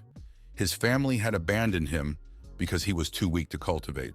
The lion cub's parents and brothers had already become immortal through years of training and left the area, leaving him alone. Master explained that abandoned spirit beasts are the lowest of the low. They are eaten as food by other divine beasts. But the lion cub managed to independently avoid one disaster after another. Over 100 years ago, Lin Wei arrived at the ancient battlefield. Every time the lion cub was trapped, Lin Wei would be there to rescue it. No matter how many times Lin Wei lost her memory, she would always save the lion cub and befriend it until the next time she lost her memory. Then the three brothers came and were able to help Lin Wei stabilize her memory for a while, so he stayed with her. Now the lion cub had finally learned the reason on the subject of the girl's memory loss, and that she was in danger. He was now willing to give his own soul to save his sister. Shushan was moved by the story and said that if such a thing happened to the master, she would sacrifice her soul for him. The master said that he and his strength don't need such sacrifices. The girl said she knew he was strong. That's why she offered. The girl woke up and called out to her friends, rubbing her head. Lin Wei said that she was able to recover her memory. Lin Wei apologized and said it was all her fault, because the memory pearl was taken away from her. She is grateful to the master, her sister, and the lion cub. The girl looked into the young man's eyes and said he was her master. The master said he was willing to listen to her. Lin Wei said she would have to stay here, because she wants to bring the lion cub back to life and restore its soul. She hopes master won't mind. Master said he wouldn't mind. The girl is a good student and an example to her sisters. The young man added that her body has just recovered, and this is an ancient battlefield. It's full of dangers. That's why he gives her the elixir. It can save her life at a critical moment. The girl thanked her master. The lion cub was sleeping peacefully in her arms. Shushan wondered where the master got the elixir from. The lion cub, on the other hand, had eaten all the treasures. The young man laughed and said that he wasn't easy to steal from. The master said it was time for them to go to the other students. Lin Wei said that she wanted to give the master something. The girl took out a book and handed it to the master. The young man looked at it and asked what it was. In his hands was a book on ancient martial arts techniques. The young man stated that he had only read 2 pages, but he had already been infused with the breath of a true dragon, and his soul had become stronger. The book had a complete description of how one could become a martial arts master, but there were a few pages missing. The young man asked why the book was missing pages. Lin Wei replied that this book was very valuable. Tianluo's men grabbed it, and the girl only got the leftovers. The girl said as for the other pages, she heard that there was a fragment of it in the eastern island. Shushan asked why Lin Wei was blushing. Maybe she hasn't recovered yet. The girl replied that wasn't the case. She didn't know how to explain it. Only her fingers were showing heart. East Island. The inhabitants of this island behave very indecently. Young men behave indecently in front of everyone. They kiss openly. They don't even hide. Looking at what was being done around, Shushan said that Lin Wei was right. The girl suggested her teacher to look for the remnants of the ancient technique, and she had a blush on her cheeks for some reason. Nearby beside them, another young men were indecently behaving.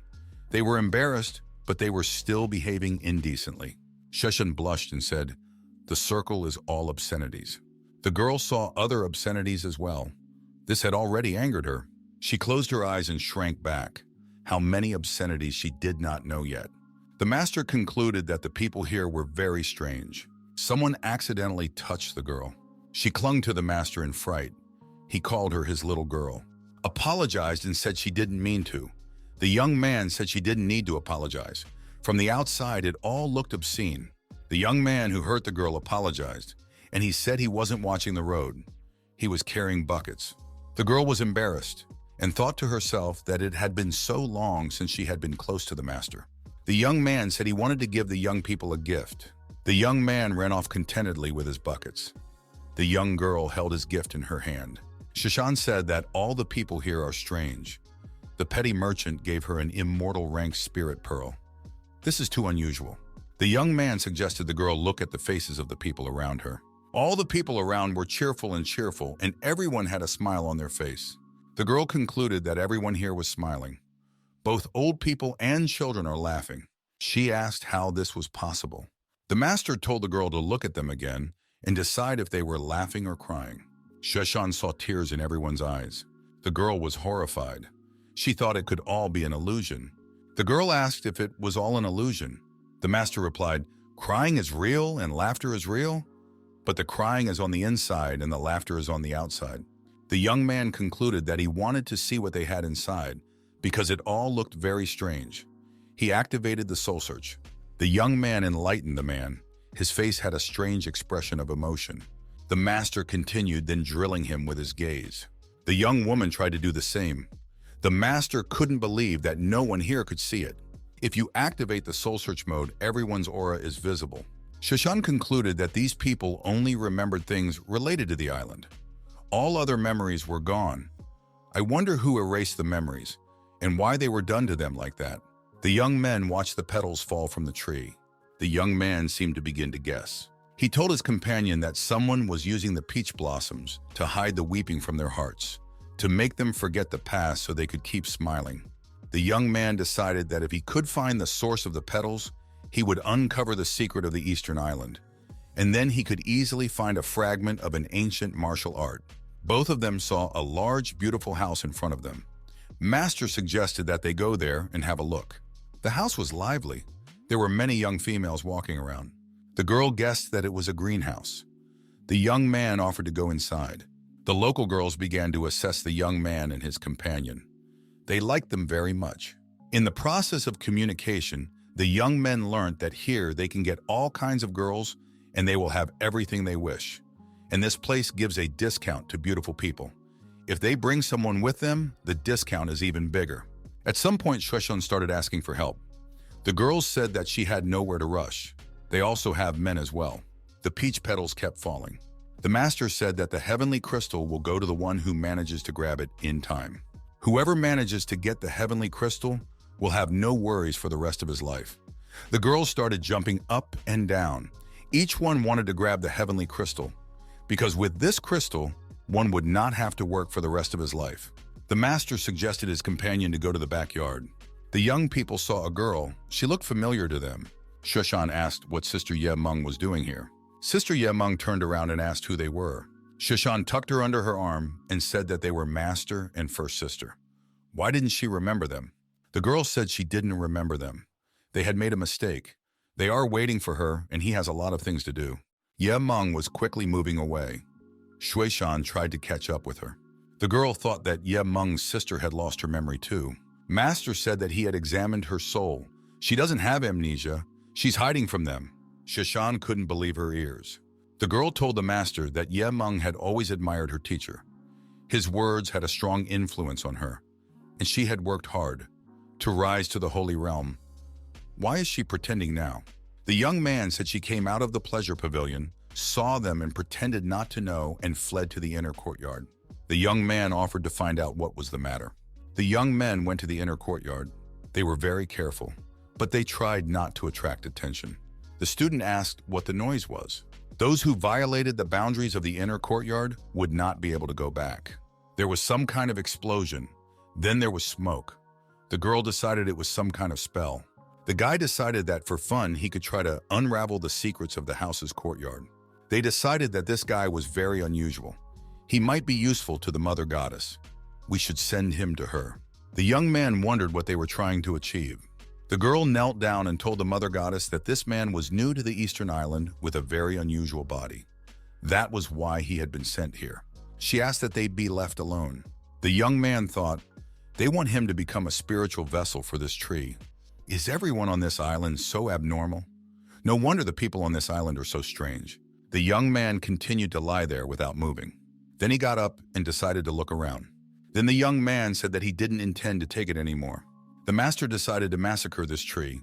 He used his hand-to-hand combat skills and started to fight that tree. But that man asked, how could the tree be so mean? He said that he would teach him good manners. The master activated the heavenly flame mode. A powerful explosion erupted under the tree. When the smoke cleared, a stranger appeared. The color of her dress was the same as the leaves on the tree. The young men looked at each other appraisingly. The young man assessed her fighting ability and decided that he could win a battle against her. The master decided that he must have met a formidable opponent. But if she liked his body, he could seduce her for his own purposes. The young man asked if it was true that she wanted to use him as a vessel. The girl greeted the handsome man. She apologized to the handsome man for what she had done. The girl walked closer to him, knelt down, and asked if it was true that he was an immortal cultivator. The young man wondered why she was asking that. The girl replied that she had never thought to meet the reincarnation of an immortal ruler. The young man guessed that the reincarnation of an immortal ruler was related to his true dragon body. The young man asked why she called him immortal and what kind of island it was. The girl said that she wouldn't dare hide anything from him, but first she would like him to fulfill her request. The young man said that he was willing to listen to her first. The girl said that she hoped that the lad would take her with him on a journey, and there she would tell him everything. The young man felt that she was strong, so he decided that it would be a good idea to have a pair cultivation with her. The young man was glad that this tree also had a human form. Otherwise, he simply wouldn't have been able to do it. The young man stated that he wouldn't do it out of personal interest. It was all for the sake of the technique, the secrets hidden here in his disciple Ye Meng. The girl promised to behave well and took the young man's hands. The tree girl said she was starting. The young man looked at the way she was doing it and was upset. He didn't know that trees perform pair cultivation in this way. The girl said that their branches are an important part of them, and when they come together, it is equivalent to human skin touching each other. This is exactly what their cultivation method is. It is called the way of dual tree cultivation. The young man was genuinely surprised. Next, the young man continued in a similar manner. The young man noticed that in just a few moments, this island's spiritual energy had transmitted through her body, and his cultivation base had already reached the middle stage of immortal emptiness. This woman's strength was truly terrifying. 1 hour had passed. The tree girl said, "We're already finishing up." The guy repeated his question. Why did she call him an immortal? And what kind of island was this? The girl answered him that the question about the immortal was related to heavenly laws, so she could not tell him about it. If she told him that heaven would punish her. The young man was surprised that she was keeping her promise. But the girl can tell all about the Eastern Island. The young man warned her it would be better if she stopped deceiving. The girl began her story. It all started with an idea she had 1,000 years ago. 3,000 years ago, as an adult, she traveled the world in human form. During her wanderings, she realized that even with equal effort, most people in this world were failures due to lack of talent and inability to finish what they started. People wallow in misery, lose their loved ones, lose hope, and make their failed lives even more failed. So the girl created this place for them, where there is no past, only the present, where everyone can do what they want. Even if people fail, they don't suffer. They always have a chance to start again. They can live a good and carefree life here. The girl concluded that they were living in the paradise she had created for them. The young man realized why all the people here were smiling. She had cleansed them of all their former memories and spread her spiritual energy through the petals to those who had no talent but were eager to start cultivating. The girl said that it was like this. She wanted people to forget their past and stay on the path of ignorance and delusion. The master said he is sure it is far from that. The girl continued, "This is a paradise created for people who are disillusioned with life. When they are done doing what they started and have the strength to resist her power, then she will let them go. If they don't have the courage to get out, they won't need her help anymore. They will face the real world filled with pain and suffering." The young man surmised that Ye Meng never dared to face the past. But is she truly happy here? The girl said that Ye Meng was the one who begged not to erase her memories, but she wasn't in a hurry to leave this place either. The girl suggested that with the master's help, Ye Meng might succeed. The young man said that he wanted to get his apprentice back on her feet, but he would need the tree's help. The tree girl asked what exactly he wanted. She added that this would be a good chance not only for the young man, but also for the whole East Island. The boy said that he would do his best to help her. Shashan revealed that they took her away but did nothing. Then they let her go. They treated her with respect. How did they treat Master? Had anything unusual happened to him? A young man asked his apprentice where the highest place on the island was. The girl said that on the roof of the pleasure house there was a view of the whole island. The master told her to follow him. He would show her everything himself. Autumn came abruptly. The petals suddenly turned yellow. The young people did not yet realize what was happening. Ye Meng was silent, mysterious. There were various thoughts in the girl's mind. The god of peach blossoms protects these spiritual petals. They don't wither all year round unless the goddess of peach blossoms was injured or her strength ran out. Everyone assumed the goddess was sick. Everyone needs to get off this island. The Hope Clan, a clan that tried to take over Peach Blossom Island 100 years ago, but the goddess took it for herself. The clan has decided to attack again. The girl looked at the aliens. They called her by name. The man said they met again. The girl recognized them. She said they might fail just like they did 100 years ago. The stranger said that she took the man away from him and destroyed his cultivation base. Over the years, he had regained his strength. He has been prowling around for years and finally found this opportunity. Today, all the women of the island must die, and all the men must join his sect.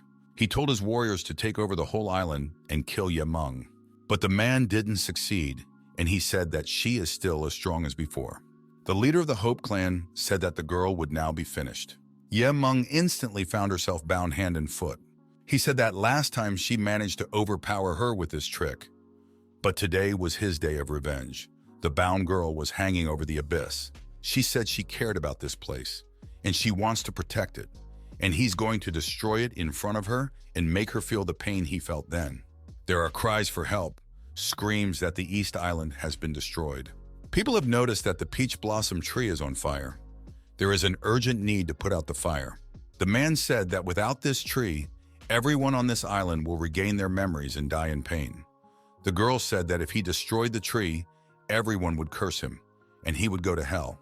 He said he should definitely destroy that tree then. The girls from that island shouted loudly that they must save the tree, and they must save their goddess.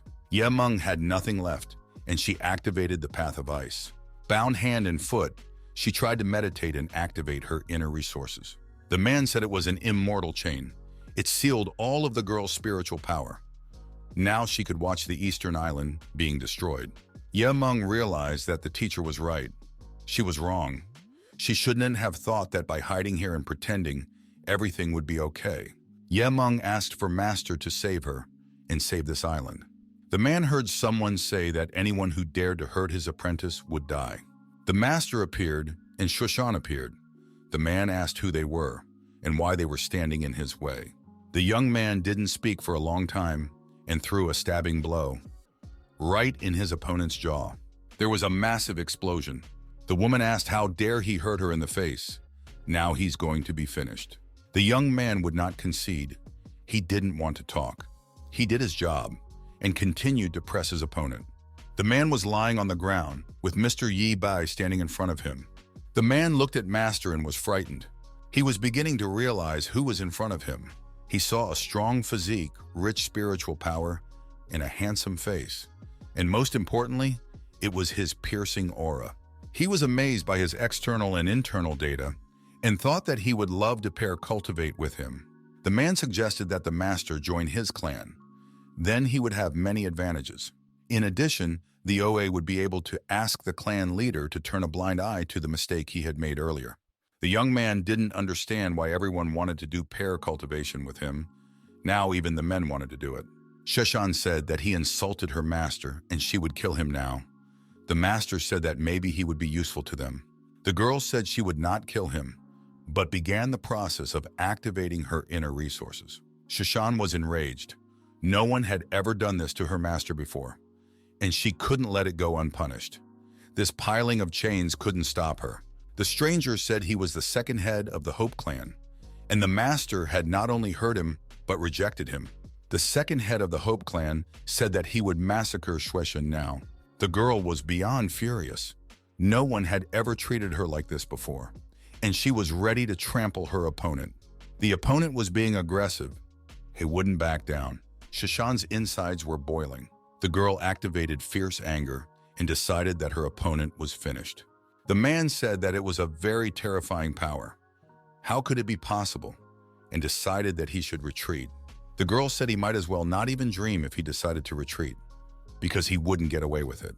The girl engaged the enemy in hand-to-hand combat, and with direct contact, she began to destroy him. Shishan brought the defeated man to the master and told him what to do with him. The defeated man said he couldn't be destroyed, because his clan would take revenge for it. The master said he was a pathetic and useless man, and asked his apprentice to get rid of him. The man started crying and begged to be spared. The girl told him to look over there and showed him where.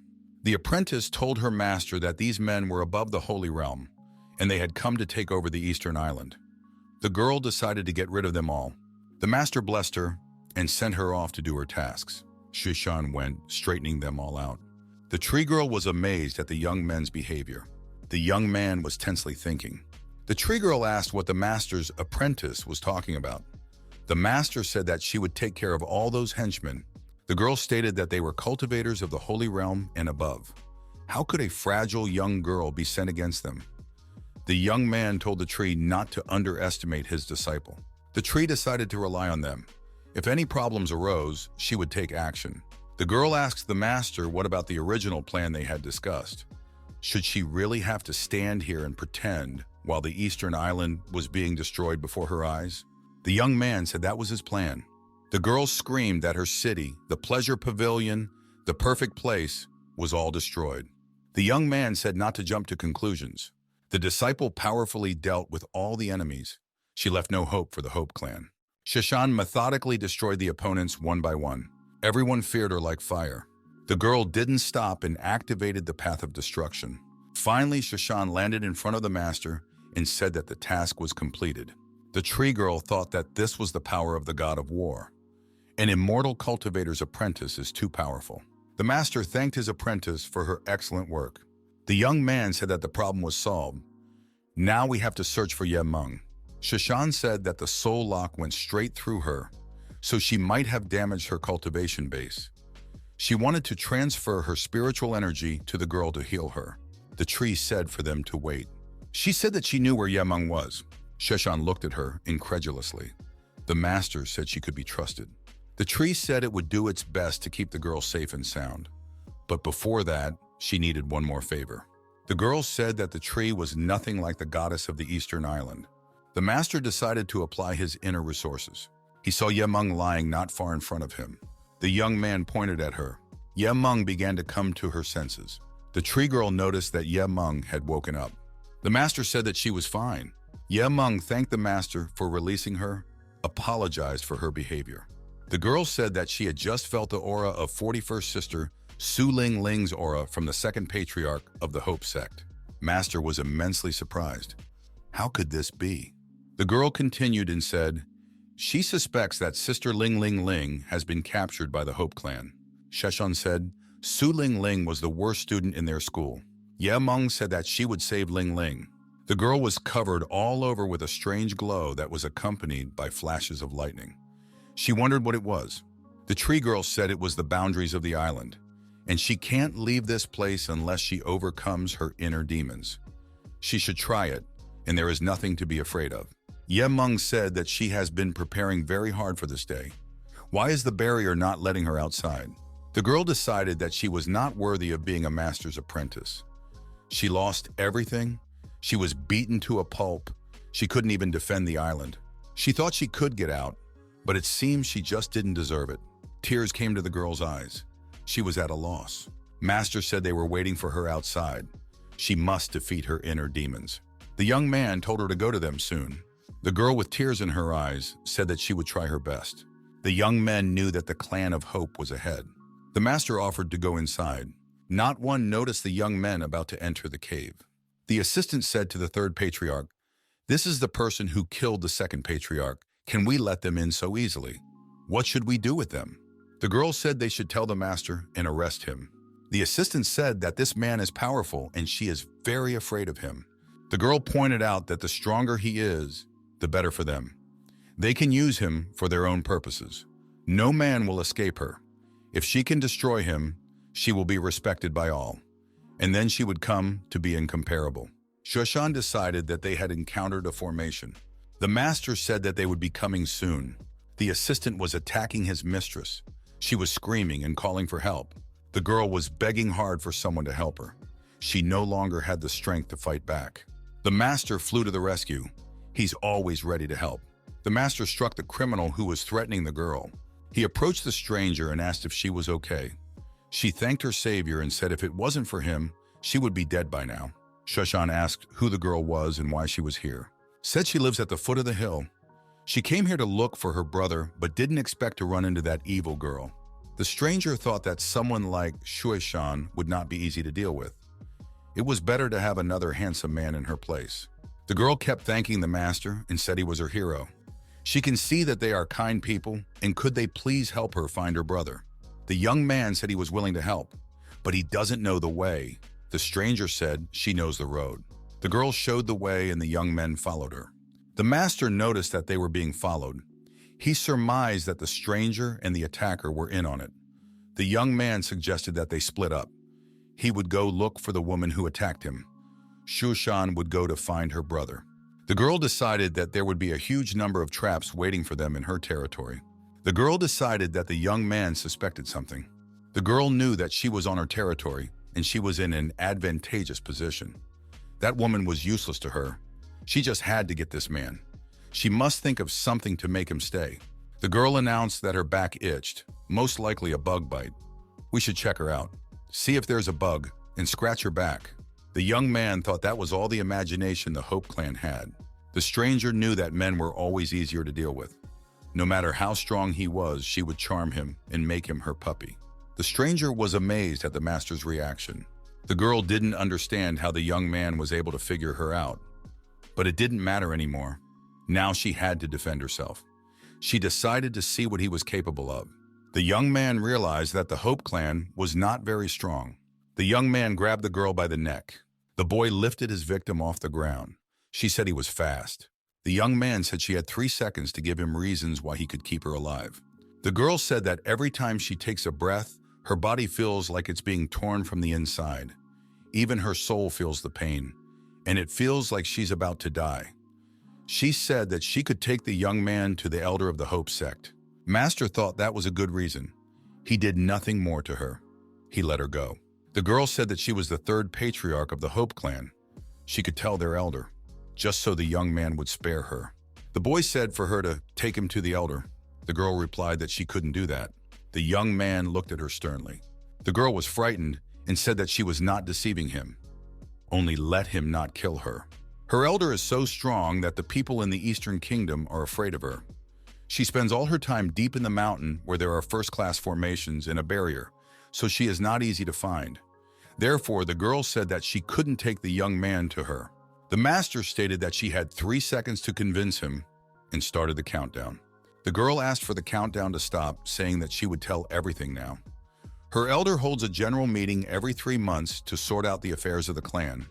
The next meeting would be tomorrow, so tomorrow she will be able to take the young man to her. The girl hopes that this is a convincing argument to keep her alive. The young man said let the girl live for now. The master said there was no time to rest, and it was time to move out to look for the first elder of the Hope clan. The girl thought that the young man had some business with the elder. Then she decided to wait until they started to work things out. And after that, she would take care of this guy. The next day came. The girl brought the boy to the meeting and told him that all the people present here today were important figures of the Hope clan. She asked the young man not to clash with them. Otherwise, he might not be able to count on her protection. The young man said that no one could harm him. The girl thought that this young man had a very high opinion of himself. A strange person appeared in front of them. She heard that the girl and the second patriarch failed to attack the Eastern Island. And how dare she come back? And for this, she must have brought a good man with her. She wants to use him to correct her mistake. The girl thought that the last man who was so rude to her died on the Eastern Island. The guy said the elder wasn't here, but he could teach her instead, and he turned out to be aggressive for some reason. The young men, using their inner resources, began to work things out. The master said that his opponent could consider himself a corpse. The young man declared that they were seeking their own doom. Our hero repelled the enemy's attack. His look expressed determined confidence. He decided that he would not be ceremonious with his opponent. The opponent was unable to repel the master's attack and received a stunning blow. It was very powerful. A strange person intercepted the master's gaze. This person thought that the young man wanted to kill him. The girl who brought the master here looked the young man in the eyes. The strange personality thought that he was completely indifferent to the young man. It seems to him that he doesn't want to kill him. He just enjoys bullying. This strange man thought that the master must have snuck in here with the help of the third patriarch to take all their resources. They shouldn't let that happen. This strange man had an idea how to solve this without getting involved. He thought that if this newcomer smashed the statue, the mistress would immediately deal with that person. The strange person thought that a direct path to the other world awaited the newcomer. He thought that the newcomer would never get out of the mess he had organized, so he threw the statue. The girl saw the statue flying and shouted that it was the most valuable statue of mistress. The young man realized it was a trick. The statue turned out to be shattered to pieces. This was an extraordinary event. The clan head was ready to destroy the person who did this. Everyone around them was simply shocked. They realized that the culprit wouldn't get away with it. Everyone was shouting that they had to escape because the mistress would be furious. But they realized it was too late to escape. The dreadful and terrible mistress of the Hope clan appeared. She asked who had the nerve to smash her statue. Everyone learned that it was the Hope Sect's mistress who had appeared, and now something terrible was going to happen. The strange person pointed a finger at the master and said that he was the one responsible for what had happened. The elder asked, "Young man, did you break our statue?" The master wanted to check and said it could be. The girl smiled and said that this guy had insulted the lady. The most interesting part was just beginning now, and she regretted bringing this young man here, because now she might be severely punished. Everyone wondered how much this guy would suffer before he died. Now he's going to be torn to pieces, and he won't survive. The elder of the Hope clan saw the young man, fell to her knees in front of him, and called him her master. Everyone around him was shocked. Just a big shock. How could such a thing be possible? The elder asked what brought the master here, how she could help him. The young man said that's no way to greet a guest, asked her to stand up and talk to him. The Hope clan elder lashed out at her subordinates. She told them to quickly kneel down and thank the Grand Master for visiting their sect. The elder stated in front of everyone that she was happy to welcome the master. The strange person looking at all of this stated that such a thing was impossible. The Hope clan elder told the strange person to go urgently wipe the chairs for the guest. He angrily said, had the elder decided to mock everyone. The man became very angry and said that he was about to finish off this whole bunch of bullies. He tried to strike at the Hope clan elder. The girl noticed it just in time. Her eyes sparkled and she said that he was finished. The elder performed a very beautiful pirouette, and that person received a kick to the jaw. It was very spectacularly executed. The blow was very powerful. He did not expect to receive such a reward for his stubbornness. The elder was furious. No one had ever treated her like this, especially in the presence of a guest and subordinates. This person said that Su Ling Ling didn't deserve to be the leader of their sect. The girl retorted that she was the only one who deserved to be the sect master. If he doesn't like it, he can fight her and compete for the title of Hope clan leader. The man said that she is strong but very arrogant. She doesn't care about the fate of their sect. He worked for her for years, and all he could achieve was the status of sect master. There are so many injustices in the world. The man continued. He resented the fact that as soon as a newcomer appeared, the sect leader called him her Grand Master and made everyone bow down to him.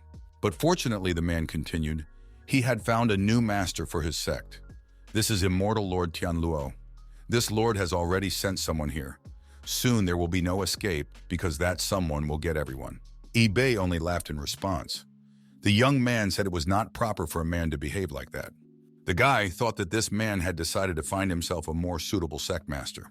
The man said that the young man could laugh all he wanted, but when Lord Tianluo came, he would be on his knees begging for mercy. Someone knocked on the door. The man thought it might be Lord Tianluo. The sect elder asked who was knocking on the door. Sheshan walked in and said that she was late. She apologized. She wasn't alone. The sect elder rushed over to hug her sister, Luo Sheshan. The man said with annoyance that Sheshan had brought the person he had sent. The girls were happy to see each other. Sheshan said that her sister always liked to come up with crazy plans, which she decided to do this time. The girl said that she had been preparing for this for years, and now the day had finally come. Sheshan asked what exactly she had in mind. The Hope Clan elder said that she used to be the naughtiest student in the school. She was always tolerated, loved, and cared for when she was in trouble. The girl said that she was very touched that her master and sister had come to visit her. The girl added that she had prepared a surprise for the occasion. The master saw the young girls enter the room. They said hello. The satisfied elder said that she had prepared such a surprise especially for this. Master thought that Su Ling Ling was very kind. Sheshan was very surprised. Su Ling Ling had found so many wonderful people for the master, taken huge risks, and all for the sake of pleasing her teacher. The girls said that these were some of the best spiritual bodies in their clan, and she was saving them for the master. Sheshan looked at her battle friend intently. The girl said that she had a big surprise for Sheshan too. Sheshan didn't want any more surprises.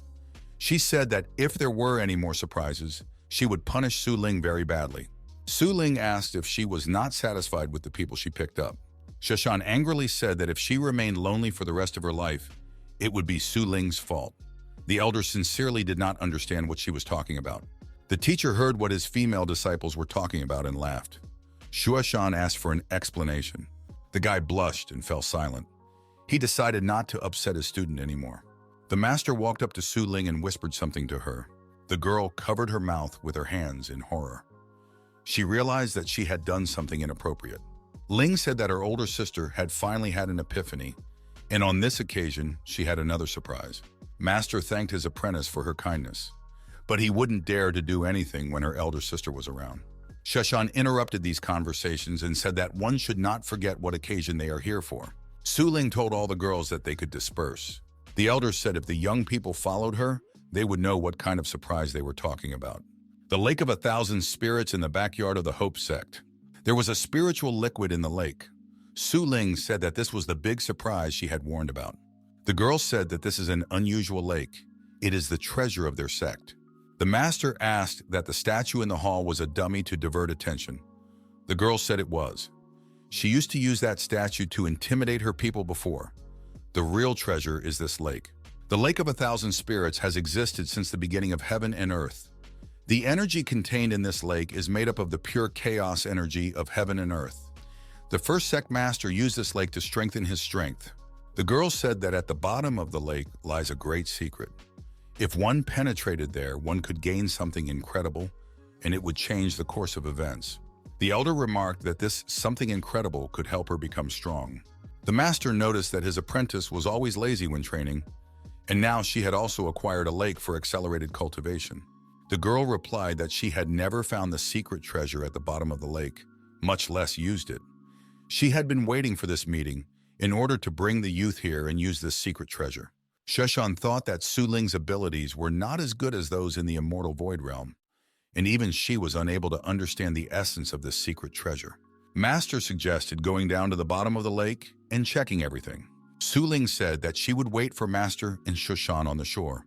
The girl remembered that Su Ling had called this place good for cultivation, but this lake is just a huge aphrodisiac.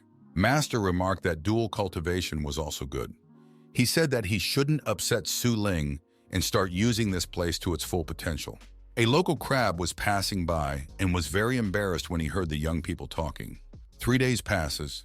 The girl stated that thanks to the master's help, she had made a breakthrough into the void immortal realm. Sheshan added that she had gone around twice. She still didn't understand what the mystery behind this lake was. Master added that it was like climbing a mountain without knowing what mountains look like. After spending 3 days in this lake, the master thought he had already found the secret treasure. The girl didn't understand what this was about. The young men looked at each other. The pause of silence dragged on. Suddenly, Sheshan noticed something. The girl cried out and called out to her teacher.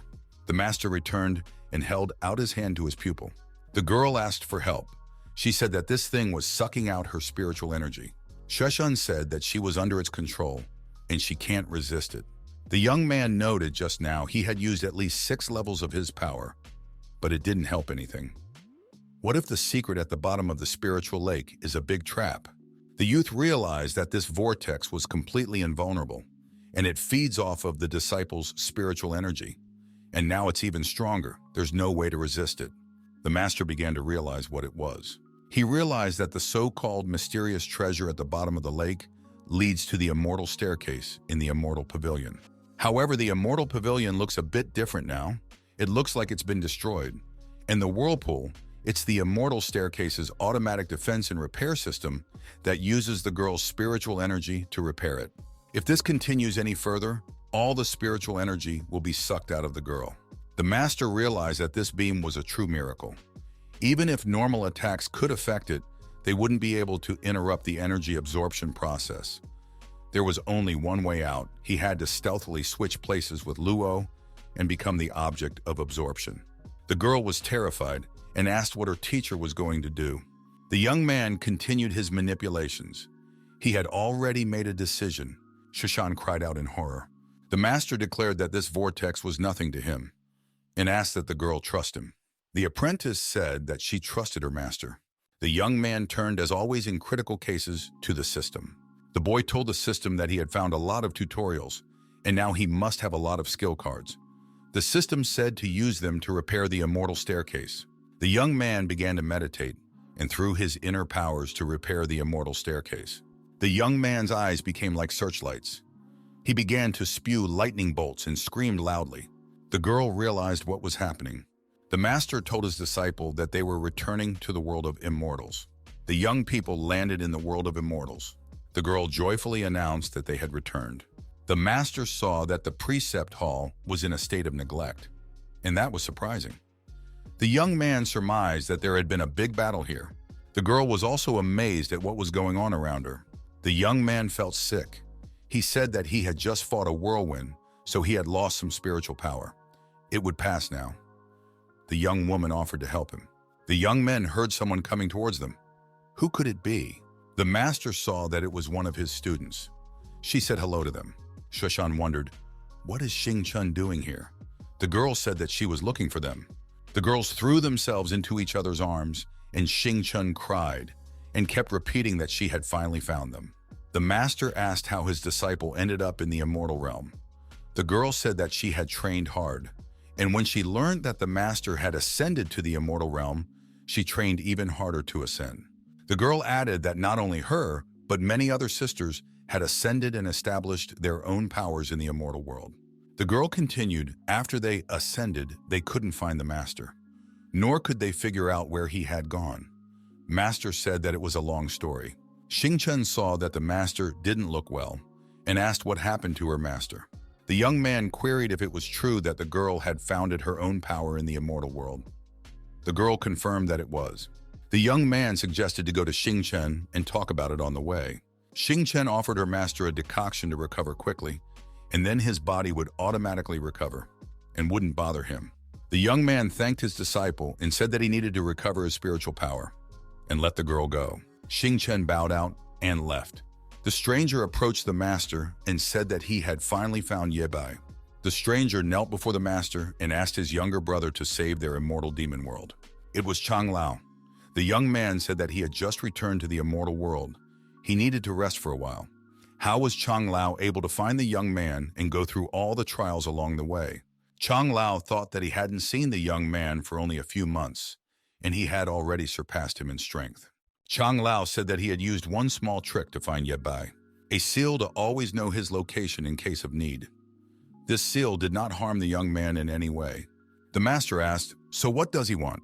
Chang Lao wants master to return to the southern heavenly arena and lead the demon world in his place. The master didn't understand why he wanted to do that.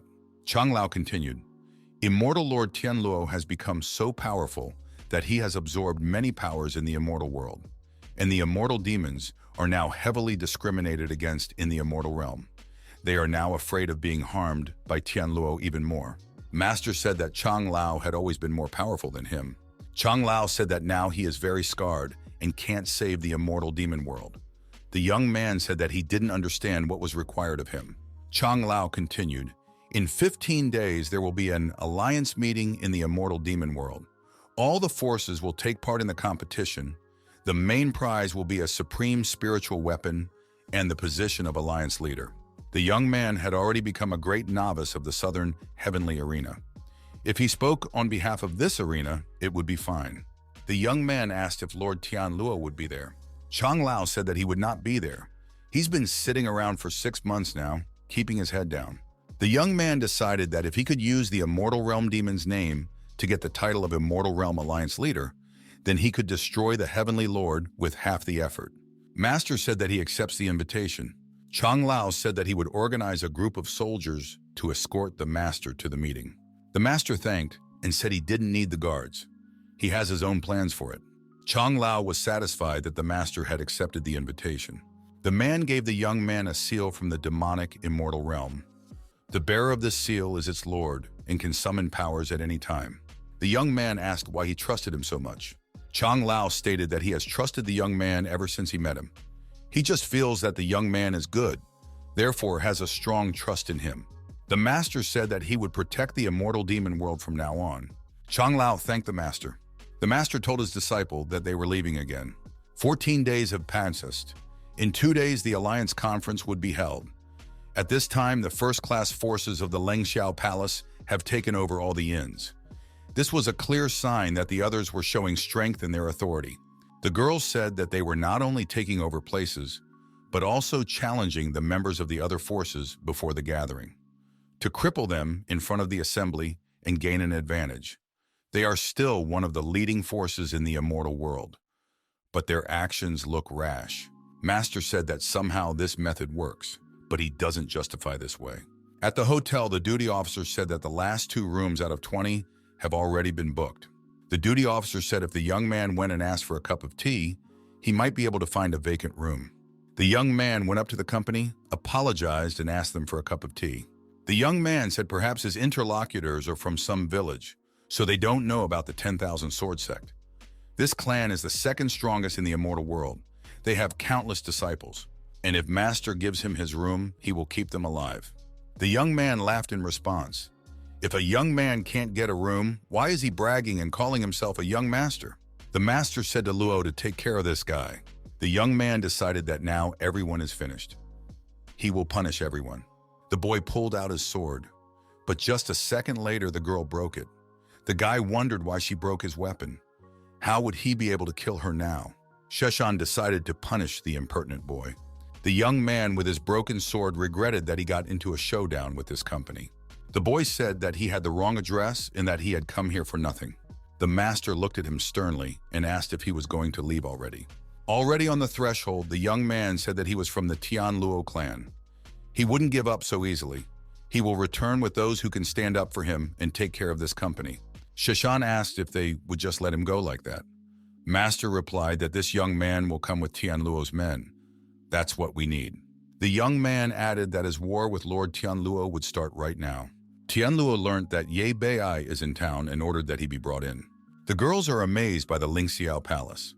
So many interesting battles had taken place here. People had been coming here for the past few days to show off their strength in front of them. The young man also liked this palace and said that he would try to fight there.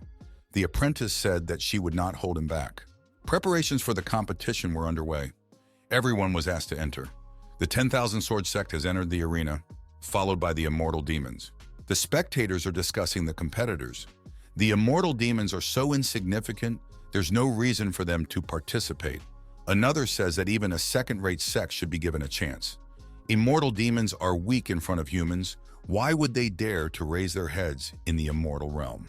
The audience starts to take their seats. Everyone wants to watch this show. Everyone noticed that a member from the immortal demon sect had entered. It was our master with his female disciples. The audience laughs at the master. They say that they are the most dangerous opponents in quotes. Ye Bei didn't hesitate to slap his opponent and made it clear that he is indeed a serious opponent. The spectator who received the slap began to threaten the master that he would destroy him. A girl was interested in Ling Xiao's palace. Her friends said that it was the same sect of the Ling Xiao Palace. Their birds are good for making pills. A big bird flew over Ling Xiao Palace. The young man said, It's getting more and more interesting. Looks like the Immortal Lands competition isn't as boring as he thought. Shushan remarked that it's an interesting show. They impressed the audience from the beginning. The disciple said that she wanted that bird. Master Ning Shenzi came out. The servants showed where his Imperial Majesty's chair was located. The young men continued to watch the performance. The young man glared at this Ning Shenzi. He decided that this might be the one he was looking for. Ning Shengzi also saw the young man and wondered who it was. Why isn't he afraid of his suppression? Then Shenzi calmed down. It's just a silly boy, he thought. The announcer announced the opening of the tournament. The host told that in the first round, each clan could send 10 contestants to compete for promotion, and the winner would win the first game, and invited all the participants to come to the starting line. The first round was announced, Immortal Demon World Sect versus 10,000 Sword Sect. The warriors laughed. Did the immortal demons afraid to come after hearing about the 10,000 Sword Sect? A girl appeared. Shuishan asked why they were in a hurry. Couldn't wait to engage in battle with her. The young man recognized her. They had met recently. He became very angry. It was the young man from the hotel. The girl asked him if he hadn't gone to ask Qianluo for help. For some reason, he hadn't been seen for a long time. Rival said for her not to be so presumptuous. He had already informed whoever was needed they would arrive soon and take care of her, and he wondered why the girl had come to the tournament alone. She probably couldn't make a team. Shushan said that she could handle all the opponents alone. The opponents became brave. There were 10 of them against one girl. They said that she must be destroyed and rushed to attack. A fierce battle began. The opponents couldn't reach the target, but the girl was everywhere. Each of her opponents received blows to different parts of her body. Some were even crying. The girl looked at the main one of them and said that he was finished. The opponent shouted loudly that he had managed to create a formation. Therefore, the girl was finished. With shouts, "Cheeky girl, go to hell," the warrior rushed at Shuishan with his fists. The girl shouted for Shuishan to be careful. The master was calm. He asked if Xing Chun doubted his friend's abilities. The girl, walking closer to her opponent, asked if this was his formation. It is very weak. The young man was surprised that his rival was unharmed. How could that be possible? It was his clan's fire formation. What would he say back home? The young lady decided to utilize her inner potential and activated her inner energy and turned it against her rival. This opponent became frightened and began to call for help. He no longer wanted to continue the fight. The young man ran out of the arena. On the way, he thought it was absolutely impossible. She must have used some kind of magic. We should report this to Lord Tianluo immediately. The girl continued to strike her opponents. Her strikes were like fiery daggers. Sheshan decided not to leave anyone in the arena. All opponents must be destroyed. The spectators wondered where this girl came from. Her strength was terrifying. She had single-handedly destroyed the top 10 disciples of the sect of 70,000 swords. Such a dangerous opponent cannot be dealt with. Shenzi told his warriors that now, in every fight that this woman would participate in, they would all have to work hard. The second day of the competition came. Shushan continued to crumble her opponents. 3 days of competition had passed. The girl also won fight after fight, leaving no chance to her opponents in the arena. She did not feel tired. The girl was declared the winner. Not a single defeat, not a single fatigue, and no emotion on her face. The judge announced that the first stage was over. First place went to the Immortal Demon Sect. Second place, Lingxiao Palace. Third place, Thousand Sword Sect. Shuishan returned to her master. The young man praised his disciple. Xing Chen congratulated her elder sister. She said that she had single-handedly defeated all the opponents. It was very cool. The girl was worried about her sister, but she won without any problems. She is proud of her. Shuishan remarked that if Xing Chen stopped taking pills and focused on martial arts, she would be good too. Shuishan said that she found something strange about competing in these days. The master was surprised. The girl said that after the first match, she felt like someone was deliberately setting a trap in an attempt to kill her. Xing Chen said if the girl was so good, what did she care about some traps? The girl replied that setting traps was fine. But setting traps of this magnitude, it's not normal. It must have been done by one of the big clans, or they all did it together. Master noticed that the more traps they set, the faster it would all come to the surface. Shushan had learned that. Xing Chen said that she wanted to participate. In the next stage of the competition, Shuishan explained that the first disciple competition was over. It is followed by the second one that determines the strength of the clan. It was based on the financial strength of the clan. The greater the number of immortals and rare items, the greater the chances of winning. Xing Chen said that she was a master at these things. Right now, she is the alchemist of the void immortal realm, and there is no one better than her. The master said that Xing Chen is too cocky, but he likes her self-confidence. The girl sighed happily. The opponent said, "Let's see Taibai compete in this competition." The masked criminal jumped from rooftop to rooftop and sneaked up. Xing Chen said, "This criminal is stealing valuable materials. Can we let him do that?" Master said, "A trap is considered a good trap when someone falls into it." Shuishan said, "Tomorrow she will find out who their shadowy enemy is and fight him openly." Fortunately, the girl has a secret weapon. The next day came. The judge announced that there would be 3 competitions. The first for the students. The second for the top 20 in the rankings. The third was for all clans. The clan with the most wins would be considered the winner. The judge announced the start of the second round. The finalists would be chosen according to their ranking in the rich list and the value of their items. The comparison of valuable items began. All of them were very valuable. The spectators said that some of these treasures couldn't be found even in ancient battlefields. The spectators did not understand which one to choose. Each treasure seemed very valuable. Someone suggested choosing the pill that brought Lingxiao Palace great success. The spectators were divided on who to give the victory to. A heated debate broke out among them. The judge decided that this year's Immortal Force competition would be won by Lingxiao Palace again. Xing Chen announced that she wanted to participate in this competition. The judge said that this round is only for the top 20 in the Immortal Wealth ranking. Therefore, she couldn't participate. The girl asked if she could participate in the competition with these items and showed what she had. The judge was amazed at what he saw.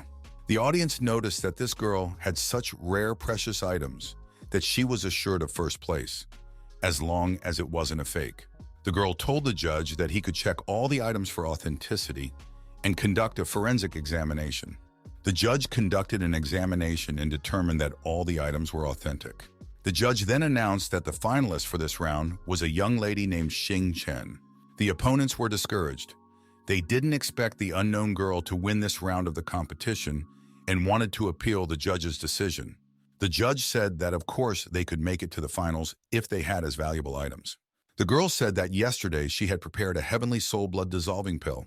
This should also be taken into consideration. Everyone decided that this girl was very rich, because this is a very priceless treasure. The judge announced that all 3 sects had entered the finals. Xing Chen was overjoyed. She said that it was easy. Ning Shenzi and Tianluo were not happy. They had a lot to think about, and some action had to be taken. The judge said that the finalists would be chosen based on the rarity and value of the items submitted by the contestants. All contestants could suggest new items. Xing Chen asked for permission to be the first. The judge allowed it. The girl offered a very valuable treasure. No one could imagine that they would be lucky to see such a thing today. But one of the spectators said that it was just a spirit beast. What was so special about it? The girl said that she had created it herself. Everyone was surprised. Is it possible to create a living creature by yourself? Xing Chen said that if they didn't believe her, they could use their abilities and examine its body. It was made up of immortal grass and sap. Its flesh and blood was not like everyone else's at all. Everyone concluded that it was the work of a skilled alchemist. One of the elders decided that if they continued like this, they would expose themselves to ridicule, so they had better give up right now. And everyone who refused to participate in this round. One of the participants thought that the palace master was still watching. If he lost this match, he would be finished. One of the participants of Lingxiao Palace said that nothing could compare to the immortal products of their palace. It was a treasure, a source of spiritual power for everyone in the palace. Everyone started shouting that this would definitely be the winner. Everyone was shocked by what they saw and decided that the palace had been forced to reveal its secret code. Xing Chen thought that she now knew what Lingxiao's creator's secret was.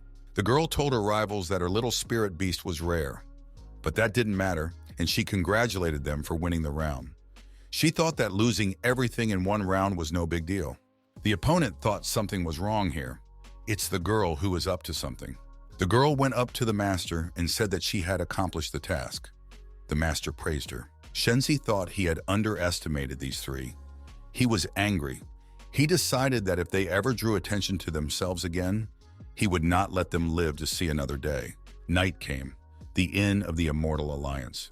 Master is resting. By his side, Shuishan is resting. The young men heard some sound outside. They decided to discreetly see what it was. Two unknown people were sneaking up to the master's room. It was Shenzi and his servant. The servant said that he had already checked everything, and the rival sect hadn't noticed their formation and they were currently sleeping. Shenzi ordered all of them to be destroyed. A fire broke out in the hotel. Everyone started shouting, calling for help, and thinking how to put out this fire. Shenzi announced that no one should leave this hotel today. It was the morning of the next day. Everyone was discussing the fire that happened the previous night. It was recalled that the Immortal Alliance's last Immortal Alliance conference had also had the same fire.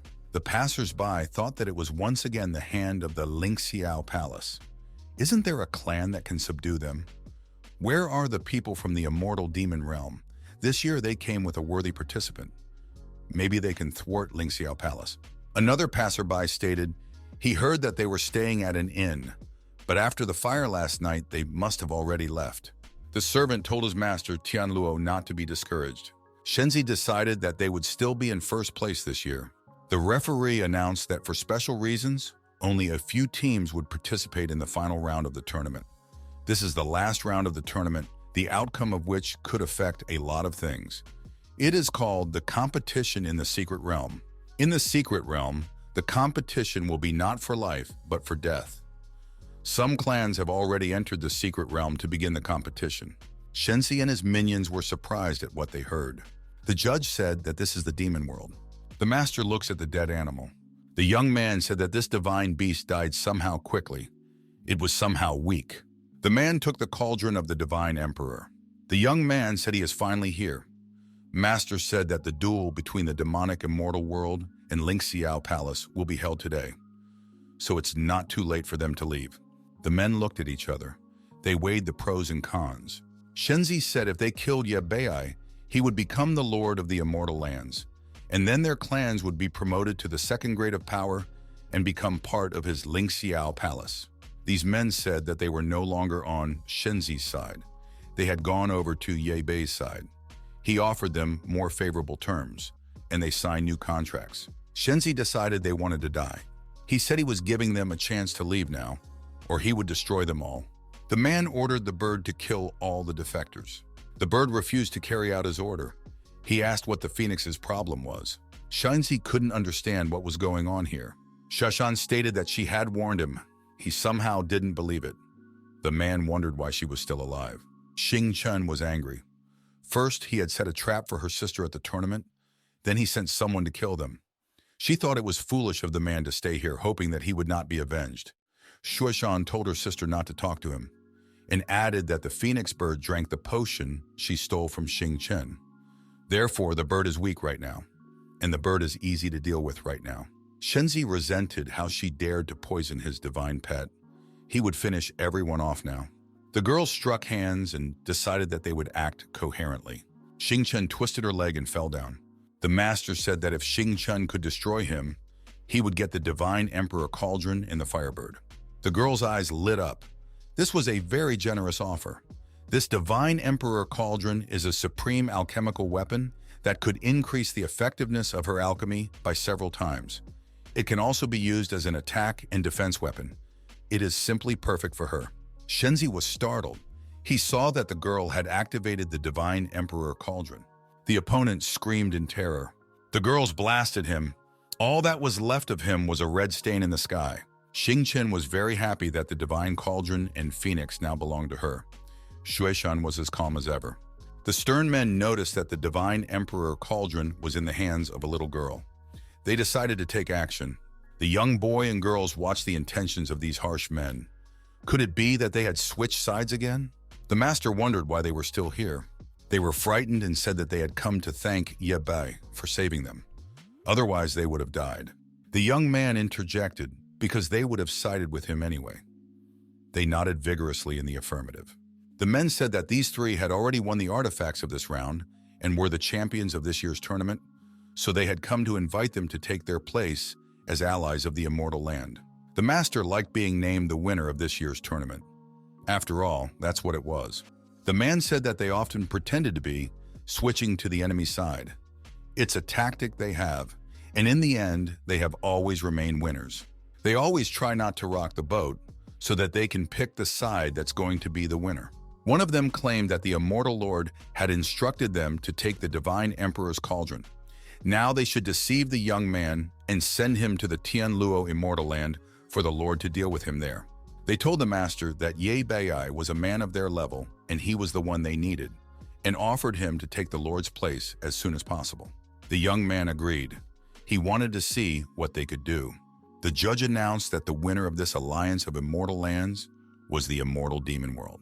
The judge added that the representative of the immortal demon world, Mr. Ye Bai, would be the leader of this alliance. The spectators said that he killed Ning Shinzi, so he deserves the position of the alliance leader. But he is from the immortal demon world. Never has an immortal demon been the leader of an alliance. The man kneeled down and said, the White Feather Sect master saluted the leader. The Blue Sun clan also greeted the lord. The Rain Sect's sect master also greeted the overlord. And all of them greeted the overlord as one. One of them announced that the demon of the immortal realm is the main power in the immortal realm, and the strength of the alliance lord is obvious to everyone. If anyone is dissatisfied, they should consult the White Tiger sect first. The only one who can handle Tianluo is the peerless master Ye Bai. This speaker turned to Ye Bai and said that he would like to escort him to immortal lord Tianluo, capture him, and bring justice to the immortal world. The young man thought, he knows that they are all loyal to immortal lord Tianluo, but he is curious to see what they can do. Everyone started shouting for Ye Bai to defeat Lord Tianluo and restore justice. The master announced that from this day onwards, he was the leader of the Immortal Land Alliance. The immortal demon world would become the main force in the immortal world, and the Ling Xiao Palace would be under his command. Everyone was very surprised when they heard this statement. The master continued and said that they had all suffered for a long time, and now he will administer justice. But if anyone disagreed, he was ready to hear all objections. No one objected. The young man concluded, so he had everyone's support. The master told everyone to go back and prepare, and in a fortnight, they would join the battle against Tianluo. Everyone shouted that the battle against Tianluo must take place. The day came, the battle with Tianluo. Master was really looking forward to this day. Everyone came to see this competition. The spies said to tell the master that the fish had taken the bait. The day came. The young man swallowed the secret pill. The young man sitting on a rock meditates and prepares himself for the battle ahead. Nothing can distract him. The young man activates his inner potential, and thanks to the pill, he concentrates and builds his strength. He is already ready to make a breakthrough and come out to fight Tianluo. Master realized that Xing Cheng's pills were really powerful, and with the help of the Divine Emperor Cauldron, his cultivation base had elevated to the middle stage of the immortal void sphere in just 10 days. With his current strength, he would be able to fight immortal Lord Tianluo. The young man heard a foreign rustle in the bushes. What could it be? The young man looked in that direction. He even walked closer. The master thought that it might be a killing chi. There was an incredible explosion. The young man flew aside. The young man said that they were a little late. The young man activated his inner strength. He thought that they had made a second move and lost again. Now it was his turn to attack. The master activated the shield path mode. At this time, the girls shouted that the master was pushing too hard. They are in pain, and he is just ruthless. Master said that the girls wanted to hit him so badly that he can't feel sorry for them after that. Wu Xiao said they were just joking. Taibai added that they wanted to test what the master could do. Wu Yang lamented what happened to her shield path. The girls said that they really missed the master. Shashan suggested they go down before they were interrupted. The girls continued to joke around and were happy to see the master. The master announced that after they ascended, they one by one created their own immortal realm powers. They had to find any weaknesses of Lord Tianluo. Ever since the master left the immortal realm, immortal Lord Tianluo had become even more powerful, absorbed many of the immortal realm's strength, and the Tianluo immortal land became the #1 clan. The girls said that they had discovered an amazing secret. The master inquired what the secret was. The female disciple said that immortal Lord Tianluo wanted to sacrifice the entire immortal world to create a formation. Everyone was very surprised to hear such information. Taibai added that by destroying the immortal world, he was destroying his own strength and cultivation base. Had Lord Tianluo completely lost his mind? Shishan listened attentively. Master said, "Perhaps there is a great cause behind the sacrifice of the immortal realm that tempts Lord Tianluo to do such a thing. The Lord is greedy for power and selfish. He has some good reason to give up his life's work." The girl said that the teacher is right. She added that the forces joined by Lord Tianluo were able to unite and form a formation. Lord Tianluo is trying to destroy the immortal world to extract power from it. All the girls decided that this was just horrible and needed to stop him. Master said that the immortal world has existed for a long time, and it is unlikely that anything will happen to it because of this formation. Master said for Lin Feng to take her sisters and destroy the formation. The girl said that it would be done. The other girls were told by the master that they should go with him to meet immortal Lord Tianluo. Five days passed. Shuishan switched on the path of destruction. The other girls switched on the dancing lotus sword technique, the 60 times Emperor Fist. A man approached the master and said that behind him was the inner part of the Tianluo immortal land where the immortal lord was cultivating. The man suggested that Master Ye Bi should lead them all behind him, because he was their master now. The master agreed and said that the road would be dangerous, so he would go ahead. All along the road, the master walked and was very attentive. He paid attention to everything. Someone shouted out that there was a formation here, and they didn't realize what was happening. Everyone began to suspect that someone had set a trap. Their spiritual power disappeared. The man realized that the immortal lord was involved. After a few seconds, the man was smiling and didn't realize where the immortal lord was. The young man said that it was the immortal lord who had set the trap. Everyone was surprised. The young man said that the man had helped him gain a position in the alliance to gain his trust, and then sent some henchmen to deceive him and bring him to the Tianluo immortal land. The man said it turns out that Ye Bi knew that they were all immortal lord's men and used them. Master said that's the way it is. But this man doesn't have to worry. He would have a very pretty tombstone. The man realized that he had fallen into his formation. His strength is not enough to stand up to him. The traitor realized that it was all over for him. The man saw his master and said that he had finally come. Tianluo said that he was really waiting for the young man. The master said that he was also waiting already. The girls said that they were already ready to fight and can't wait any longer. Want to proceed to eliminate the enemy. The enemy said there's no need to be in such a hurry. He came to cooperate. Master and all the girls were surprised. How can this be? They were all determined to fight. The overseer said although they had disagreements, he always admired the master, because he was the most gifted and promising person he had ever met. At such a young age, Ye Bai had comprehended a lot of Tao. Master said that this was the case. The girls nodded approvingly. The master continued. If he had to look for a rival in the world of immortals, the master would be the only one worthy of being his rival, perhaps also an ally. When the master heard ally, he was very surprised. The master asked if the young man knew he was above the higher world. The girl told the old man to tell and not to procrastinate. Everyone is interested to hear. The Lord said that above the upper world is the realm of the gods. Ordinary people spend their entire lives searching for just a few thousand drops of spiritual fluid and magical weapons to help them in the battles to come. The gods are beyond the two worlds. God is the creator. God is absolute power. Life and death for a god is nothing more than a matter of a snap of the fingers. For celestial beings like them, the realm of the gods is the final point. The Lord said that he had already found a way to become a god. He had one last step left. The young man asked, he means sacrificing the entire immortal world. He wants to kill everyone to open the gate to the realm of immortals. The girls were upset when they learned that the Lord wanted to kill everyone. The overlord said they could open the gate to the higher world. The man said that he didn't trust Lord Tianluo. Many clans that served him ended up being pawns in his hands. The man added that he was just as human as the Lingxiao Palace master. Vladika said that it was very noisy. The old man got angry and directed a stream of his negative energy at the stroppy man. The man immediately died. Everyone else immediately fell silent. The master said that Lord Tianluo had strength, but he hadn't made any progress in centuries. The elder realized that the master was right. The young man continued, "Why did the old man think that by becoming a god, he would be able to compete with him?" The Lord became nervous and asked if the young man would work with him. The Lord became angry and said that he would then have to destroy the master. Shishan got tired of putting up with the old man's talk and suggested that the sisters take care of him.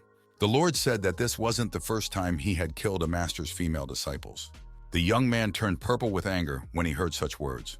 The Lord said, the last time the young man went to the spatial rift, a girl who claimed to be Yebei's disciple appeared from somewhere and said her name was Zihan. She was weaker than Yebei, so he waved his hand and sent her to the other world. Wu Xiao shouted in anger that she would kill the old man. The old man didn't even blink an eye in response. The Lord declared that it was all scary, but still not enough. The girl was ready to tear the old man apart. The Lord decided to act and intended to engage in battle. The girl noticed that he was moving very fast. The old man threw a strong punch at the young lady. It was painful. The girl flew aside, blood showing from her mouth. Shushan was scared for her battle buddy. Shuashan and Taibai decided to attack the overlord at the same time. Shuashan told Taibai not to be reckless and find his weaknesses. The girl knew that the overlord had already reached the realm of true immortal, and they were only in the realm of immortal void, so it would be difficult to defeat him. Some special means must be used to do so. She shouted for Xing Chun to give her an urgent pill. The sister fulfilled the request at the same second and threw her her magic pill. The girl swallowed it at the same instant. Sheshan grew to the size of a goddess. Her eyes glowed with hatred. She was really dangerous. The girls rushed towards the overlord. They were as terrifying as a hurricane. The old man was surprised that two people at the early stage of the void immortal realm were able to injure him. The old man, threatening retribution, said that the girls had forgotten that they were in his territory and scattered red threads. The girls knew that these threads weakened spiritual power. The sisters found themselves bound hand and foot. The old man continued to suppress them energetically. The Lord turned to the master. Let him see what had happened to the apprentices. He shouldn't have refused to cooperate with him. The old man looked around and saw that there was no one around. He asked where everyone was. The Lord saw a master standing in the distance. The old man realized that the young man wanted to summon a heavenly disaster to destroy the formation and save his two students. The master, by extracting his inner energy, summons a heavenly calamity, and he succeeded. The Lord didn't believe that the young man had decided to summon a heavenly calamity to make a breakthrough. Only a madman would be capable of such a thing. Between the immortal void realm and the realm of true immortality, there was a difference of hundreds or even thousands of years. The old man needed 100 years to make a breakthrough. The young man knew that the heavenly calamity of the true immortal realm was not only fast, but also very powerful. Its attacks were capable of killing an ordinary person. The young man knew if he didn't have the true dragon immortal body, he would explode and die. There was an explosion and the master lost consciousness. He was motionless. The old man regretted that such a great talent had died for nothing. The Lord looked closely, saw that the young man was not dead, and he was doing something. The young man decided since he couldn't escape, he would devour him. The young man was beyond angry. He was unrecognizable. The young man shouted that his enemy's death would be cruel. The old man prepared to take the blow. The master tried to concentrate as much as possible. His eyes shone and he said it was ready. The old man saw and said it was impossible. Absolutely impossible. The master was able to absorb an entire heavenly calamity and still turn the power of the heavenly thunder in his favor. The young man continued to spew streams of internal energy towards his opponent. Old man Tianluo realized that he was starting to lose. This fight was not going in his favor. He roared like a beast and his eyes glowed like a predator's. The elder decided that Yebei's talent and strength were truly amazing, even though he was only at the early stage of the true immortal realm. He turned out to be a very strong opponent. If the old man could defeat him and absorb his strength, he would be able to activate the formation and open the door to the upper realms. The rivals came close at arm's length. The overlord crushed the young man with his gaze. The opponents threw their hands forward. Their fists met. The master parried the blow and prepared for another attack. The old man also got into a fighting stance. The Lord thought how powerful the lightning was. It was attacking his meridians all over his chest. If it wasn't for his strength, he would have died. The elder noticed that the young man was laughing. The young man said as he laughed at his opponent's defeat, he had only used 20% of his strength. And the old man, already barely standing on his feet, the Lord told the boy not to be so arrogant. It's not over yet. The young man wondered if the old man could take the next blow. The young man spewed lightning bolts. The old man was even more surprised. The young man is capable of causing a heavenly calamity. How could such a thing be possible? The old man didn't understand how the young man was able to break through to the realm of a true immortal in just half a day. The elder was indignant. The young man had absorbed the heavenly calamity and was even able to use it for his own purposes. The overlord had less and less chance of victory, and his strength was leaving him. After all, he was no longer young. He cried out very loudly that this was unfair. The master said that no matter how tough he was, there would always be someone who could easily surpass him. In this case, that person was him. The young man concluded that the old man enjoyed his fame and power while on top and treated people like dirt. Only now he was at the top. The master said he would soon let the old man feel what it was like to be at the bottom. He announced thunderstorm mode going forward. The old man continued to scream. Now it was out of fear. You could see it in his eyes. The master said it was over. The burnt old man was lying on the ground. He didn't move. The young man said that the old man should not be so greedy in his future life. The young man added, if you want everything at once, you will end up with nothing. The young man approached the enemy formations and switched on the release mode of his female disciples. The formations disappeared. Only the threads remained, which also disappeared after a while. The girls freed themselves and knelt before their master. The young man told them to get up. The girls asked their master where the people from the clan had gone. The master said that all the people had gone, and he had dealt with Lord Tianluo in the most brutal way. He's no longer breathing. The people in the neighborhood were very surprised when they heard the news about Lord Tianluo. Everyone asked if Lord Tianluo was gone, and everyone wondered how it happened. Lord Tianluo's servants also heard about it. They were very upset when they heard the news. People began to discuss how they should proceed and why the elder had failed to deal with the young man. They said that the strength of the master who was able to handle Lord Tianluo alone was simply terrifying. The master and his female disciples stood there and listened to all of this. Everyone around them decided to kneel before the master. Lord Tianluo's servants were pondering how they should act. They also knelt down and called the young man Lord Bi. The master stood and looked at the people. They all praised him and shouted that the young man was invincible. The Hall of Immortals. Someone wondered why they had come to see him today. The old man said that the master had destroyed Lord Tianluo and protected the safety of the immortal world. All the great sects recognized him as the #1 person in the immortal world. The Night Demon sect, after that, became the most popular sect of the immortal world everyone wants to join. The young man asked if the old man came here to join the Night Demon sect. The old man said that it wasn't like that at all. He said that thanks to the young man, the demonic and immortal worlds are safe. They can be at ease now, and he came here to thank the young man. The young man said that he had borrowed the old man's power that day. The old man had entrusted him with the fate of the two worlds. The old man said that he originally wanted to bring the treasure here, but then he learned that the Night Demon sect was looking for someone called Zihan. This is the most valuable treasure. The young man jumped up from his seat and exclaimed, "Where is she?" The old man said she is in the realm of eternal life. The old man said that after the penultimate battle in Tianluo, he went to look for the master and saw the girl there.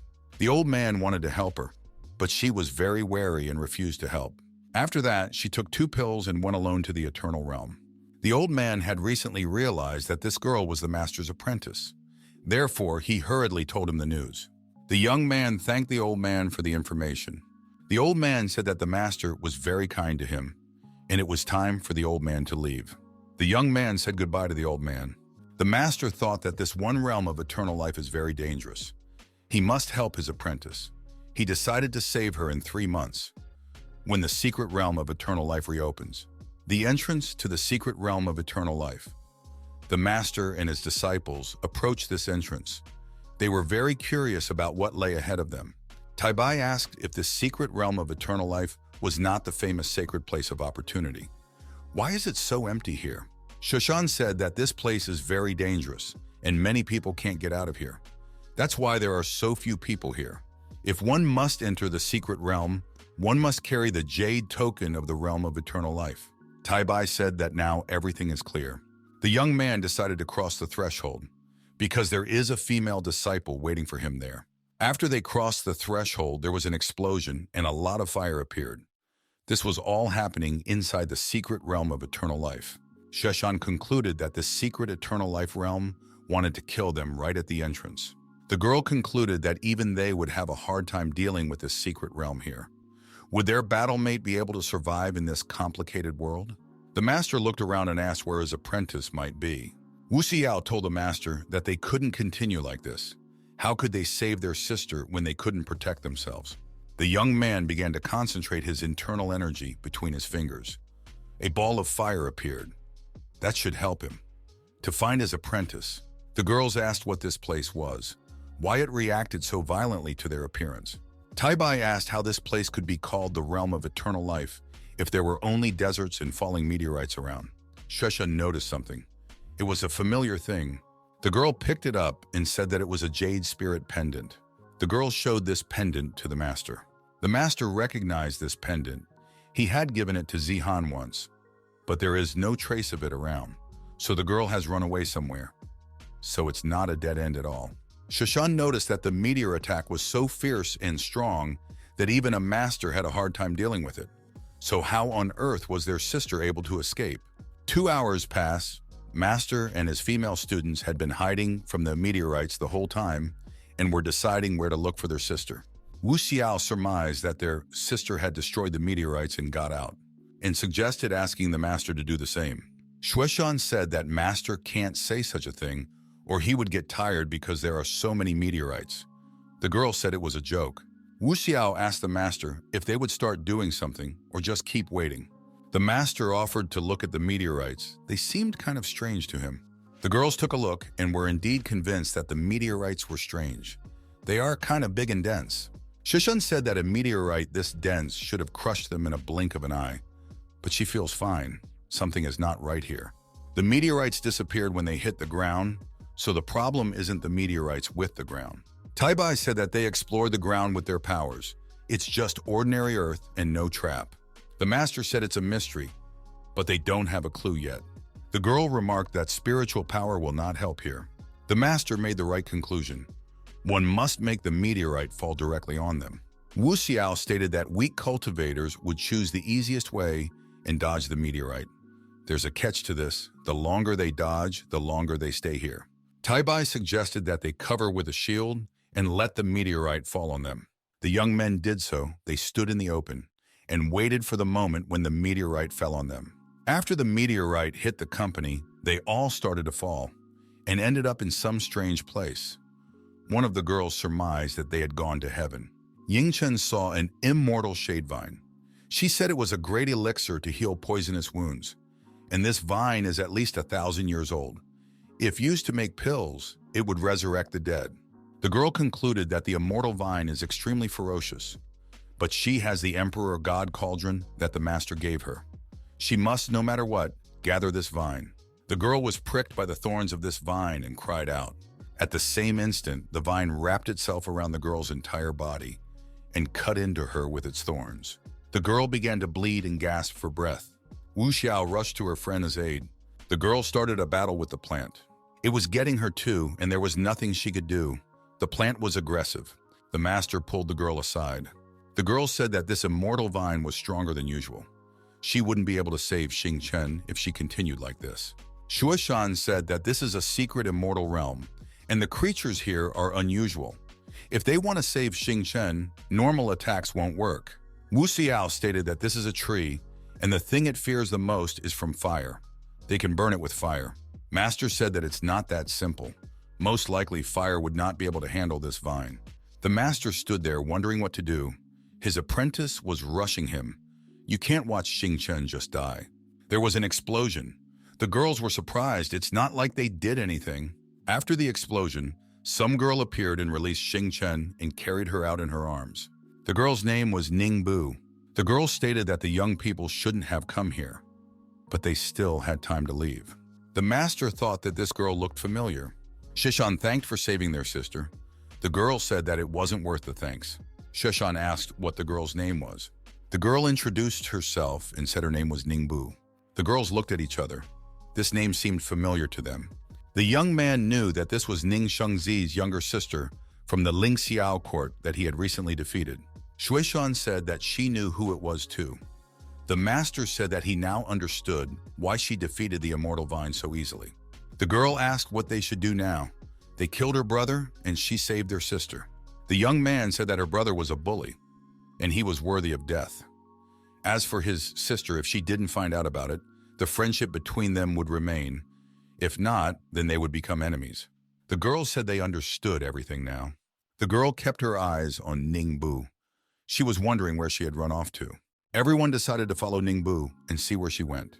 Suddenly they saw this girl. She said that she had escaped from the city of gods and would not threaten their status. The young man said that if he destroyed the root of the problems, he would become invincible in the future. If he gave up, they would give him a chance.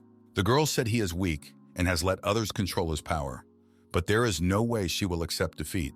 She is still able to handle these guys. The warriors tried to attack Ningbu with their spears.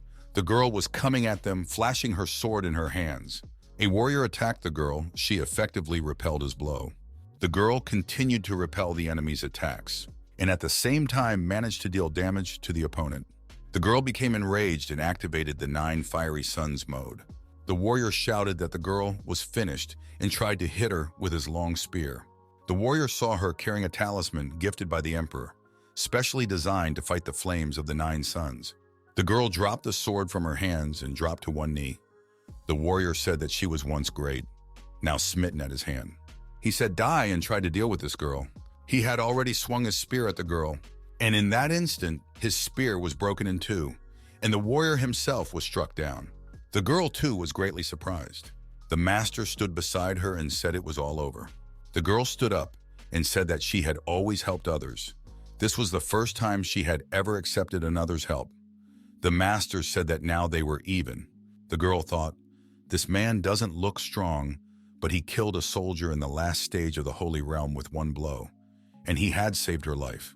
If she works with him at the same time and takes him to the city of gods, she might be able to get back everything that belongs to her.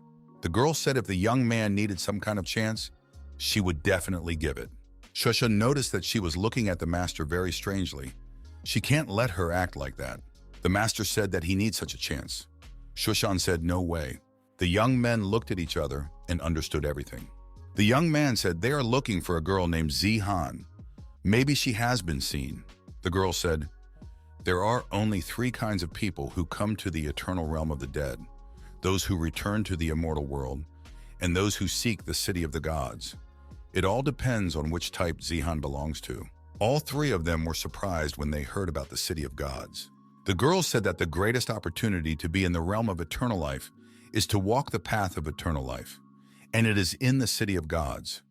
Entering the city of gods means that you have the opportunity to leave the 3,000 worlds and touch a higher, previously unexplored realm. The girl continued, it also means that you have the chance to reach the path to immortality. The young people asked if anyone had ever achieved eternal life before. The girl said no. Ningbu said that the mystery of the secret realm of eternal life, which many people have never been able to solve. But recently, she had a feeling that this secret was about to come to the surface. Ningbu had been in the secret realm for many years and had gained a lot of power. But not too long ago, someone took advantage of this and seized her power. So she had to flee. Now she's in exile. The girl is finished. She wants revenge, and the young man wants to cultivate and find someone. Why don't they explain their efforts? Shushan thought, although Ningbu was looking at the master strangely, she is well acquainted with the secret realm of eternal life. Therefore, the advantages of working with her exceed the disadvantages. The young man said no, Shushan said yes. The young men looked at each other again and again, understood everything without words. The master whispered that cooperating with someone whose strength was sealed and hunted everywhere would only ruin everything. Ningbu said that she had just saved their lives at the risk of her own. They are treating her so badly. Master said they only ally with those who will be of use to them, especially since they repaid her favor with a favor too. The girl blushed and took offense at the master. The girl started crying and begged the master to cooperate with her. After that, the girl started to work things out. Shuishan didn't want to give in to her master. The girl said that she would not work with the master for nothing. Once she enters the city of gods, she would use her strength to help gain a foothold as soon as possible. The master thought to use Ningbu's strength to find Zihan, and entering the city of gods would also be a great opportunity for his female disciples. The young man agreed to work with Ningbu.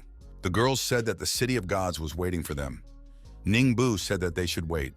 Her core strength is sealed, and after the last battle, she was completely weakened.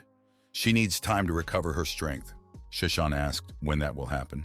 The girl said that she would contact her brother from Lingxiao Palace and ask him to unseal her. Everyone decided that wasn't a good idea. The girl said she would contact him with this and showed the gold plate. Xingchen suggested to wait a little while. Xingchen said there was no need to contact her brother. She would help her recover her strength herself. The girl said that she was an alchemist and was very good at healing wounds. If the girl trusted her, Xingchen would gladly help. The girl thanked Xingchen for that. Then she said that she hadn't heard from her brother in a long time. She would have to come back sometime and see how he was doing. Xingchen was successful in making various mixtures. She was a master at it. Sim Chen was also a born alchemist, and she used that to her advantage. Xingchen gave the girl a pill and said that this elixir was made from the immortal thorn vine. It couldn't raise the dead, but it would be more than enough to heal all wounds. The girl thanked and consumed the elixir. She could see that the elixir had done me good. The girl shook and cried out. Then she stated that her powers were fully restored. She said that she had underestimated them at first. They were able to kill a Holy Realm warrior in one blow and had prepared such a powerful potion. Master said, well, now that she has recovered, it's time to go find their sister, because she is waiting for them somewhere. The girl told them to follow her and jumped up. The entrance to the city of the gods. The girl said to enter the city of gods, you have to pass a test at the entrance of the city and get a seal. The girl said that they could only rely on Yebai for this operation. Sheshan thought to create a commotion. Maybe she would go first, maim a few people and destroy the entrance formation. Or Sung Xiao would go. The girl decided to take out the two guards at once. She crept up behind them. There were shouts in the city that Ningbu had returned. Everyone should be prepared. We must report this to the emperor. The girls looked round the corner, wondering where Yebi had gone. A young man appeared and told Shashan that it was okay to go. The girl said the master was doing a bad thing. Inns of the city of the gods. The master and Shuishan are minding their own business. With a shout, the door to the room was kicked open by Ningbu.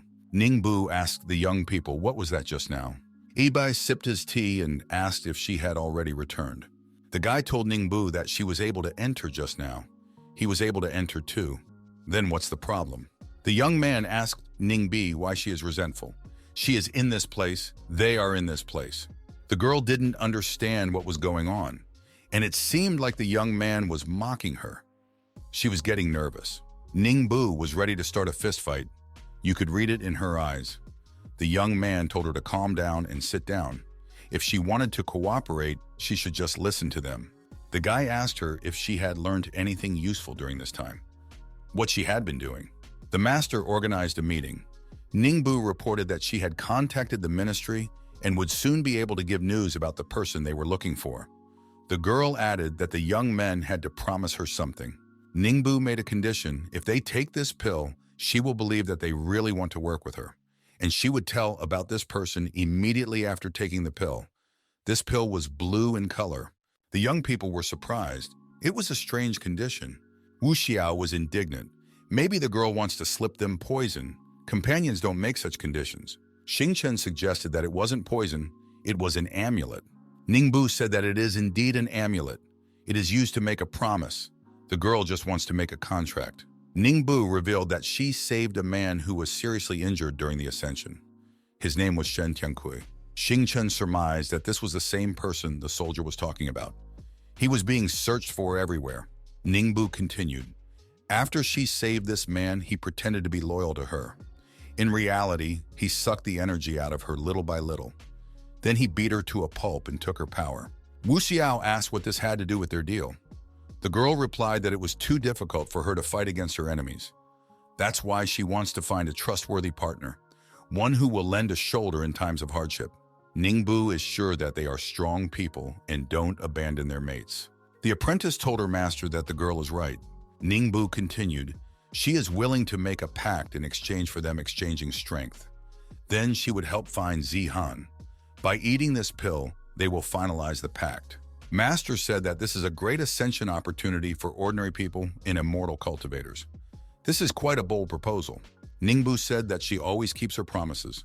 The young man complimented, although her cultivation is not attractive to him, it is a great opportunity for his female disciples. If any of them are willing to eat this pill, then they have an agreement. Wu Xiao declared that she is willing to sit down this pill. It's the right one for her. And the girl instantly swallowed this blue pill. After that, she announced that she got a very cool feeling and felt a burst of energy. Ningbu was satisfied. She always got her way, even by contracting through the pill. Now the girl announced that she had information about Zihan. Master said that he was listening carefully. Ningbu revealed that Zihan had entered the City of Gods, but was captured and was now in the Heavenly Dungeon. Heavenly Dungeon. The girl is chained to the wall. She is guarded tirelessly by 2 warriors. Not only are the warriors standing, they are also absorbing her spiritual energy, because the Emperor ordered them to do so.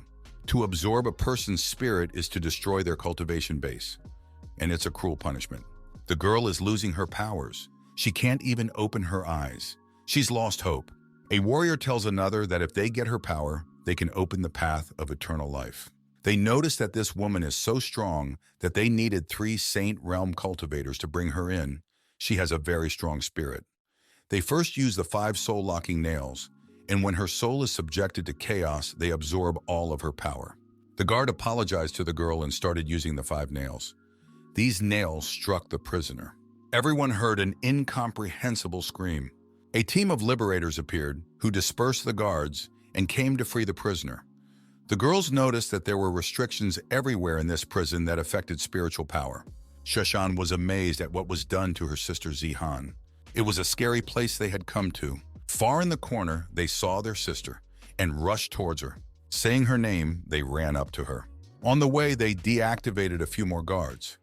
If the guards had shown even a little compassion for the prisoner, they wouldn't be in this position right now. The sight the girls saw struck them very hard. Zihan realized that it was help that had come, in the form of her sisters. Zihan broke free and managed to deactivate another guard. The master asked the prisoner what it all meant. The girl happily informed, finally, they had come. She had been waiting for them. The girl said that she had been seriously wounded and had entered the realm of eternal life. No sooner had she recovered than she was chased. Eventually, she was caught and locked up here. The master asked how she was feeling now. What was being done to her? The girl said that she had resisted because she was her master's apprentice. She had pretended earlier to see what they would do. They tried to kill her. She had no choice but to straighten them out. The girl stated that she was fine now, and she was feeling great. After these words, she coughed and her mouth bled. The young men looked at her with fright. The young man said at last he had waited for him, and pointing his hand in the direction, said to come out. Some man appeared and said that the master was the one he was looking for. It was Shen Tiankui.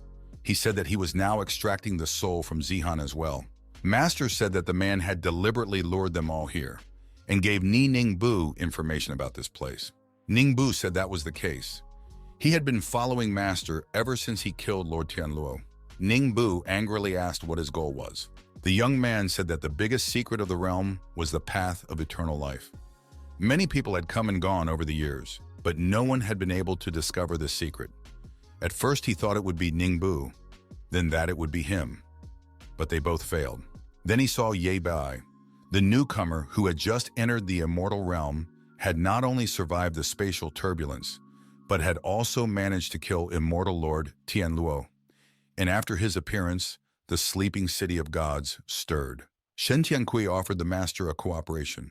He suggested that they could definitely unlock the secret of the path of immortality and go beyond the measure of immortals together. The master replied that he would walk the path of eternal life himself, so he didn't need to cooperate with the likes of Shen Tiankui. Especially, the master remarked anyone who offended his disciple would perish. The young man's face expressed anger and hatred. The master threw a test punch at his opponent to test his physical fitness. The opponent replied that it was not a bad punch. Now Shen Tiankui decided to retaliate. To test how strong Wu Baoai was, the master urgently began to activate his inner abilities and use his inner energy. Shin Tingkui said that the young man had destroyed all the formations he had set up in the heavenly prison, and once again offered him in cooperation, on a long-term basis, to share the power. The rival suggested that if Ye Bai refused to cooperate, he would have to take his spirit and kill Ye Bai. Master said he wouldn't do that. He has his own priorities in life, and they don't include cooperating with Shin Tiankui. The opponent said in that case, the young man shouldn't blame him for not showing mercy, and the enemy began to concentrate to activate his inner strength. Tiankui summoned his inner demons and directed them to eliminate his rival. The master was ready for this and set about defending and protecting his lines. The young man told his rival to stop these games, for these tricks could not harm him. So our hero channeled the inner demon of his enemy against him. The female disciples noticed that the enemy's negative forces were hovering around them too. Ye Bai stated that Zihan's spirit has been taken away. Her cultivation base is now unstable. If they continue like this, the girl might not be able to endure. They should end this fight as soon as possible. Master realized that these formations had been set up by the enemy beforehand. Therefore, it would be difficult to get out of them. Master told the system that he wanted to use a disposable item. Immediately, an isolated cube appeared, and Shin Tiankui was placed in it. The enemy was discouraged and didn't understand anything. The opponents quickly isolated him. The young man declared that he would come after his opponent personally next time. Everyone noticed that something out of the ordinary had happened, and started calling out for their master to pay attention to it. Shin Tiankui realized that this was just his mind's response. His mouth started to bleed. Shin Tiankui didn't know what method his opponent had used to briefly cloud his mind, but next time, he decided to kill him with his own hands. The master watched as Xing Chen tried his best to resuscitate Zihan. After a brief manipulation, Xing Chen said that she was all set. She had temporarily locked her sister's spiritual power and stabilized her condition. But that wasn't enough. Xing Chen continued that only by finding the girl's spirit and placing it back would she be able to bring her back to normal. Ningbu said that her spirit should be in Shin Tiankui's body. Ningbu noticed that Shin Tiankui's strength had risen several levels, and he was close to breaking through to the peak of the true immortal realm. And now the enemy would not be easy to deal with. The young man asked how long Zihan's body could last. Xing Chen replied that with her current abilities, she would be able to regain her original state. She would have a month and a half to do so. Shuoshan said that Wu Xiao had sneaked into Shin Tiankui's camp, and they will definitely be able to retrieve Sister Zihan's spirit. Ningbu said that she would go with them. Master said they wouldn't go. Master said that Zihan's spirit is now in Shan Tiankui's hands. The one has his own territory and his own army. They will inevitably lose, so they won't go there now. Shuoshan asked if the master had any other plans. The young man said that there are. The master gave his female disciples 1 month. During that month, they must all break through to the realm of the true immortal, and then they would go with him to retrieve Zihan's spirit. The girls said that 1 month was not enough. Ningbu said that right now none of them are above the true immortal realm. Even the young man is only in the middle of the immortal realm. It is impossible to fix everything in 1 month. Xing Chen said that 1 month is not enough for her. Shuoshan said that in 1 month she will manage. Master praised her. Master resumed manipulating his internal energy in a desire to help his female students. The young man directed a stream of his energy towards Ningbu. There was an explosion and a bright flash appeared. Ningbu asked what Ye Bei wanted to do. The girl felt that the master was channeling her spiritual energy. The young man said for the girl to catch that spirit pillar. The girl shouted and started to catch this pillar. A powerful pillar of light rose up to the heavens. Ningbu guessed that the master was attracting a heavenly calamity to help her make a breakthrough. The girl cried out that it was terrifying. She realized that the master was only at the middle stage of the immortal void realm, yet he possessed such incredible spiritual power. The master could cause a heavenly calamity with his bare hands. It was good that she had agreed to work with him. Ningbu thought that if she could use his power to break through, she would be able to regain what she once had. The girl greeted the heavenly tribulation. When it was over, Ningbu said that she had done it. She had finally reached the peak of the void immortal realm. She was just a little short of breaking through to the true immortal realm. 1 month would be enough for her. The master said that in the temporary tower in the small desert world, the concentration of aura and speed of refinement is hundreds of times higher than in the outside world. If the girls went there together with the master, they would make a breakthrough within a month. All the girls were surprised and delighted. Their master, a true master. 1 month had passed. Luo Shuishan entered the true immortal realm. Ningbu had entered the true immortal realm. The young man noticed that all the girls had made a breakthrough. Master was proud of them. The master said that now it was Xingchen's turn. The girl replied that she couldn't. The girl said that all the sisters trained her step by step and broke through to the true immortal realm. She reached the middle of the immortal void realm thanks to the pills. Master asked that she not let him down. The girl screamed that she would never trust Master now. The master forced her to break through. The girl screamed in fear. The temple of the heavenly Lord. Wu Xiao said she waited for the master for a month. Finally, he came. The girl said that all these days she didn't sleep.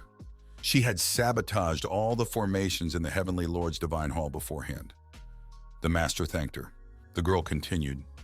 Shen Tenkui had recently practiced evil martial arts techniques from which his cultivation base had greatly increased. He is now at the peak of the true immortal realm. We must be extremely careful. At this time, the young men were being watched. They didn't know that they were being watched. The watcher was standing on the roof of the Heavenly Lord Temple. Shen Tiankui announced that he had been waiting for the master for a long time. He was wearing a battle mask. In his hand, he held an energy ball. The situation was tense and ambiguous. Ningbu declared that the spirit flame on Shen Tiankui's body was the hellfire of the eternal life gate. It couldn't possibly be that. The girl added that he had opened the gate and destroyed the immortals' age-old foundations, taking their spirit consciousness in exchange for his current state. The rival replied that this is the way it is, and it was a force to be reckoned with. The girl continued. First, he persuaded them to work for himself, and then he destroyed and took their soul power, Shen Tiankui, a terrible man. The opponent said the girl should be glad he killed them after they betrayed her. The girl said that she never approves of such atrocities. She has other methods. The girl bare her sword, changed her face coloring to battle coloring, and said that Shen Tiankui betrayed her trust and took her power, and killed so many innocent people. She would settle accounts with him today so that justice would be served in the city of gods. Shen Tiankui laughed and said that Ningbu was not being clever. The girl resented his words. The opponent said that a long time has passed, but she is still as naive as ever. Still doesn't realize who her real enemy is. First, she must pay for the death of her brother. The girl was very surprised. The master tensed up. The bright beam coming from Shen Tiankui's finger was aimed straight at Ningbu's head. The young man said that if Xingchen massacred this person right now, she would be able to obtain the divine furnace. The young man knew how to manipulate his female disciples. Xingchen and Luo Shushan began to attack Shen Tiankui. Ningbu was very upset. It turned out that her brother was already gone. Tears welled up in her eyes. Ningbu said that no matter what happens, a member of the Ning family should never cry. The girl said that she remembers. The tears continued to drip. The girl turned her sword towards the master and pointed it at his chest. She asked Ye Bei if he was the one who killed her brother. The master admitted that he was the one who killed Ning Shengzi. The girl said that these people killed her brother, pretended to cooperate with her, used her to enter the city of gods, and she was saving their lives. The girl wondered why the master had helped her regain her power, why he helped her break through to the realm of the true immortal. He is even more terrifying than Shen Tiankui. The young man said that he didn't regret killing Ning Shengzi and didn't feel any guilt towards himself. If Ningbu wants to kill him, let him do it. The girl shouted with anger and rage that he made her do it. Ningbu decided to destroy Shen Tiankui first and then deal with Ye Bei. Shen Tiankui shouted, "How could this be possible?" Master decided to fight Shen Tiankui and prevent Ningbu from fighting. The girl was already mentally traumatized. The enemies went one-on-one. Shen Tiankui was wearing a protective mask. The fight turned violent. Sparks were flying in all directions. It was hard to determine who could emerge victorious. No one wanted to concede. Shen Tiankui's blood showed from under his mask. He asked, "Ningbu, is that you?" The girl said she had warned him that she would kill him. Ningbu pierced through her opponent with her sharp sword. The girl said, "The fight is over." The young man pronounced, Now it's his turn.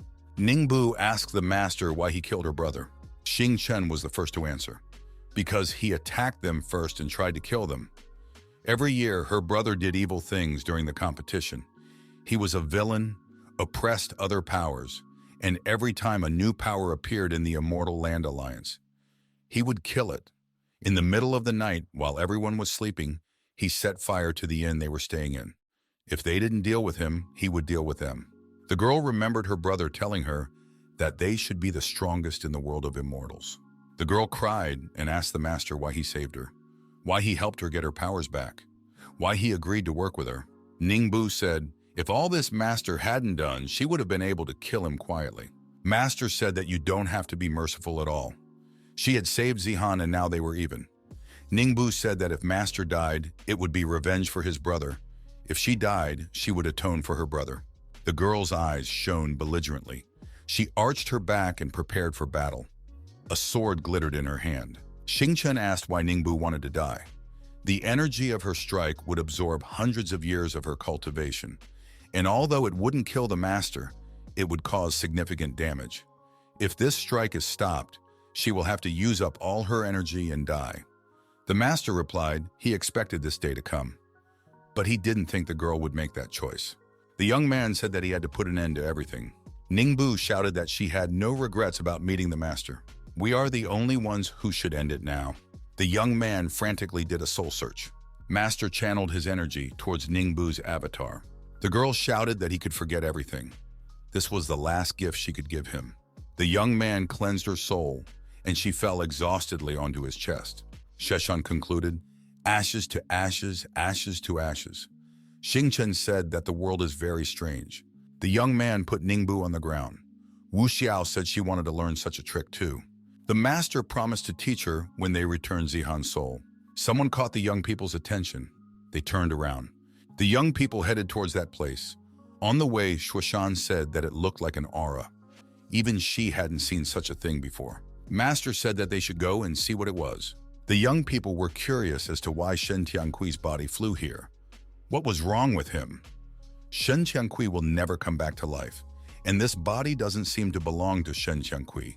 Then it's not a trap set by him. Master said, now they will find out if it's a trap or not. Wu Xiao went to the door and tried to look inside. The girl slid the door open and said it was open. Xing Chen was amazed to see what was there. It was Shen Tianqui's black purgatory. Wu Xiao concluded that Shen Tianqi had been given a chance to return, which was why his level had risen so quickly. Master asked the girls what they could see that was there. The girls said that it was the black purgatory, the same one where Shen Tianqi got the power to defeat Ningbu. Wu Xiao saw a huge tree. Master said that he saw a big tree too.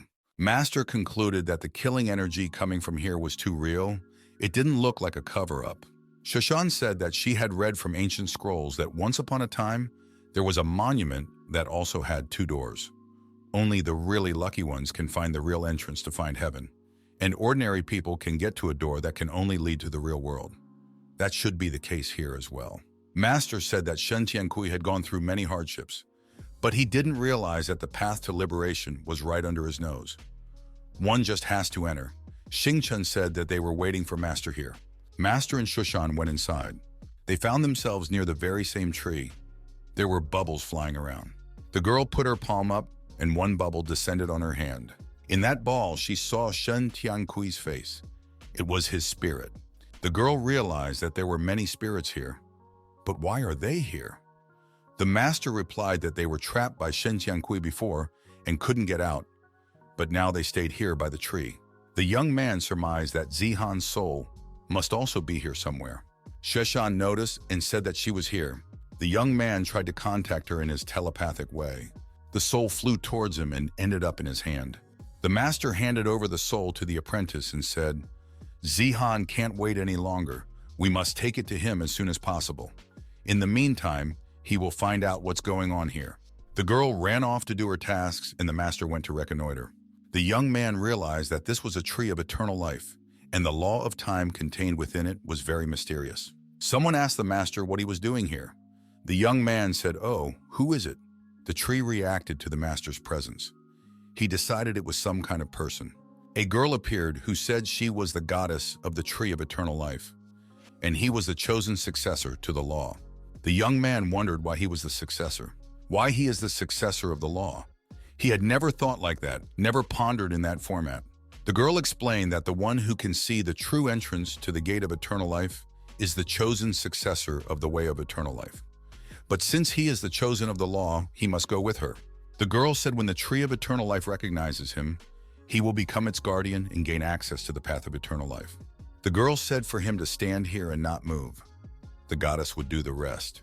The young man thought that the spiritual energy here is more exuberant than ever, and the flow of time and air seems to contain the law of time.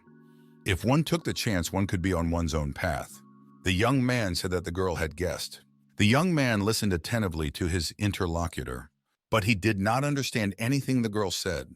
In that case, the girl wondered how this was possible. If he is not the chosen one by law, then how did he get here? No ordinary person can find the entrance to the gate of eternal life, and if he finds it, he will die, because he cannot cope with the chance of heaven and earth.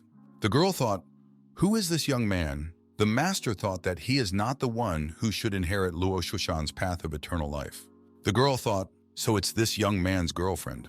The girl sat and meditated. She activated the God call. At this moment, Shushan realized that something was happening to her.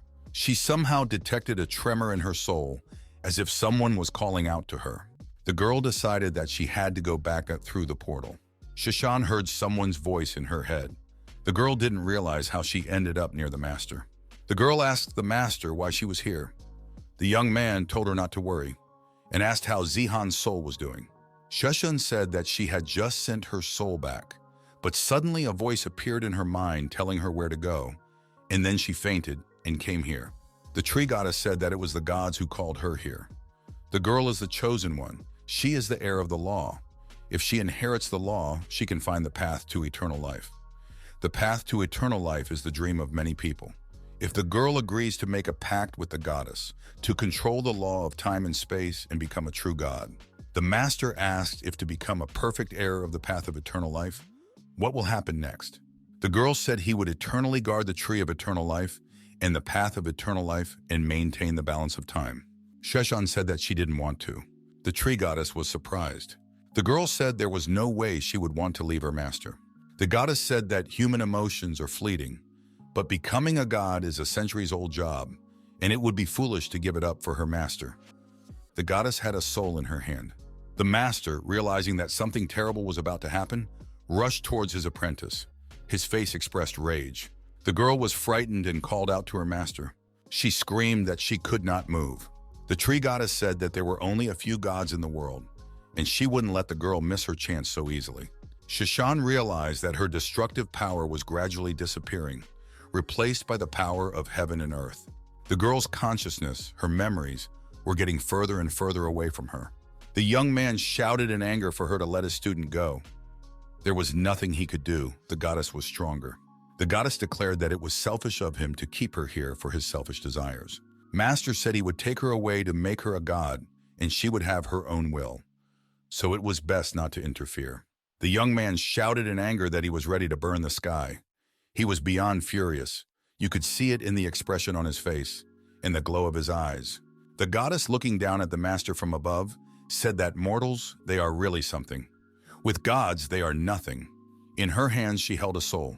The goddess said if the master returned, she would forgive him. The master's soul, encased in a shell, said she would not. The goddess said, then let the master not blame her for being rude. She had the soul of a deer in her hand. The young man resisted. This is the God realm that crushes all realms. It doesn't require any skills. It simply uses an infinite aura to crush his aura. The difference between a true immortal and a god is very great. The young man was very angry. He knew that he would not give his Shushan to anyone. The master released his inner dragon, which should help him in getting his disciple back. The goddess was amazed at what she saw. It was an immortal dragon. She screamed, so he is an immortal dragon, the reincarnation of a god. No wonder he was able to enter the gates of eternal life. She was very inconsiderate of this man. The master was angry, his dragon blazing with rage. He screamed for the goddess to return his apprentice. The wounded goddess screamed for Shushan's seal. Her spiritual consciousness was lost and she cannot return. The master shouted, "If his Luo can't come back safe and sound, he will destroy this place and make her die with this place." The goddess continued, "But if she returns, she will have given up her only chance to become a god." Does the master not think at all about his apprentice? Master said it should be Lo's decision. It was better for her to remain human than to be such a selfish goddess. The goddess realized that this man was only a true immortal. If he really destroyed this place, the consequences would be unpleasant. With this kind of power, it was not impossible that he would become a god. Maybe she was meddling with things for nothing. The goddess has decided to leave Lo alone with the young man, but it is up to him to bring her back. Shuishan's memories were scattered in the river of time, and her spiritual sense was absorbed by the divine sense. The young man needs to go to the past to bring back her former spiritual sense. The boy asked how he could get there. The goddess said that she would send them there, but they have only 3 days in which she must recognize him as her master again. Otherwise, after that time, it will lose its memory forever, and they will always remain in the river of time. The young man must remember that they have only 3 days. Master said he is going after his Lo. Lo's hometown, 500 years ago, when she was a little girl and they didn't know each other. The master must first find and gain her trust. The young man became very young. His spiritual power was limited by the goddess. The young man walked almost the whole city.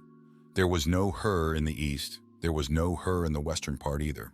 A whole day had already passed. The young man still couldn't find Shushan.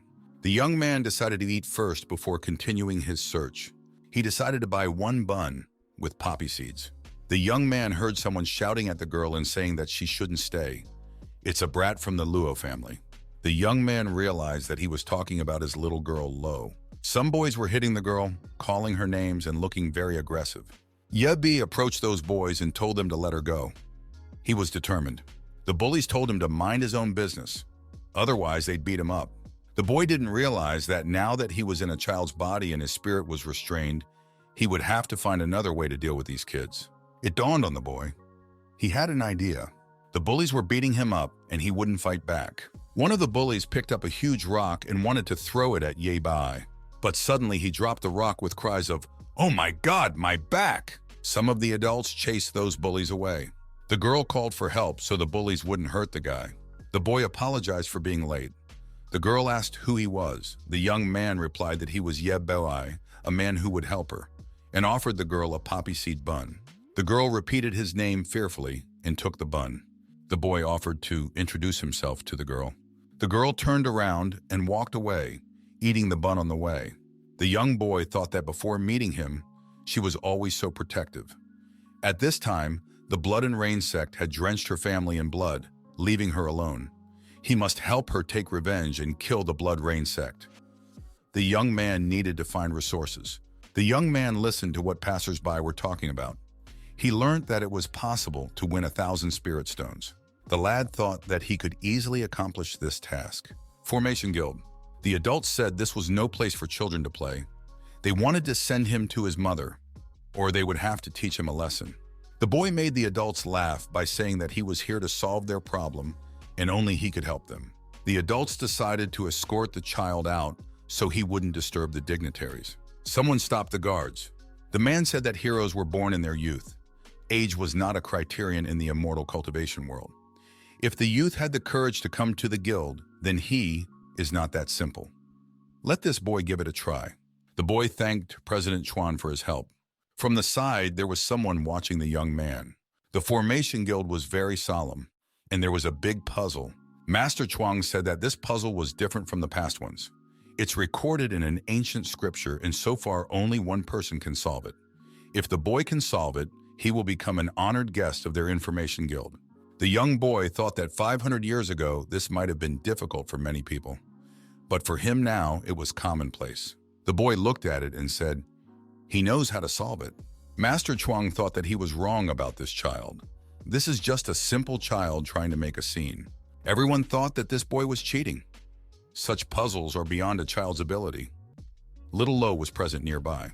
E.B. Bai said that it is a hexagonal formation, 4 words. The eyes of the pharmacy are interlocked.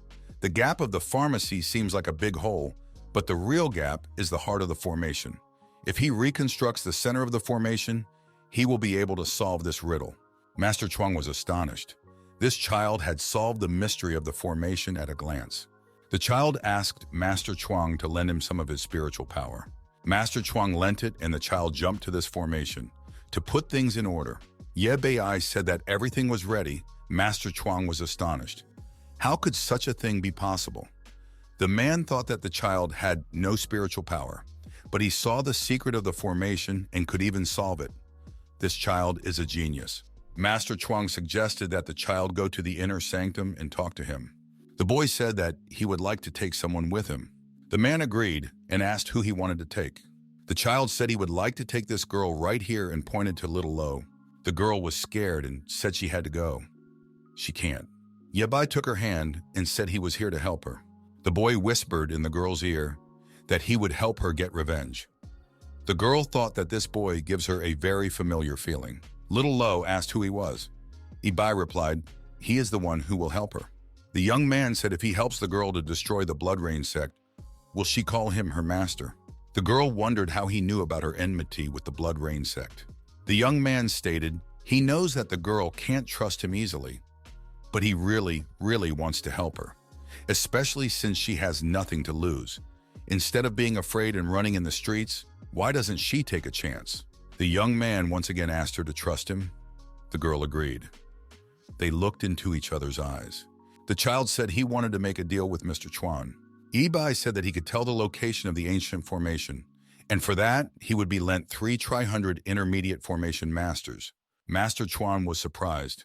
The boy really has an extraordinary talent, but he doesn't have spiritual power, so lending 300 masters is too much. Master that he said that if he were to borrow 300 masters, the guild would be greatly emptied. The boy said that he was asking them for a reason. The kid told me how to find the ancient formation, but it's not easy to go there. If they take him along, he will show him how to do it. Master Chuang laughed. How would a child with no spiritual power know about the entrance to the ancient ruins? The boy stated that he had seen a divine mixed element formation there. The man wondered how the teenager could have heard about the divine formation. The information of such an ancient secret formation was only preserved in the remains of books. The entrance to the ancient ruins is outside the city. We have to explore everything first. Yebe realized that he only had 1 day left to gain the girl's trust. Otherwise, she would stay here forever. Master Chuang decided to reply to take the guests to rest. The man said to let the children rest in their sect. They would return when they finished their research. Yebi said for Luo to take a bath, change her clothes, eat, and sleep. They have a big day tomorrow. The girl wondered why the young man had told everything about the relic's whereabouts. If they went in and took everything, the young man would be left with nothing. The young man said they couldn't deal with this residual formation without him. The girl was surprised, for the boy had no spiritual power. The boy objected. Despite that, he would be able to help her take revenge and destroy the Blood Rain sect. The girl asked in surprise why he was helping her. The guy said that an old friend had asked him to help her. The girl asked, was it her father's old friend? The young man once again asked that the girl trusted him and he would not let her down. He was the only person in the world she could trust. The girl only remained silent in response. The young man asked if there was a system in place. The system replied that it was in place. The lad said that his spiritual power was limited by the Eternal Maiden and he could not summon his desert world, and asked the system to get him a golden lash. The system said the boy needed a skill card to get something. E.B. gave little Lo a whip and told her to use it for defense. The girl thanked her new friend and kept the whip. The young man sent the girl to bed and told her that they would have a very important day tomorrow. The little girl fell asleep holding the whip in her hand. There was a blush on her cheeks. She silently thanked her new friend. Yebe looked at the sleeping girl. He thought that outwardly she was silent. In fact, she was a girl with a firm character. The morning of the next day came. Master Chuang came in. He said hello to the young man. Ye Bei said hello to the master. The children were eating buns. Master Chuang said that the relics the boy was talking about actually existed. They had found several high-level formation masters, but they couldn't figure out this formation. Could EBI guide them on how to solve it? EBI said if they lent him 300 mid-level masters and destroyed the Blood Rain sect, he would tell them how to solve this formation. The young man told all the pros of if the guild would deal with the Blood Rain sect. If they destroy this sect, they will get rid of the problems this sect is causing, and they will get the treasure. Master Chuang agreed to such a deal. He said that the young man could negotiate and it was profitable to deal with him. Master Chuang offered the kid 250 intermediate array masters and 50 advanced array masters. When he collected them, he would send them to the Blood Rain sect. The girl thought she would finally be able to avenge her parents. One of the members of the Blood Rain sect was horrified and asked who they were and why they were doing this to their sect. The girl said that he had a poisonous hand. He is now paying for what he did to the Luo family. The man found out that the girl was from the Luo family. The girl told him to summon his clan head or else they would have to use force now. Everyone heard the sect head resenting why they were being attacked. He saw that it turned out to be two children. The little one said that she would make the Blood Rain sect's sect master go down today and make amends with her parents. The Blood Rain clan's clan head wondered, why is Master Chuang supporting these two children? He doesn't understand what this sect has done to them. Master Chuang said that their Blood Rain sect ignores the guild discipline, is becoming more and more disorderly, at one time even killing the Luo family for no reason. Such behavior is punishable by death. The children looked threatening. The head of the Blood Rain sect said that they were deliberately looking for trouble, and now you can't blame him for being impolite, and their Blood Rain sect is not to be messed with. But then all the masters that Master Chuang had brought along pounced on him. Master Chuang attacked his rival and told him to stop talking rubbish and die. To the Blood Rain sect's sect leader, this was all very unexpected. He tried to resist, but he failed. He received one blow after another from Master Chuang, and he had no defense. After beating his opponent badly, Master Chuang grabbed him by the throat. He began to beg for mercy. He knelt down in front of the children. Master Chuang said he was giving the man to Brother Bai. The man cowardly fell to his knees and begged to be spared and let go. The little girl asked why he killed her family. The man explained that in the beginning, the Blood Rain sect was growing and was in dire need of treasures. It happened that the Luo family had the Xuantian technique, therefore they went in search of it. The Luo family refused to admit that they had the technique. He was blinded by rage, so he killed them. The girl said that her family didn't have the Xuantian technique, so he killed her whole family by mistake, and she would kill him now to avenge her parents. The evil man wanted to kill this girl, so he grabbed her by the throat, started choking her. He thought that if he could kill this child, all his troubles would be over. Ba lashed out with rage and screamed at him to let go of the girl. The villain would not let go of the girl and wanted to massacre her. Master Chuang asked Wu Bai how he was feeling. The young man regretted that he couldn't move the enemy without spiritual power. He thought that if he didn't save Luo now, he would wipe the Eternal Maiden into powder. The head of the Blood Rain sect continued to strangle the little girl. Master Chuang rushed to the girl's aid. The head of the Blood Rain sect didn't listen to anyone. Master Chuang eliminated the enemy, and the young man took the girl in his arms. Bai said that he would not let her die. He asked that she hold on, and he would take her to a doctor. The girl thanked the guy. He was the first to give her food, shelter, and clothes. Only her parents took such care of her. The girl said that her body was in great pain. She thought she was about to die. The young man with tears in his eyes said that he would not let the girl die. The girl remembered that she had promised to recognize him as her master. She said to him, "Thank you, master." At that moment, everything around the young people sparkled. Explosions rang out. Master Chuan asked what it was. Everyone looked around. The young man said that the Blood Rain sect must die. The adults looked at each other, horror in their eyes. Master Chuang asked the boy how Ye Bei had become so mature. The young men found themselves under the very same tree. The master told the girl to forgive him for making her wait. Shishan continued to lie with her eyes closed. The girl's soul gradually descended towards her. The young lady opened her eyes, smiled, and said her master's name. The goddess came over and congratulated Ye Bei for completing the task. He had done well. The young men stood in an embrace. Luo said that they had returned. The goddess asked if Luo Shuishan would regret her decision later. She could become the guardian of the tree of eternal life, become a god, and leave this world. The girl replied that as long as she could be with her teacher, she wouldn't regret it. The woman said that in that case, Luo would never become part of the path of eternal life. The woman said that she will give Ye Bei a choice as well. She hopes he won't regret it. The young man asked what she meant. She said that the young man was originally an immortal dragon, but for some reason he ended up in the mortal world. The golden veins on his body is a divine vein, but now his divine vein is damaged. Therefore, he can't return to the divine realm. A huge energy dragon appeared around the young man. It was glowing all over. The woman said that she was offering the young man two options. The first was to give up on finding a disciple and merge with her. Then he could return to the God realm. His divine vein is damaged. He can only repair it step by step. It might take several hundred years or thousands of years before he can return to the God realm. Master said that he wants both. His disciple will not give up and he will go to the divine realm. The goddess shouted at him. She said he is a strange man.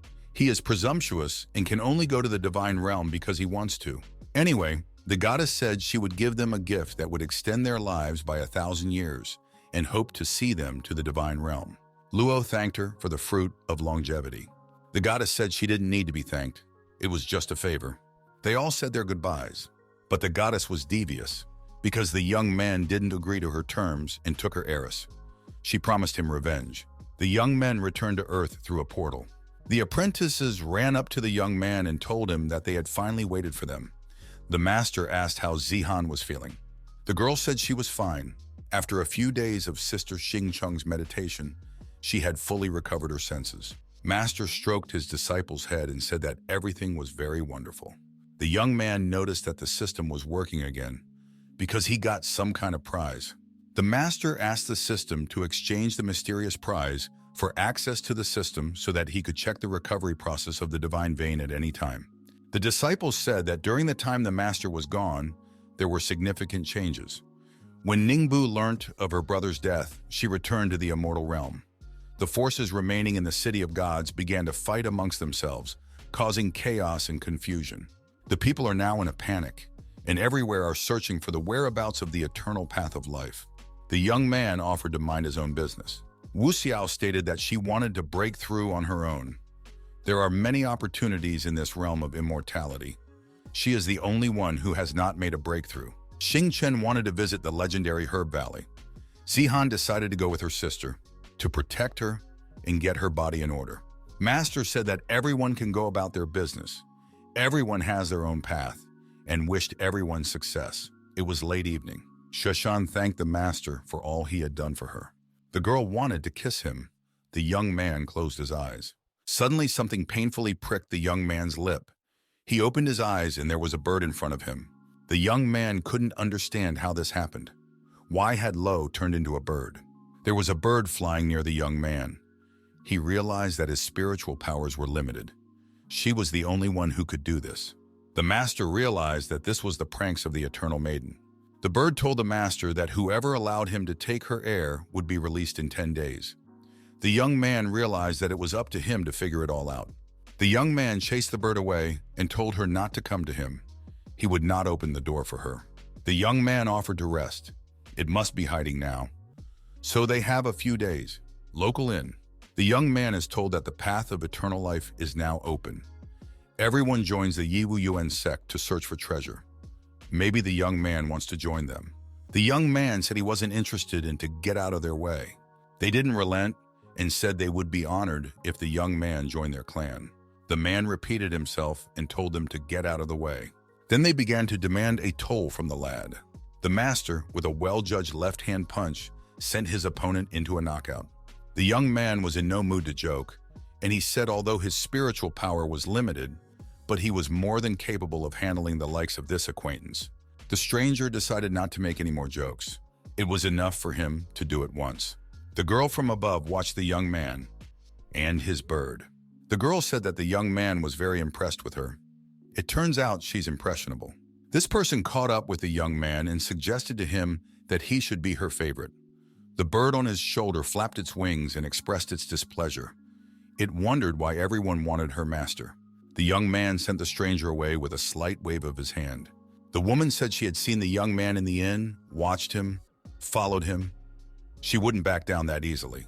The woman ordered her servants to carry the young man to her mansion and send him to her room. The poor little bird was put in a cage. The young man, who was already limited in strength, could not put up a proper resistance and was tied up. He cursed the eternal maiden. He decided to himself, the next time he saw her, he would make her regret their meeting.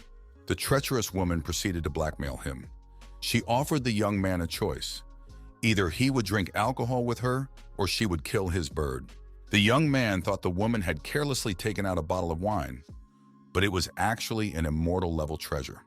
The guy noticed that this alcoholic liquid was not poisonous, so he decided to push the boat over and see what this individual really wanted. The woman offered the bound young man a taste from this glass. After that, the girl announced that she was lonely. It was difficult for her to find a man like this young man. This is a rarity nowadays. She also said that she was the richest woman in the city of gods, and she would be able to give the young man anything he wanted, regardless of whether he wanted to cultivate with her or not. The young man thought that this wouldn't surprise him. The girl said that she had recently received news that there were great opportunities in Misty Canyon. This was a chance for the young man. If he would agree to go with her, she would share with him half of the treasure she had obtained. The young man was handcuffed. He had little choice. He kept wondering which room his bird was now in. The young man said he agreed. The bird ended up in the same room. She couldn't believe they had done this to her and her young man. The young man thought that this person wanted to use him to get the treasure. He decided to see where it would lead. The girl continued to abuse the young man. Now she was feeding him her pills. The master had an opportunity to meditate. The woman was near him, by his side. Everyone was watching the bird fly and wished it was their turn.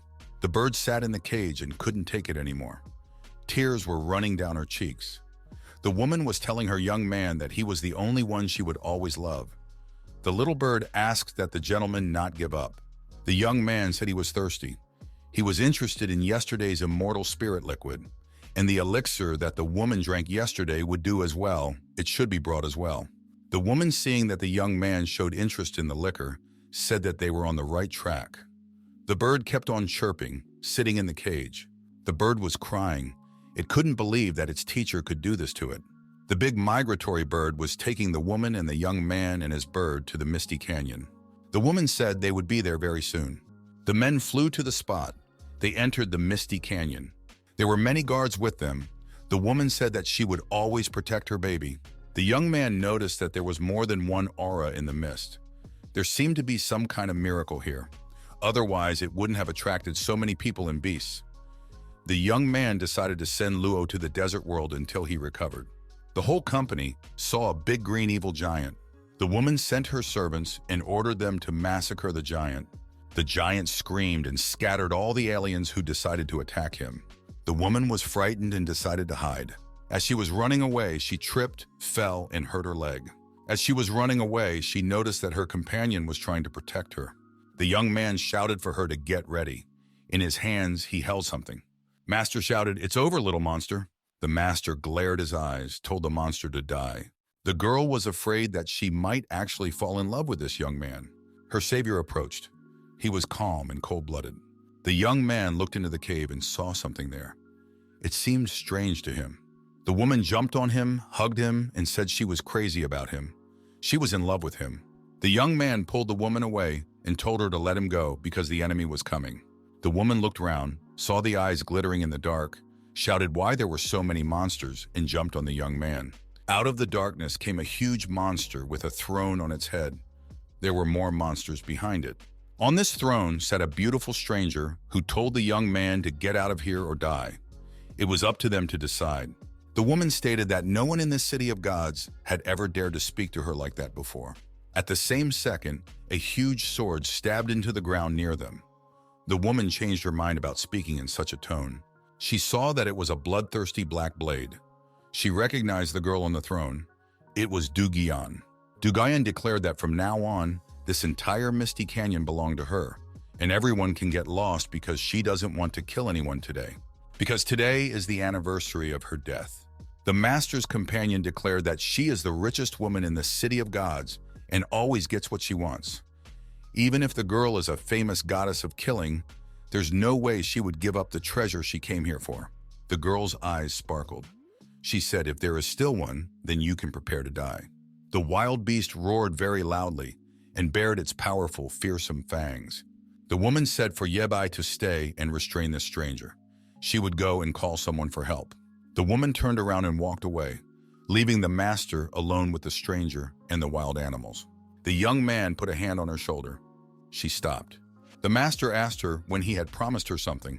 The woman said that she was not in the mood for jokes right now, because Du Guoyan might deal with them right now. Du Guoyan was already rushing towards the young men at full speed. She snatched her sword from the ground and swung it. The young man calmly, almost indifferently, stopped that sword with his bare hand. The girl's eyes sparkled. She couldn't understand how this had happened. The young man said that 300 years had passed, and Du Guoyan still hadn't had an epiphany. She can't even recognize her favorite master. The girl looked at the young man and couldn't believe her eyes. The girl looked into this young man's eyes and couldn't understand. The master had died 300 years ago. How could this guy be her master? The girl thought that only the teacher and the other sisters know about her illness. The teacher said it is face blindness. The girl said that this young man is very clever. He wants to imitate her master. He must have learned by accident what happened to her 300 years ago. The girl said that she was about to destroy him. Du Guoyan swung her sword and wanted to attack her opponent. The situation was getting heated. It was about to get out of control. The young man calmly said that she still didn't recognize him. The master activated the Great Seal of Emptiness. It was a powerful defense against the sword. The girl lost the urge to attack. She looked at the master with wide open eyes. The girl remembered that the Great Seal of Emptiness, it was the master's unique technique. He really is a master. The master said she finally recognized him. The girl put aside her sword, knelt down and saluted her master, and asked that he punish her for not recognizing him. The young man held out his arms to her and told her to come into his arms, and maybe then he could forgive her. The girl hugged him, buried her face in his chest, cried, and said her master had brought her back to life. She missed him so much.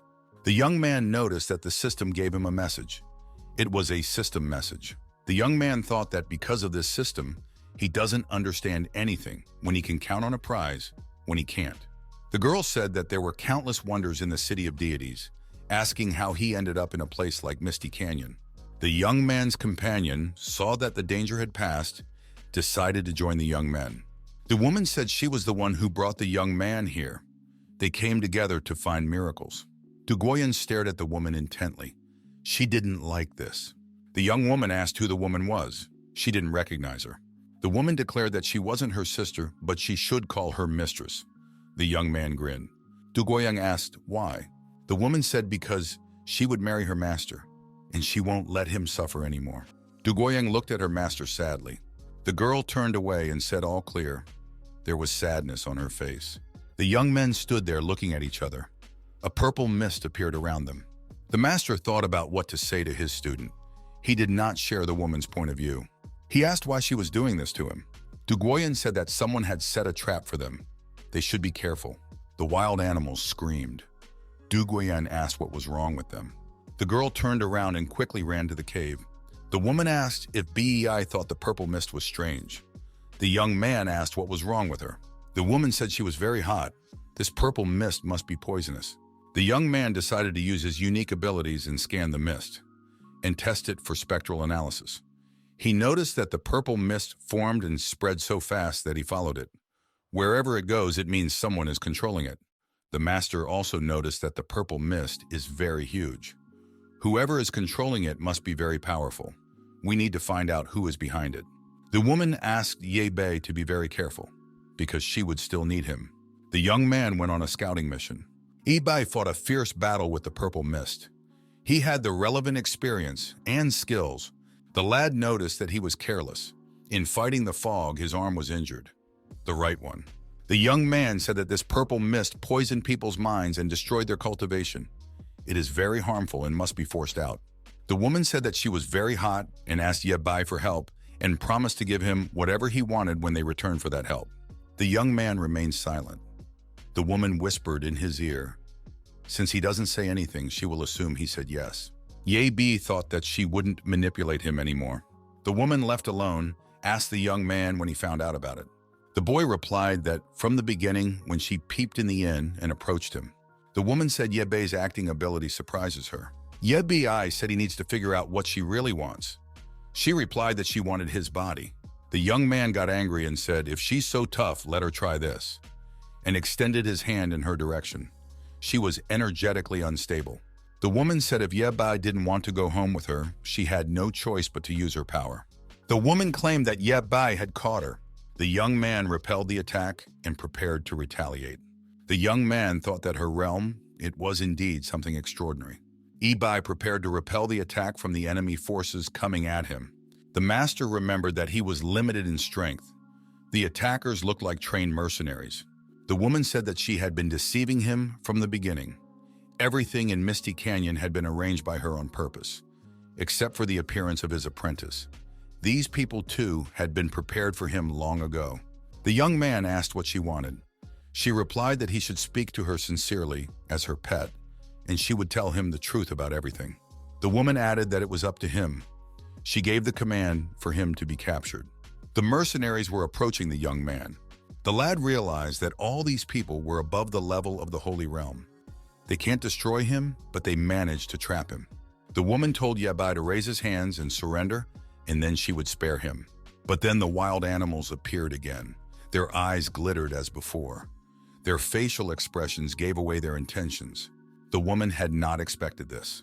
A sharp blade glinting in the sunlight loomed over her. The woman was upset that the master's apprentice had returned so quickly. The purple mist doesn't work. Dugian said that it was a bad woman who wanted to trap them. The girl was determined.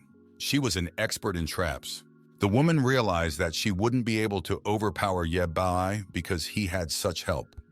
It would be better if she fought next time. The woman told her mercenaries that they would be retreating and hopped along with them and headed back home. On the way, she shouted to the young man that he was indeed strong. He had managed to handle so many powerful people out of the Holy Realm this time. He is worthy to be a man the Lord likes. They would meet again. The young man wondered why she was calling herself Lord. Du Guoyang asked what was even going on here. The master said that from the moment they entered the city of gods, they were being watched, and they led them to this misty canyon. There was a lot of purple mist here. She wanted to get something with the young man's help. Du Guian asked what she wanted to obtain. Master said if they wanted to know her plan, they should find her. After all, she is the richest person in the city. She must have a lot of money. We should go and surprise her. Du Guoyang asked if they should really go to the city of gods. The young man confirmed. The young man asked why run around looking for a miracle when the most valuable thing in the entire longevity realm is in the city of gods. Why don't they take it all at once? The young men, jumping from branch to branch, quickly rushed to the city of gods. On the way, Du Guoyan asked if Bei knew her well. The girl was surprised by the young man's answer. He said that he didn't know her well. Du Guian asked why the master contacted her then. The young men stopped and listened. Some noise was heard from above.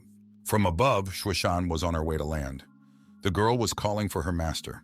Bei caught his disciple in a leap. She ended up in his arms. Following close behind, Du Guoyan ran up. The young man thought how good it was that they ran past. The young man imagined, this is Shuishan, the older sister of Du Guoyan, and also the future wife of the master. Some time passed. After talking about the young people's relationship, Du Guoyang said that it would be a good idea for everyone to get together and have a grand wedding. The young man promised to do just that. Shuishan asked if anyone was interested in her opinion. Something caught the young man's attention. The young man said they finally found it. It was a miracle. Everyone decided to take a look and rushed in that direction. It was a tree with golden leaves. It was a chaotic leaf of yin and yang. After 500 years, they would finally be able to make a breakthrough. There were various people bustling around the tree. A man said once he cleared the golden leaf, his predatory eye would reach a higher level. The girls noticed that there was something unusual about those golden leaves. The men were all very much mesmerized by the gods, that they don't even notice that the golden leaves are devouring their aura. If they really started ennobling the golden leaves and saturating their aura, they would die because their aura would be sucked out. Du Guoyan noticed that there are a lot of golden leaves and a lot of people here. If they all start recycling the golden leaves, this place will become a place of death. These people should be saved. The man looking at the leaf said that he has finally waited for this day. The young man knows where this will lead to. He told the young man that he does not advise refining the golden leaves, or else they will all die. Everyone was outraged. How dare he say that? They had spent a great deal of time trying to find this treasure. Who the hell is he anyway? He should be punished. The young man said they would all regret their deed. The men said they would show the young man now. One of the locals decided that he would deal with his gold leaf himself. He opened his palms and said it was all right. Everyone's eyes sparkled and they said they had waited so long for this day. And now they are all going. But suddenly their hands, after glowing gold, began to emit something black and dangerous. They screamed out what was happening. They noticed that it was sucking out their spiritual energy, and they asked for help. No one could understand what was happening, but the sucking of spiritual energy continued. Everyone remembered the master who said that there was something wrong with this leaf, so he knew about it. He must have a rescue plan worked out. Everyone bowed their heads to the master. They said that they had reached this place with great difficulty. Ibeje turned out to be a man with extraordinary eyesight. They asked that he should forget his grudges and save them. They would surely pay for it. The master asked, "What do you have that you can repay?" The men said that if the master needed anything in the city of the gods, they would find it for him and bring it to him. The young man told them not to forget their promise, and he would help save them all now. The young man activated his inner flame, based on his extra energy. The man thought Yebei was trying to destroy the tree trunk, but that was naive. How could an ordinary technique destroy a chaotic yin-yang tree? This young man turned out to be unserious, but the young man succeeded. He said that he was a true dragon with an immortal body. Handling such a tree was a very easy task for him. Everyone shouted for the young man not to burn this tree, because it's a sacred object. It must be preserved. The master concluded that the chaotic yin-yang tree is both good and evil, and it is not worth dying for its lure. Suddenly, someone pulled out a hallucinogenic leech, and everyone realized what the problem was. The man thanked Yebei for helping him get rid of the demonic obstacles in time, and he was ready to fulfill any wish of the young man. The master asked how he could help him. The one said that he is the master of the eternal life trading yard in the city of gods.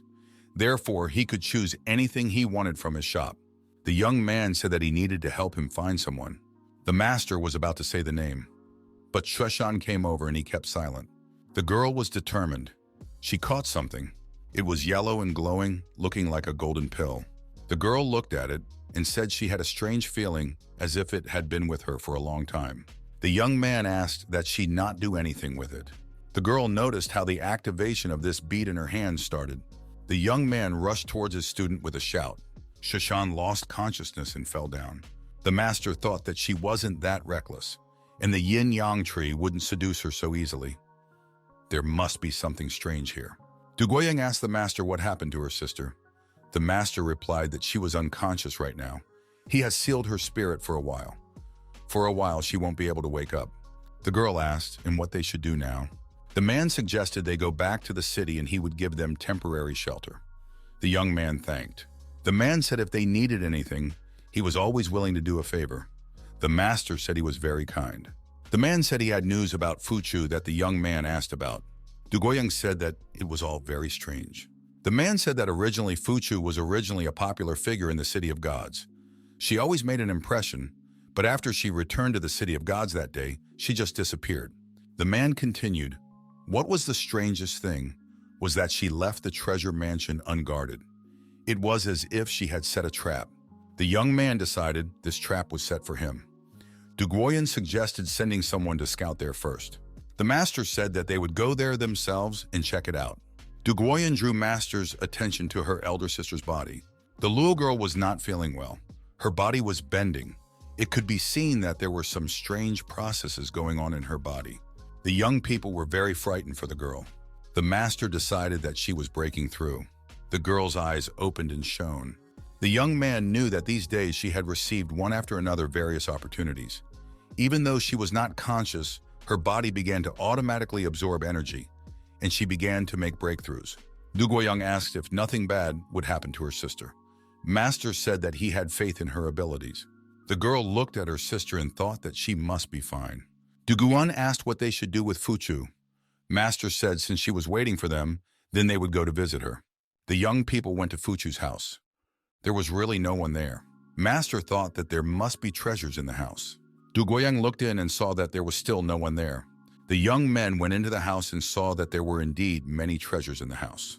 The master closed his eyes and remembered what he had been taught since childhood. One should not take other people's things. The young men saw how many treasures there were. Their spirits lifted. A few minutes passes. Du Guian told the master that he was now the richest man. Du Guian said that Fu Chu still hasn't shown up. Maybe she really disappeared. The girl speculated that she might have been killed for offending many people. Something from above dripped onto the girl's shoulder. The liquid was red in color. The girl wondered what it was. She sniffed and tasted it. Then the young people looked up. It was Fu Chu. She was tied and crucified. The girl gave no sign of life. The young man inquired what was going on here. Fu Chu opened her eyes and asked for help. She was exhausted, barely breathing. Du Guoyang said that it was a trap. She knew a lot about traps. The girl opened her eyes wider and screamed for help and that she was innocent. Blood continued to flow from her mouth. Du Guoyang still thought it was a trap. The young men released the woman. The master said that it wasn't her. It was someone trying to trick Du Guian into killing her. The young woman asked what was even going on here. Chufu asked Yebei if he could save her. She is willing to tell him everything and give him everything. Chufu stated that all her years of hard work can't just go to waste. The young man must save her. He just has to. Master asked what made her think she needed to be saved. The young man said they already took her treasure and she is just a dying person. Why would they save her? Fu Chu said there is a conspiracy here. From the moment she met her, Shushan's breakthrough to his appearance. Everything here has been planned. He wants to use the master to overcome the restrictions of the city of gods. The young man looked intently into her eyes and asked her who he was. The woman said there was a restraining spell on her. She couldn't tell his name. If the young man saves her, she will take him to him. Du Guoyang said that woman told him everything. Why save her now? They don't need her. The young man decided to save her and activated the Holy Pen purification mode. The woman thanked him. Du Guoyang said that she understood everything. Fu Chu's nose bled. The woman felt worse. She grabbed her head and screamed in pain. Du Guian asked how this could happen. The young man said that someone had put a ban on her beforehand. So if there was a spiritual invasion, it would trigger it immediately. The woman was writhing in pain. She screamed that she hated Ye Bi and screamed for him to get out of here. Then Fu Chu exploded and there was no trace of her left. Du Guian said that this city of gods is full of plots and tricks, and they use each other. That woman didn't even realize how she died. She was a pawn in someone else's game. The master noticed that there was someone else here. Du Guian rushed after the mercenary. She wanted to catch up with whoever was following him. The unknown person said that it was very interesting. Du Guian was about to catch up with him. She swung her sword. The unknown man stretched his arm forward and tried using his inner abilities to stop the pursuer. He told the girl that the game was over. The master noticed that he was able to defeat his student so quickly with a single movement. His strength definitely far surpassed that of a true immortal. Who he was. The girl was lying down. The sword was at her side. She was injured. She was having a hard time. The stranger said that he would give Yebai a chance to come within 8 paces, and then he would let his disciple go. Otherwise, his good disciple would only become his dead soul. The stranger began to activate his dangerous formation. The young man noticed that there was a dangerous place separating them, one that could not be entered. More and more of these formations appeared. The young man realized that his opponent had reached the realm of transformation. The unknown man said that his patience was running out. There was no need to test him. The young man, stepping on the flowers, crossed the liquid. Unknown said it was stunningly simple. The master said, "How dare he?" Unknown said that this time the young man was stopped by this sword, but next time he would not spare his female disciples. Yebai stared intently at his opponent. He tried to see the face that was hidden under the hood. The stranger said that today he had learned everything he wanted to learn. Because of that, he thanked Yebai. The young man asked what he meant. The stranger said that he would see him again and was teleported away. Totally. The master immediately ran up to his student. The girl lifted herself up on her weak arms. She looked into her master's eyes. The master held her by her shoulders. The girl felt guilty. The young man asked her what it was. The girl's eyes lit up. They did not bode well. The face was like that of a cold-blooded killer. The master shouted that it shouldn't be like this. Master thought that this person wasn't Yan-Er at all. The man in black was using her spiritual energy to turn into her. That was why Master couldn't feel the aura of a living person on her. It was all designed to lure the young man. But what was he trying to do? What did all these flowers he was walking on mean? The young man was trying to figure out what it was. The Master realized it was divine power. With each step, 1,000 tons of force piled up on his feet, preventing him from moving forward. The energy in his body grew increasingly hot, as if blocking his path.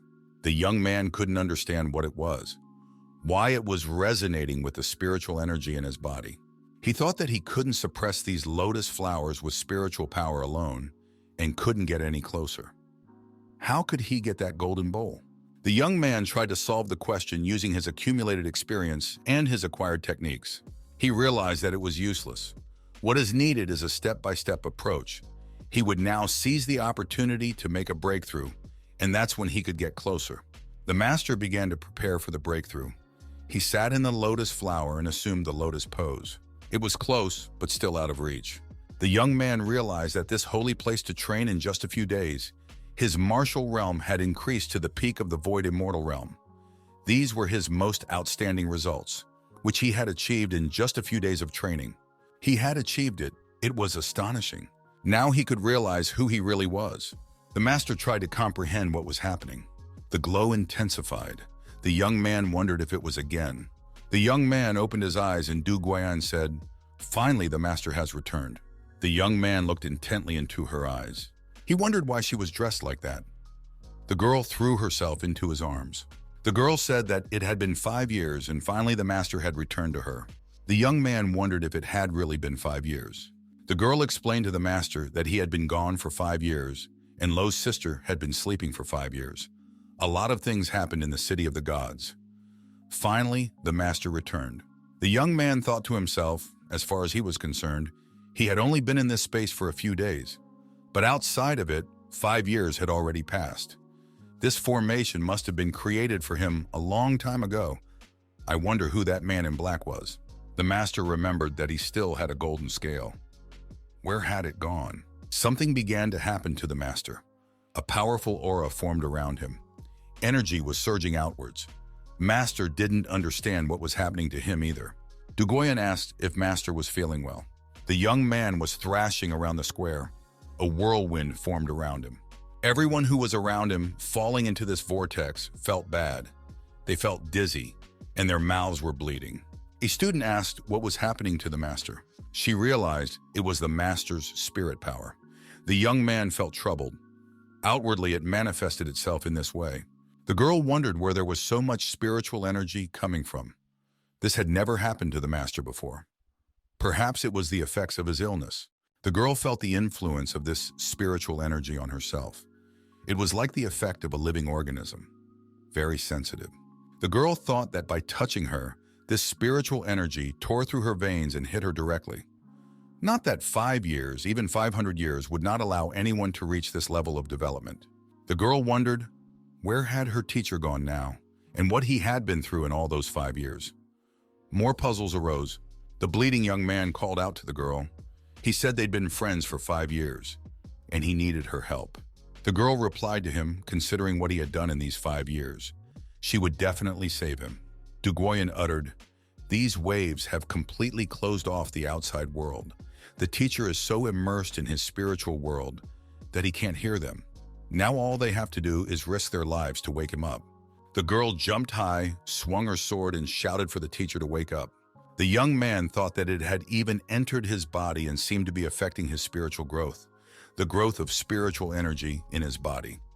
To him, it definitely doesn't seem like something from the world of immortals, but must be from the world above 3,000 worlds.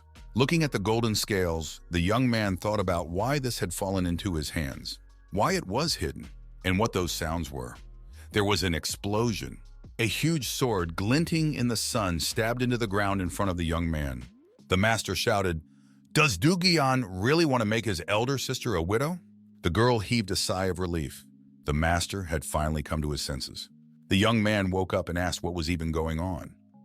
Why is she treating him like this? Half an hour passed. The young man thought that he would have to investigate the mystery of the golden scales alone in the desolate small world to be safer. The young man who asked for Du Guian's help said that there was finally hope. and that he was right. The master asked what was wrong. The man reminded the master promised to help the man, and he would give up his treasure. Now, the moment of their survival, the young man is the only one who can save them. He will send someone right now to prepare the treasure for Yebi. But still, he asked for help. Yebi said that this man must promise him one thing.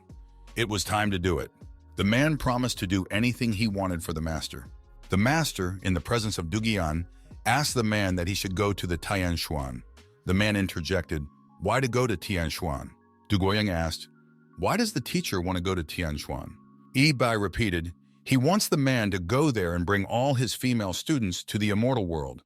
The man said he would fulfill this errand.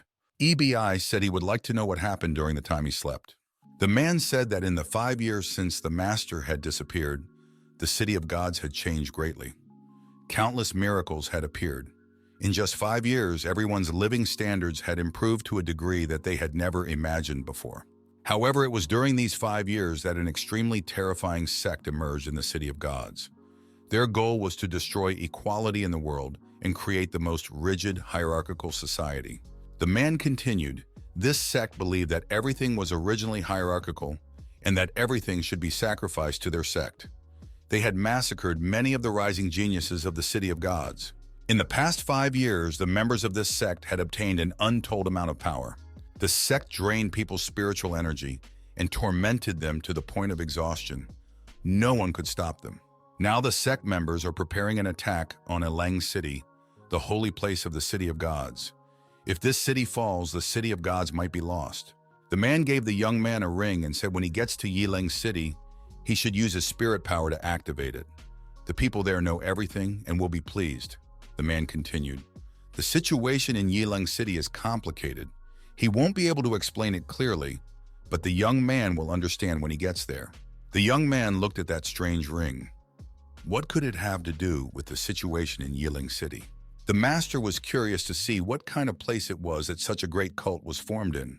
The young man thought that there was someone nearby. He saw a blind man on the edge of a precipice, and nearby was someone who was helping him. The master noticed that this was a dangerous place for someone who had lost his sight. It was a woman. She said it was because of this black pagoda cult that the whole village had suffered so much. Her companion agreed with her. He was missing an arm. The woman continued, she said the people of Yilang are very hospitable. As soon as they arrive in town, they will do everything they can to help the man. Even though the man has lost his spiritual power, he should not despair. He will definitely survive. The woman came to the edge of the precipice. She noticed that she had traveled a great deal today, but for some reason she had not yet arrived in the city. She surmised that she might have got lost. The young man was silent, standing nearby. The woman stood one step away from the abyss. Her companion, who was armless, said they should go straight ahead. Then they would reach the place. The woman said that she could not see the road, but that her companion could see the road. So they go wherever he says. The young man whispered that the weak deserve to die. He deserves to die, and she deserves to die. He helps her to free herself.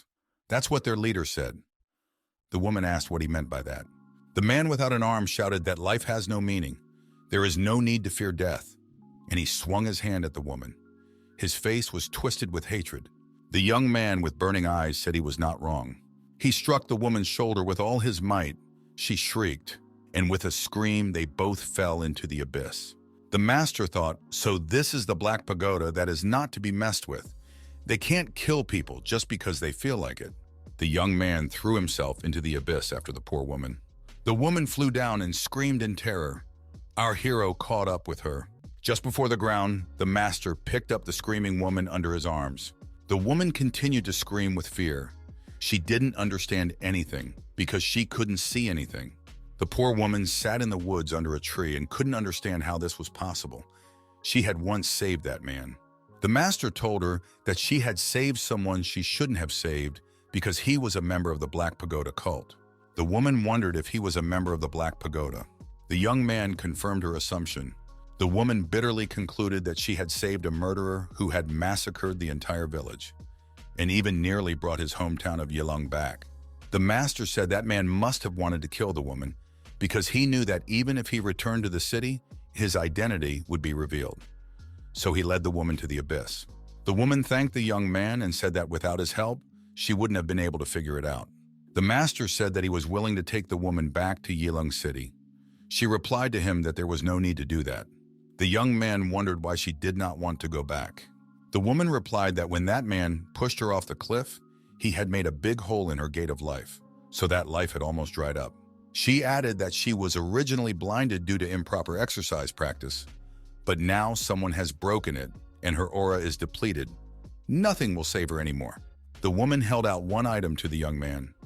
She thanked him and told him that the one she saved wasn't worth saving, and she hoped the young man wouldn't regret helping her. The woman gave the young man a whistle and told him to go to Yilong City where he would be well treated. The young man wondered if the people of Yilong were all like that. As he left, the master said that he would send the people of the town to take the woman's body away.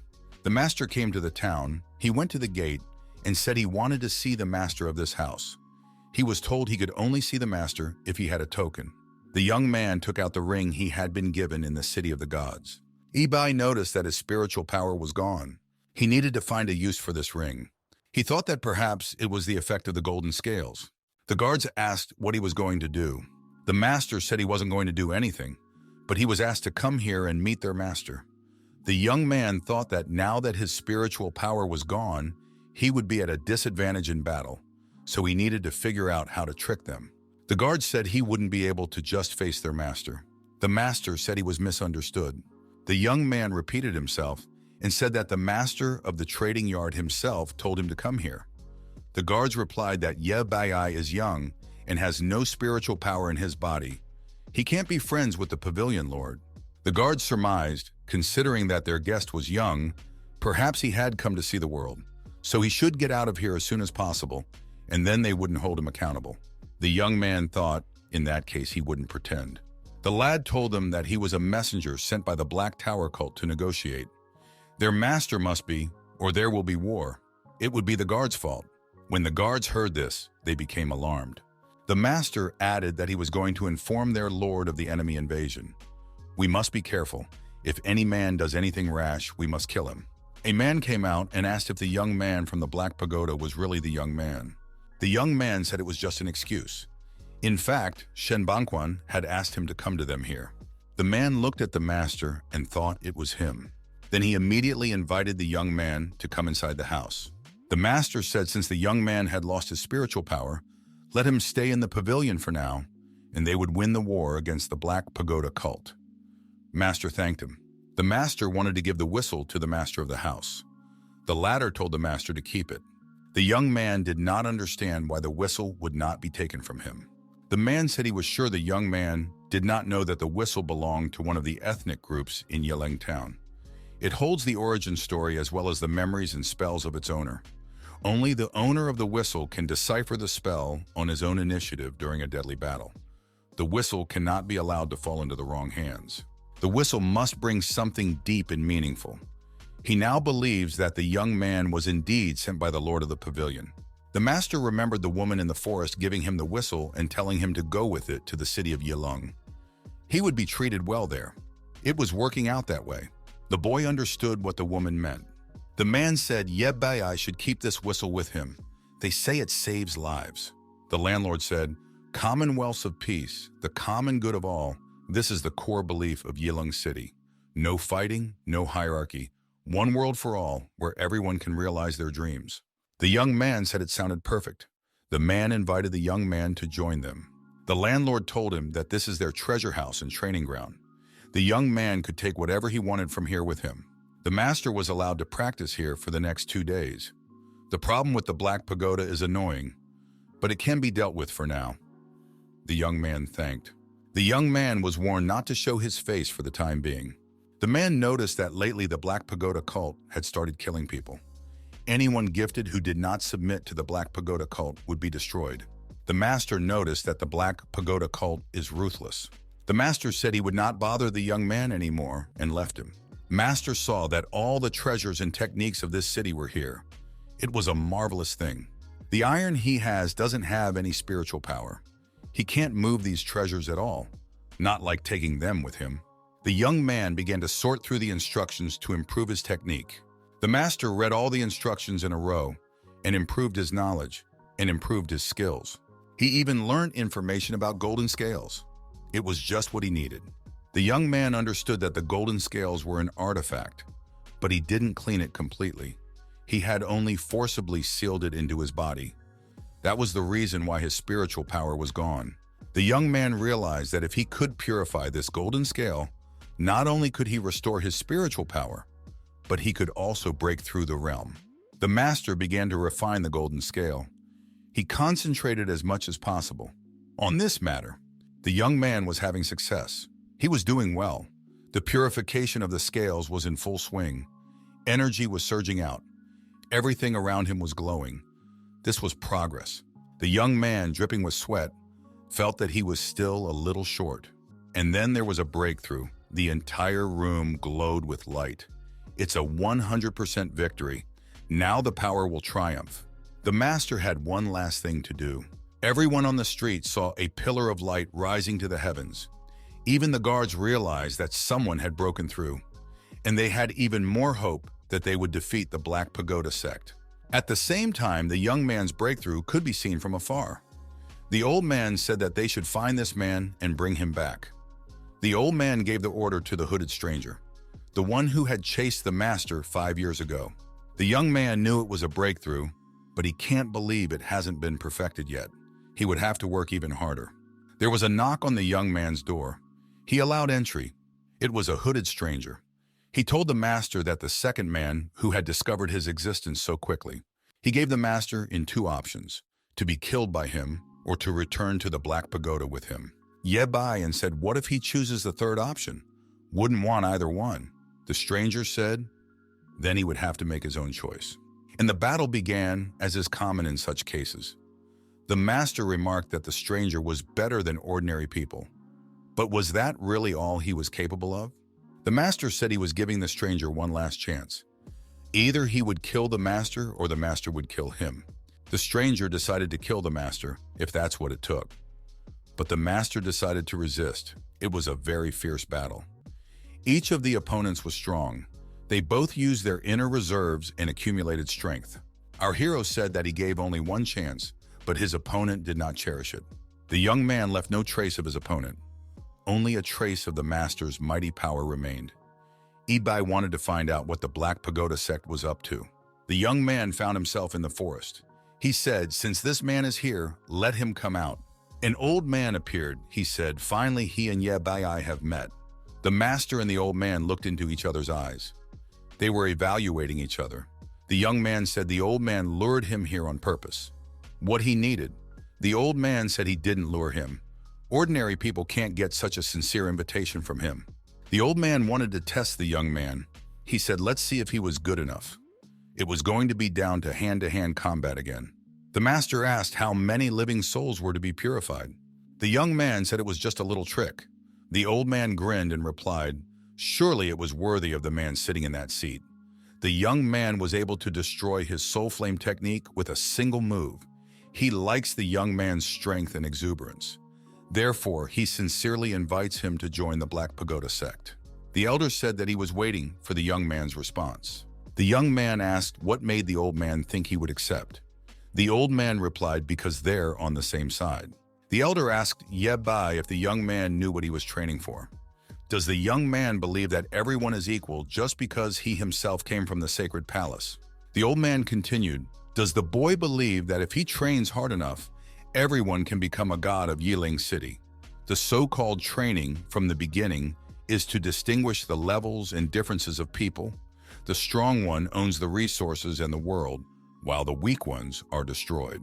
If everyone in the immortal world and divine world were equally strong, this place would be worse than the lower world. The only fundamental rule for the functioning of this world is the level of hierarchy, and they are at the top of the food chain. They are one of a kind. The young man said that was a good point. The old man asked again if the young man wanted to join the Black Pagoda. The master said that he was indeed at the top of the food chain, but he wasn't sure about the old man. The old man said, so the young man decided to tease him. Let's see what happens. The young man continued, he is sick of people like the old man who talk and waste time. The young man told the old man to fight or get on his knees and admit defeat. The old man became angry and said that the young man did not know his true strength. After a fierce battle, the old man said if the young man doesn't want to surrender to him, then let him say goodbye to his soul. The old man activated his fist of fury, and with the words "Die miserable," he struck our hero. At this moment, Shueishan opened her eyes and woke up. The first thing that came to her mind was what was wrong with her master. She thought that her Bi needed help. Shueishan was approached by Du Guoyan. She said finally, "Sister is awake." Shueishan shouted out that the master was in danger, and he needs to be helped. Du Guoyan asked what Big Sister meant. Du Guoyan asked what happened to Shueishan's eyes. Her eyes were reflecting lotus flowers, and in them was Yebei's face. Du Guoyan asked if her eyes reflected the future. Shueishan confirmed. The elder sister explained, when the teacher helped her refine the chaotic yin-yang leaf, she fell asleep for 5 years because her body couldn't withstand the immense power of the gods. Although she didn't wake up, she knows what happened to the young man. The yin-yang chaos leaf helped her awaken the power of prophecy. The girl stated that their teacher would now face unprecedented difficulties. Du Guoyan understood why there was an introduction in her elder sister's eyes. Shueishan said that they should definitely help the master. Du Guoyan said that she would quickly gather her men and immediately go to help the master. Shueishan said that wouldn't do. They must attend to something more important. The old man continued to press the young man and shouted for him to die faster. The young man had no intention of dying. The golden scales helped. The old man shouted that he would tear the young man apart with his spiritual power. The old man's eyes glowed like 2 coals. He said that the man was telling the truth. He was destined to fight Yebei. The old man shouted that everything would be fine for him now. Something incredible happened. The old man was frightened, terror in his eyes. He didn't realize what was happening, how quickly everything changed. In this fight, everything was changing very quickly. Now the old man decided it wasn't bad, but not good enough. In another close hand-to-hand combat, Yebei was victorious. The old man was defeated. His strength was leaving him. The old man was disappearing. He groaned that he was just playing with the young man. The next time they met, Yebei should be more careful. The young man thought about reincarnation. This is the same trick the hooded man pulled. He is above the level of a true immortal. The master laughed. The young man disagreed. His realm is not above the realm of a true immortal. Otherwise, he would have already ascended and left this place. His spiritual transformation, it was a technique that was practiced by purifying and transforming the soul for amplification. This is why his spiritual transformation is so real and difficult to discern. Since he can transform his soul, it proves that practicing transformation at the level of true immortality is absolutely possible. The master realized what this golden scale cultivates, motivates this golden scale, is the power of the soul, and he decided to try it. The young man meditated and agreed that if one cultivated his soul to the strongest and truest level, there was no need to refine his soul to transform into a spirit. Right now, he could only transform into a form, but if he wanted to use it freely, he needed to practice for a few more days. The young man heard some kind of sound. He asked who it was. The young man realized that someone was sneaking up on him, and he heard someone talking. It seemed to him that someone was stalking him, and most likely it was his female students. The young man smiled. He decided to act out a scene and pretended to be hit by an arrow, and started screaming and calling for help. And for good measure, he fell down and kept screaming for help. Immediately, his apprentices rushed to the master from all sides, eager to save him and punish his enemy. The girls stood over the master and discussed whose fault it was that the master now lay wounded. Taibai stated that the master had just woken up from a 5-year sleep. His cultivation base was unstable. They shouldn't have taken any risks. Taibai was sorry. It was her fault for suggesting this stupid idea. And each of the sisters started crying afterwards and apologized that it was her fault that the master was feeling bad right now. The young man continued to pretend. He liked this kind of game. One of the students said that the master would not have fainted from such a minor injury. He probably didn't have much strength right now. This sister happened to have a lot of spiritual power and decided to lend some to the master. The girl decided to transfer spiritual power to the master through a kiss. As she did so, her cheeks blushed. All the female disciples decided to share their spiritual power with the master in the same way. The young man lay there thinking that he had raised good disciples. Wu Xiao pulled everyone apart and said that we should give the floor to a professional, and everyone should listen to what Xing Chen had to say. Xing Chen professionally said that to cure a master's illness, only an elder sister could. Shishan came over, looked at Ye Bai, and told the master to stop pretending because the girls couldn't hurt him. The young man thought that no one knows him better than Luo, so he opened one eye. The girls were glad that the master had finally come to his senses. They knew they were the ones who had cured him. The young man announced that after many years, they were all finally reunited. The girls began to all cry in unison and said that they missed their master very much, and there was no better master in the world than him. The young man's watchful eye noticed that not all the apprentices were here. He asked why Xiaoju was not among them. One of the female disciples said that Sister Zhu had long since entered the city of gods and had even created her power there. Someone from the Black Pagoda sect had injured one of her disciples a few days ago.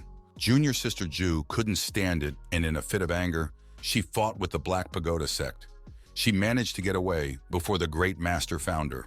Wu Xiao was outraged. How dare someone bully the people of our master's sect? Don't they fear their revenge? Now they will have to punish this offender.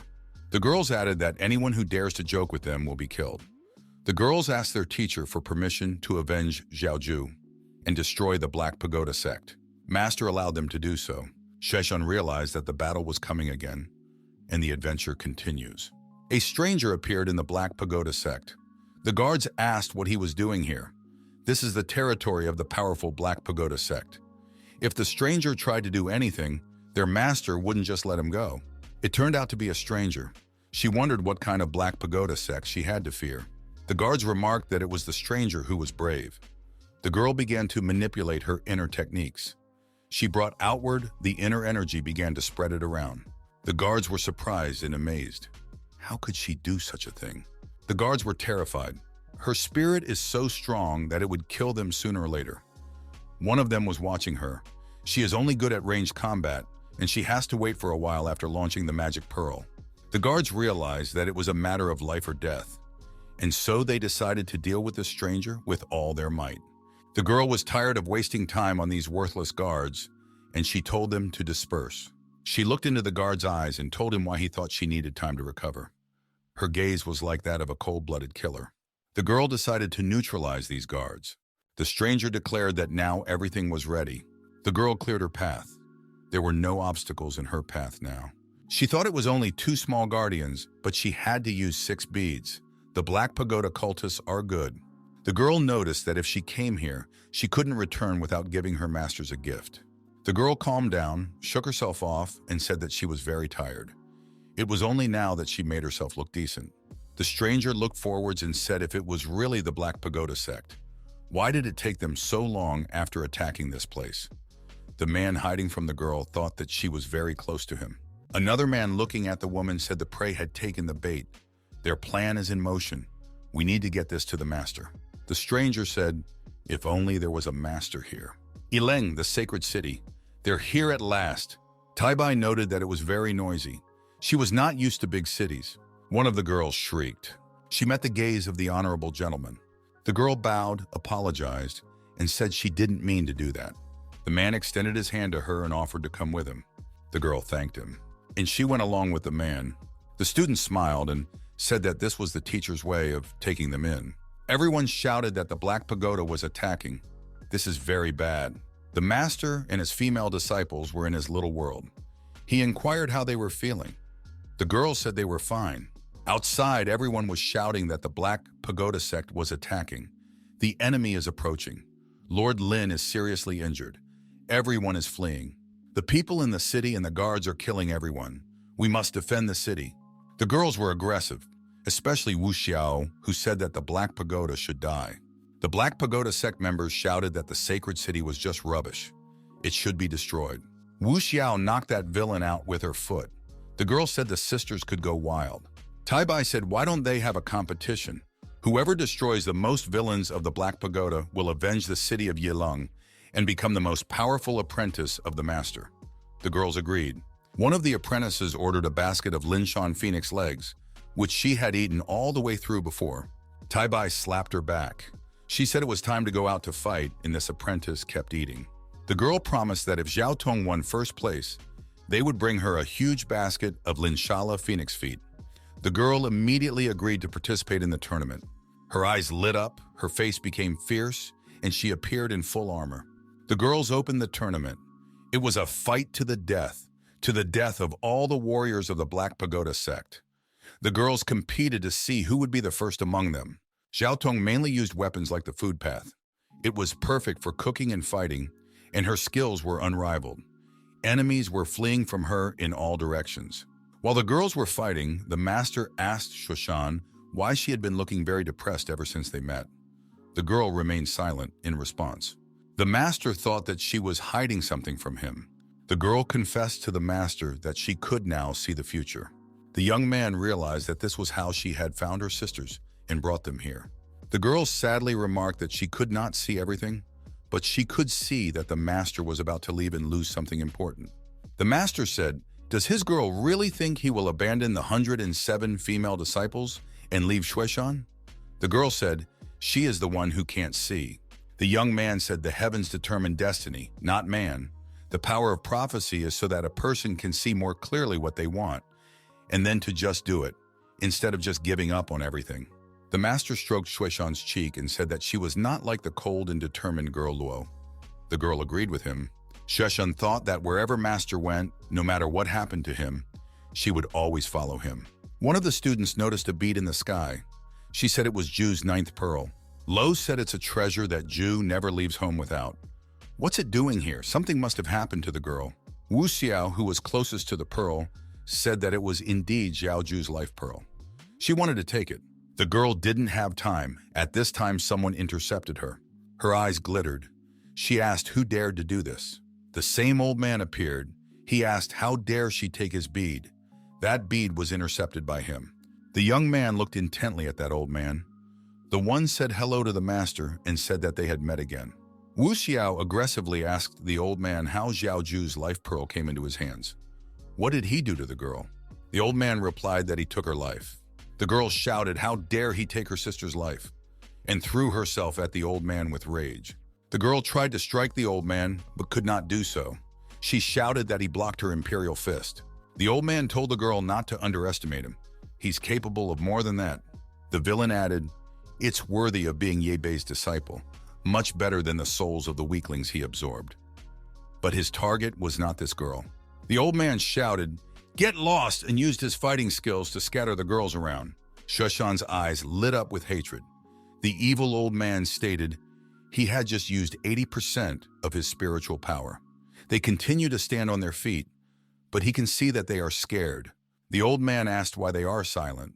They do realize that his power is countless times more powerful than before.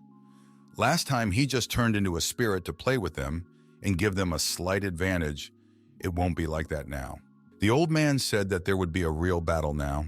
The master said that last time, even if it was his essence, he wouldn't have such a strong spiritual power, which he did now. The old man laughed and shouted that he wasn't pretending now. The villain announced that he had absorbed the soul of Lin Tianzi, his little disciple, and completely absorbed her spiritual power. The master's eyes lit up with hatred. He didn't want to think about anything else, only about how to take revenge on that evil old man. The old man said that he was holding a gift from his disciple. Shushan carefully watched the situation unfold. The old man, looking at her, only chuckled. The master, switching on his furious attack mode, rushed towards the rascal. He decided that the evil old man should die today. The old man was also prepared. He knew what awaited him here, so the battle turned out to be very serious. The opponents were at the peak of their abilities. The old man announced that he also wanted to kill the master today and offered to fight. At this moment, he was preparing for a fierce attack. His staff was glowing. The old man let his demon out. The young man did the same and activated the thunder technique mode. The master's dragon was ready to attack. Everything around it was burning and blazing. The villain thought that the master's technique was strong enough to attract heavenly thunder, but it didn't mean anything to him. The young man told the old man that he wasn't easy to defeat. The master activated the divine system shield. The old man said Ye Bei's demonic bones were strong, but he wouldn't be able to destroy him with his martial arts in the mortal world. The opponents included the way of the sword, the way of fire. The old man even included the scalding heavenly roar. It was something new. They fended off each other's attacks. The old man told the master that it wasn't too late to change his mind. The old man asked once again to the young man if he knew why he came to this world. The young man asked if the old man knew anything about his past. The old man answered him that they had both been chosen by higher powers, and these forces had brought the young man to this world, and they also brought the young man to the city of the gods and to him. At first, the old man thought that the young man would choose to stand beside him, and together they would ascend to the upper sphere, where no one had ever set foot. But the young man was not clever and decided to give up. The old man declared that he was already at the peak of true immortality, and he was one step away from ascending to the immortal realm. With his current strength, the young man was no match for him at all. The old man offered the young man two options. Either he would give up his soul for his breakthrough, or he could watch his female disciples die before his eyes and then be killed. The old man asked what the young man had decided. The young man was not satisfied with that choice. The master shouted out that he had made his decision. EBI announced that there was only one choice today. It was the old man's demise. As often happens in such cases, someone appeared who had to be rescued afterwards. In this case, Shushan appeared and said that she would help the teacher. The old man remarked, "Immortal chaos body, what a wonderful surprise." The villain announced that he was going to take this surprise away from the young man. Shushan told the old man to hold the horses and take his time. The girl told the master that she would take the lead and he would find a chance to get to the old man. The master approved of this plan.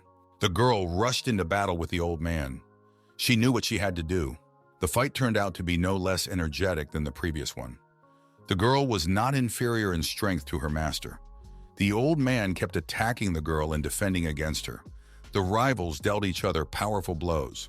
The villain thought that it would be easy to cope with the young girl. But at that moment, someone appeared behind him. It was our hero, the master. The old man did not expect such a turn of events. The villain realized he might be in trouble now. The young man thought he had destroyed the villain. Puffs of smoke formed between him and Lo, but something went wrong. The girl asked what was going on. The master was also puzzled. The old man didn't disappear. He shouted that the master's deadly techniques couldn't hurt him. He was in a protective shell. The old man shouted to the master that he could see right through him, and the young man ran out of tricks. The villain announced that now it was his turn to fight. The master realized what was beginning. The girl screamed that it was a soul-sucking formation. Everyone in the neighborhood began to cry out for help. Their souls were coming out. Shuishan shouted that the old man wanted to devour the souls of an entire city. Her prophetic eye can't foresee the future, but she is scared. The master stated, "Let's see if the old man can do this." The young man pronounced, "If a greedy snake swallows an elephant, it is best to slaughter it with one blow." It was an allegory. The young man tossed the golden scales. He figured it would do him good. The system announced that the master was back in the desert world. Could it be that the golden scales had dragged him here? The young man knew that one day in the desert world was a year in the outside world, and he must get out of here as soon as possible. He had no plans to linger here. The master tried to catch the golden scales. It eluded him. The young man couldn't understand what was happening. He guessed it was probably the power of the soul. The master announced that he knew how to destroy the Black Pagoda. EB said that so-called defense and attack techniques, no matter how profound, have countermeasures. One can only be fearless if one's soul is strong enough. The old man was able to strengthen his strength so quickly because he recycled the souls of living people. What he practices is soul power and attacking ordinary people. Therefore, ordinary exercises can't do much harm to him. To defeat the old man, one must rely on soul power alone. The master made a huge, strong warrior out of his soul power. The young man was ready for a new battle. Just as the old man was also ripe, he shouted that it was time for Yebe to die. The master noticed that it was time to defeat this old man. The old man realized that something had happened to the young man. It was evident in his gaze. Our hero announced that now the old man would die. The villain noticed that in just a few days, the young man had really learned to transform his spirit. The master said that thanks to his past encounter with the old man, he had learned what the old man's weakness was. The old man tensed up, but said that he did not believe that the young man could defeat him in just a few days. The enemy saw that the young man had become different, and he was not joking. He said it was amazing that the young man had learned how to transform the spirit. The young man said that it was not difficult for him. Our master's demons were ready to attack the old man and his demons. The old man accepted that the young man had made a breakthrough. He suggested a final duel, one that would decide everything. It would be the outcome of their confrontation. The old man activated his full power. The rival demons met in a confrontation. The outcome of this duel should decide everything. The old man shouted that he would not be easily destroyed. The master tried his best. It wasn't easy for him. He had never been in a fight like this before. The old man shouted that he could use thousands of souls in the city, but Taibai only had himself. Therefore, he would lose. The villain shouted that the master could prepare for the final strike. Near the master, his battle chums appeared. They found themselves shoulder to shoulder with their master at the most difficult moment. The girls announced that they would help him. Their gaze was determined and firm. Their faces were all twisted with tension. Each of them knew that the outcome of this fight would mean everything to them. Everything changed around them. No one understood what was happening. The girls didn't know where their master had gone. The young man saw a familiar face in front of him. Could it really be her? The girl said it was her. She congratulated Taibai for passing the test. Now he could follow the gods to the upper world, and she extended her hand to him. The master was surprised. What does the upper realm have to do with the upper realm? The woman said, the upper realm, the realm of the gods, the place of the end of eternal life. It's the place all mortals dream of. The young man passed this test. The master asked what the test was. So everything that happened after entering the world of immortals, it was arranged by her? The woman confirmed. It was all for his training, and he became the strongest in the immortal world, just like everyone wanted. So he can go with her. The young man thought, why would he go with her? The young man had other plans. He lashed out at the goddess, said it was all because of her. He'd gone through so much trouble and hardship at her whim. She also wants him to go with her.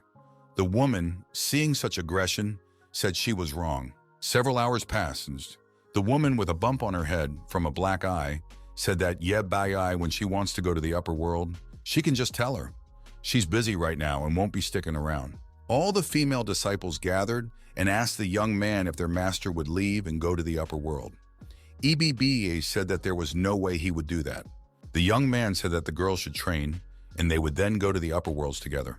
Master liked how the adventure went and how it ended. If you liked the video, then subscribe to the channel and write a comment about what you liked. All the best. See you soon.